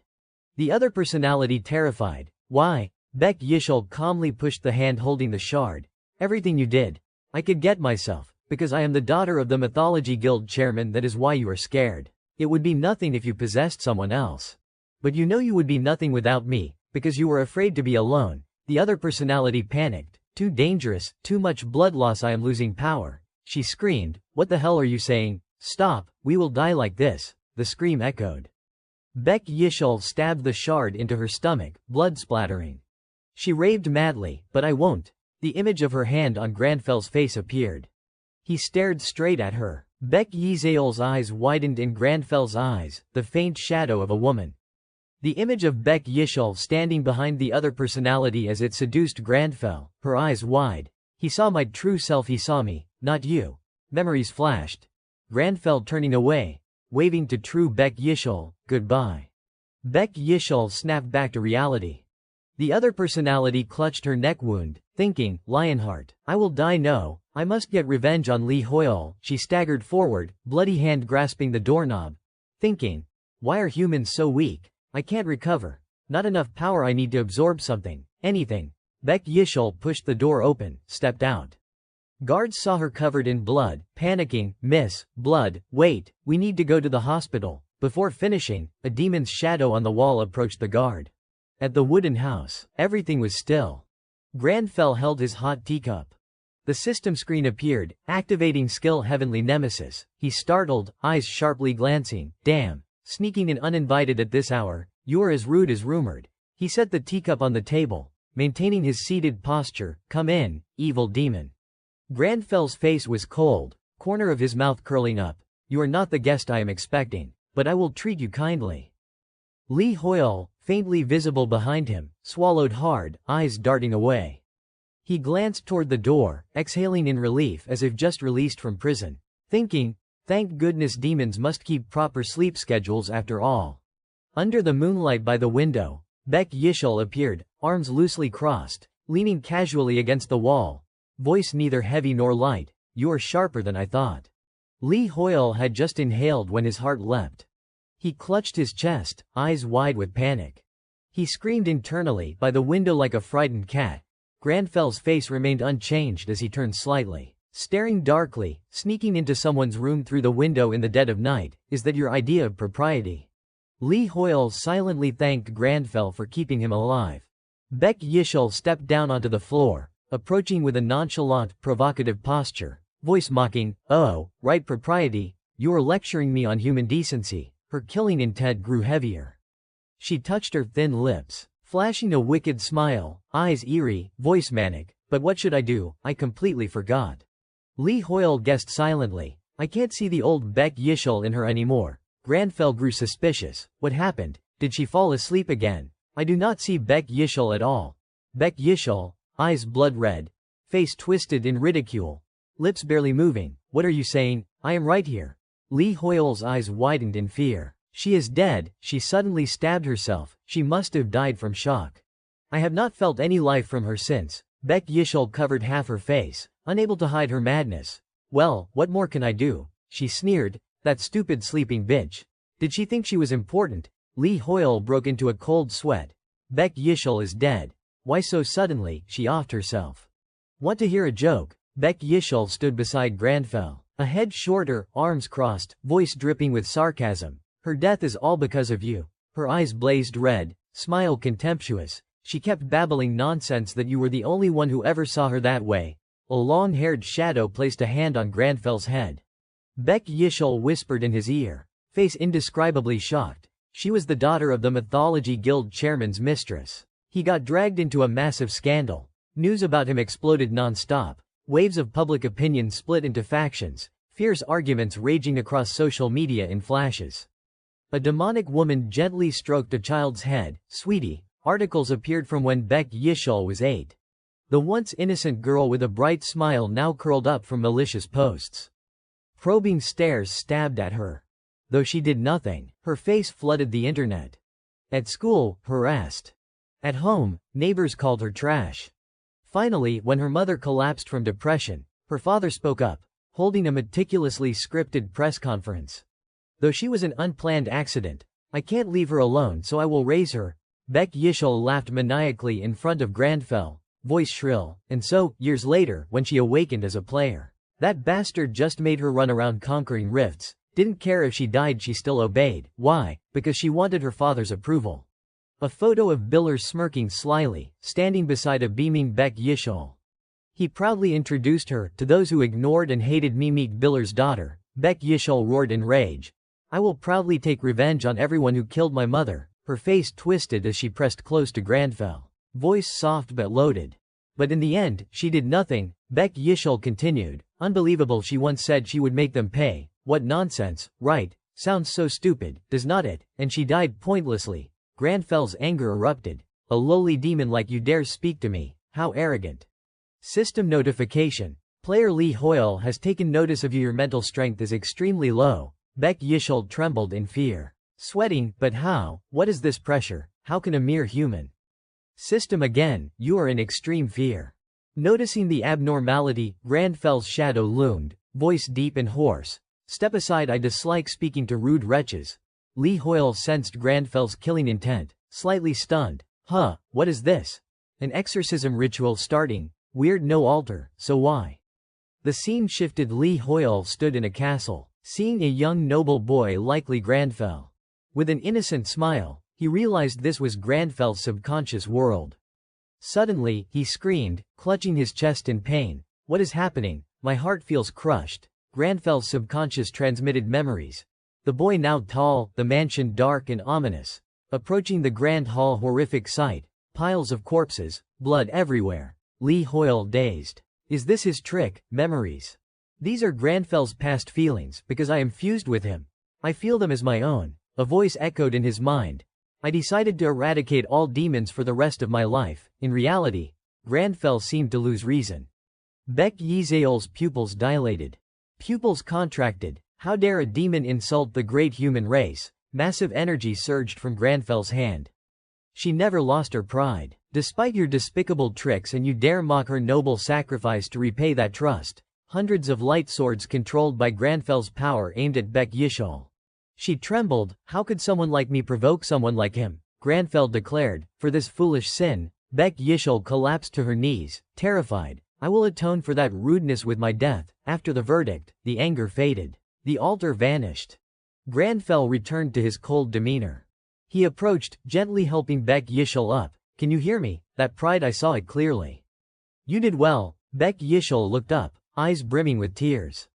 Lee Hoyle thought, oh man, she has been through a lot, go home and rest. Granfell extended a hand. It is late, go home and cry, he thought. Whatever, as long as she gets it. Huh. Baek Yishol fainted. He reluctantly caught her. He muttered, oh right, she said she stabbed herself, no wounds visible, but passing out is normal. Just let her sleep here. Suddenly, a shout. Lee Hoyle, Jessica, in armor, burst through the door with soldiers, face grave. We were patrolling Yusra when a demon seemed to appear. We came to check if Lee Hoyle was safe. Jessica startled, face turning crimson upon seeing Granfell tucking Baek Yishol in. She quickly apologized. Sorry, we did not know your girlfriend was here. Granfell hastily, you have misunderstood. He was speechless. I was just covering her with a blanket. Jessica continued, but honestly, a handsome guy like Lee Hoyle not dating anyone would be weirder. Lee Hoyle silently. Why the sudden personal attack? Enix Lauren behind Jessica, face flushed. Jessica sweating, anyway. Sorry for disturbing you. We will leave now. Enix Lauren in tears and snot, running off. Forgive me. Lee Hoyle is an idiot. Jessica and Lee Hoyle pale, mouths agape. Wait, Enix, what? Come back together. Granfell sat in his chair, exhausted. Lee Hoyle felt the day had lasted a century, sighing. Hunting great sins was easier. Suddenly, a class quest notification. He frowned. Another quest out of nowhere. Why do I have a bad feeling? At OW Corporation's Korean branch, employees buzzed about the new announcement. Hello. This is Arcana, a new land is coming. New area, Northern City Frost has been added. The staff excited with Guo. Awesome. Frost is a major Arcana city. More shops and forges incoming. He checked comments, knew it. I feel somewhat relieved about this update. Hegong channel. The host flushed with excitement. Brothers, heard about the Frost update. Finally, a big city update, tons of fun content coming. Comments exploded with varied opinions. The reporter cheerfully, Arcana. Arcana emergency broadcast. News that Frost, the northern city, will be updated. Comments boiling. This is the start of humanity's counterattack, getting more like Arcana. Update fast. Can't wait. Lee Hoyle read the notice. Hunt the cruel Demon King. The evil claws of the Demon King are beginning to appear. The last Demon King hunter must act, stop that Demon King's forces. A Demon King in Frost. Lee Hoyle, his soul pale and shocked before the system notification, silently cursed. Damn it. A Demon King right in the middle of the city. No way. Can the Lord really be a Demon King? That is extremely rare. He hurriedly typed on his phone. I have to let everyone know. Post a comment on the Arcana main page or something, do it right now. Granfell. Meanwhile, Granfell calmly sat in his chair, lifting his teacup and taking a sip. A Demon King that reminds me of Akshan. Memories flashed back. A doppelganger once recounted. Demon Kings are the eternal enemies of demon hunters. Back when Arcana was still a game, during demon hunting training, he said in a sinister voice, Demon Kings are very strong. After a moment's thought, he added regretfully, not just strong, they are extremely strong. And there are countless of them. They even have their own ranking system. Granfell sat on the stone steps, listening. There are not many demon hunters who survive encounters with even the lowest ranked Demon King. Suddenly, he handed him a worn notebook with colorful mold stains on the cover. Granfell was slightly taken aback. He continued, you would better prepare thoroughly. This lists the Demon Kings we know of and our records on them. His voice rose high with excitement. Remember this. Granfell Claudie, the system notification for learning Demon King knowledge allows you to slay them. I will check back in 2 hours. Lee Hoyle wearily recalled the book. It has been so long, I do not remember anything from that book. I had to spend 10 hours memorizing that crap because I kept failing. Granfell sighed softly. Gonkai. That was a meaningful time, allowing me to gain valuable knowledge and prior experience. Lee Hoyle silently scolded. At least it is useful now. Truly, man proposes but heaven disposes. His phone pinged with a ding, signaling a new comment. A comment. He opened the notification and saw the community post. Prepare fully before entering Frost. A Demon King threat awaits us, also be wary of the NPCs. Below the post, someone commented, a Demon King generator. What news, that idiot's stirring up controversy, Lee Hoyle thought. You can read anything on the internet. He tossed his phone aside in exasperation. Whatever, he jumped onto the bed, looking relaxed. Phew, Frost is an urban city, nothing big can happen there. Even if a Demon King wants to, it can't do much. I am so hyped for the new update. The restaurants in Frost are great too. Should I send it and see? Granfell remained pensively savoring his tea. Lee Hoyle crossed his legs, hands behind his head. Oh, I should check the items I requested from the Magic Tower first.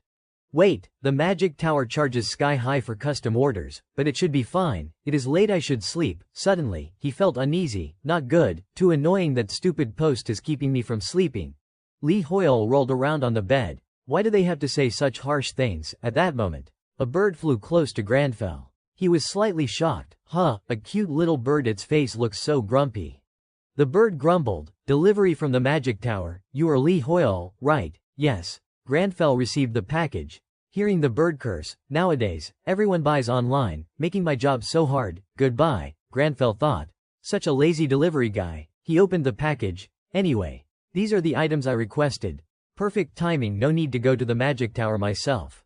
Let us see how they turned out. A ring with a green gem lay in an exquisite box. The system notified, pure emerald ring. A ring crafted by a unique method, maximizing the effects of the emerald. Perfect, no other conditions, just get attacked, and health regenerates automatically. As expected, the Magic Tower had produced an excellent item. Lee Hoyle worriedly sweated, biting his nails. It must be super expensive. Right, I think other health regen items with similar conditions cost like 1 billion or something. How much is the custom order fee? I need to check my account balance. Granfell examined the remaining item, Masterpiece Dragon Scale Handkerchief. An imbued item with superior effects, surpassing its inherent power, made from extremely rare materials, priceless. The dazzling light startled Lee Hoyle.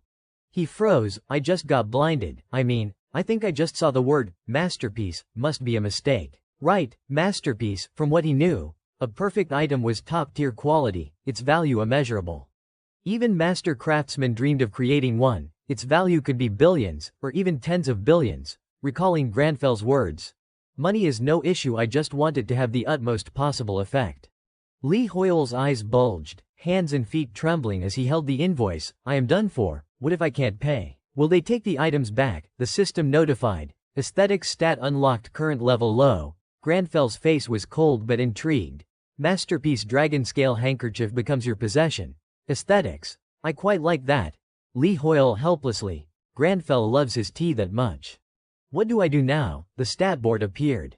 He scrolled through. I will use up all my points from purifying the lust demon that possessed Beck Yishol. I was saving them just in case, but in the end, he raised his luck stat. Now the only thing left is to pray this works. Lee Hoyle knelt down. Sincerely, oh God of luck, please. Granfell suddenly, oh, a vest. Looks like Marcelo sent a vest as a gift. It matches the handkerchief perfectly. I got lucky. Lee Hoyle screamed. Dude, that is not the kind of luck I wanted. The system notified again. Granfell paled. There is a pending quest. In Japan, at the Inazuma Guild headquarters, Hisagi Inazuma endured the fury as a stack of papers slammed into him, one slicing across, leaving a red mark on his face. A shrill voice scolded, we lost to Shining in the guild rankings. What could be more humiliating? Inazuma frowned. Self-humiliation. Hisagi Inazuma. I will definitely help us recover after we reach Frost. The other pointed, irritated, if we fail again, then commit seppuku. Got it? Yes, the subordinate worried. Inazuma Guild Master interrupted. The gate to Frost appeared near the Hokkaido Sea. He apologized, it is still confidential, so do not leak it to anyone outside Inazuma Guild. He continued, the Japanese government will try to stop us, elevate our influence and connections by conquering Frost. The subordinate panicked. We are blocking other players from approaching. We do not even know if Frost is safe yet. That went against Inazuma. He punched through the wall, making the subordinate pale, glasses falling, veins bulging. Frost is a city for madmen, and Shining's Nam Tae Min is the top madman. Inazuma picked up his glasses, saying, we have already lost to Shining in Asura's territory and Yusra, no more next times. We will crush them in Frost. The subordinate trembled. Got it, he instructed. Alright. Summon all guild members to Hokkaido, and more. Inazuma pointed to the wound on his face. Voice light but cold, Mr. Analyst, if you do not commit seppuku for me, watch your neck. Everyone acted normally because they were not responsible for this. The subordinate steadied himself but still feared. I will remember. He secretly sent a message. The scar appeared near Hokkaido. The reply, thanks, we will send money after verification. When will you guys come back to help me? At the seaport, someone ran up reporting, we have a report from Inazuma's new post, let us go right now. Where? That person opened his laptop. Posting, Hokkaido, hurry. I bet he sent it to others too. News from MBS. Frostgate appeared in Hokkaido. Monsters appearing near Hokkaido Sea. Go, heading to the airport. Dimitri received the news, telling Locks, we just got a call from the analyst, saw it, hurry, we are going now. The Shining Guild gathered noisily, you will freeze wearing just a bikini, are you dumb? We are bringing ski gear, you are crazy, you are emotional. Everyone, all gathered in Hokkaido, comments, cute today. What about the Lee Hoyle post? No nose hair today, Frost. The northern city providing the Berserker class was a main hub in Arcana. When it was still a game, it had blacksmith NPCs and many shops fitting an urban area. It was not random that people excitedly called Frost the starting point for humanity's return. If the city was like in the game, it would be very useful for players. In Hokkaido, crowds surged over the white snow toward the Frost Gate. Tae Men, exuding killing intent, carried his massive sword. Huh, what the hell? Have you all lost your minds? What is going on? Armed soldiers blocked the way. Tae Min yelled. Confused, his cousin demanded passports. Ever since becoming players, I have never been asked for a passport. Nam Chulman stepped forward, waving, must be a mistake. Hello. I am Nam Chulman. The soldier interrupted. Sorry, but to enter, you need passports. Tae Min, huh, the soldiers lined up. Tae Min shouted, they are not letting anyone in, there just sealing it off. Before the snow-covered forest, not just them but everyone was blocked. Up high, a group skied down. Inazuma led, urging, hurry, no time, we have to arrive 10 minutes early. I can see the Frost Gate right ahead. Inazuma, drenched in sweat, finally smirked triumphantly. But upon stopping, he and his teammates paled at the sight, jagged gears piercing through bodies. Inazuma's pupils contracted. This is Frost. He turned to his teammates, yelling, dodge, but it was too late. Something pierced through, blood gushing, no chance of survival. A massive black shadow with horns and sharp fangs appeared. Everyone panicked. A demon, run! The black shadow overshadowed Inazuma. He was stunned, speechless. The crowd screamed, fleeing, run, help, a demon, glowing red eyes charged. Damn it, at this point, seppuku is not the issue anymore. A few hours earlier, at Lee Hoyle's house in the Yusra archipelago, Beck Yishul was still sleeping, perhaps having a nightmare. She recalled last night's memories, jolted awake in shock, and blurted out, am I still alive? When did I pass out? I hope I did not do anything embarrassing. Looking at Granfell's straight, unyielding back, Beck Yishul screamed inwardly, oh God, so embarrassing.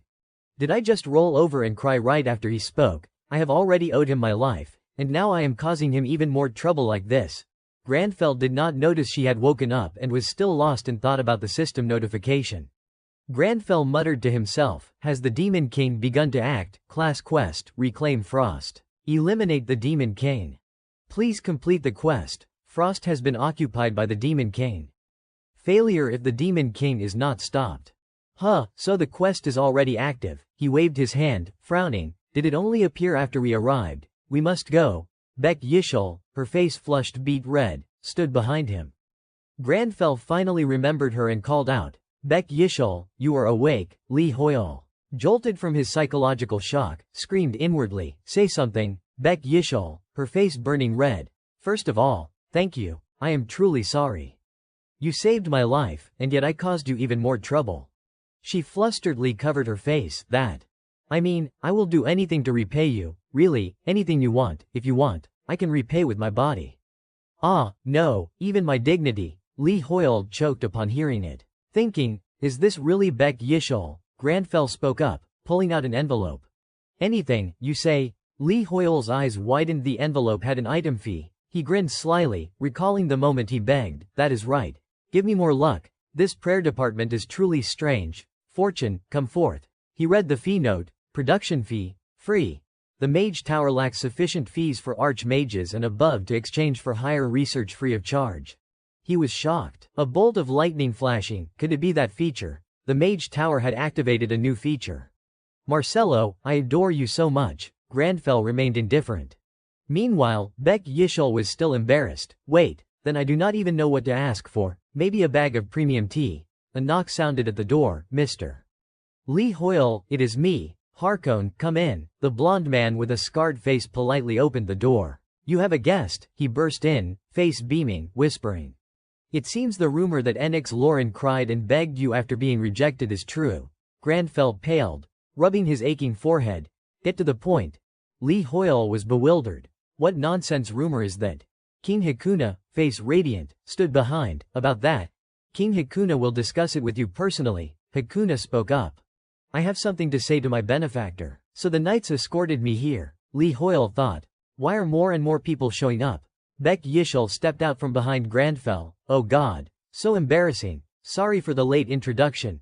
Lee Hoyle silently assessed her. Her expression clearly shifting from embarrassed to icy cold. I am Beck Yishol from the Mythology Guild. Pleased to meet King Hakuna and Commander Harkon, she said with diplomatic poise. Does that mean I have multiple personalities? Harkon smiled amiably, but malice lurked beneath. So you are Beck Yishol. I have heard of you. Indeed. A beauty. Hakuna laughed. More importantly, Harkon kept his smile, but his tone turned serious. My benefactor, I know it is late to apologize for the abruptness, but I want to ask your opinion. Grandfell asked. What is it? Beck Yishol, face flushed red. Thought. What is this? The king of Yusra personally visiting and asking his opinion. Lee Hoyle has more influence than I thought. Hakuna approached, patting Grandfell's shoulder. Lately, someone from Archana has come to the Yusra kingdom, but their actions in Archana were highly suspicious. That person does not seem friendly to us, so benefactor, can I entrust them to you? The king's implication was clear. His eyes glancing at Beck Yishol. If it is okay, I will bring them here right away. The guest sneaked into my kingdom at night, they will understand what I mean. Grandfell turned his back, realizing Beck Yishol was the intruder in Yusra. That is why Hakuna came here. Beck Yishol, mortified, squeezed her eyes shut, voice trembling. Yes, that is the case. Grandfell shoved his hands in his pockets and ordered. Go home. Prepare a document declaring how much the Mythology Guild supports the Yusra kingdom. Bring it next time we meet. Yes, I understand, Beck Yishol thought, a notification popping up. This way, I have somewhat compensated Hakuna and his kingdom. She lowered her eyes, embarrassed. Next time means you will meet me again. Beck Yishol looked up. Grandfell was shocked. Grandfell draped his coat and turned away. Hakuna, forgive me. I have urgent business and must go now. Beck Yishol cried silently, sorry for misunderstanding your intentions. Hakuna and Harkon hurriedly asked, what? Where are you rushing off to? He replied curtly, Frost. Harkon's face darkened. Frost, what sudden business do you have there? Tell me. Grandfell, face cold, tossed back. The Demon King is there. The system notified the class quest. Reclaim Frost, eliminate the Demon King. Someone had begun heading to Frost. The quest started, with survivors not yet half, at Hokkaido, before the Frost Rift. A gloomy atmosphere enveloped the area. Tae Min, furious and face flushed red, slammed the table cracking it. I told you to get out, things are going wrong. The soldiers advised. Step back. No, Tae Min shouted, something's happened. Don't you know who Hades is? Those guys have been inside for a while. He lunged forward, holding up his phone. But look at the guild rankings, they're unchanged. If they did anything, the rankings would rise. But nothing's changed. They are still blocking the way, no matter what you say. Lox jumped out, scratching his head. I did not want to interfere out of embarrassment, but my intuition is not good now. He sneered. You know this violates the Awakened Guild agreement. Right, if unlucky, it could affect international relations. How do you plan to handle it? Can you bear it? Tae Min gaped, sweat pouring. Opposite, the American soldier received a call, stammering, that. Yes. The leader ordered, everyone, withdraw, we are leaving, withdraw in formation. Yes, Tae Min was baffled as the soldiers retreated. What happened? Why are they all leaving? Is it really America's power? Someone ran up, shouting, Lox, we got video from the zone. Lox paled seeing the massive demon sweeping everyone away. This is the Inazuma Guild and the evil demon, Inazuma, weapon in hand, face critical, ha. The government is preparing to bomb. Tell them not to interfere, do not block the players here. He added slyly, rifts are not impenetrable, we can use modern weapons, but that puts our own lives at risk. Damn. Playing it like this, a flash of light streaked by, Inazuma panicked, yelling, uncle, brother, you are holding a spear on red snow. Can't believe your eyes. An echo, young Master Hades. Save me, the hideous demon charged, bringing destruction. Right then, a surge of power appeared. Grandfell arrived. He called out loudly, Tae Min. He snapped awake before Inazuma, the demon torn in half. Regaining composure, Tae Min panted, I. Grandfell grabbed Inazuma's collar, coward. Tae Min laughed self-deprecatingly, you have been punished for cowardice before, you bastard. I was going to ignore it, but would ever thank Lee Hoyle. Inazuma disbelieved. What? He turned, seeing the figure high up. Lee Hoyle stood on the cliff, army behind him. What? Who is on the cliff? Who are the reinforcements? Lee Hoyle looked down. Go! Inazuma looked up, stunned. It is Lee Hoyle. The Lionheart cavalry charged down from the cliff, slashing at the demons. Grandfell observed, like witnessing a large-scale massacre. This is what they call ancient monsters. Grandfell suppressed his emotions. These monsters dared to harm the people. Hearing of the Demon King in Frost, he exuded killing intent, his pupils turning red. Your arrogance is laughable. I shall surely grant you a death befitting it. The scene left everyone stunned. Someone raised their phone. Are we filming this? That is Lee Hoyle, right, and behind him is the Lionheart Knights. Grandfell stood with arms crossed, towering proudly, followed by a mighty legion. Did they come to help? Harkon tensed up. I already believed the Demon King was in Frost because Lee Hoyle himself said so, but I never imagined the situation inside the city would be this dire. A fierce battle raged between soldiers and gigantic monsters that clawed ferociously. The tension was palpable. Harkon looked at Grandfell. Lee Hoyle knew in advance yet still tried to save Frost all by himself. Grandfell stayed silent inwardly. I had guessed something when the number of survivors suddenly dropped, but if I had come here alone, I would definitely be dead. Grandfell raised a hand to his face, glaring fiercely, red aura flaring. Your arrogance makes me laugh. I will surely grant you a death befitting it. Grandfell glanced at the anxious Harkon. Good thing Sir Harkon is here too. Flashback a few hours earlier, at Lee Hoyle's house in the Yusra archipelago, late at night. Higong raised a hand to his face, dead serious. No, benefactor, I do not doubt your abilities at all, but the Demon King is extremely dangerous. I cannot let you go alone. I will dispatch soldiers to accompany you, so please do not depart yet. Harkon nodded in full agreement. His Majesty is right. Lee Hoyle, your life would be in danger. Grandfell glared, tense. My life? Those demons must be eradicated. What is this life of mine worth? Harkon was stunned, eyes shining at Grandfell's resolve. He is serious. We have no choice but to defeat the demons. Harkon covered his face and smiled faintly. You said the same thing before. So I can't let you go alone. The system notified the remaining survivors. Failure if the Demon King is not stopped. Grandfell pressed his lips together, pupils contracting. Let me go. The longer we talk, the more people die. Harkon placed a hand on his sword hilt. I swore I would eradicate every evil demon in this world before returning to His Majesty and becoming your sword. I will accompany you through any hardship. He plunged his sword into the ground. You have only strengthened my determination. If you wish it, I will be your blade in these battles. Higong laughed heartily. Excellent, with Sir Harkon accompanying you, I feel reassured. Grandfell wondered, looking at Higong, but then who will protect your Majesty? The king looked surprised as a dark shadow appeared. A woman. Beck Yishul stood with arms crossed, bowing. Leave it to me, she continued. I have caused trouble for both Yusra and Lee Hoyle. Please give me a chance to make amends. Grandfell glanced at Higong and smiled faintly. Then it is settled. I will pray for your safety. Please convey my regards to the hunters there. Grandfell raised a hand and smiled. Very well, I will respect your wishes. He placed a hand on Harkon's shoulder. The system suddenly notified that the number of survivors was steadily decreasing. Grandfell broke into a sweat and looked at Harkon. We must hurry please, back to the present, at Frost, in front of the southern city gate.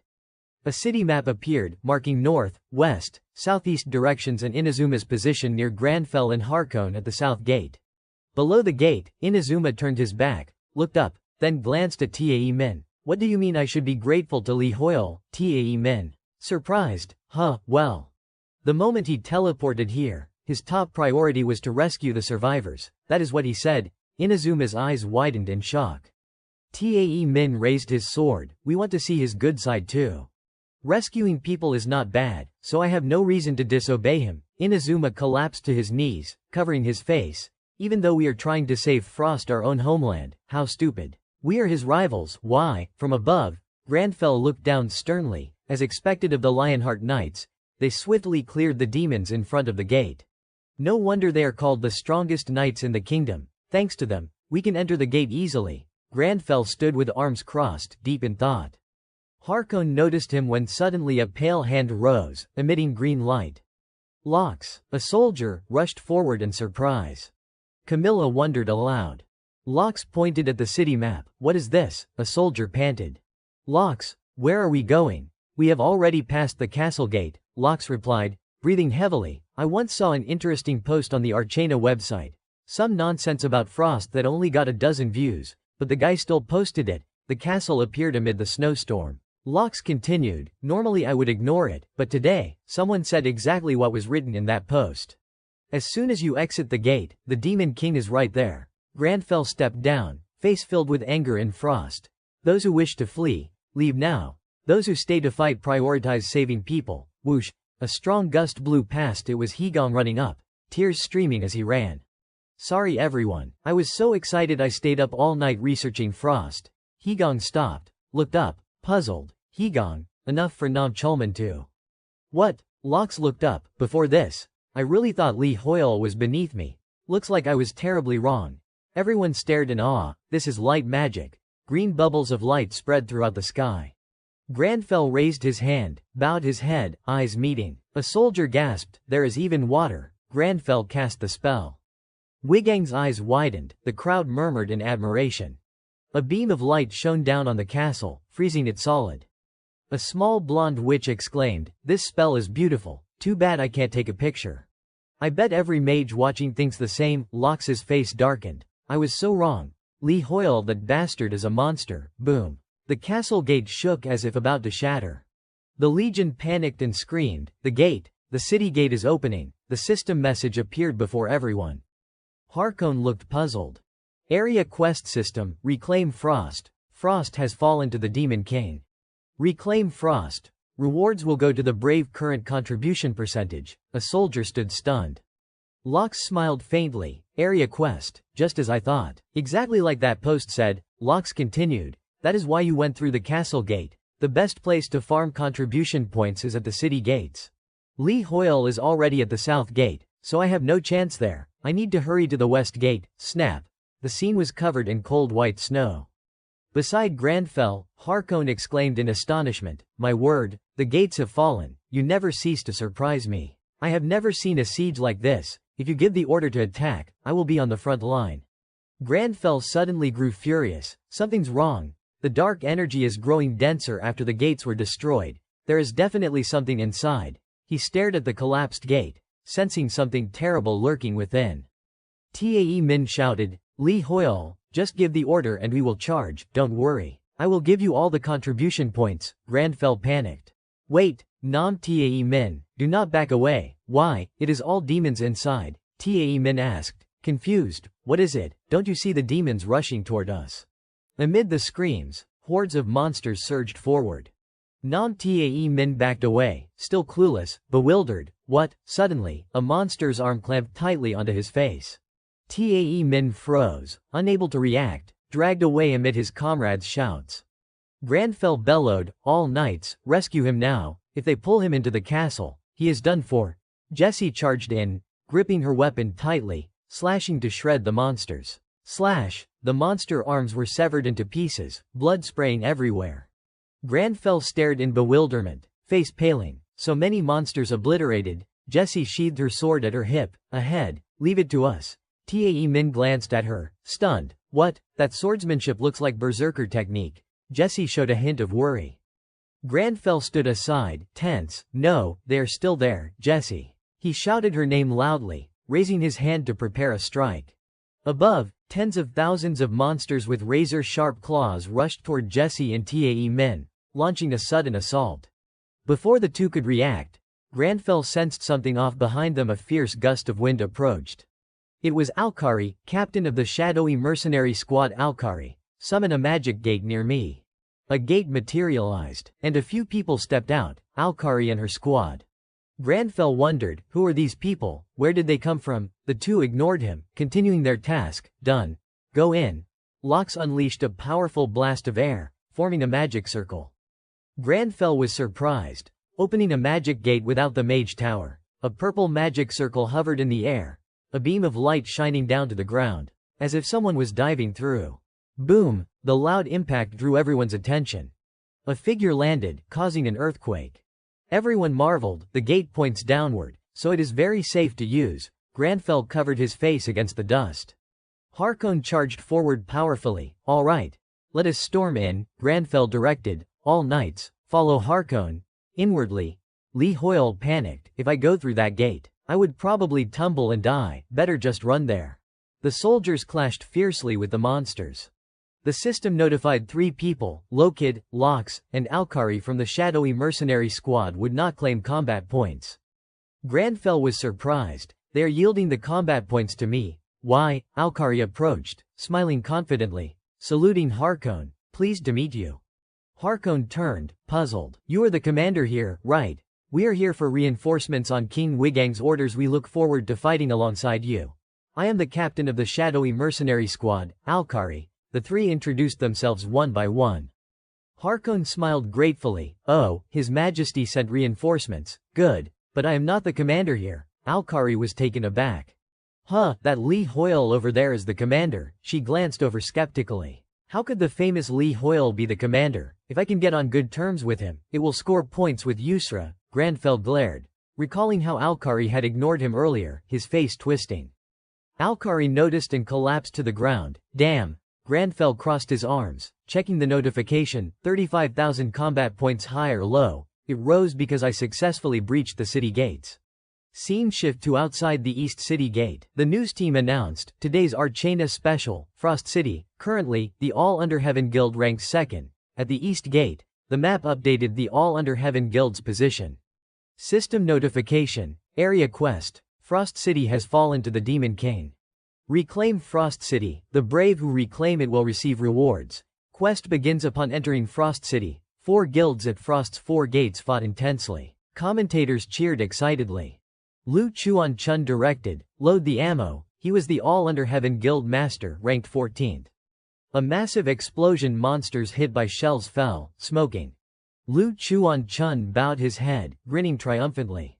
1812, he holds the highest disclosed combat points among players. Will this assault change the guild rankings?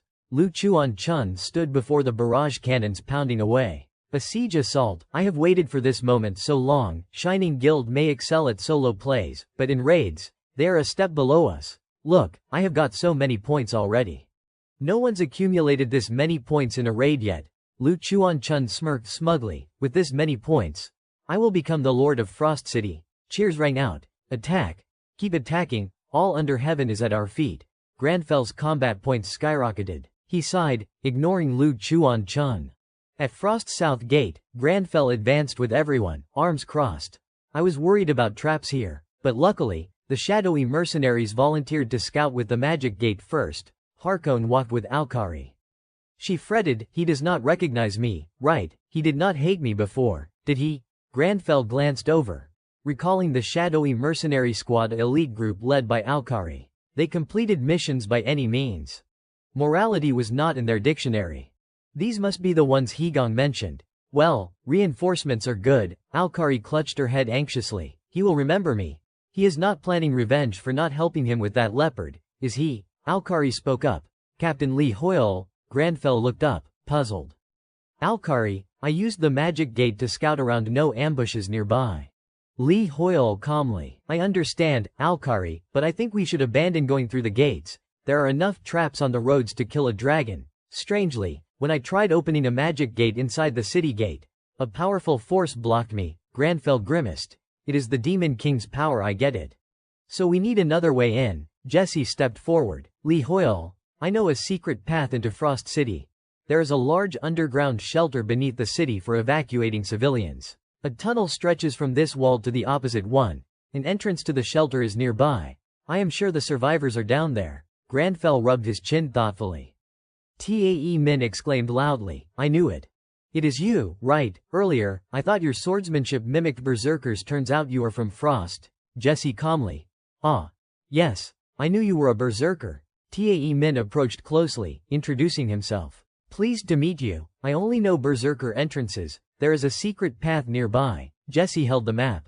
Yes, we just follow that path. Tae Min volunteered. Lee Hoyle, do not worry. Frost's shelter was huge like a vampire tomb. I am serious. I am sure they are all down there. Lee Hoyle indifferently. I see. Tae Min, of course we will lead you and the others there. Granfell worried inwardly.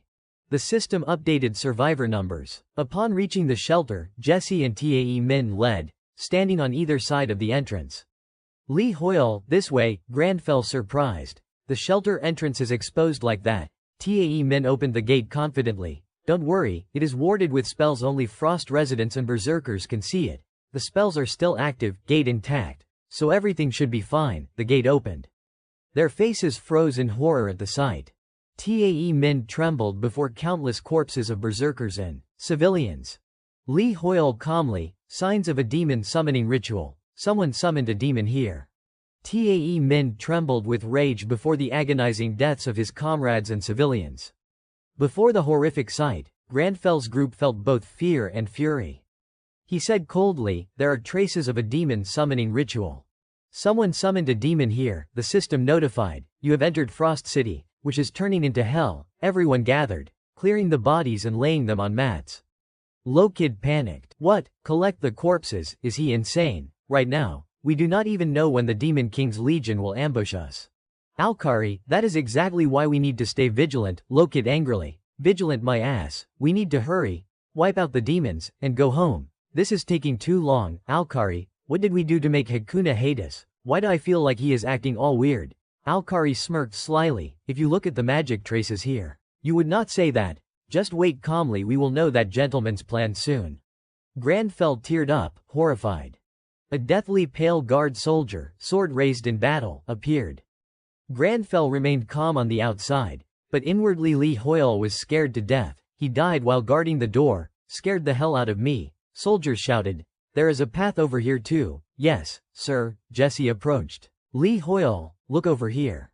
Jesse, thank you for allowing us to collect the bodies. These soldiers are from Frost, just like me. Thank you, I do not know how to repay you. Lee Hoyle thought seriously. Frost is Jess's homeland. How to comfort her even though it is not her home. Ignoring the soldiers who sacrificed to protect the city is wrong. Jesse was unexpectedly moved. Granfell indifferently. I only uphold knightly honor, even in danger. Jesse blushed. Lee Hoyle fumed inwardly. Hey, what kind of consolation is that? System, your contribution points have increased. Current, 41,000 per 1521. Granfell was stunned. Points increased. Why are my points rising while the mercenaries are fighting? They are yielding the points. Soldiers panicked. Sir Lee Hoyle, we found an underground plaza while collecting bodies. Follow me. Granfell sharpened his gaze, spotting something terrifying. Before them stood a pillar covered in bloodied holy trees, corpses nailed and hung up. Soldiers worried. Jesse, these are soldiers, all other paths are like this. Granfell gritted his teeth. A summoning circle made of blood and corpses. Jesse puzzled. It requires sacrifices to summon the Demon King, like an exorcism ritual. The summoning circles and corpses connect into a Demon King summoning rite. Collecting bodies increases points because we are reclaiming the sacrifices. Granfell coldly, tensely. Harkon, where is he? Soldiers reported. He will rendezvous with us. Suddenly, large and small rocks fell, rumbling like an earthquake. Jesse panicked. An earthquake. All three worried. Not an earthquake. Dong Tran furious. Granfell prepared for battle. Hoofbeats echoed. Monsters on horseback wielding swords charged in. He shouted, we are ambushed.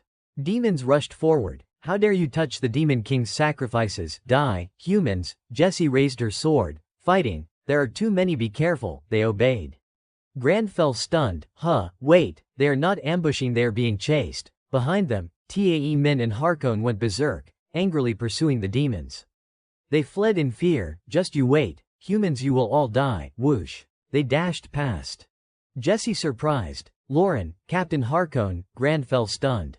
Lee Hoyle inwardly, whoa, almost blasted it out. Harkon and Tae Min charged up. Sir Lee Hoyle, are you alright? These bodies. Granfell calmly, I know, they are sacrifices for summoning the Demon King. Harkon and Tae Min panicked, you already know. Granfell stern-faced, those corpses over there. The monsters just now were not elite troops just checking the summoning circle. Since collecting them disrupted it, elite legions will come soon, maybe demon generals. Before he finished, the demon commanding the Demon Valley Legion appeared behind Granfell, leaping over his head. He turned, where did he come from? Harkon and Tae Min worried.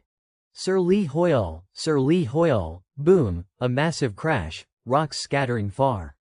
He landed, mounted on horseback, raising a grotesque weapon made of bloodied sharp bones. He glanced, what is that? A rock, interesting magic. Granfell crossed his arms, standing still. Harkon's eyes gleamed with rage. You are the Demon Legion commander from the Northwest Demon Valley, how dare you? Harkon raised his sword and leapt to attack, but he dodged swiftly, it is you. The puny knight captain from decades ago, think I can't read your movements. I heard humans have short lifespans, how are you still the same? And now even weaker. Harkon furious, decades, nonsense, just a few years ago, he interrupted, ah. Right, 4 days in Archana equal 1 day here. Huh, you trained a few years. While we honed 4 times longer through endless wars, who is stronger? Killing intent radiated, red energy enveloping everything. Lokid and Alkari panicked, what is this? Why is it shaking? Soldiers terrified, Hades, I see it. The entire castle lifted into the air by the demon's power. He flew up, raising his hand to create a massive pink energy source. I have no time to tussle with weaklings like you. The power exploded, light rays shooting from the side, the sky blindingly bright. He taunted, want revenge? Come find me, if you make it. I will welcome you personally. He bared fangs, grinning provocatively.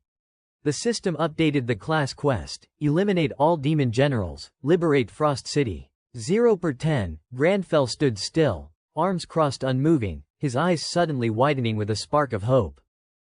The battle continued, the demon gradually dissolving in the red light beam, everyone panicking, he vanished.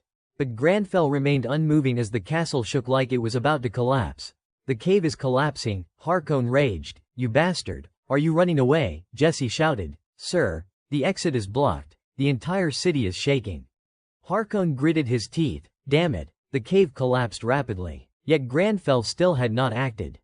The only escape was a hole in the ceiling. How can Jesse and I jump out? But the underground passages connect the whole city. If the cave collapses, the surface will be severely affected too. The survivors above ground will be wiped out. The volcano will crack open and crash down on the castle. In the worst case, the entire city would sink deep and be lost. Then, the Demon Legion could easily retake Frost. Harkon clutched his head, grimacing, oh god, how can we stop this cave from gradually collapsing? Granfell, eyes sharp, stepped forward. Tae Min yelled, Sir Lee Hoyle, it is dangerous, we need to get out of here now. He raised his hand, conjuring green flames. I know this is extremely dangerous, I can't secure the entire cave with my current mana. I might get crushed by a falling rock if it hits me, but he poured his power to lift a massive boulder, hurling it skyward, shocking everyone, watch out, he controlled the shattering rock fragments. An anxious call rang out. Sir Lee Hoyle, a green beam from the castle shot straight into the sky, leaving everyone puzzled. That light is Lee Hoyle's, right? Everyone stared in awe at the light. A curious child pulled back the curtain. Mom, look, the mother panicked, calling her child. No, close the door quick, or the demons will see. Berserkers and civilians wondered too. What is that light? All the survivors are in the tents. A loud shout, Berserker tribe. Charge in. We have scouted outside, all the demons guarding the south gate are down. It is the adventurers. The adventurers have returned to save our city. Granfell's hand glowed intensely. Harkon and Tae Min were astonished. Impossible, unbelievable. How? Granfell worried inwardly. I know this magic is not enough to stop the disaster, but I won't run. He, with resolute eyes, cast the spell to save everyone. System notification. Aesthetic stat activated. Aesthetic effects will apply to all targets you focus on. The boulders floated up thanks to Lee Hoyle's magic. A noble saw the statues, giant warrior statues raising shields to block the collapse. Those are Frost City's warriors, Granfell determined. The honor of those warriors always sought to protect their homeland. I will inherit your will to defend Frost City until my last breath. Even if I die here. After the violent shaking, everything fell silent. Li Hoyle's soul, face exhausted. The spell is cancelled, I can't continue. I used all my mana to create this structure. Luckily, thanks to the code button, I recovered 10% of the energy used. Luckily I completed those statues. If I overexerted, I might have died. Unbelievable, I created these majestic statues with my own hands. I guess the reason they took perfect forms is the aesthetics. I thought it would be much harder. After completion, the structures and finishing of the statues had improved. When mastered, I probably won't need to drain all mana like this. Image of boulders turning into giant statues. However, this is a skill for creating better items or equipment. Right, when should I use it? He rested his chin, pondering deeply. Harkon gazed at the statue, contemplative. 1 day here equals 4 days in Archana. Frost City might not have become like this. If I could have defeated him years ago, I would have faced him again and he still escaped my grasp. I have no face left to meet his highness. Suddenly, a massive black shadow appeared in the sky. Tae Min panicked. Falling demons. A flock of falling demons emerged from the red light beam, scattering toward the Legion.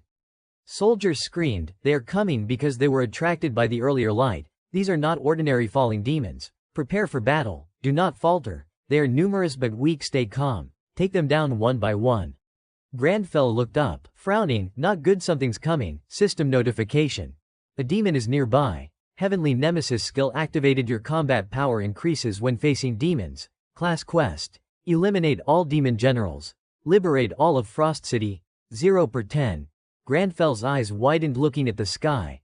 A colossal monster. Crow-beaked bird form, glowing golden eyes, body covered in human hair. System, Hell Demon Bird. Demon Legion General, level 500, Granfell stared at it. This is bad trouble. The demon bird opened its grotesque maw to swallow him. He crossed his arms. I have no energy left to fight. Whoosh, a green light beam enveloped the demon. Granfell blinked in confusion, unsure what happened. A pair of slender legs touched down. Jessie, the rank 4 player, tipped her hat and smiled. I have tried really hard, but I still can't create magic as beautiful as yours. But what do you think of that last spell? Granfell crossed his arms, indifferently eyeing her, but inwardly, thank you for saving my life. Outwardly, he said coldly, too poor, too much magic wasted on that move. It is not like usual, too focused on one target without regard for the surroundings. Jessie frowned. Wait, let me note that down. Everyone and the falling demons were bewildered. At the shadowy mercenary camp, the three slumped by the gate. Lokid draped an arm over. Hey old man, we still have no news from the others. Think they have forgotten us. What is the point of us being here? Alkari snapped angrily. Hey, shut up. I need to redraw that magic circle from earlier before I forget. The two argued after the earthquake, with the flying castle, light, and rocks. Lokid, but no one told us what is happening. Next time, can we just follow them? Alkari, I said shut up. Lox gravely. Captain, I think we are surrounded. Countless shadows of lurking demons around them. Lokid panicked. They are gone. Everyone, prepare to fight, they are coming. Shadows of demons charged ferociously. A group of people approached, staring at the three like strange creatures. Humans. It is true they are not demons, one asked. Who are you? Who are these guys? After hearing the explanation, Lokid sighed in relief. Barbarians, one asked. Was that light earlier caused by you? Scene shift. Stone pillars shaped like warriors towered under the red sky. Nearby, a group looked at the pile of monster corpses. System notified the class quest. Eliminate all demon generals throughout Frost City. Number to eliminate, 10. Granfell crossed his arms, looking at the notification, thinking, I thought the one Jessie just defeated would count. Looks like I do not need to personally eliminate the demon generals. Jessie seriously took notes. Too many unnecessary movements. Too much mana. Tae Min called. Li Hoyle, we have finished handling the bodies in the shelter. He rubbed his neck, but I think the survivors you mentioned are not here. The gown analysis team used drones for scouting, but it was hard underground. Granfell replied, I understand.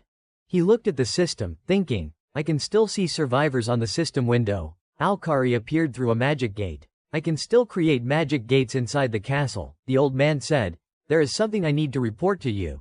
He was shoved aside by a barbarian.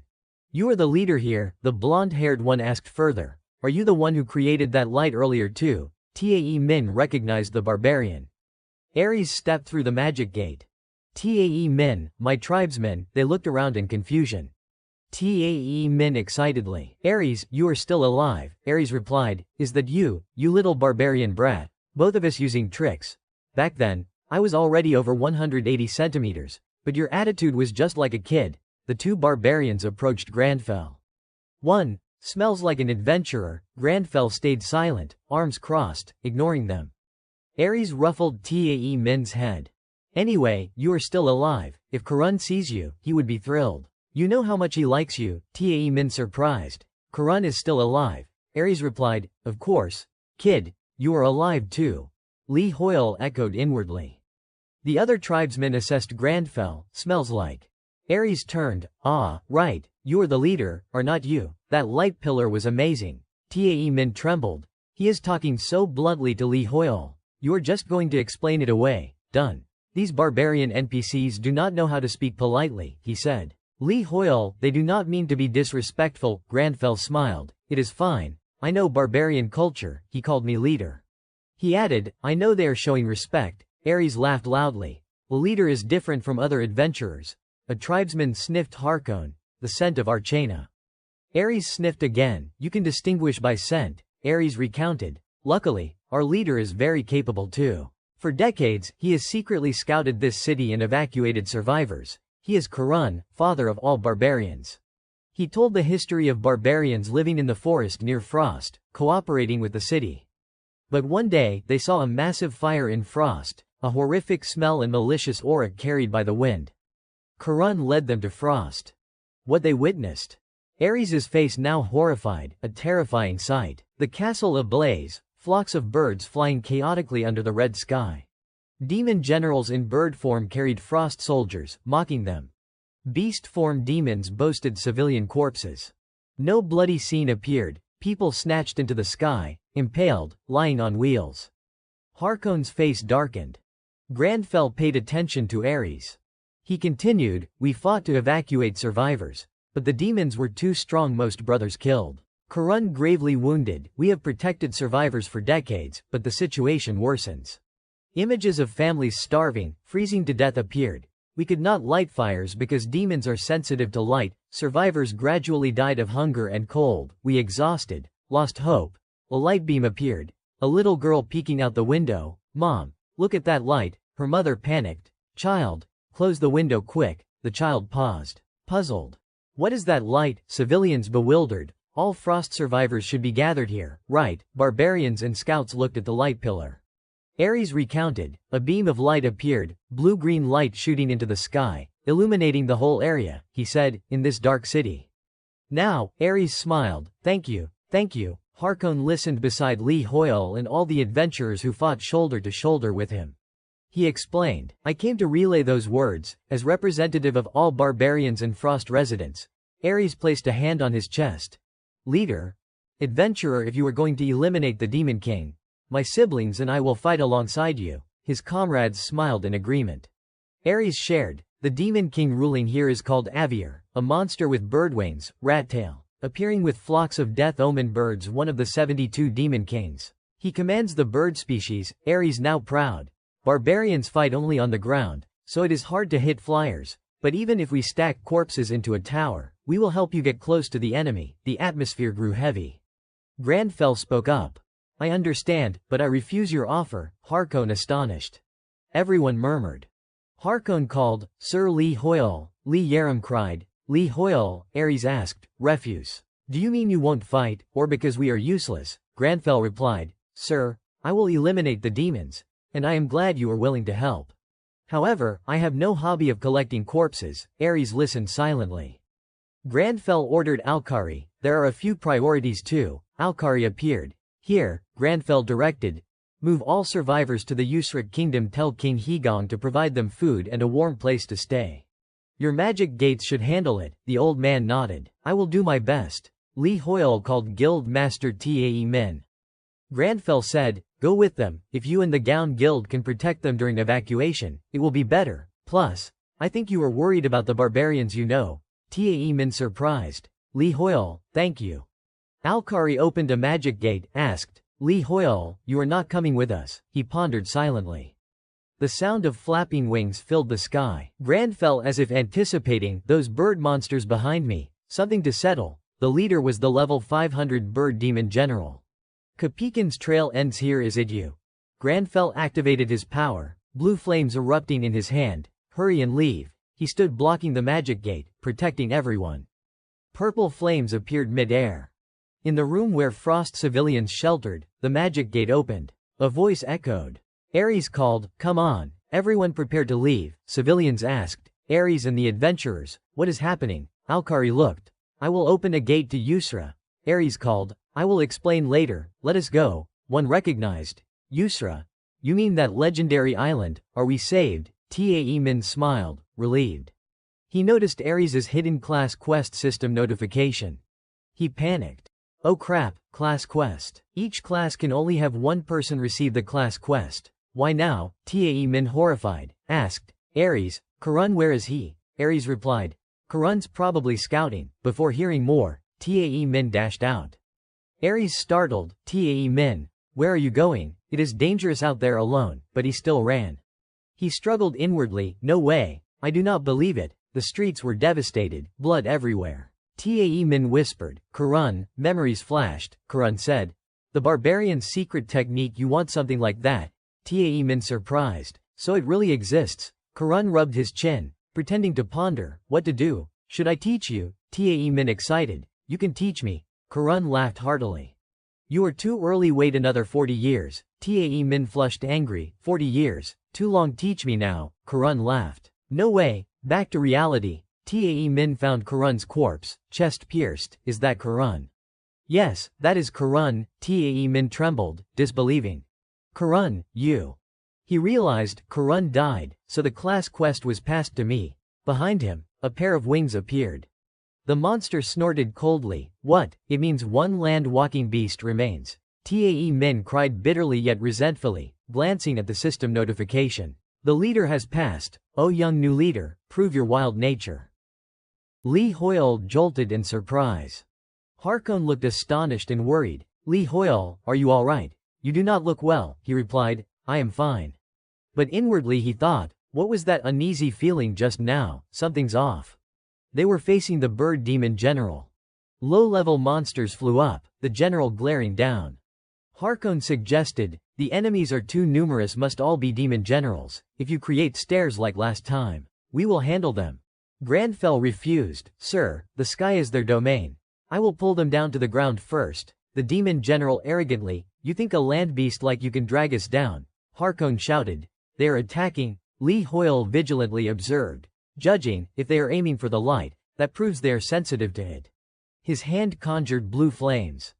Granfell pushed a larger blaze toward them. The monsters squinted, you are not attacking anymore. System, bird demon general stunned multiple times.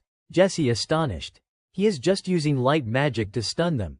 Lee Hoyle successfully shrank the flames, transforming them, must pull them down so the knights can fight. Mimicking Jess's lightning magic, Granfell remarked, is it like this? The bird demons were jolted by lightning, groaning in agony. System, you defeated the demon general with the highest contribution. Jesse amazed, one strike, and their bodies rained down. Lee Hoyle bewildered, looking at his hand, didn't think killing them would be this easy. Since when am I this strong? The two were weak to heavenly thunder. Jess's eyes sparkled, praising, as expected of Lee Hoyle, that was perfect, I learned so much. Class quest system. Eliminate demon generals, liberate Frost, 6 per 10. Granfell glanced, 4 left. Jesse thrilled. You are so cool. Lee Hoyle eyed the distant floating island. I feel uneasy, hope Tae Min's okay. A magic gate appeared behind Granfell. He noticed, calling, Alkari. The old man pointed to Ares, we have evacuated the civilians, but the barbarian Ares interrupted, Tae Min has not returned. You told him he went alone to find Karun but still has not come back. Lee Hoyle frowned. Alone, Ares, Karun never scouted this long, he is definitely in trouble. Alkari threw up her hands, see, they are reckless. Granfell's face darkened, which way did Tae Min go? Meanwhile, Tae Min was lifted high by Demon General Hovakan. One of Granfel's legs was not thick, blood streaming. Hovakan choked him, laughing. Fight me alone, he boasted, maniacal and stupid. Tae Min gritted his teeth. I can't move. Are demon generals this strong? I did not think it would hit this hard. Hovakan revealed his ferocious bird face. You will beg for mercy like the land beasts. I might spare you if you do. Tae Min resilient, smirked. In your dreams, barbarians never beg, we fight to the death. Hovakan laughed. A weakling like you with such ego, you are stupid. Just as expected from ground creatures, he mentioned Karun. I bet that rabid dog was the same. Tae Min glared at Hovakan, continuing, he was so dumb he charged into a sure loss battle, noisy like a pig. Tae Min strained. Don't mock Karun. He chuckled. Weaklings like you should flee and beg for life. Tae Min clenched his fists, hating. Damn it, Granfell bit his lip. That filthy demon dares call Karun stupid. You must die.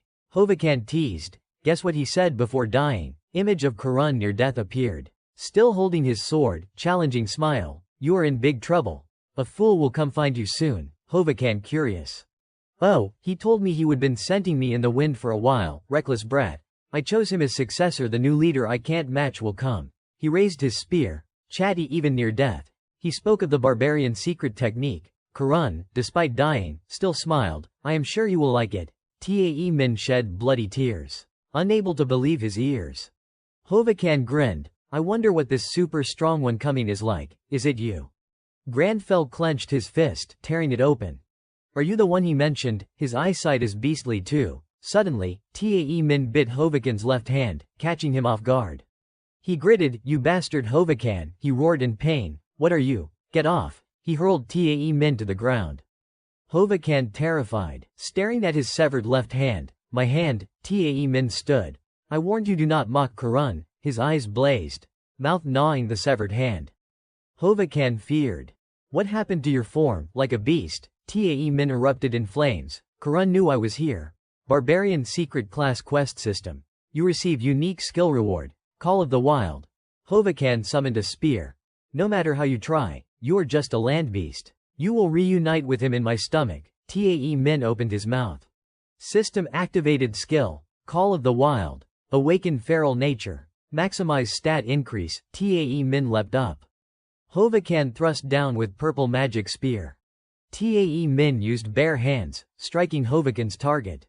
His movements were utterly different. Hovakan, what is this oppressive feeling? It will catch me if I get close. Before finishing, Tae Min vanished. Tae Min from behind. Your wings are annoying. Hovakan shocked. Tae Min grabbed the wing, ripping it off. Hovakan despaired. Damn, I can't hold out. Suddenly, Tae Min was impaled. Bird monster Omicron held the spear, looking at Hovakan. What, you got beaten like this? He flung Tae Min away.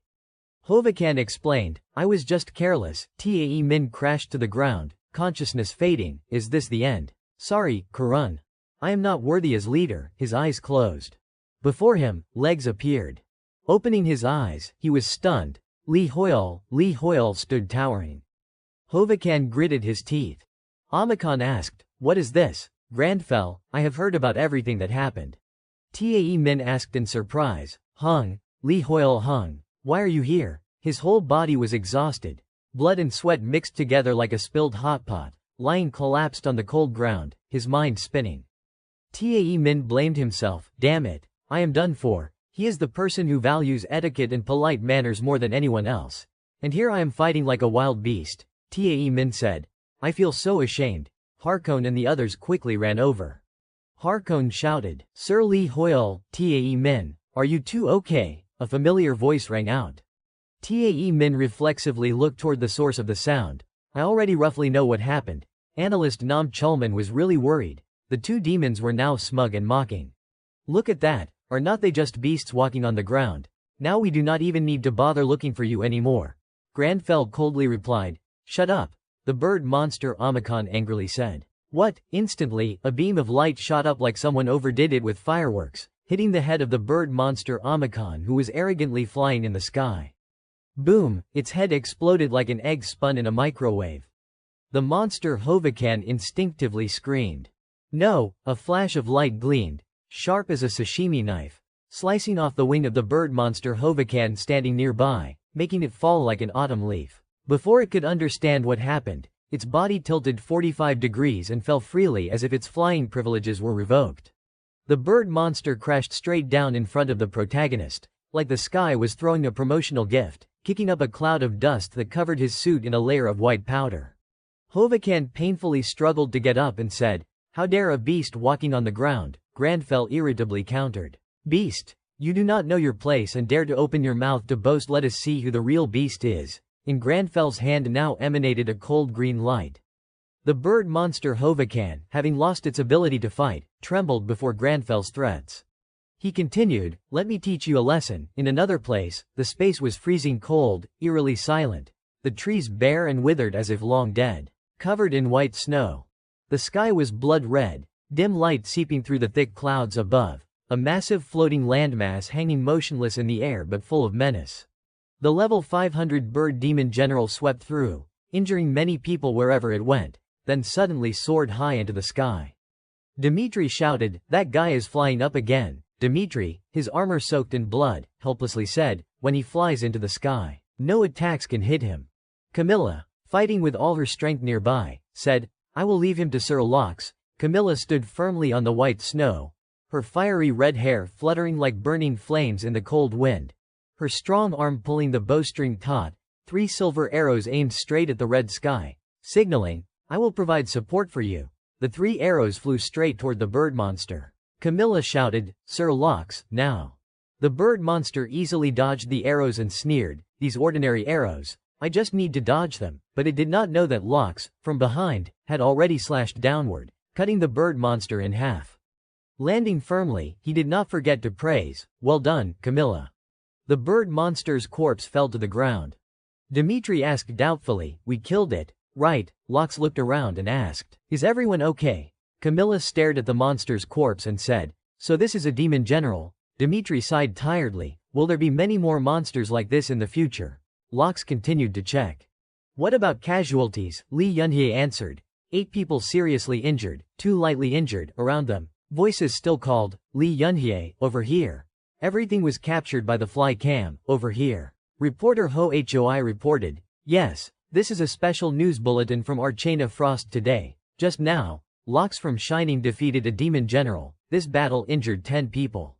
Will the Shining Guild withdraw?" The news director standing behind the reporter stared thoughtfully at his phone, his face full of disbelief, thinking, "That is strange. What is going on?" So far, among the guilds participating in the siege, Shining is clearly in the lead, and we even have exclusive broadcast rights for defeating a demon general. Something on the phone screen caught his attention, his eyes widening. He thought, what is with the live chat reaction? The chat with over 8,000 viewers was buzzing. Did everyone see that just now? The scene where Lox killed the demon general. Are you talking about that pillar of light? No. The name Li Hoyle popped into the director's mind. He said, "What is this?" then continued reading the comments. The chat kept going. What about Li Hoyle? Where is he? Everyone has to watch He Kang's stream. Li Hoyle is toying with a demon general right now. Reading this, the director exclaimed, "I can't believe what I just read. Huh. A demon general is trembling like that." He Kang's livestream now had over 6 million viewers, showing Grandfell with 1 foot firmly pressing down on the head of the bird monster Omicron lying flat on the ground, its whole body shaking, completely unable to resist. His gaze was calm, not angry but full of authority, as if the verdict had already been decided, exclusively broadcast on He Kong TV. Emikin's hand trembled, reaching up before suddenly dropping limp. Hovakan flinched when Grandfell's eyes turned toward him. Without any verbal threat, the silence and pressure from Grandfell made him beg, "Don't come closer, I was wrong, please spare me." Hovakan backed away in terror before the green light glowing from Grandfell's palm, pleading non-stop, "Please, please, spare me." Grandfell coldly replied, "Shut your mouth." The bird monster Hovakan now trembled all over, desperately saying, "If I beg like this, please spare me, I promise I will never." Before he could finish, Grandfell cut him off. "I do not talk to pray." At the same moment, the bird monster's entire body was enveloped in green light, its body incinerated, managing only one final desperate scream. He Kong, standing nearby, witnessed everything. The livestream had now risen to over 7 million viewers. He Kong commented, "Everyone, did you see that? Grandfell has defeated 8 demon generals." Granfell stood there, the bird monster already vanished into nothingness. The comment section exploded. So handsome, so handsome. Some comments spammed Granfell's line repeatedly. I do not talk to prey. Granfell let out a small sigh of relief, his heart pounding like festival drums, thinking, our demon general's vitality all different, it just would not die, so I had to try many ways to kill it, almost running out of mana. That is what he thought inside, but he still maintained his cool demeanor as if he had never known fear. Viewers commented, did everyone see how he toyed with it before killing it? Jesse rushed to Granfell's side, full of admiration, shouting, that was amazing. You interrupted one spell to use it in many different ways. It was like they were completely separate spells. Following Li Hoyle was definitely the right choice. I learned so much. Hearing that, Granfell's ego instantly inflated. Tae Min, supported by Harkon, approached where Granfell stood. Tae Min tried to call. Li Hoyle hung. He said, Tae Min, can you move? Tae Min hesitated and replied, yeah, thanks to you. I am really sorry. I abandoned the evacuation mission for the survivors and even showed you such a shameful side of me. Granfell gently said, Tae Min, I do not dislike people who fight to protect their pride. I have seen your pride. Now, let us return to the shelter together and join the knights. Suddenly, everyone's notification window appeared. Granfell said. On the screen appeared the text, Area Quest updated, Frost City, the final demon general has fallen. In another area, the excited laughter of a man in armor resembling a Chinese general rang out. System notification, Guild Master of Unified World, Lu Zhenchen, contribution to the current siege. 11,852 points. Lu Zhenchen encouraged, we defeated a demon general, I am so proud of you all. Standing on the demon general's corpse, he excitedly continued, the position of Frost City Lord is within our grasp, prepare for the coronation ceremony. The surrounding soldiers thought, he really has a carefree personality. System announcement, Li Hoyle contribution to the current siege, 471,992 points, seeing the system window. Granfell thought, 2 demon generals were killed by other guilds. While he was lost in thought, Harkon suddenly saw something and shouted, you are Count Syrian. The Count, once dressed in luxurious clothes now tattered, covered in dust and bloodstains, his face pale with exhaustion, eyes heavy from his injured left arm, blood soaking through the torn fabric. Harkon ran over, saying, how can this be? Count, you are still alive. Syrian weakly replied, Knight Harkon, is it really Knight Harkon? Syrian's face lit up with happiness, tears in his eyes. He continued, I never expected Knight Harkon to come here. The king and the empire have not abandoned us. I also witnessed the brave actions of that adventurer. It was truly outstanding. Syrian approached, warmly shaking Granfell's hand, introducing, welcome, the hero who came to save Frost City. I am Syrian, Lord of Frost City. Tae Min exclaimed. Lord. I have entered and left Frost City many times but never met you. Why is the Lord out here in this condition? Granfell smirked and said, Lord. Then he glared, sternly emphasizing each word, stop pretending. The system flashed a red warning. Skill, natural enemy, activated. Combat power significantly increased when facing demons, Granfell stressed. Demon King, Syrian's expression now strangely calm, his eyes glowing deadly red, signaling something ominous. A scream of utter astonishment erupted. He Kang's livestream had now surged past 10 million viewers. The screen even had to freeze for a moment. The streamer's voice rang out, everyone, what the hell is this? The online exploded with curiosity, are you kidding me? Lord Syrian. Guys, what is going on? He Kong, camera strapped to his head, mouth hanging wide open in shock, looking like he was about to burst. Endless question marks floating around him. Count Syrian, is this for real? Bros, is that really the Lord? No way. Syrian. He is still alive. Over at Archaina's side, the director was hit just as hard, completely stunned. The Archaina reporter muttered, hey, why are you watching someone else's stream instead of ours? Granfell, despite his face tense as a drawn bowstring yet still impossibly handsome, kept his composure. Comments flooded in, Granfell's expression looks off. Why is he making that face? Granfell continued, that is enough acting, Demon King. Comments urged, get closer. I can't hear. He Kong and Harkon stood there dumbfounded. Demon King. What do you mean? Li Hoyle and Tae Min were equally confused. Echoing, Demon King. This is definitely the Lord of Frost City. There must be some misunderstanding. Syrian gave a faint smile, bowed his head slightly, and said, Demon King, Demon King. Yes, you are right. I can't blame you for thinking that. He raised a hand to his forehead, sounding disappointed in himself. As the Lord, I failed to protect my people and instead stood here watching all of you fight. I am truly unworthy. Harkon immediately objected, that is not your fault, my lord. Syrian shook his head. No, I failed in my duty, yet at that very moment, razor-sharp earthen spikes suddenly erupted from the ground like monster claws. Syrian had no time to react. His body was brutally impaled by the vicious spikes. His eyes bulged wide, frozen in absolute shock, blood pouring from his eyes and mouth in a horrifying sight.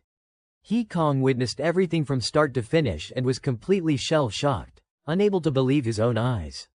The entire internet was equally floored. Are you insane? What just happened? Lord Syrian. Grandfell must have had a reason. He assassinated the Lord. At Archana's broadcast, both the director and reporter stood with their jaws on the floor. Harkon rushed forward, screaming, Count Syrian. Tae Min also ran over, Hung Lee Hoyol. Grandfell stood before the sharp earthen spikes that had pierced clean through Syrian's body, hoisting him into the air, suspended like a grotesque puppet. Harkon reached him and yelled in reproach, Lee Hoyol, why did you do that? Jesse, who had been silent until now, suddenly smirked and said, You are still alive. Huh? Harkon, not understanding yet, turned back, but he did not realize that behind him, the body of the count he revered was now radiating a sinister black aura. Syrian suddenly let out a low, creepy chuckle. System message appeared, your opponent has activated innate elemental resistance, Earth. Syrian spoke, isn't that a bit rude while we are still talking, my friend? Another system message, Earth elemental attack has no effect on the target. Grandfell muttered grimly, Earth elemental resistance. This is troublesome. Syrian's shadow grew larger and larger. Everything fell deathly silent. Syrian spoke slowly, look closely. I am Syrian. Surrounding him was pitch-black darkness, countless grotesque eyes sprouting all over his bloodied face, twitching chaotically, staring into the void. Every breath he exhaled released thick black smoke filled with slowly blinking, conscious eyes that followed everything around them. Syrian continued, the Lord of Frost City that you have all been desperately searching for.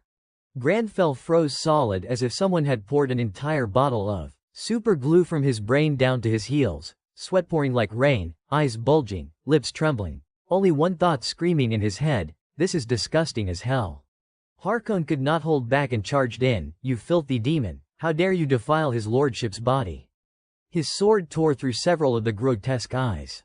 Tae Min asked nervously, did we kill it? Grandfell, standing beside him but panicking inside, replied, we have not even gotten past the first step.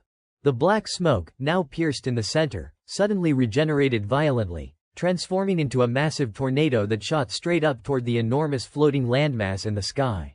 Tae Min stared wide-eyed, it is recovering. Grandfell internally cried tears of blood, see. I told you. The viscous darkness clung to the floating continent, rapidly spreading and covering its entire surface. Harkon cried out in horror, impossible, it is merging its body with Frost City itself. People watching from afar looked up at the sky, unable to believe their eyes, what is happening to the city? Even Enix Lauren thought, what the hell is going on? He is fusing with the city's power. Someone anxiously asked Mandi, are Tae Min and the adventurer leader okay? At the northern gate of Frost City, warriors were still relentlessly battling endless demons. Leonie plunged both hands straight into a monster's eyes. Her two subordinates were also struggling against the horde. One said, why are there so many? Their numbers are not decreasing at all. The other snapped, stop talking and save your mana for casting. A ferocious monster raised its claws and lunged at the female warrior. She was exhausted, but barely dodged the strike.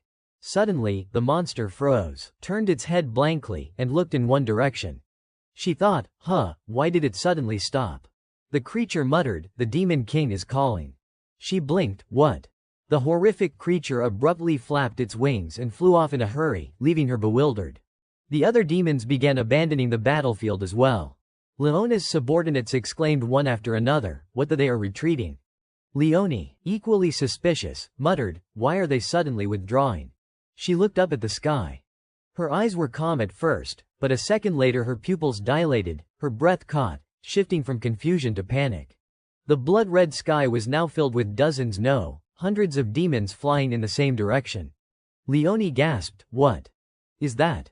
Over with Lu Zhenchun's group, he was just as shocked. Where did all the demons suddenly go? A system warning flashed. Demon King Decoravia is about to reveal its true form. Lox's group saw the same message and turned their eyes toward the same direction. Camilla said, "The Demon King. That thing, Frost, is now like a giant beacon attracting hundreds of demons." Lox felt an ominous premonition and whispered, "Number. If it awakens, Japan will." "Oh no!" he shouted. "The world will be destroyed." Harkon roared, "We have to stop it." Behind him stood his comrades ready to live and die together.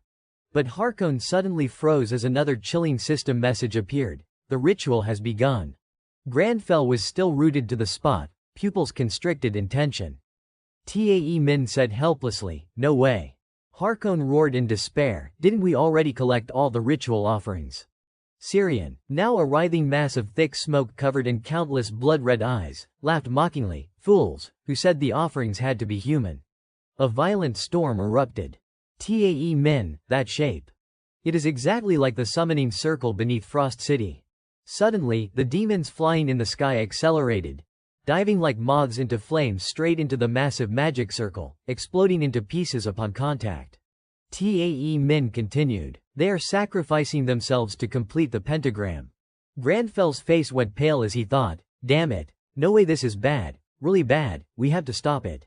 One of the demon's countless eyes appeared right in front of Grandfell's face, staring straight at him, and sneered, "It is useless.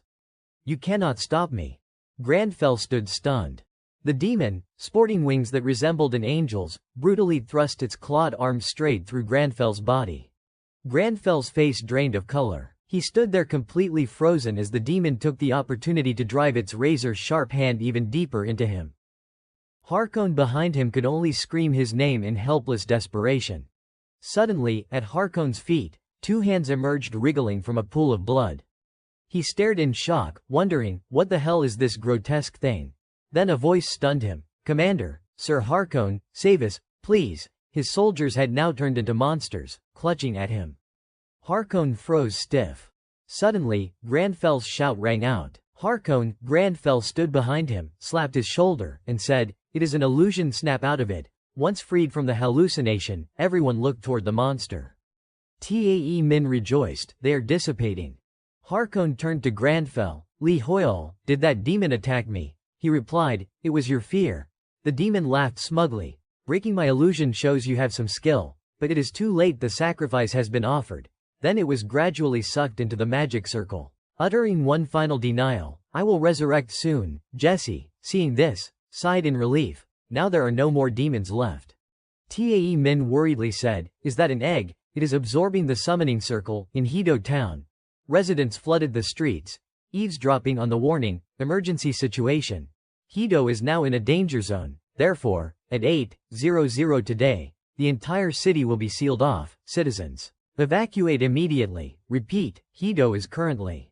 A soldier asked, "Young master, what do we do?" The young master replied, "Retreat immediately and go provide reinforcements." The soldier asked again, "What about the Frost Siege?" The young master snapped angrily, "Is that the issue right now?" The monster continued absorbing the magic circle, smugly saying, "You have seen it with your own eyes and still do not realize how dangerous that thing is. Do you think I could handle it?" A voice came from Tae Min's phone, "We can't do anything about it." Tae Min, hearing this, broke out in cold sweat, only managing to blurt, "What?" The guy in the radio room, observing from afar, said in panic, "Korea just issued an order, all players in Hido, return immediately. They are preparing to seal off Hido. Right now, Juno Diom and other guilds have already started withdrawing." Tae Min, still confused, asked again, "What do you mean?" The voice from the phone replied, "If you stay there, you will lose your lives." Grandfell, upon hearing this, grew even more determined. "It is extremely dangerous. I must destroy it before it awakens." Tae Min felt even more helpless, frozen in place as he heard Grandfell say that, managing only, Li Hoyol. He handed over a necklace, exorcism ritual. That is the cursed necklace, selected as the sacrificial item. It is manifesting a very terrifying demon. The demon said, "We have met again. Granfel's face changed color as it suddenly summoned sharp earthen spikes surrounding him.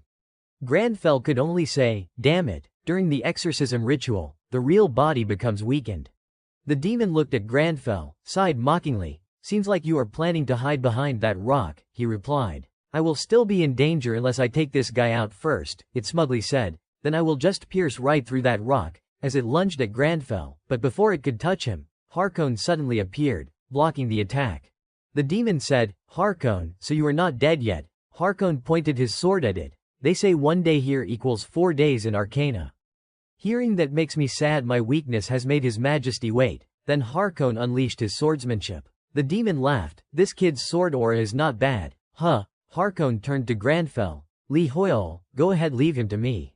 Granfell replied, "If you say so, I trust you." The demon, seeing this, said, "Interesting, fine. I will greet you with a sword too." Harkon, radiating power, confidently declared, "I, Harkon, will fulfill the final command His Majesty entrusted to me in Arcana." Then both charged at each other with terrifying force.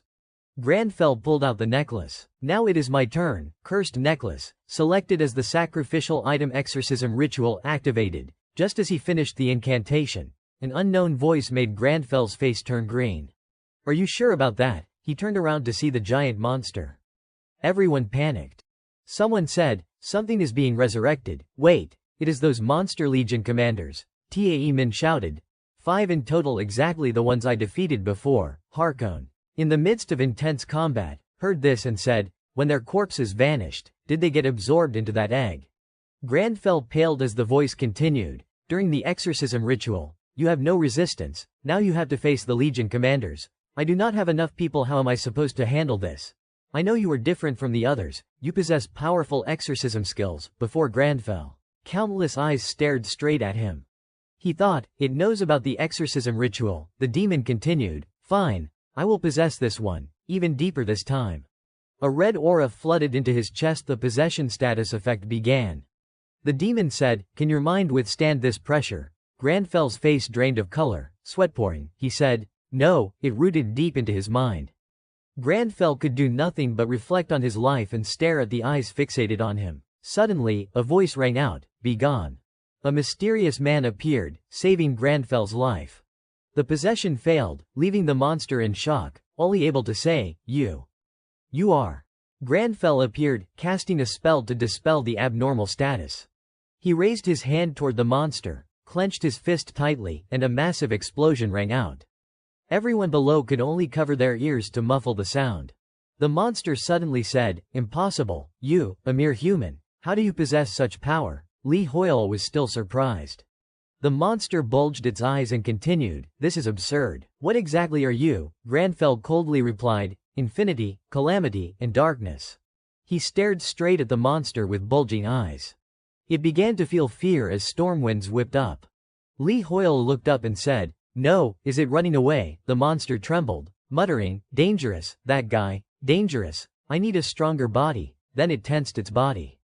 Demon King Decoravia had revealed its true form. Tae Min below saw this and shouted, "It has been born." He Kong, clinging to a rock against the monster's terrifying power, unafraid, said, "Is that the Demon King?" Livestream viewers commented, "He Kong, run, oh my god." He remained excited, adding, "It is huge." On Granfell's side, he was using magic with the necklace, saying, "Damn it. It is trying to escape. Please, do not let it get away." He began recreating the summoning ritual. The Emperor's necklace has been selected as the sacrificial item. The demonic treasure chest has been selected as the sacrificial item. The demon binding chains have been selected as the sacrificial item. Countless sacrificial items enhanced the ritual's effectiveness. Li Hoyle seemed to delve deep inside the monster. He saw its true body and said, "Found you." It trembled in fear upon seeing him there, saying, "No, do not come here, don't come here, human, get out." In the sky, hordes of monsters were flying toward them. Tae Min shouted, "The Monster Legion is moving." The monster, overwhelmed by fear, looked toward Granfell and said, "My soldiers, protect me. He is dangerous, dangerous, hurry." The monster horde seemed not to hear, only rampaging through everything around. Tae Min and Jesse could only cover their faces, saying, "Just a little more." The soldiers saw this and yelled, "Fire Orchid has come all the way here, retreat fast." An unclear voice rang out from somewhere, Demon King. It is moving again. It flew up, looked at Grandfell, and said, "What exactly are you?" No human can contain a Demon King in an exorcism ritual without their mind collapsing. "How did you do it? What exactly are you, you bastard? Why am I afraid of you?" Jesse noticed something and said, "Wait, one of the Demon Legion captains that flew out has disappeared." Tae Min, hearing this, had nothing but question marks in his head, unsure what to say. Without waiting long, it appeared before Grandfell, saying, "Human, human." It tried to attack with its beak and tentacles from its mouth, but a voice shouted, "Li Hoyle." A spear flew straight toward it, piercing through its throat before Tae Min's astonished eyes. After taking down the monster, he said, "Inazuma, do not let your guard down, 2 more are coming." As soon as Inazuma spoke, the next monster flew in, but before it could attack, Lox leapt onto its back, stabbing his sword through the nape of its neck, felling it instantly. Inazuma said, "Camilla, the moment has come." Camilla gripped her sword, summoning chains that bound 2 monsters. Over here, Lox wondered, why is not Brother Li Hoyle moving? He is just standing there. Jesse replied, "He is using a mental skill. That is why he is still. And you, Lox, why are you here?" Lox replied, "I just chose the side with the highest survival chance." Camilla, binding the 2 monsters, said, "Lox, we can't hold out much longer." Jesse beside her said, "Now that the world-destroying calamity has awakened, hiding anywhere means death." "You think so too, right, Inazuma?" Inazuma had nothing to say, just silent with question marks racing in his mind. Lox added, "That is why we came to help everyone, believing that Li Hoyle will somehow resolve everything." A voice called from behind, "We will fight together with you all. I am Gaon from Yusra, this time. The Second Sun Guild will join the battle too." A member of the guild thought, "Weird, should not we be running?" Inazuma saw this and said, "Trust. I hope you guys do not get scared and flee. I will fight to the end." Tae Min beside him angrily snapped, "Inazuma. Suyol. Everyone stop bickering and unite to fight. If only I had a weapon here." Before he could finish, Tae Min got smacked on the head. He turned to see who dared hit him, surprised. Big bro Juno Diom, annoyed, said, "You did not answer my calls, want me to worry myself to death." Tae Min scratched his head, grinning, "Yes, sorry." Juno Diom continued, "Here, a great sword I found in the warehouse, use it for now." The Second Sun group joined the fight. Inazuma's guild joined the party, the nearby guild joined the party, Shining Guild joined the party. Member count reached maximum, automatically switching to raid mode. More demons began appearing. Lox, with a determined face, said, "Don't let them reach Li Hoyle, we will handle that monster leader." Grandfell remained focused. He smirked and said, "You are asking what makes you fear me?" Its face was now sweating profusely, trembling greatly. He continued, "This, no matter how desperate the situation, everyone always unites to fight against evil, that is humanity's pride." Grandfell glared furiously at the monster hovering in the air. From his hand, massive flames erupted, surrounding everything as if to devour it all, symbolizing humanity's pride. The monster, hearing this, stared straight into Grandfell's face, its voice hesitant. "Pride, don't make me laugh. It is just an illusion, all of it is nothing but foolish emotions." A Demon Legion commander from the valley launched a strike, attacking Harkon before he could react. Blood sprayed from Harkon's mouth. The blow hit a vital point. The monster smugly said, "Give up." It withdrew its spear, draining Harkon's strength, causing him to collapse. It watched the scene with glee. "I have inflicted a fatal wound on you. Resisting will only make you suffer more." Seeing its smugness, Harkon mustered his strength to stand, glaring with hatred. With his remaining power, Harkon suddenly counterattacked, catching it off guard and landing a hit. What the hell? It had not expected Harkon to still have the strength to fight back. Harkon's strike grazed it, leaving it stunned. It turned its gaze to Harkon. He is still standing after that blow, still has the strength to hold a sword, clutching its wound, weakened and breathless. It looked at Harkon with a trembling voice. "And he can still move like this? He has lost so much blood, he should have died long ago." Harkon trembled, struggling to stay upright, listening to every word from the Demon Legion commander. "Why won't he surrender?" it shouted in rage. Harkon ignored it, coldly raising his sword and staring it down. "Impossible." It seemed to realize something, saying in surprise. Only now did it notice the strange green aura around Harkon. Even as consciousness faded, Harkon coldly regarded the panicking Legion commander and struck it down decisively. Until its dying breath, it could not believe it had been defeated. Harkon raised his sword and cleaved off the head of the Yin Demon Legion commander. The system announced, "The Demon King's commander has fallen. The Demon King's army morale has severely declined. The Demon King's power has weakened." Tae Min saw the notification and froze for a few seconds. Contrary to Tae Min's surprise, the blonde boy beside him turned pale.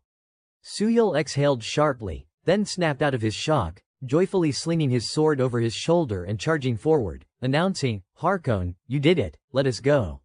The young man beside him, hearing Tae Min's excited voice, replied, "Yeah, both of you charge ahead," ignoring Jesse panting as he ran after them. The scene shifted. A horizontal sword cleaved through the giant beast Kapikan. The system rang out, "Giant Beast Legion Commander Kapikan has fallen. The Demon King's power has weakened." Hearing the announcement, Inazuma grew even more fired up, shouting to everyone around, "I can't lose." After defeating the beast leader, he yelled as he rushed toward the bird monster. Without a word, they attacked Omicron, overwhelming it before it could resist, landing a fatal blow and killing it on the spot. System notification: Giant Beast Legion Commander Omicron has fallen. The Demon King's power has weakened. Hovakan, seeing its forces defeated, panicked and feared. "Impossible. You got beaten that badly, why not just abandon it? We are the Demon King's army." Watching its troops fall one by one, it trembled and screamed. Looking at the approaching humans, it continued, "That fear, why does not it make you retreat?" "Impossible." The words hit Tae Min's sore spot, enraging him as he recalled that moment. Tae Min unleashed his power, striking the monster that was both terrified and boastful with a fatal blow. System notification: Giant Beast Legion Commander Hovakan has fallen. The Demon King's power has declined. The Demon King felt its subordinates falling one by one to the very beings it despised most, clutching its head in panic and fear. "Impossible. My commander's failing against these lowly humans." Grandfell, hearing the Demon King clutch its head in confusion, showed no concern, his face cold as ice. Hearing the system announcement, the Demon King angrily revealed its true form. A grotesque monster appeared, its body covered in red eyes sprouting across its head and back. Enraged, it destroyed everything around. Internally, it tore itself apart. Grandfell saw its expression and worried, "It is having mad thoughts, desperate to escape the ritual. All my mana is depleted, maintaining the summoning ritual is getting harder." As he thought this, he watched the Demon King clutch itself in agony, kneeling down. Suddenly, it glared furiously, grinding its teeth. "You dare challenge me, you pathetic human," the Demon King roared, rampaging and creating a white smoke cloud. Those nearby quickly sought cover. "Impossible. Everyone, the Demon King seems to be trying to escape." Grandfell grew increasingly anxious, then realized, "I get it. It is because of the summoning ritual, it wants to break free from my ritual." He watched the Demon King strain to escape the ritual, ignoring the pain. Its true body instinctively fled. People screamed in fear. "Ped, Nim, where did the monster go?" They looked into the distance. Seeing the Demon King heading toward the city, causing panic among the citizens. "No, if it escapes, disaster will strike. I must focus on the summoning ritual to control it." Grandfell gritted his teeth, anxious. The system chimed, terrifying him. Mana nearly depleted, the system continued. "Summoning ritual has been nullified." Grandfell panicked. "Wait, no, damn it. Shit." He helplessly watched the Demon King break free from the ritual. Suddenly, Grandfell felt a chill down his spine. Behind him, a long-haired young man said sternly, "You still have mana left." He recalled Matis's words, "Use your dark innate as a mana source." Grandfell's eyes lit up, as if discovering the truth. Grandfell raised his hand, channeling dark power toward the rampaging Demon King. "If it is dark magic." He watched the Demon King enveloped in dark magic, frowning as he pushed even stronger dark magic. The Demon King screamed in pain, "This dark energy, impossible, from a human." Hikong stared blankly, a bit confused, gazing into the distance without noticing the chaotic chat. "Insane, what is that?" Lox and Tae Min were equally bewildered, looking up at the sky where the Demon King hovered. Suddenly, a pair of feet appeared on the rocky mountain, looking down at him. A group of 4 stood on the rocky mountain. The leader was a girl with short orange hair to her shoulders. Leonie looked at Grandfell thoughtfully, I was going to tell him to run if things got too dangerous, but looks like I worried for nothing. System notification. Demon King Decoravia has been defeated. Quest to reclaim Frost successful. Northern City Frost. Hope returns. The sky clears of gloom. The sky returned to its natural blue. Grandfell stood still, gazing at the sky, relieved. News of Frost's peace spread. Breaking news on Frost City's appeal. Discussions on rebuilding the city and the vacant lord position are hot topics. The news sparked lively chatter. Hey, did you watch the video? He Kang's intense. Right, watched it. That video's probably over 200 million views by now. In a room, someone watched the video of the recent battle, where Decoravia fell. Thick smoke still rose for days. Finishing, the young man set down his phone, stretching tiredly. Grandfell contentedly flopped onto his bed. Delighted, home is the best place. Suddenly, his eyes darkened, lost in thought. After defeating Decoravia, thick smoke billowed from the rubble. A system window appeared with a new quest. Quest, Agrasan's Legacy. The light of life has spread everywhere. Last Demon Hunter. Reclaim the legacy stolen by the demons. Agrasan's Legacy. Grandfell lay on the bed, staring at the quest window, pondering. Agrasan's Legacy. Could it be related to the GRDF in my subconscious? He recalled the man with long silver-white hair. Can't be sure yet. The Demon King's dying words were thought-provoking. The white-haired man, with a cold demeanor and sharp eyes, gazed at something. Darkness is not something humanity can possess. A few days after reclaiming Frost City, the battle rankings were announced, surprising many people. Hello, Arcana, this is the total points ranking announcement for the Frost City Reclamation event. October 29th, Top 1. Lee Hoyle, 999,999 points. System error. We apologize for the delay. An error occurred during point calculation, causing issues with reward distribution. Rewards will be sent as soon as the issue is resolved. Thank you. Yusra Archipelago, a lush green area dotted with prominent trees. In a bamboo house, a voice sounded from behind the door. Excuse me, Sir Harkon, it is time for your checkup. The door opened, and a girl with a hot figure and long black hair down to her back entered, followed by a doctor. How are you feeling? As she spoke, she suddenly froze. Both she and the doctor were horrified by the sight. Before them, Harkon was doing push-ups, his body covered in bandaged wounds. Contrary to their worry, Harkon was calm. Oh, it is you. Beck Yishol. Beck Yishol rushed over in panic. I told you to rest, the doctor helplessly said. Please, do not make trouble for me anymore. Seeing both of them panicking, Harkon reassured. I am fine already. Beck Yishol clutched her forehead. If I do not heal you, how am I supposed to face Lee Hoyle?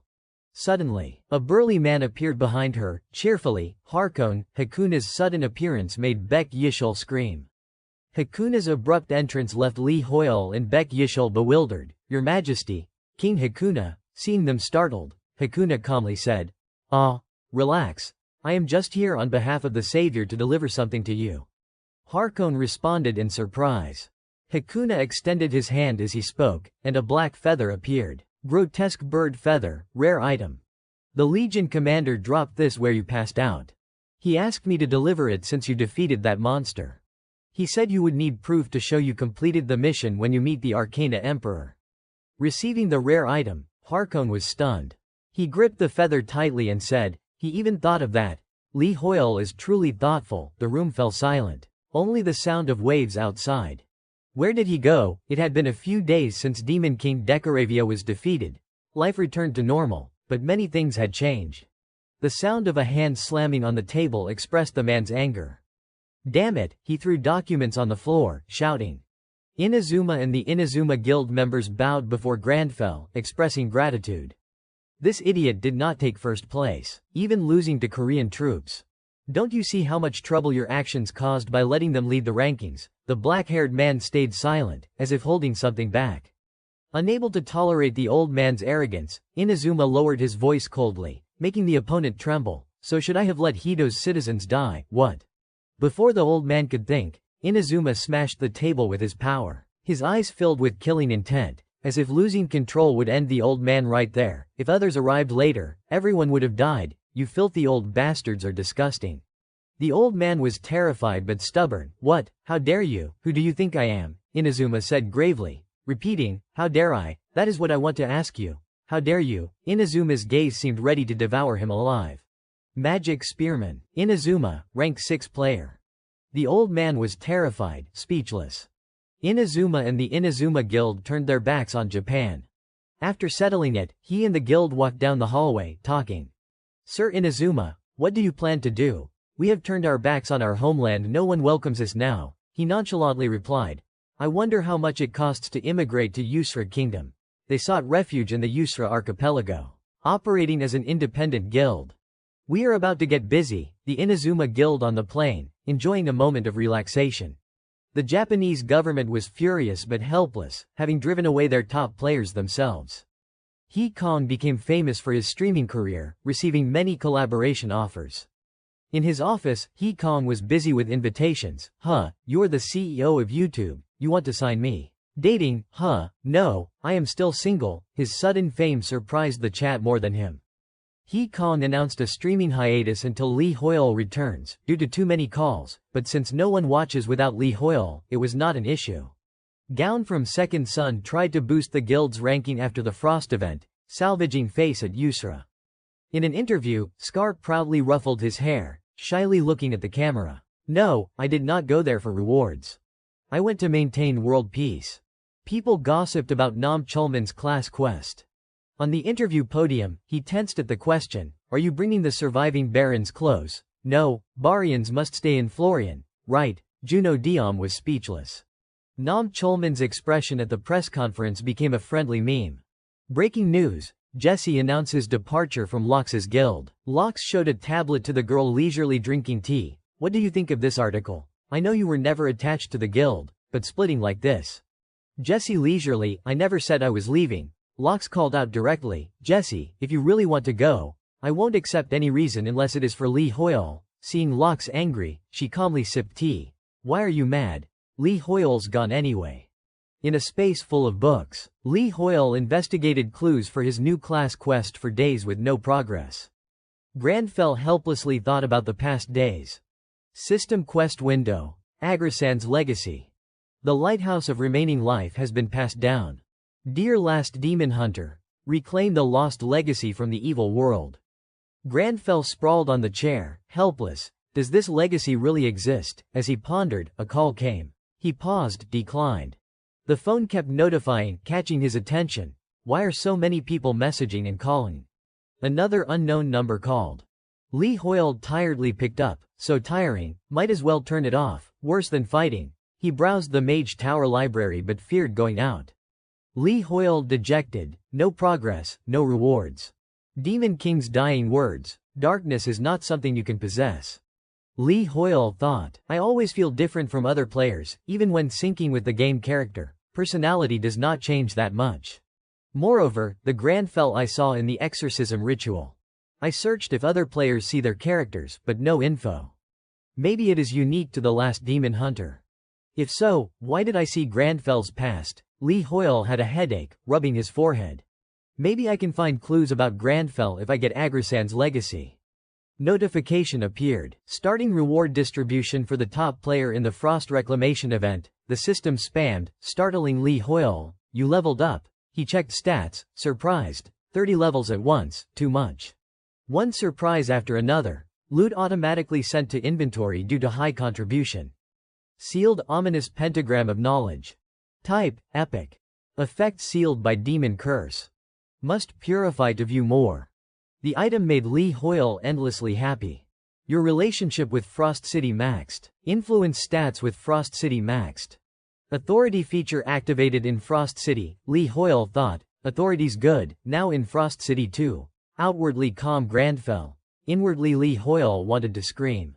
Suddenly he noticed something. HMPH, what is this? The thing before him surprised and confused Granfell. Everyone else got the new quest. A star rises in Frost City. Attend the new Lord appointment ceremony. In progress. TAE Min curiously, new Lord appointment, new Lord. Nam Chulman uneasy. I have a bad feeling. Shining Group got the notification. Clueless. Bad feeling. What? They are holding my appointment without a word. Lu Zhenchen, bandaged head to toe on bed, irritably said. Seeing him annoyed, subordinate, it is not for you. Please calm down. On Granfel's side, he could not stay calm seeing the system message. You are the Lord of Frost City. He panicked, desperately shouting, Lee Hoyle. Suddenly a villa appeared in Frost City. What is this? From now on, you are Frost's new lord. You have been added to Frost City's leadership list in the system. The Lord appointment ceremony in Frost began, showing an MC hosting with a cameraman, followed by someone holding the camera professionally. We are definitely going to meet Lee Hoyle today. Have you guys picked a spot yet? Someone nearby was busy arranging stuff. They said we should be on the second floor of the inn in front of the gate. Someone propped one hand on their hip. No way. Today is the new Lord appointment ceremony. What? Where did you ask? Of course in Frost. I told you, there is already a ton of people here. An image appeared of a guy in a suit looking quite dapper, incredulously asking the person in front. There is already a bunch of reporters here. Lee Hoyle will be appointed as Frost's new lord. Really? The person in front, wearing a green hat, with a very serious face. I guess so. Who else would it be? The suited guy with an excited face. Locks, TAE men, or maybe some other NPC. The one wearing the Sanam hat showed displeasure. Didn't you see the Frost Siege contribution rankings? Stop talking nonsense. He suddenly spotted something, frowning arrogantly. He shouted loudly, my camera. Someone in front pointed toward a person over there. A door cracked open appeared. Then, everyone focused on it, from on-site observers to live TV viewers. He is coming out, awesome. With a calm face, stepping out exuding an aura of authority, that was Lee Hoyle. Everyone watching him shouted his name loudly. Lee Hoyle, Lee Hoyle. On one side, someone was reminding and yelling in the cameraman's face, hurry up and film. Are you filming or not? The loud shouts showed no sign of stopping. Lee Hoyle, Lee Hoyle. The cameraman looked clearly embarrassed. I do not know how. Another image appeared of a person with fiery orange hair in the crowd, drawing attention. Live stream comments popped up, discussing the camera and Granfel's appointment as Frost Lord. Your camera is broken. We only see light. Only light, oh God, he really became Frost's Lord. While Granfell stepped out but remained silent and pensive, the comments buzzed about him. God, look at his eyes, like an idol. Is he still scheming now? Insane. Scheming, just say he is hot. Lee Hoyle with a dazed and confused expression, wondering inwardly, what is with these people? I am just researching the quest in the castle library in Frost. A notification appeared, you are the Lord of Frost, making his face confused at the reality and thinking inwardly. When the notification said I would become Frost's Lord, I got fed up with everything and went out to calm down. More notifications kept popping up, the location and number of people here are sufficient. Requirements for the appointment ceremony fulfilled. The new Lord appointment ceremony will begin now. Lee Hoyle, hero of Frost. Yusra's light and then Granfell flashed a question in his mind. But what is this appointment? Damn it. I am already going crazy with the new quest and nonsense. Behind, people looking toward him and Hegong, a foot appeared heading his way. Lee Hoyle, Lee Hoyle, Lee Hoyle.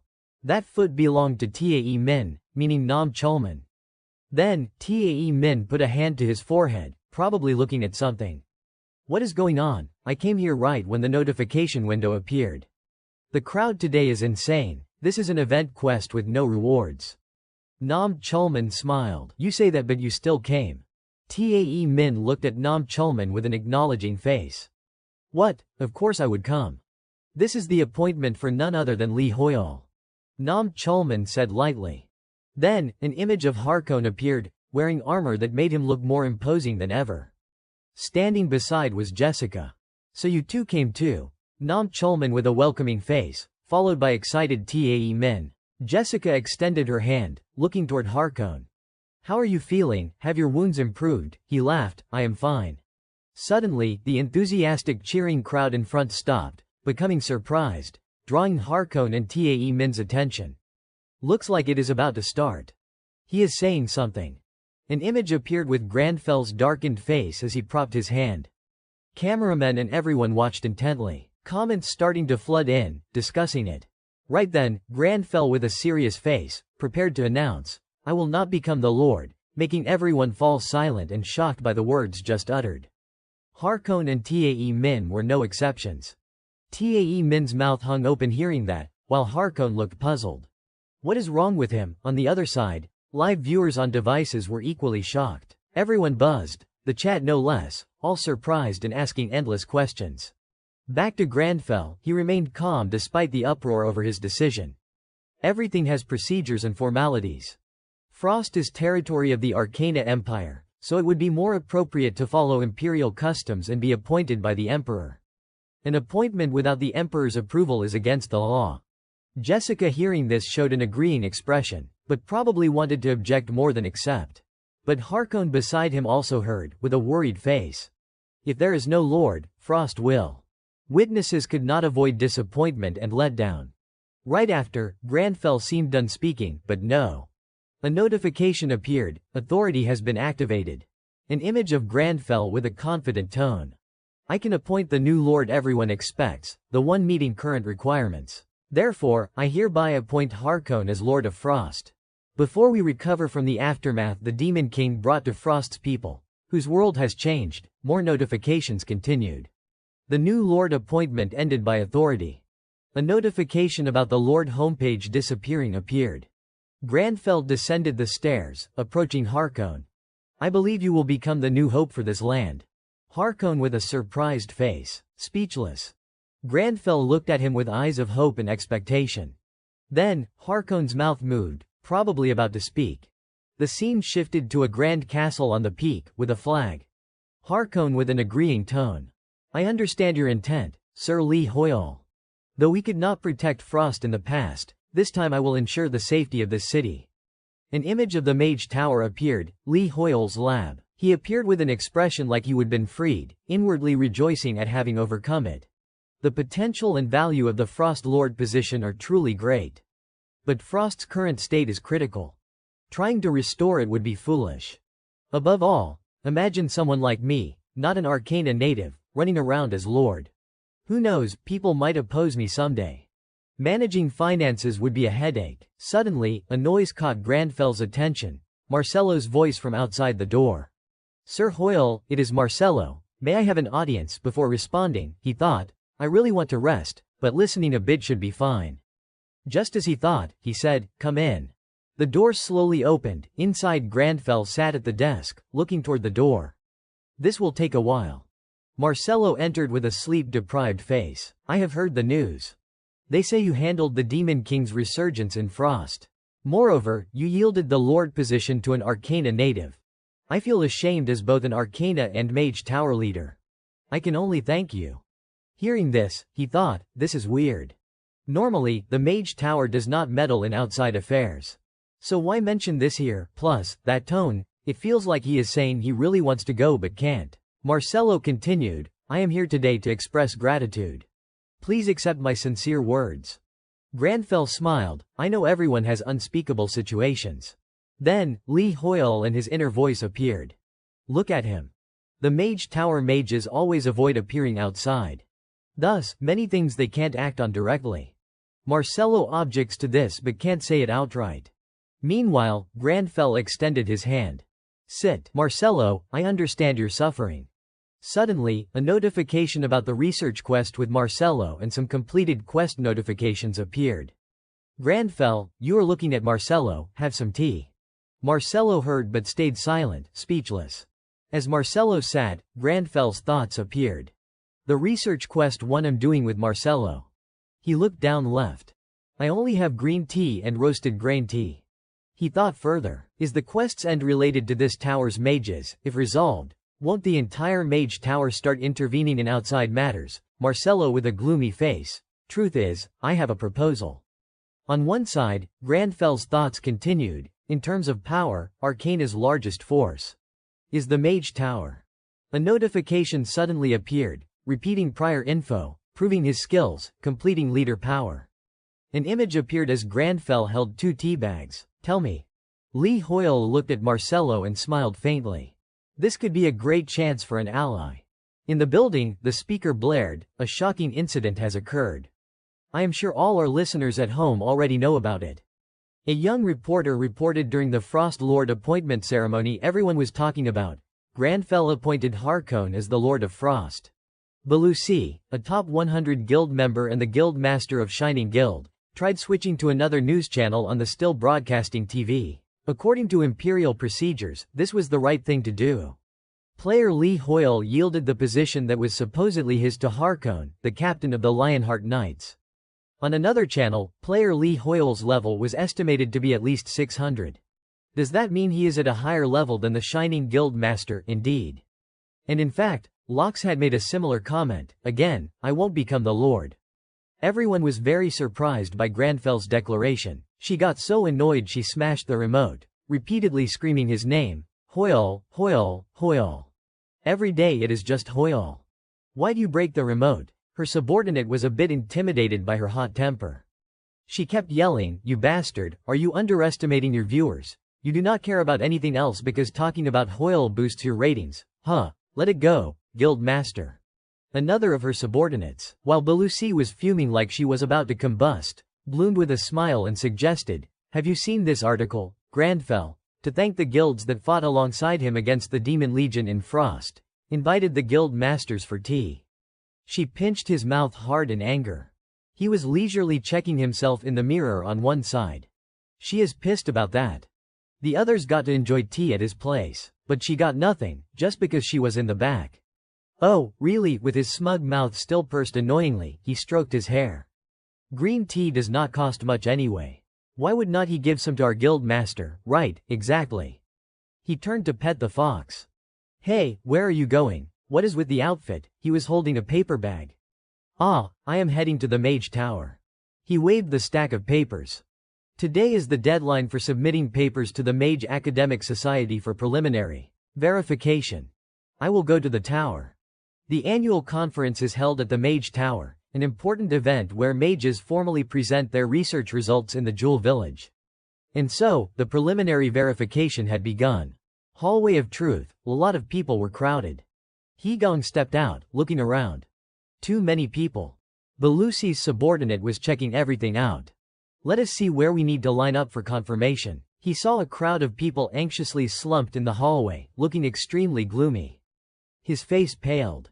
What, is this a funeral? Did they fail their interviews? No, even then, is it really that serious? Belusi's subordinate approached the door, and a mage extended his hand in invitation. I guess they are just too sensitive. Why get so depressed over a few harsh truths? You're from the Berserker Guild, right? You're next, you can come in. Hegong entered, still smug. This time I am confident in my research work. I just need to flatter these old fogies in the Mage Tower with my brilliant presentation skills. Granfell sat in the chair, face stone cold, hands interlocked. He nearly sprayed glue and flipped backward in shock upon seeing him. Granfell spoke neither heavily nor lightly. Sit. Why is Hoyle here? Seeing the scene, he slumped dejectedly into the chair. Granfell remained unchanged. He trembled in fear. Why am I scared? Why is Hoyle here? Why? Suddenly, he kicked the desk, while he was still thinking, this is Marcello's task as the top mage. He has the duty to check and verify papers for research to be presented at the annual academic council. Granfell's face darkened slightly, pupils constricting. Are you telling me you intend to present this research at the academic conference? He was drenched in sweat. Yes. He pointed to the paper. On the first page as well as pages 4 to 12. Everything you have done is just cleverly rewriting from existing literature. Do you really think this paper contains only your own research? Now he was shaking like a leaf. You are overly confident for a lazybones. Or do you intend to bring disgrace to the Mage Tower's academic society? Granfell exuded overwhelming pressure. Your audacious courage is worth recording. Now get out. He ran out, tears streaming down both cheeks, and the mage outside did not forget, have a good day. Inside, he sighed, rubbing his forehead. I thought if I resolved Marcello's request, I could even turn the entire Mage Tower into allies. So I was fine with handling any of his demands. But why do I have to review the Mage Tower's academic papers when I have not even reached level 300 yet? Hoyle felt even more dejected. Annoying as hell, especially this picky one. Granfell continued, and the door opened slightly. Clay entered. Upon seeing him, she jolted and covered her mouth.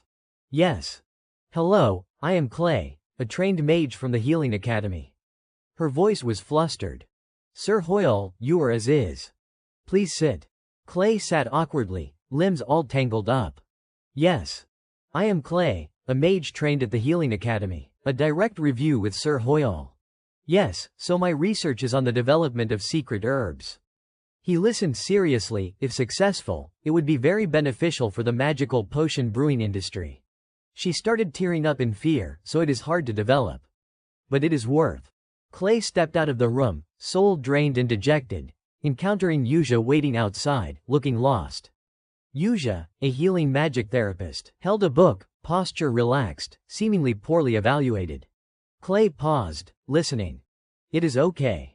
Her research on stacking secret herbs is a topic mages are not familiar with. Maybe the examiner did not see its true value. Clay suddenly shouted excitedly, I passed. Yuja froze. Really, that is impossible. Stacking secret herbs is more about pharmaceuticals and production than magic. She stood there, while Clay bounced like a child. It is an important research field, but I thought it would be hard to pass the screening.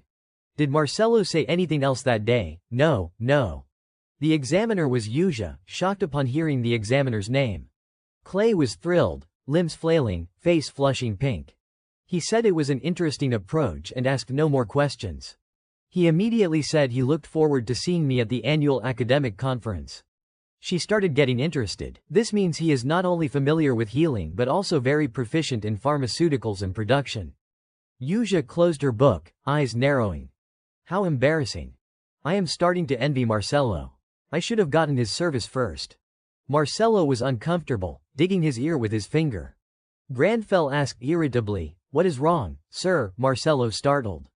Oh, sorry, my ears suddenly itched, probably someone badmouthing me. A medicinal herb, surrounded by lights. I heard you only approved one paper, and it was about cultivating secret herbs. Is secret herb really a rare ingredient that can be used in magical production? Granfell's expression softened upon hearing this, his lips curving more. Yes, if cultivation succeeds, it would greatly help innovate magical potions and reduce research costs.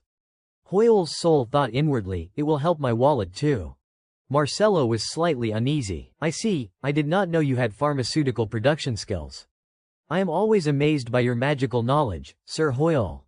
He turned his chair back and closed the book, guessing. This man back then planned to visit how many days just to mumble more. Get to the point. He sighed, so you have seen through me. I guess I really can't hide anything from you. System notification appeared. Quest to approach the paradox in Marcelo's research. Granfell looked at the notification. Paradox, he spoke seriously. I want you to examine the barriers appearing in the real world, or in other words, the spatial rifts. Marcelo focused his golden-orange energy. Do you remember the fireball creation I taught you at the last academic conference? It is the fusion of magic and science, two completely different concepts. I decided to name this newly developed magic paradox. Hoyle's soul listened attentively. He continued, I want your support in verifying that paradox. But what does that have to do with researching spatial rifts? Granfell seemed to realize something. Distorted space. Right, paradox is the perfect combination of two incompatible concepts of time and space. The rifts are a space between the real world and arcana, proving this. He gently placed the book on the desk. So what I can understand here is quite a lot from that. I understand your intent, Marcelo. He smirked sinisterly, eyes sharp. I might even learn more about the assimilation between Granfell and myself. All right, how do you want me to support the research? At the Ruttenberg Mechanized Tower, the name of a mysterious tower scattered sporadically across the continent. A flock of dragons circled the tower, no NPC knew about it. On a massive cliff, the hazy silhouette of the tower, a mysterious structure whose entrance had not even been discovered yet. He gently set down the teacup. It had updated to a new rift. Granfell stood up. Marcelo asked me to investigate this place. I need to prepare thoroughly. Hoyle felt that even as a soul, he could pretend. Recommended level to conquer, a level 400 rift. His hand swiped across the system with his level 295. Conquering it solo would be a bit too much. Hoyle bit his nails in fear. Granfell beside him remained expressionless. I have to fill this gap with gear, no matter what. A pile of items. If using cursed items like sacrificial powder in the exorcism ritual, the curse would be purified, turning them back into normal items. If so, the cursed items used in the Teravia War, he panicked, biting his nails and sweating, some might turn into immediately useful items. Item list. Duke Swollen's favorite ornament, unique grade, level limit 250, increases mana recovery when equipped and adds a bit of aesthetics. What is this? He excitedly pulled it out, telling Grandfell to equip it. Grandfell looked displeased. No restrictions and it boosts mana recovery. Too good, plus slight aesthetics boost 2 useful effects. Top tier, Grandfell, the pinnacle, equip it now. What is with the weird reaction? He frowned, pouting, I do not like its color. Hoyle persisted, equip it. You picky bastard. Looking back at the table piled with items, unique poisoned treasure chest, when engraving jewelry for a certain period, it transfers warmth to that item. Ordinary necklace, unique grade, an ordinary necklace after curse purification. High-class necklace, active grade, a precious necklace after curse purification. Longsword, final work of the nameless blacksmith, unique grade. Let us see if there are others. Hoyle grinned, leaning down. Necklaces are just for selling, but this treasure has use. An item that can enhance warmth jewelry. Alright, it will come in handy someday. He picked up the holy sword. Moreover, this longsword dropped after defeating Taravia. A surge of power from the holy magic sword enveloped him. Can't say drops from a demon king or top tier, but for me now, it is extremely useful, not too tight but fits perfectly. He smiled at it. Maybe I can wield swords more proficiently now. He looked at himself in the mirror. Hoyle smiled. Before, syncing with Grandfell made him feel disoriented. Grandfell remained stoic, but now this winter self felt no longer unfamiliar. Grandfell stood before the mirror, the reflection showing his figure and his dark past, but now it no longer shamed or alienated him. The two looked at each other, smiling. He turned away confidently. This is me now. A magnificent golden castle, Yusra Archipelago. A notice, welcome to Yusra Immigration Checkpoint. Please line up as guided by staff for safety and order. A crowd was registering at immigration. Hoyle had just been confident, but seeing the line, he froze. Why is the line so damn long? Grandfell irritably pushed through. Why did the rift have to spawn right in Yusra? I will just go through here. Suddenly, the line parted to both sides. They stood at attention, saluting loudly. All Inazuma Guild members pay respects to Sir Hoyle. The two looked confused. Why is Inazuma saluting me? Inazuma, level 381, rank 6 player, magic spearman. Guild master stepped forward, hands slightly bowed in respectful greeting. An honor to meet you again, sir. Grandfell responded calmly. Heard he fled to Yusra. More precisely, he smirked, not fled, but seeking asylum. Sir Hoyle, someone shouted from the wall. How have you been? Tae Min, level 375, rank 11 player, guild master, grinned excitedly. Wait a sec. I will come pick you up right away.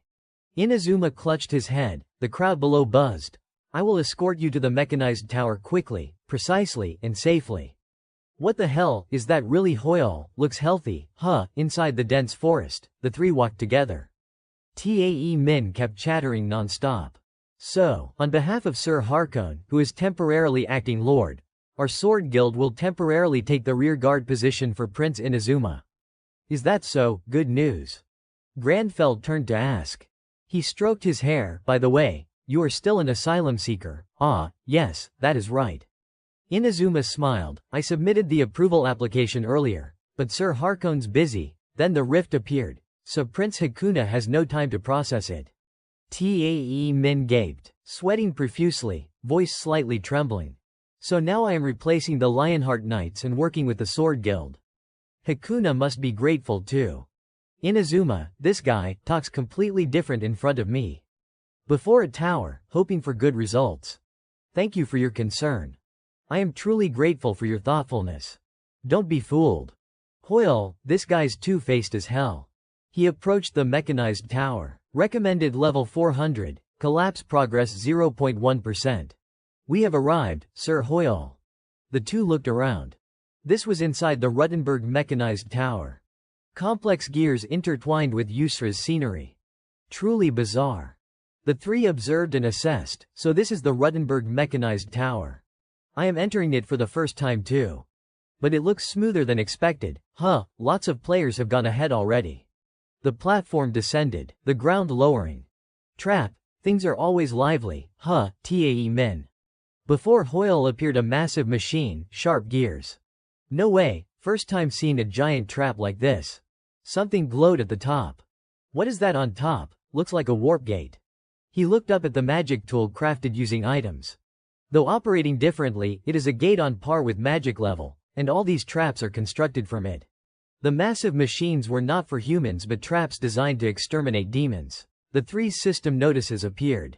What the hell is this place? Quest: disarm traps, avoid intricate traps and reach the warp gate. Rewards based on ranking. Current rankings: 2nd place, 4 minutes 42 seconds. 3rd place, 5 minutes 10 seconds. The quest put Tae Min in a bind. Seems rewards are decided by ranking when reaching the warp gate. Did you get the quest too, Sir Hoyle? Yeah, 2 of them even.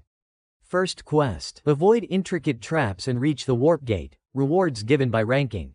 Class quest: actions legacy, the survival flame has been firmly passed down. O last demon hunter, restore the destroyed legacy. Train the frail body, repeat, investigate the ultimate weapon of the mechanized tower. He stepped in confidently, didn't expect it to link to the demon hunter class quest. As I thought, there must be something, let us go. You mean walk right into the traps? He smiled confidently. No matter how you look, these are traps what'll pop out. But he strode brazenly through the traps, not triggering a single one. Granfell passed through the traps. All traps here operate via intricately designed magic tools. In other words, they work on magic interference mechanisms. If that interference process the traps whizzed by. Ruffling his hair, he remained unflinching.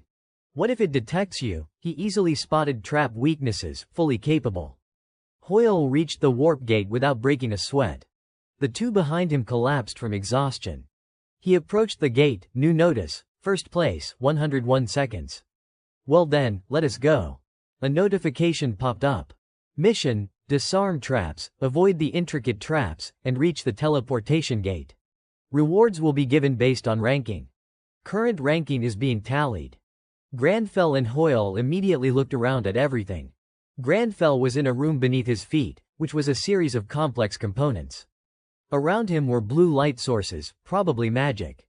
More notifications continued to pop up. Disarm traps, tallying results completed. Teams will be formed based on achieved rankings. Hoyle could not help but curiously peek in to view the notifications with him. Meanwhile, Granfell was pondering and wondering in his heart.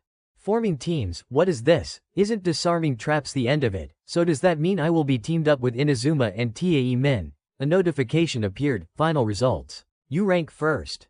Granfell's lines of thought appeared again, but where are they? Hoyle thought. I thought it would be solo, but it is team play. A bit much. More notifications continued to pop up. You have set an overwhelming record. Based on your ranking and record, your team consists of 1 member. Hoyle saw this and thought in his heart, what the hell, team play but only me alone, does that mean I have to go by myself? Not to mention, is this PvP? The system notified, we are currently searching for a suitable opponent. Then, an image of a guy who was live streaming appeared with a cheerful expression, raising his hand to greet everyone. Hello everyone, today, I send greetings from the Ruttenberg Mechanized Tower. The new content announced in this Rift tournament. This place is hosting fierce matches between players. The tournament rules are very simple. The team that seizes the golden Luna wheel at the center of the arena first wins. Everyone, pay close attention. Suddenly, a hand appeared grabbing the golden Luna wheel. An excited voice rang out, got it. A notification appeared right as that person grabbed it, successfully acquired golden equipment. Team Lox wins, 3 points. Fireworks were then launched in celebration. Lox showed joy, alright, right behind was someone. Probably from the other team, with a regretful expression. The teammate behind that person, wearing a wizard-like hat, comforted in a gentle tone, it is okay. Notifications continued to pop up, Team Lox, current points 12. As the winning team chatted with each other, right above them was a flycam. Lox praised his teammate for seizing the golden Luna wheel, making the teammate grin delightedly. The live streamer commentated excitedly. Right as I finished speaking, Team Lox swiftly claimed victory. Lively comments popped up, but they were all mentioning Lee Hoyle. Seeing this, he scratched his head, raised his hand with an embarrassed expression. We really want to see Lee Hoyle play too, but this time we can only broadcast via the drone from the guild contracted with us. But in the chat room, they still demanded to show Lee Hoyle. An image of Lox and his teammates appeared with the movement of the thing they were standing on. The live streamer eagerly commented on the movement. Right now, the arena platform is rising. This is the system where the winners ascend step by step. Will there be a day we get to see Lee Hoyle? Right as he finished speaking, the new opponents from the opposite side were ascending. Who will be the next opponent of Team Lox, the team holding 12 points? The image of the opposing team gradually came into view as they ascended alongside Team Lox. It was Tae Min with a furrowed face, resting his face on his hand. Next was Inazuma with a calm expression. Then, the livestreamer's voice commentated fervently, Tae Min, Inazuma, Kazuma are the next players, and no data, but there is an additional player from the Explorer class. A notification of the current points for Tae Min and Inazuma's team appeared. The image of their third teammate was Hegong, trembling and showing shyness. Hello everyone. Hegong was leveled 220. When he appeared, the chat room buzzed, thinking he was being carried. On Lox's side, he placed his hand on his chin and looked toward them, thinking to himself, an unexpected combination, no common ground, completely opposite personalities. So teams are matched based on points and average character level. The sound of the flycam flying up mixed with the livestreamer's voice. Golden team buff is being generated. Team Lox, led by Lox, the second-ranked player, faces off against Team Tae Min and Inazuma, holding ranks 6 and 11. Behind them was Hegong with a weary face. The live streamer, with phrasing that excited viewers, predicted, this will be an evenly matched fight. Who will be the victor? Meanwhile, Lox reminded his teammate, pay attention to Inazuma's speed. Avoid Tae Min's first attack at all costs. If blocked, they will be crushed. Lox's teammate showed tension, yes. The announcer's notification with an excited tone. The match begins. Right after, Tae Min and Inazuma charged at each other, leaving Hegong standing behind in shock and stunned by the scene. No wonder the announcer was surprised too. The two's arguing voices rang out. Tae Min in a blaming tone. Because of you, we missed Hoyle, you bastard. Inazuma calmly, from the start. Tae Min dodged the path first, but even sitting down would not make it missable. Tae Min angrily, not yielding, you dodged too. Inazuma not backing down, is it my fault the platform dropped? Hegong affirmed, yes. Comments popped up discussing it. Then, a familiar arm appeared, immediately grabbing the corn. A notification appeared, Team Lox wins. The live streamer enthusiastically, Team Lox wins, an overly easy victory. In the chat room, everything was in chaos. The announcer continued with enthusiasm, now, the winner's platform will rise, while the loser's platform descends. A notification appeared about searching for opponents and Team Lox's current points right below. As the winning team's platform began to rise, the live streamer asked viewers, so, who will be the next opponent for the victorious Lox? A sudden notification appeared about being unable to find a match due to no opponents, making Lox surprised. The livestream commentator was also surprised. The one who surprised him was none other than Granfell as his platform ascended. The opponents in front of him unexpectedly were Hegong, along with Tae Min and Inazuma. The announcer excitedly, that is Lee Hoyle. A notification appeared, Team Lee Hoyle, current points none. With an excited tone, the announcer, that is Lee Hoyle, moreover, he is coming alone. Comments surged with surprise, a barrage of questions. On Lox's side, they could not help but be astonished. What is this? He silently asked in his heart. Alone? The livestream commentator with an excited tone. It seems the next opponent for Team Tae Min has appeared right now. We will broadcast live on our channel today. When Hegong saw the opponent was Granfell, he was terrified, his soul flying away. I am Hoyle's opponent. On Tae Min's side, he kept wondering, why is Hoyle alone? Granfell naturally smirked. With an expression that scared others, he thought to himself, so these guys are my opponents, I have been waiting for this. Images of Tae Min and Inazuma appeared, their fear plainly visible. Granfell's scene made others tremble in fear, killing intent emanating as soon as he appeared. Lines of thought appeared, no points. First match alone, moreover solo without teammates, and this killing intent. Is he dissatisfied having to fight small fries like us? Meanwhile, Granfell with a weary officer's expression, complained in his heart, took 2 hours for the first match, about to fall asleep. Wait, how is the first match against Tae Min and Inazuma? On the other side, the announcer suddenly notified, "The corn has appeared, who will claim victory?" Hearing this, Tae Min and Inazuma got into position to act, while Granfell was preoccupied thinking, "I am level 295 with no opponents to match with. Seems the system paired me with the highest total points opponent. Doesn't matter." Images of ice blocks appeared, shaped like tall walls. Below were the three, Inazuma, Tae Min, and Higong. Tae Min was stunned seeing it. "Guys, what is this? This wall?" Meanwhile, Granfell swiftly grabbed the corn right in front of the three, amid harsh weather, strong winds, lightning, sometimes even rain. The announcer saw this, eyes widening. What? The people in the chat room were also confused, inevitably surprised. As Granfell grabbed the corn with a confident expression, he thought to himself, "This body, during the wait for matching, has completed the scouting. This tower," Granfell in a smug tone, "quite simple." The chat room still could not believe it. A notification appeared about his victory. Hoyle placed his hand on his chin, smugly thinking, just the minerals used alone are worth dozens of times over. If not for Granfell, no one would dare dream of this level of intricacy. An image of Granfell being teleported to Team Lox's side and standing before them. A notification continued about successful match formation in Granfell's current points. Before they could do anything, Lox raised both hands to shoulder level, forfeiting. "At least there needs to be a way to win." Notification appeared. "Opposing team has forfeited the match, current points." A series of similar notifications continuously appeared about opponents forfeiting and current points. Seeing this, Granfell pondered, always risking life in rifts. Now with content like this, it is fun in a different way. Moreover, is this tower action's legacy? Wonder what it would be like to uncover all its secrets. A new notification appeared. Reached the highest floor of Ruttenberg Tower. Granfell looked at it intently. On Hoyle's side, with an excited face, he thought, "Finally here. Wonder what is on this highest floor." Suddenly, something surprised him and made him look.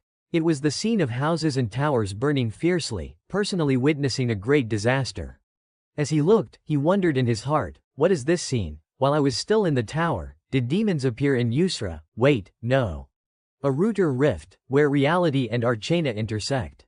I am seeing the Archana continent." A notification about a new mission appeared, along with a notification of mission completion.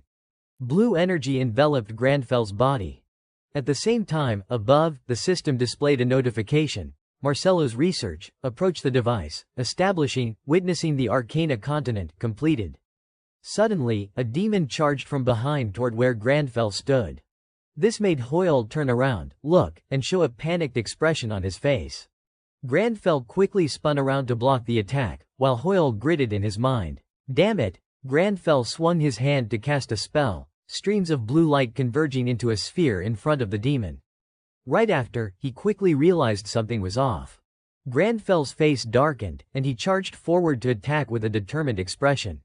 He headed straight for the powerful energy source, while Hoyle in his mind was both startled, looking up at the monster, and wondering. The attack got reflected. The demon's body gradually came into view. It had full limbs like a normal human, but its skin was not smooth, instead covered in spiral patterns. One of its eyes gleamed terrifyingly, and from afar, its kin began charging in as well. Granfell irritably thought, "Damn, it seems reconnected, but the place I am standing is inside the Ruttenberg mechanized tower rift. Extremely intricate, can't intervene from outside." Granfell whipped around, looked behind, and thought, if so then. Granfell frowned in pain, realizing, can I only stand and watch? Granfell stood stunned on the tower, looking down at the entire city in chaos, then stunnedly thought about this horrific scene. Granfell's face darkened, he frowned and wondered, this powerless. Behind Granfell, suddenly a mechanical heart appeared, startling him. This made Granfell whip around and exclaim, "What?" Granfell realized something and thought, I feel pain like a heartbeat, a familiar pain as if resounding from my own chest. Granfell's face turned grim, his left eye lit up, and he firmly affirmed, I know this feeling well. The chaotic scene shook with alarm. Granfell's line of thought became clearer about that earlier sensation, and he determinedly thought, rage and helplessness. Lox, the blonde girl, and an unidentified black-haired person, male or female, turned to look toward the tower. Lox said, what? Suddenly, something like an earthquake shook.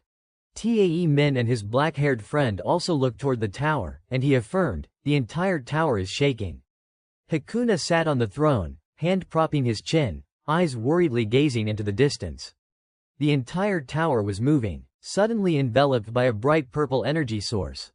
Hoyle stood inside, looking up at the violently shaking tower ceiling, and realized, the tower is roaring. Hoyle raised one hand to his forehead, full of helplessness, and pondered the hypothesis he came up with, I can't do anything against the demons. Is it resonating with Granfel's rage? But clearly, there was still a way. Amid the chaos, Hoyle realized something, wait, I am in the router, and can't intervene outside. But very possibly, Hoyle quickly realized a truth and posed a question toward the solution. Router lies between reality and arcana. So what about the Ruttenberg mechanized tower itself? Granfell quickly snapped out of his thoughts. He determinedly performed some operations on the system and affirmed, that is right. It is that. The reason the occupational quest system led me here. At the same time, the system displayed his own quest notification text. Blue energy enveloped Granfell's body. He closed his eyes and thought. The ultimate weapon of the demon hunter basic Shan, the Ruttenberg mechanized tower. In other words, the tower was designed to be activatable only by demon hunters. Granfell opened his eyes, smiled, and thought, I am the last remaining demon hunter. Then, he said, start up. The system quickly displayed Granfell's quest notification. Purple light enveloped the tower, shining everywhere, causing public opinion to panic and buzz with heated discussion. A drone hovered amid the shaking scene, and it broadcast. Granfell extended his hand and commanded, show your pride as the ultimate weapon. You have waited a long time for a demon hunter to activate you. At the same time, the system displayed a notification about the skill Granfell used, activation skill, Gumi ritual, ignite the rage you once impotently watched. Granfell's command reached the mechanical heart, making it tremble, while he stood motionless watching it. Granfell smiled and said, so that is it. The system displayed, Ruttenberg mechanized tower selected as sacrifice. The mechanical heart was now pumped full of blue energy. Granfell asked it. Is that your pride? At the same time, the entire tower shifted to green. The system notified, ultimate weapon, Ruttenberg mechanized tower beginning activation. The demons panicked, looking toward the tower and letting out sounds expressing that. Green beams of light shot out everywhere, sweeping through the demons, making them cry out in agony.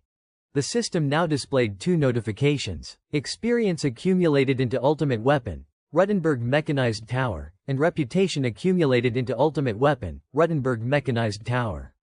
Granfell smiled in full satisfaction. The system continued to display the notification, you have completed the Ruttenberg mechanized tower router. Lox and his teammates seemed to receive 3 system notifications as well. Everyone showed confused expressions. Suddenly a cry rang out. What? The 3 notifications appeared in sequence. You have completed the Ruttenberg mechanized tower router. Someone has solved the secret of the Ruttenberg mechanized tower. Ultimate weapon, Ruttenberg mechanized tower begins counterattack. The mechanized tower began emitting bright purple energy. A question about the 3 system notifications echoed simultaneously. What is this? This message? The reporter showed a clearly confused face and said, abnormal tremors. What exactly happened up there? Tae Min looked up at the tower and said, the rift is disappearing. His black-haired friend asked, is it done already? 2 rounds of comments appeared with questions. What? Completed? That fast? Belusi's subordinate and the curly black-haired guy checked the system while asking, tower counterattack. What does that mean? The Ruttenberg mechanized tower gradually revealed its form. Green energy continued to project out, and the affirmation rang, rift completed. Granfell stood on the tower, looking down at it. He thought to himself, soon, that space will close along with the rift. When the tremors stop and the flickering vision returns, I will open my eyes in reality. Granfell turned his face behind and thought, but I have no doubt about that. Granfell looked toward the city that had just been in ruins and desolation moments ago, now restored to its original state. He added affirmatively, the Ruttenberg mechanized tower has activated and will continue hunting demons across the Arcana continent relentlessly. Arcana, after being destroyed to rubble, now returned to its original peaceful appearance. The majestic AAU Korea branch building appeared, but in contrast to its grand exterior, the staff inside looked half dead, utterly exhausted. Some even held scissors to cut phone connection cables. None other than Hyunjun. He held the scissors, looked at his handiwork, and laughed a few times, drawing attention from a few exhausted people. Suddenly, his mobile phone rang with an incoming call notification. This made Hyunjun tremble like mad. He screamed in agony, and Geo had to shout, "Hyunjun, snap out of it." Hyunjun, face red as a beet, hair disheveled, yelled, "Sunbae, I am going insane. The phone keeps ringing non-stop about the Ruttenberg mechanized tower. Huh, so what do I do now? I do not know either. Huh, you do not know?" Geo clutched his coffee bottle, lightly tapped Hyunjun's head, and said helplessly, "Okay, I get it, calm down." Hyunjun continued screaming, "Do we have to ask who, someone, is now too? Who else could it be? It is definitely Lee Hoyle." Lee Hoyle, at the same time. The system displayed 2 notifications. Someone has decoded the secret of the Ruttenberg mechanized tower. Ultimate weapon, Ruttenberg mechanized tower begins counterattack. At that moment, a message notification appeared. Who is, someone, answer quickly. Geo helplessly replied, "Yeah." Hyunjun groaned, while Geo helplessly stared at the phone screen and listened to his grumbling. And what does begins counterattack even mean? I am the most curious one here. Geo smiled wearily and thought, begins counterattack. This is definitely an abnormal notification, but the system never lies. Geo continued recalling the mechanized tower and thought further, in the continent that was nearly hell on earth, an unprecedented counterattack, to the point the system acknowledges it, has begun. For the first time, the real world and Arcana were connected. The majestic tower in the peaceful space appeared before their eyes. Granfell gazed pensively at the notification panel, while Hoyle screamed in panic, "Guys, this is the system notification sound. Experience accumulated into Ultimate Weapon Ruttenberg Mechanized Tower. Reputation accumulated into Ultimate Weapon Ruttenberg Mechanized Tower. You have received benefits from the accumulated experience and reputation." Hoyle exclaimed, "Is it like that?" Granfell glared at the system notification panel, while his inner self, Hoyle, screamed in shock, "Guys, this." The scene of the Ruttenberg mechanized tower sweeping demons with powerful green energy, and the 3 system notifications replayed in his memory. Accompanying that was the thought, the Ruttenberg mechanized tower has activated, accumulating experience and reputation rights to collect all of that. But the tower will continue hunting demons on the continent. So all future accumulated experience and reputation will be mine. Granfell's hand trembled before the system notification and his own thoughts. Hoyle chuckled foolishly at that reality. He imagined the future where he becomes the game's overlord. How badass and cool I will be. Awesome, that was his current happy thought. But Granfell quickly interrupted the happiness with 2 lines. Benefits are just benefits. Too early to rejoice. Hoyle could only reply, got it, got it. Hoyle smiled, continued checking the system notifications, and silently retorted Granfell's words. This is not receiving it, but having the right to receive. But anyway, I will get it. Like savings in the bank, just need to slowly figure out how to collect it. That is more than enough reason to rejoice. An ancient scroll slowly floated down and called, Lord Hoyle. The scroll had full facial features like a normal human, cheerfully saying, I heard you have returned. Granfell replied, Marcello. The black-haired mage named Marcello wiped his magic orb while chatting with Granfell through the paper on his left. You probably guessed it. The mechanized tower was built with dwarven technology.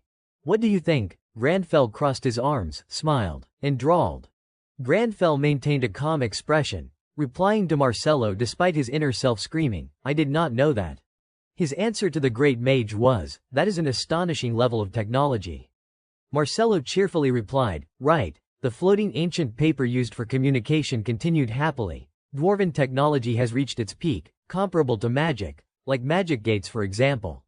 Meanwhile, Hoyle broke into a cold sweat, thinking, dwarves, they made it, dwarves. Red text appeared, signaling another mystery of this world. An image of a huge, muscular man with shaggy beard and hair, gripping a forging hammer tightly. One of his eyes gleamed. Some affirmations about them, from the time Arcana was just a game until now. No one has ever seen them, a race no different from legend. Next, perhaps a casual interview segment on the topic of dwarves. A red-haired witch looked up at the sky, arms crossed, pensive. Dwarves, in terms of technology, comparable to magic. Another blacksmith, rubbing his chin, replied, Heard the strongest weapons now are only on par with standard dwarven weapons. Then, a statement on the interview's purpose. Baseless rumors only spread among players. Hoyle rubbed his chin, thinking about it, first time an NPC mentions them. So those intricate, strangely exquisite structures and alloys were made by dwarves, but a contract signer like me, the best perk is 3 steamed buns a day. The guiding NPC pointed to a room with abysmal facilities and said, "From now on, this is where you all come regularly." Hoyle clutched his head, screaming, "How did they get dwarven technology?" The paper smiled on Marcello's behalf, explaining further, like magic, just a different approach. Their thirst for technology and constant refinement is understandable. Grandfell interlaced his fingers, propped his chin, looked at the paper, and said, "I see."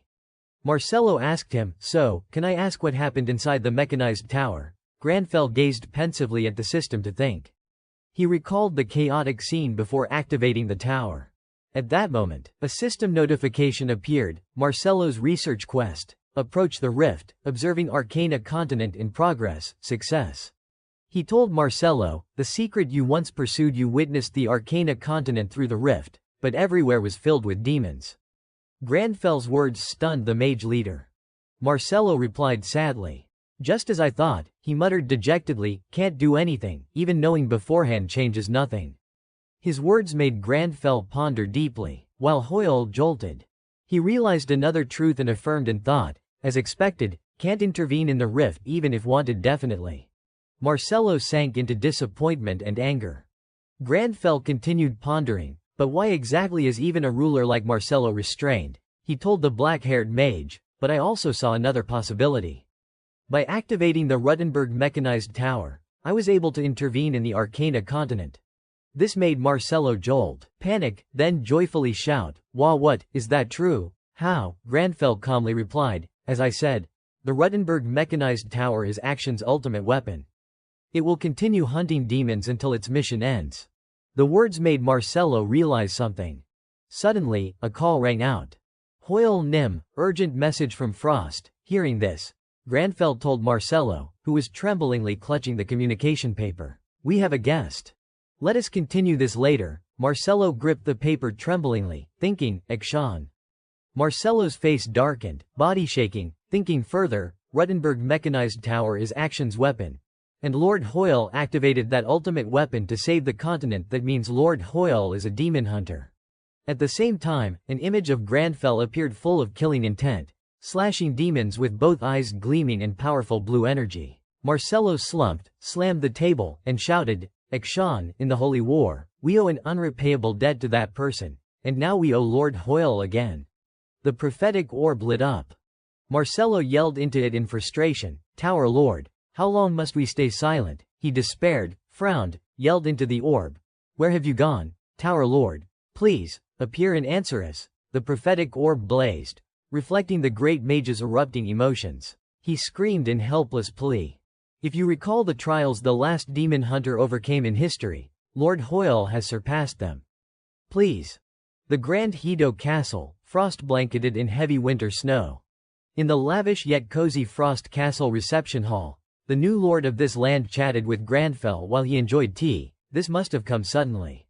But thank you for coming right away. Hoon Keong, this lord position for someone like me used to just wielding a sword is not easy.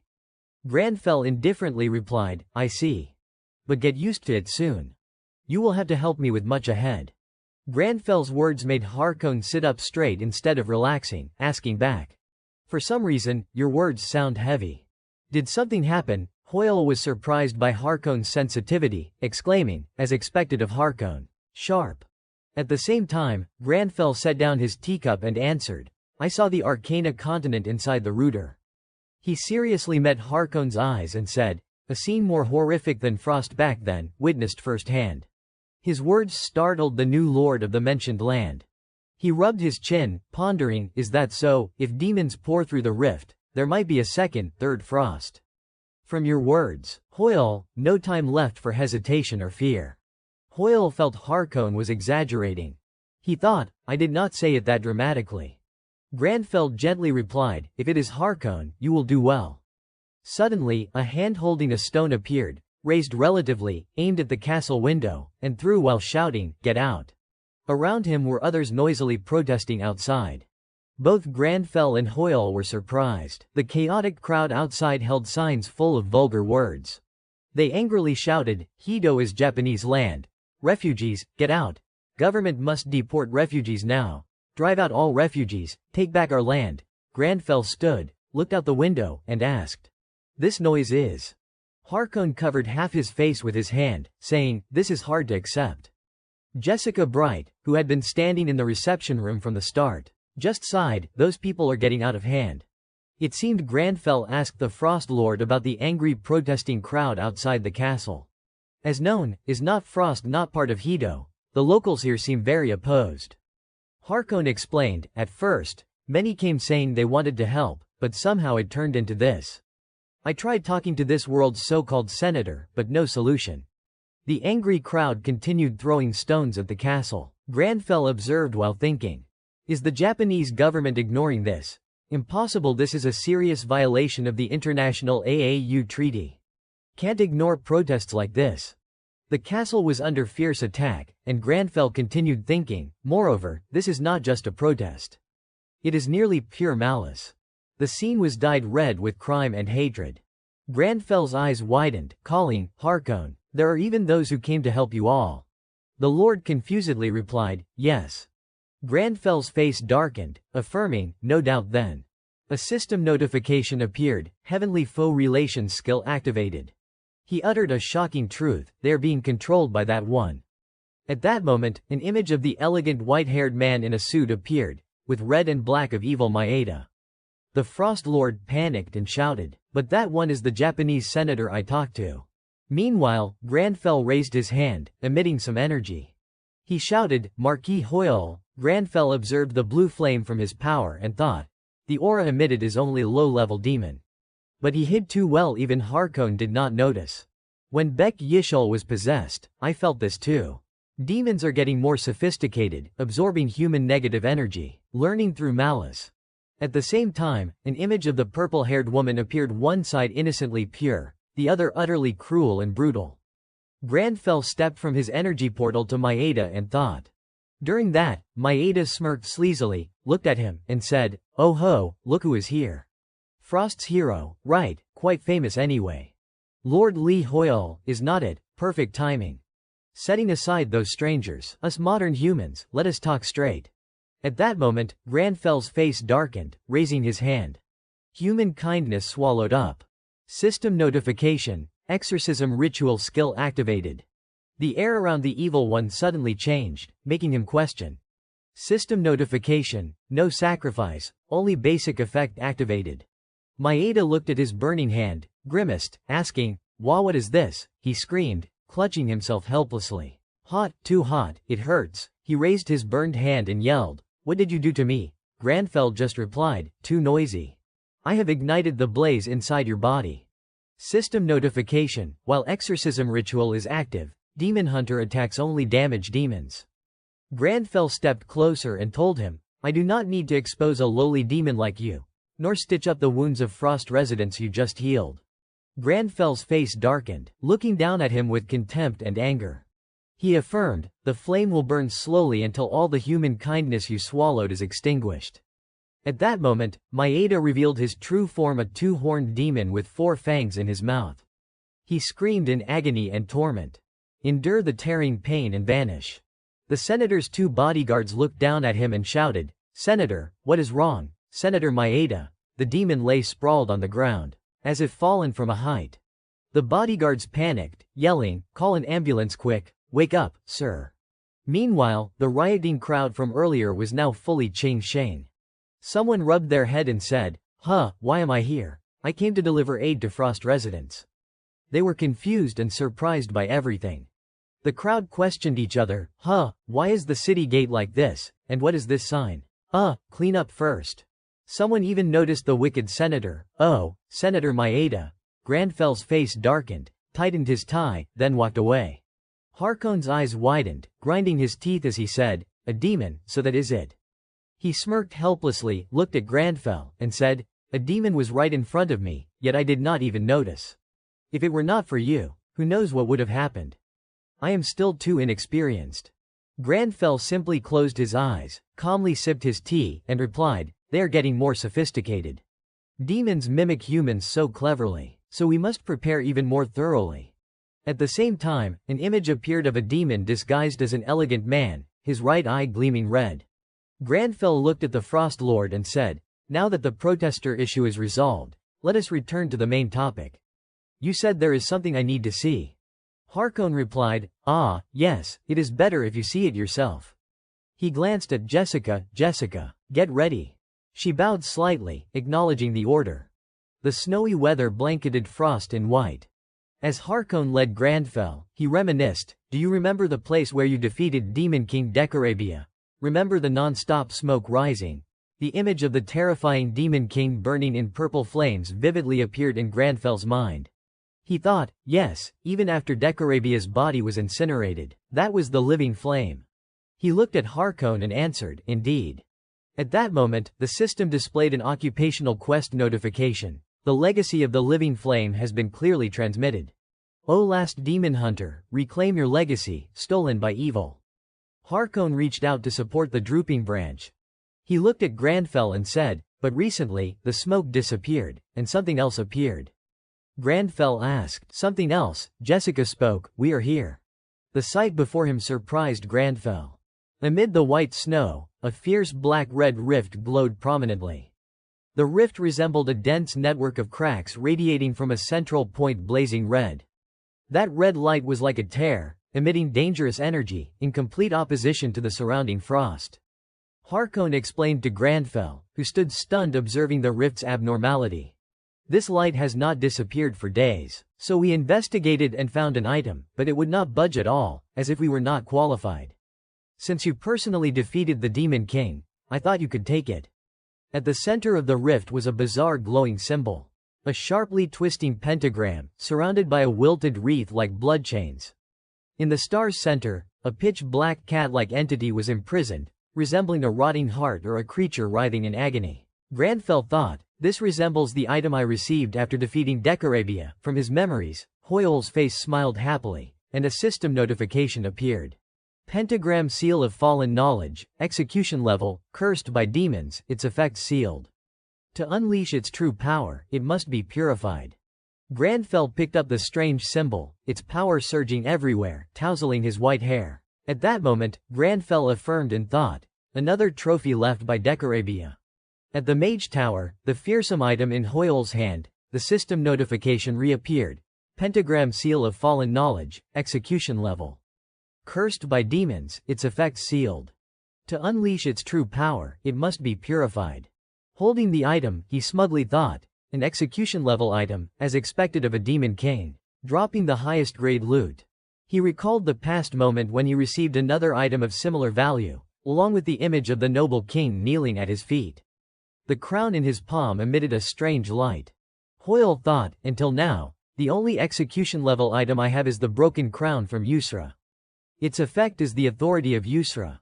At that moment, 3 system notifications appeared. Your reputation in the Yusric Kingdom has reached maximum. Your influence over the Yusric Kingdom has reached maximum. Authority function activated in the Yusric Kingdom. He speculated further, this one must have similar power.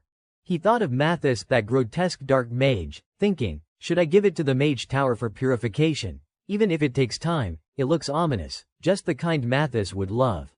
At the same time, an image of the red-eyed, disheveled-haired mage groveling to him, rent it out, please let us borrow it.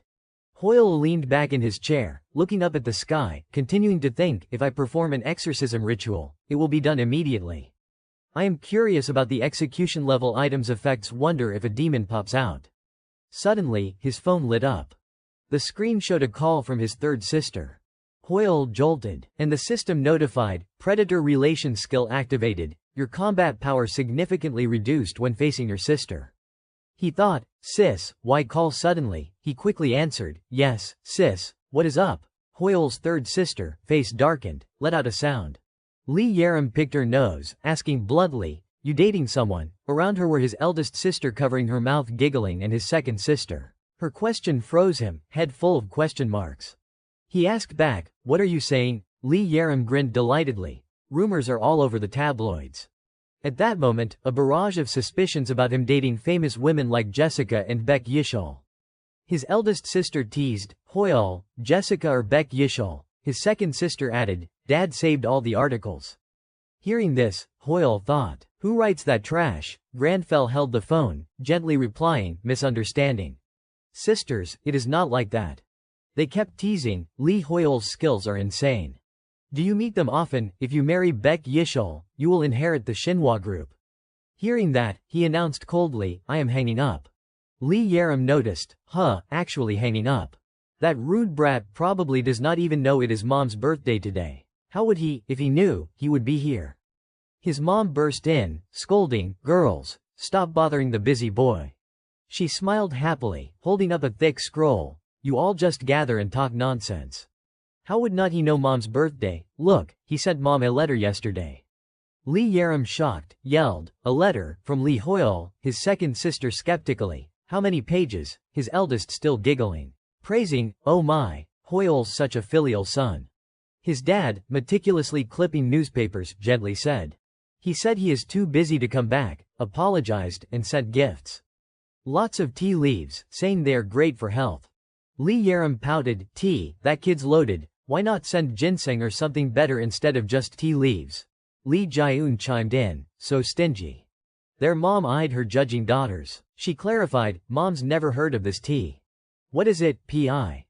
Akana Herbal Sagegrass, an image of a sleek black book, elegantly designed with a grandiose title, Characteristics and Research on Elixherb appeared. Granfell's slender hand lightly brushed it. He thought, Elixherb, a basic ingredient in pharmaceuticals and elixirs.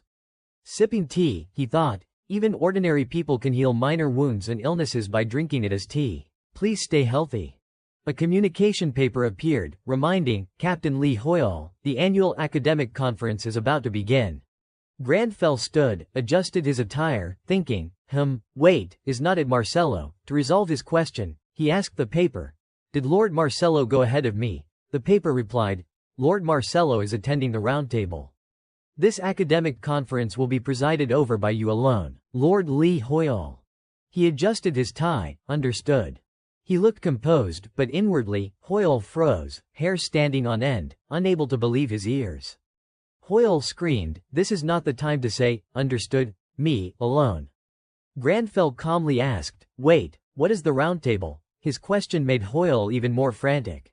That is not the first question you should ask, the paper replied. All I can say is only the Tower Lord, Elder Mages, and Mage Captains may attend. As for other details, low-ranked members like us can't know. Granfell replied, understood. The paper chattered on. Lord Marcello is grateful you are presiding, so he can attend the roundtable. Granfell again, understood. But Hoyeol despaired, I never accepted this, the paper continued. He also said he will bring good news for everyone. Granfell listened, opened the door, and replied, I will do my best. Hoyeol resigned, guess I have to take it then. Suddenly, Marcello appeared before him, out of breath. It was Marcello, shouting, Hoyeol, Granfell stunned. Marcello joyfully, there you are, panting, he delivered bad news. The roundtable is postponed, it is a disappearance. High Mage Bangrit Tom's magic can't locate him anywhere. The words shocked Granfell. At the Crystal Hall, the academic conference venue, a grand majestic place, mages discussed fervently. Yuzha fiddled with her nails, past start time, the presiding officer's late. Thanks to that, our brilliant mage Klee's presentation is withering in real time. The mentioned Klee trembled, face pale. She stammered, I memorized the entire presentation. Memorized, did I really, did I? Mathis, the dark mage who'd intimidated Granfell before, opined, something's off. He is not one to be late without reason. Granfell burst into the conference room with a serious face, announcing, the academic conference is temporarily postponed. His announcement caused utter confusion. Naslo angrily, red-faced, spat vulgarly, the fuck, he harshly criticized Granfell. What is this? Lee Hoyeol, not only late, but postponing the academic conference. Do you understand its importance to the Mage Tower mages? A junior hugged him, yelling, Senior Naslo, please calm down. Granfell's face darkened. Looking at the crude blonde man, Naslo, you are too vulgar. His remark terrified Naslo Pale, silencing him as he stared at Grandfell. He turned, continuing, Elder Bangrit Tom has disappeared. His presentation was scheduled for today. Thus, the conference resumes when he appears, ascends the podium. That is all. Dismissed. His announcement stirred buzz and panic. Everyone gossiped, disappeared. Tower Elder Mage, Jessica Hennon's magic hat spoke. A Tower Elder Mage vanishes inside the tower, my disciple, unprecedented. The blonde mage wearing it added, yes, Tower Mages can't leave without superior permission. The hat continued, this seems serious.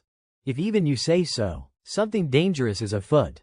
Hesitant but, whatever happens, those without strength should not meddle. Tower Elder Mages are transcendent beings far beyond ordinary humans. If one like that vanishes, a force beyond our comprehension intervened. At the same time, an image of a majestic, talented mage before the tower's immense power appeared. Yuja commented, this is serious. Postponing the conference means even Lord Marcello could not detect it. Mathis hypothesized, meaning he vanished outside the tower. An image of the mage tower stairs appeared. Marcello and Grandfell raced up the endless stairs. Marcello said, even in death, a mage's magic leaves traces for a time. But if no magic residue is found. Grandfell continued, indeed. He sternly said, meaning Senior Bangrit is in an abnormal space, possibly a spacetime rift. But strange are not mages forbidden from outside involvement, Marcello bitterly replied. Yeah, yet Senior Bangrit got involved with the outside or rift, he could not have done it alone. This was a hidden truth of magic.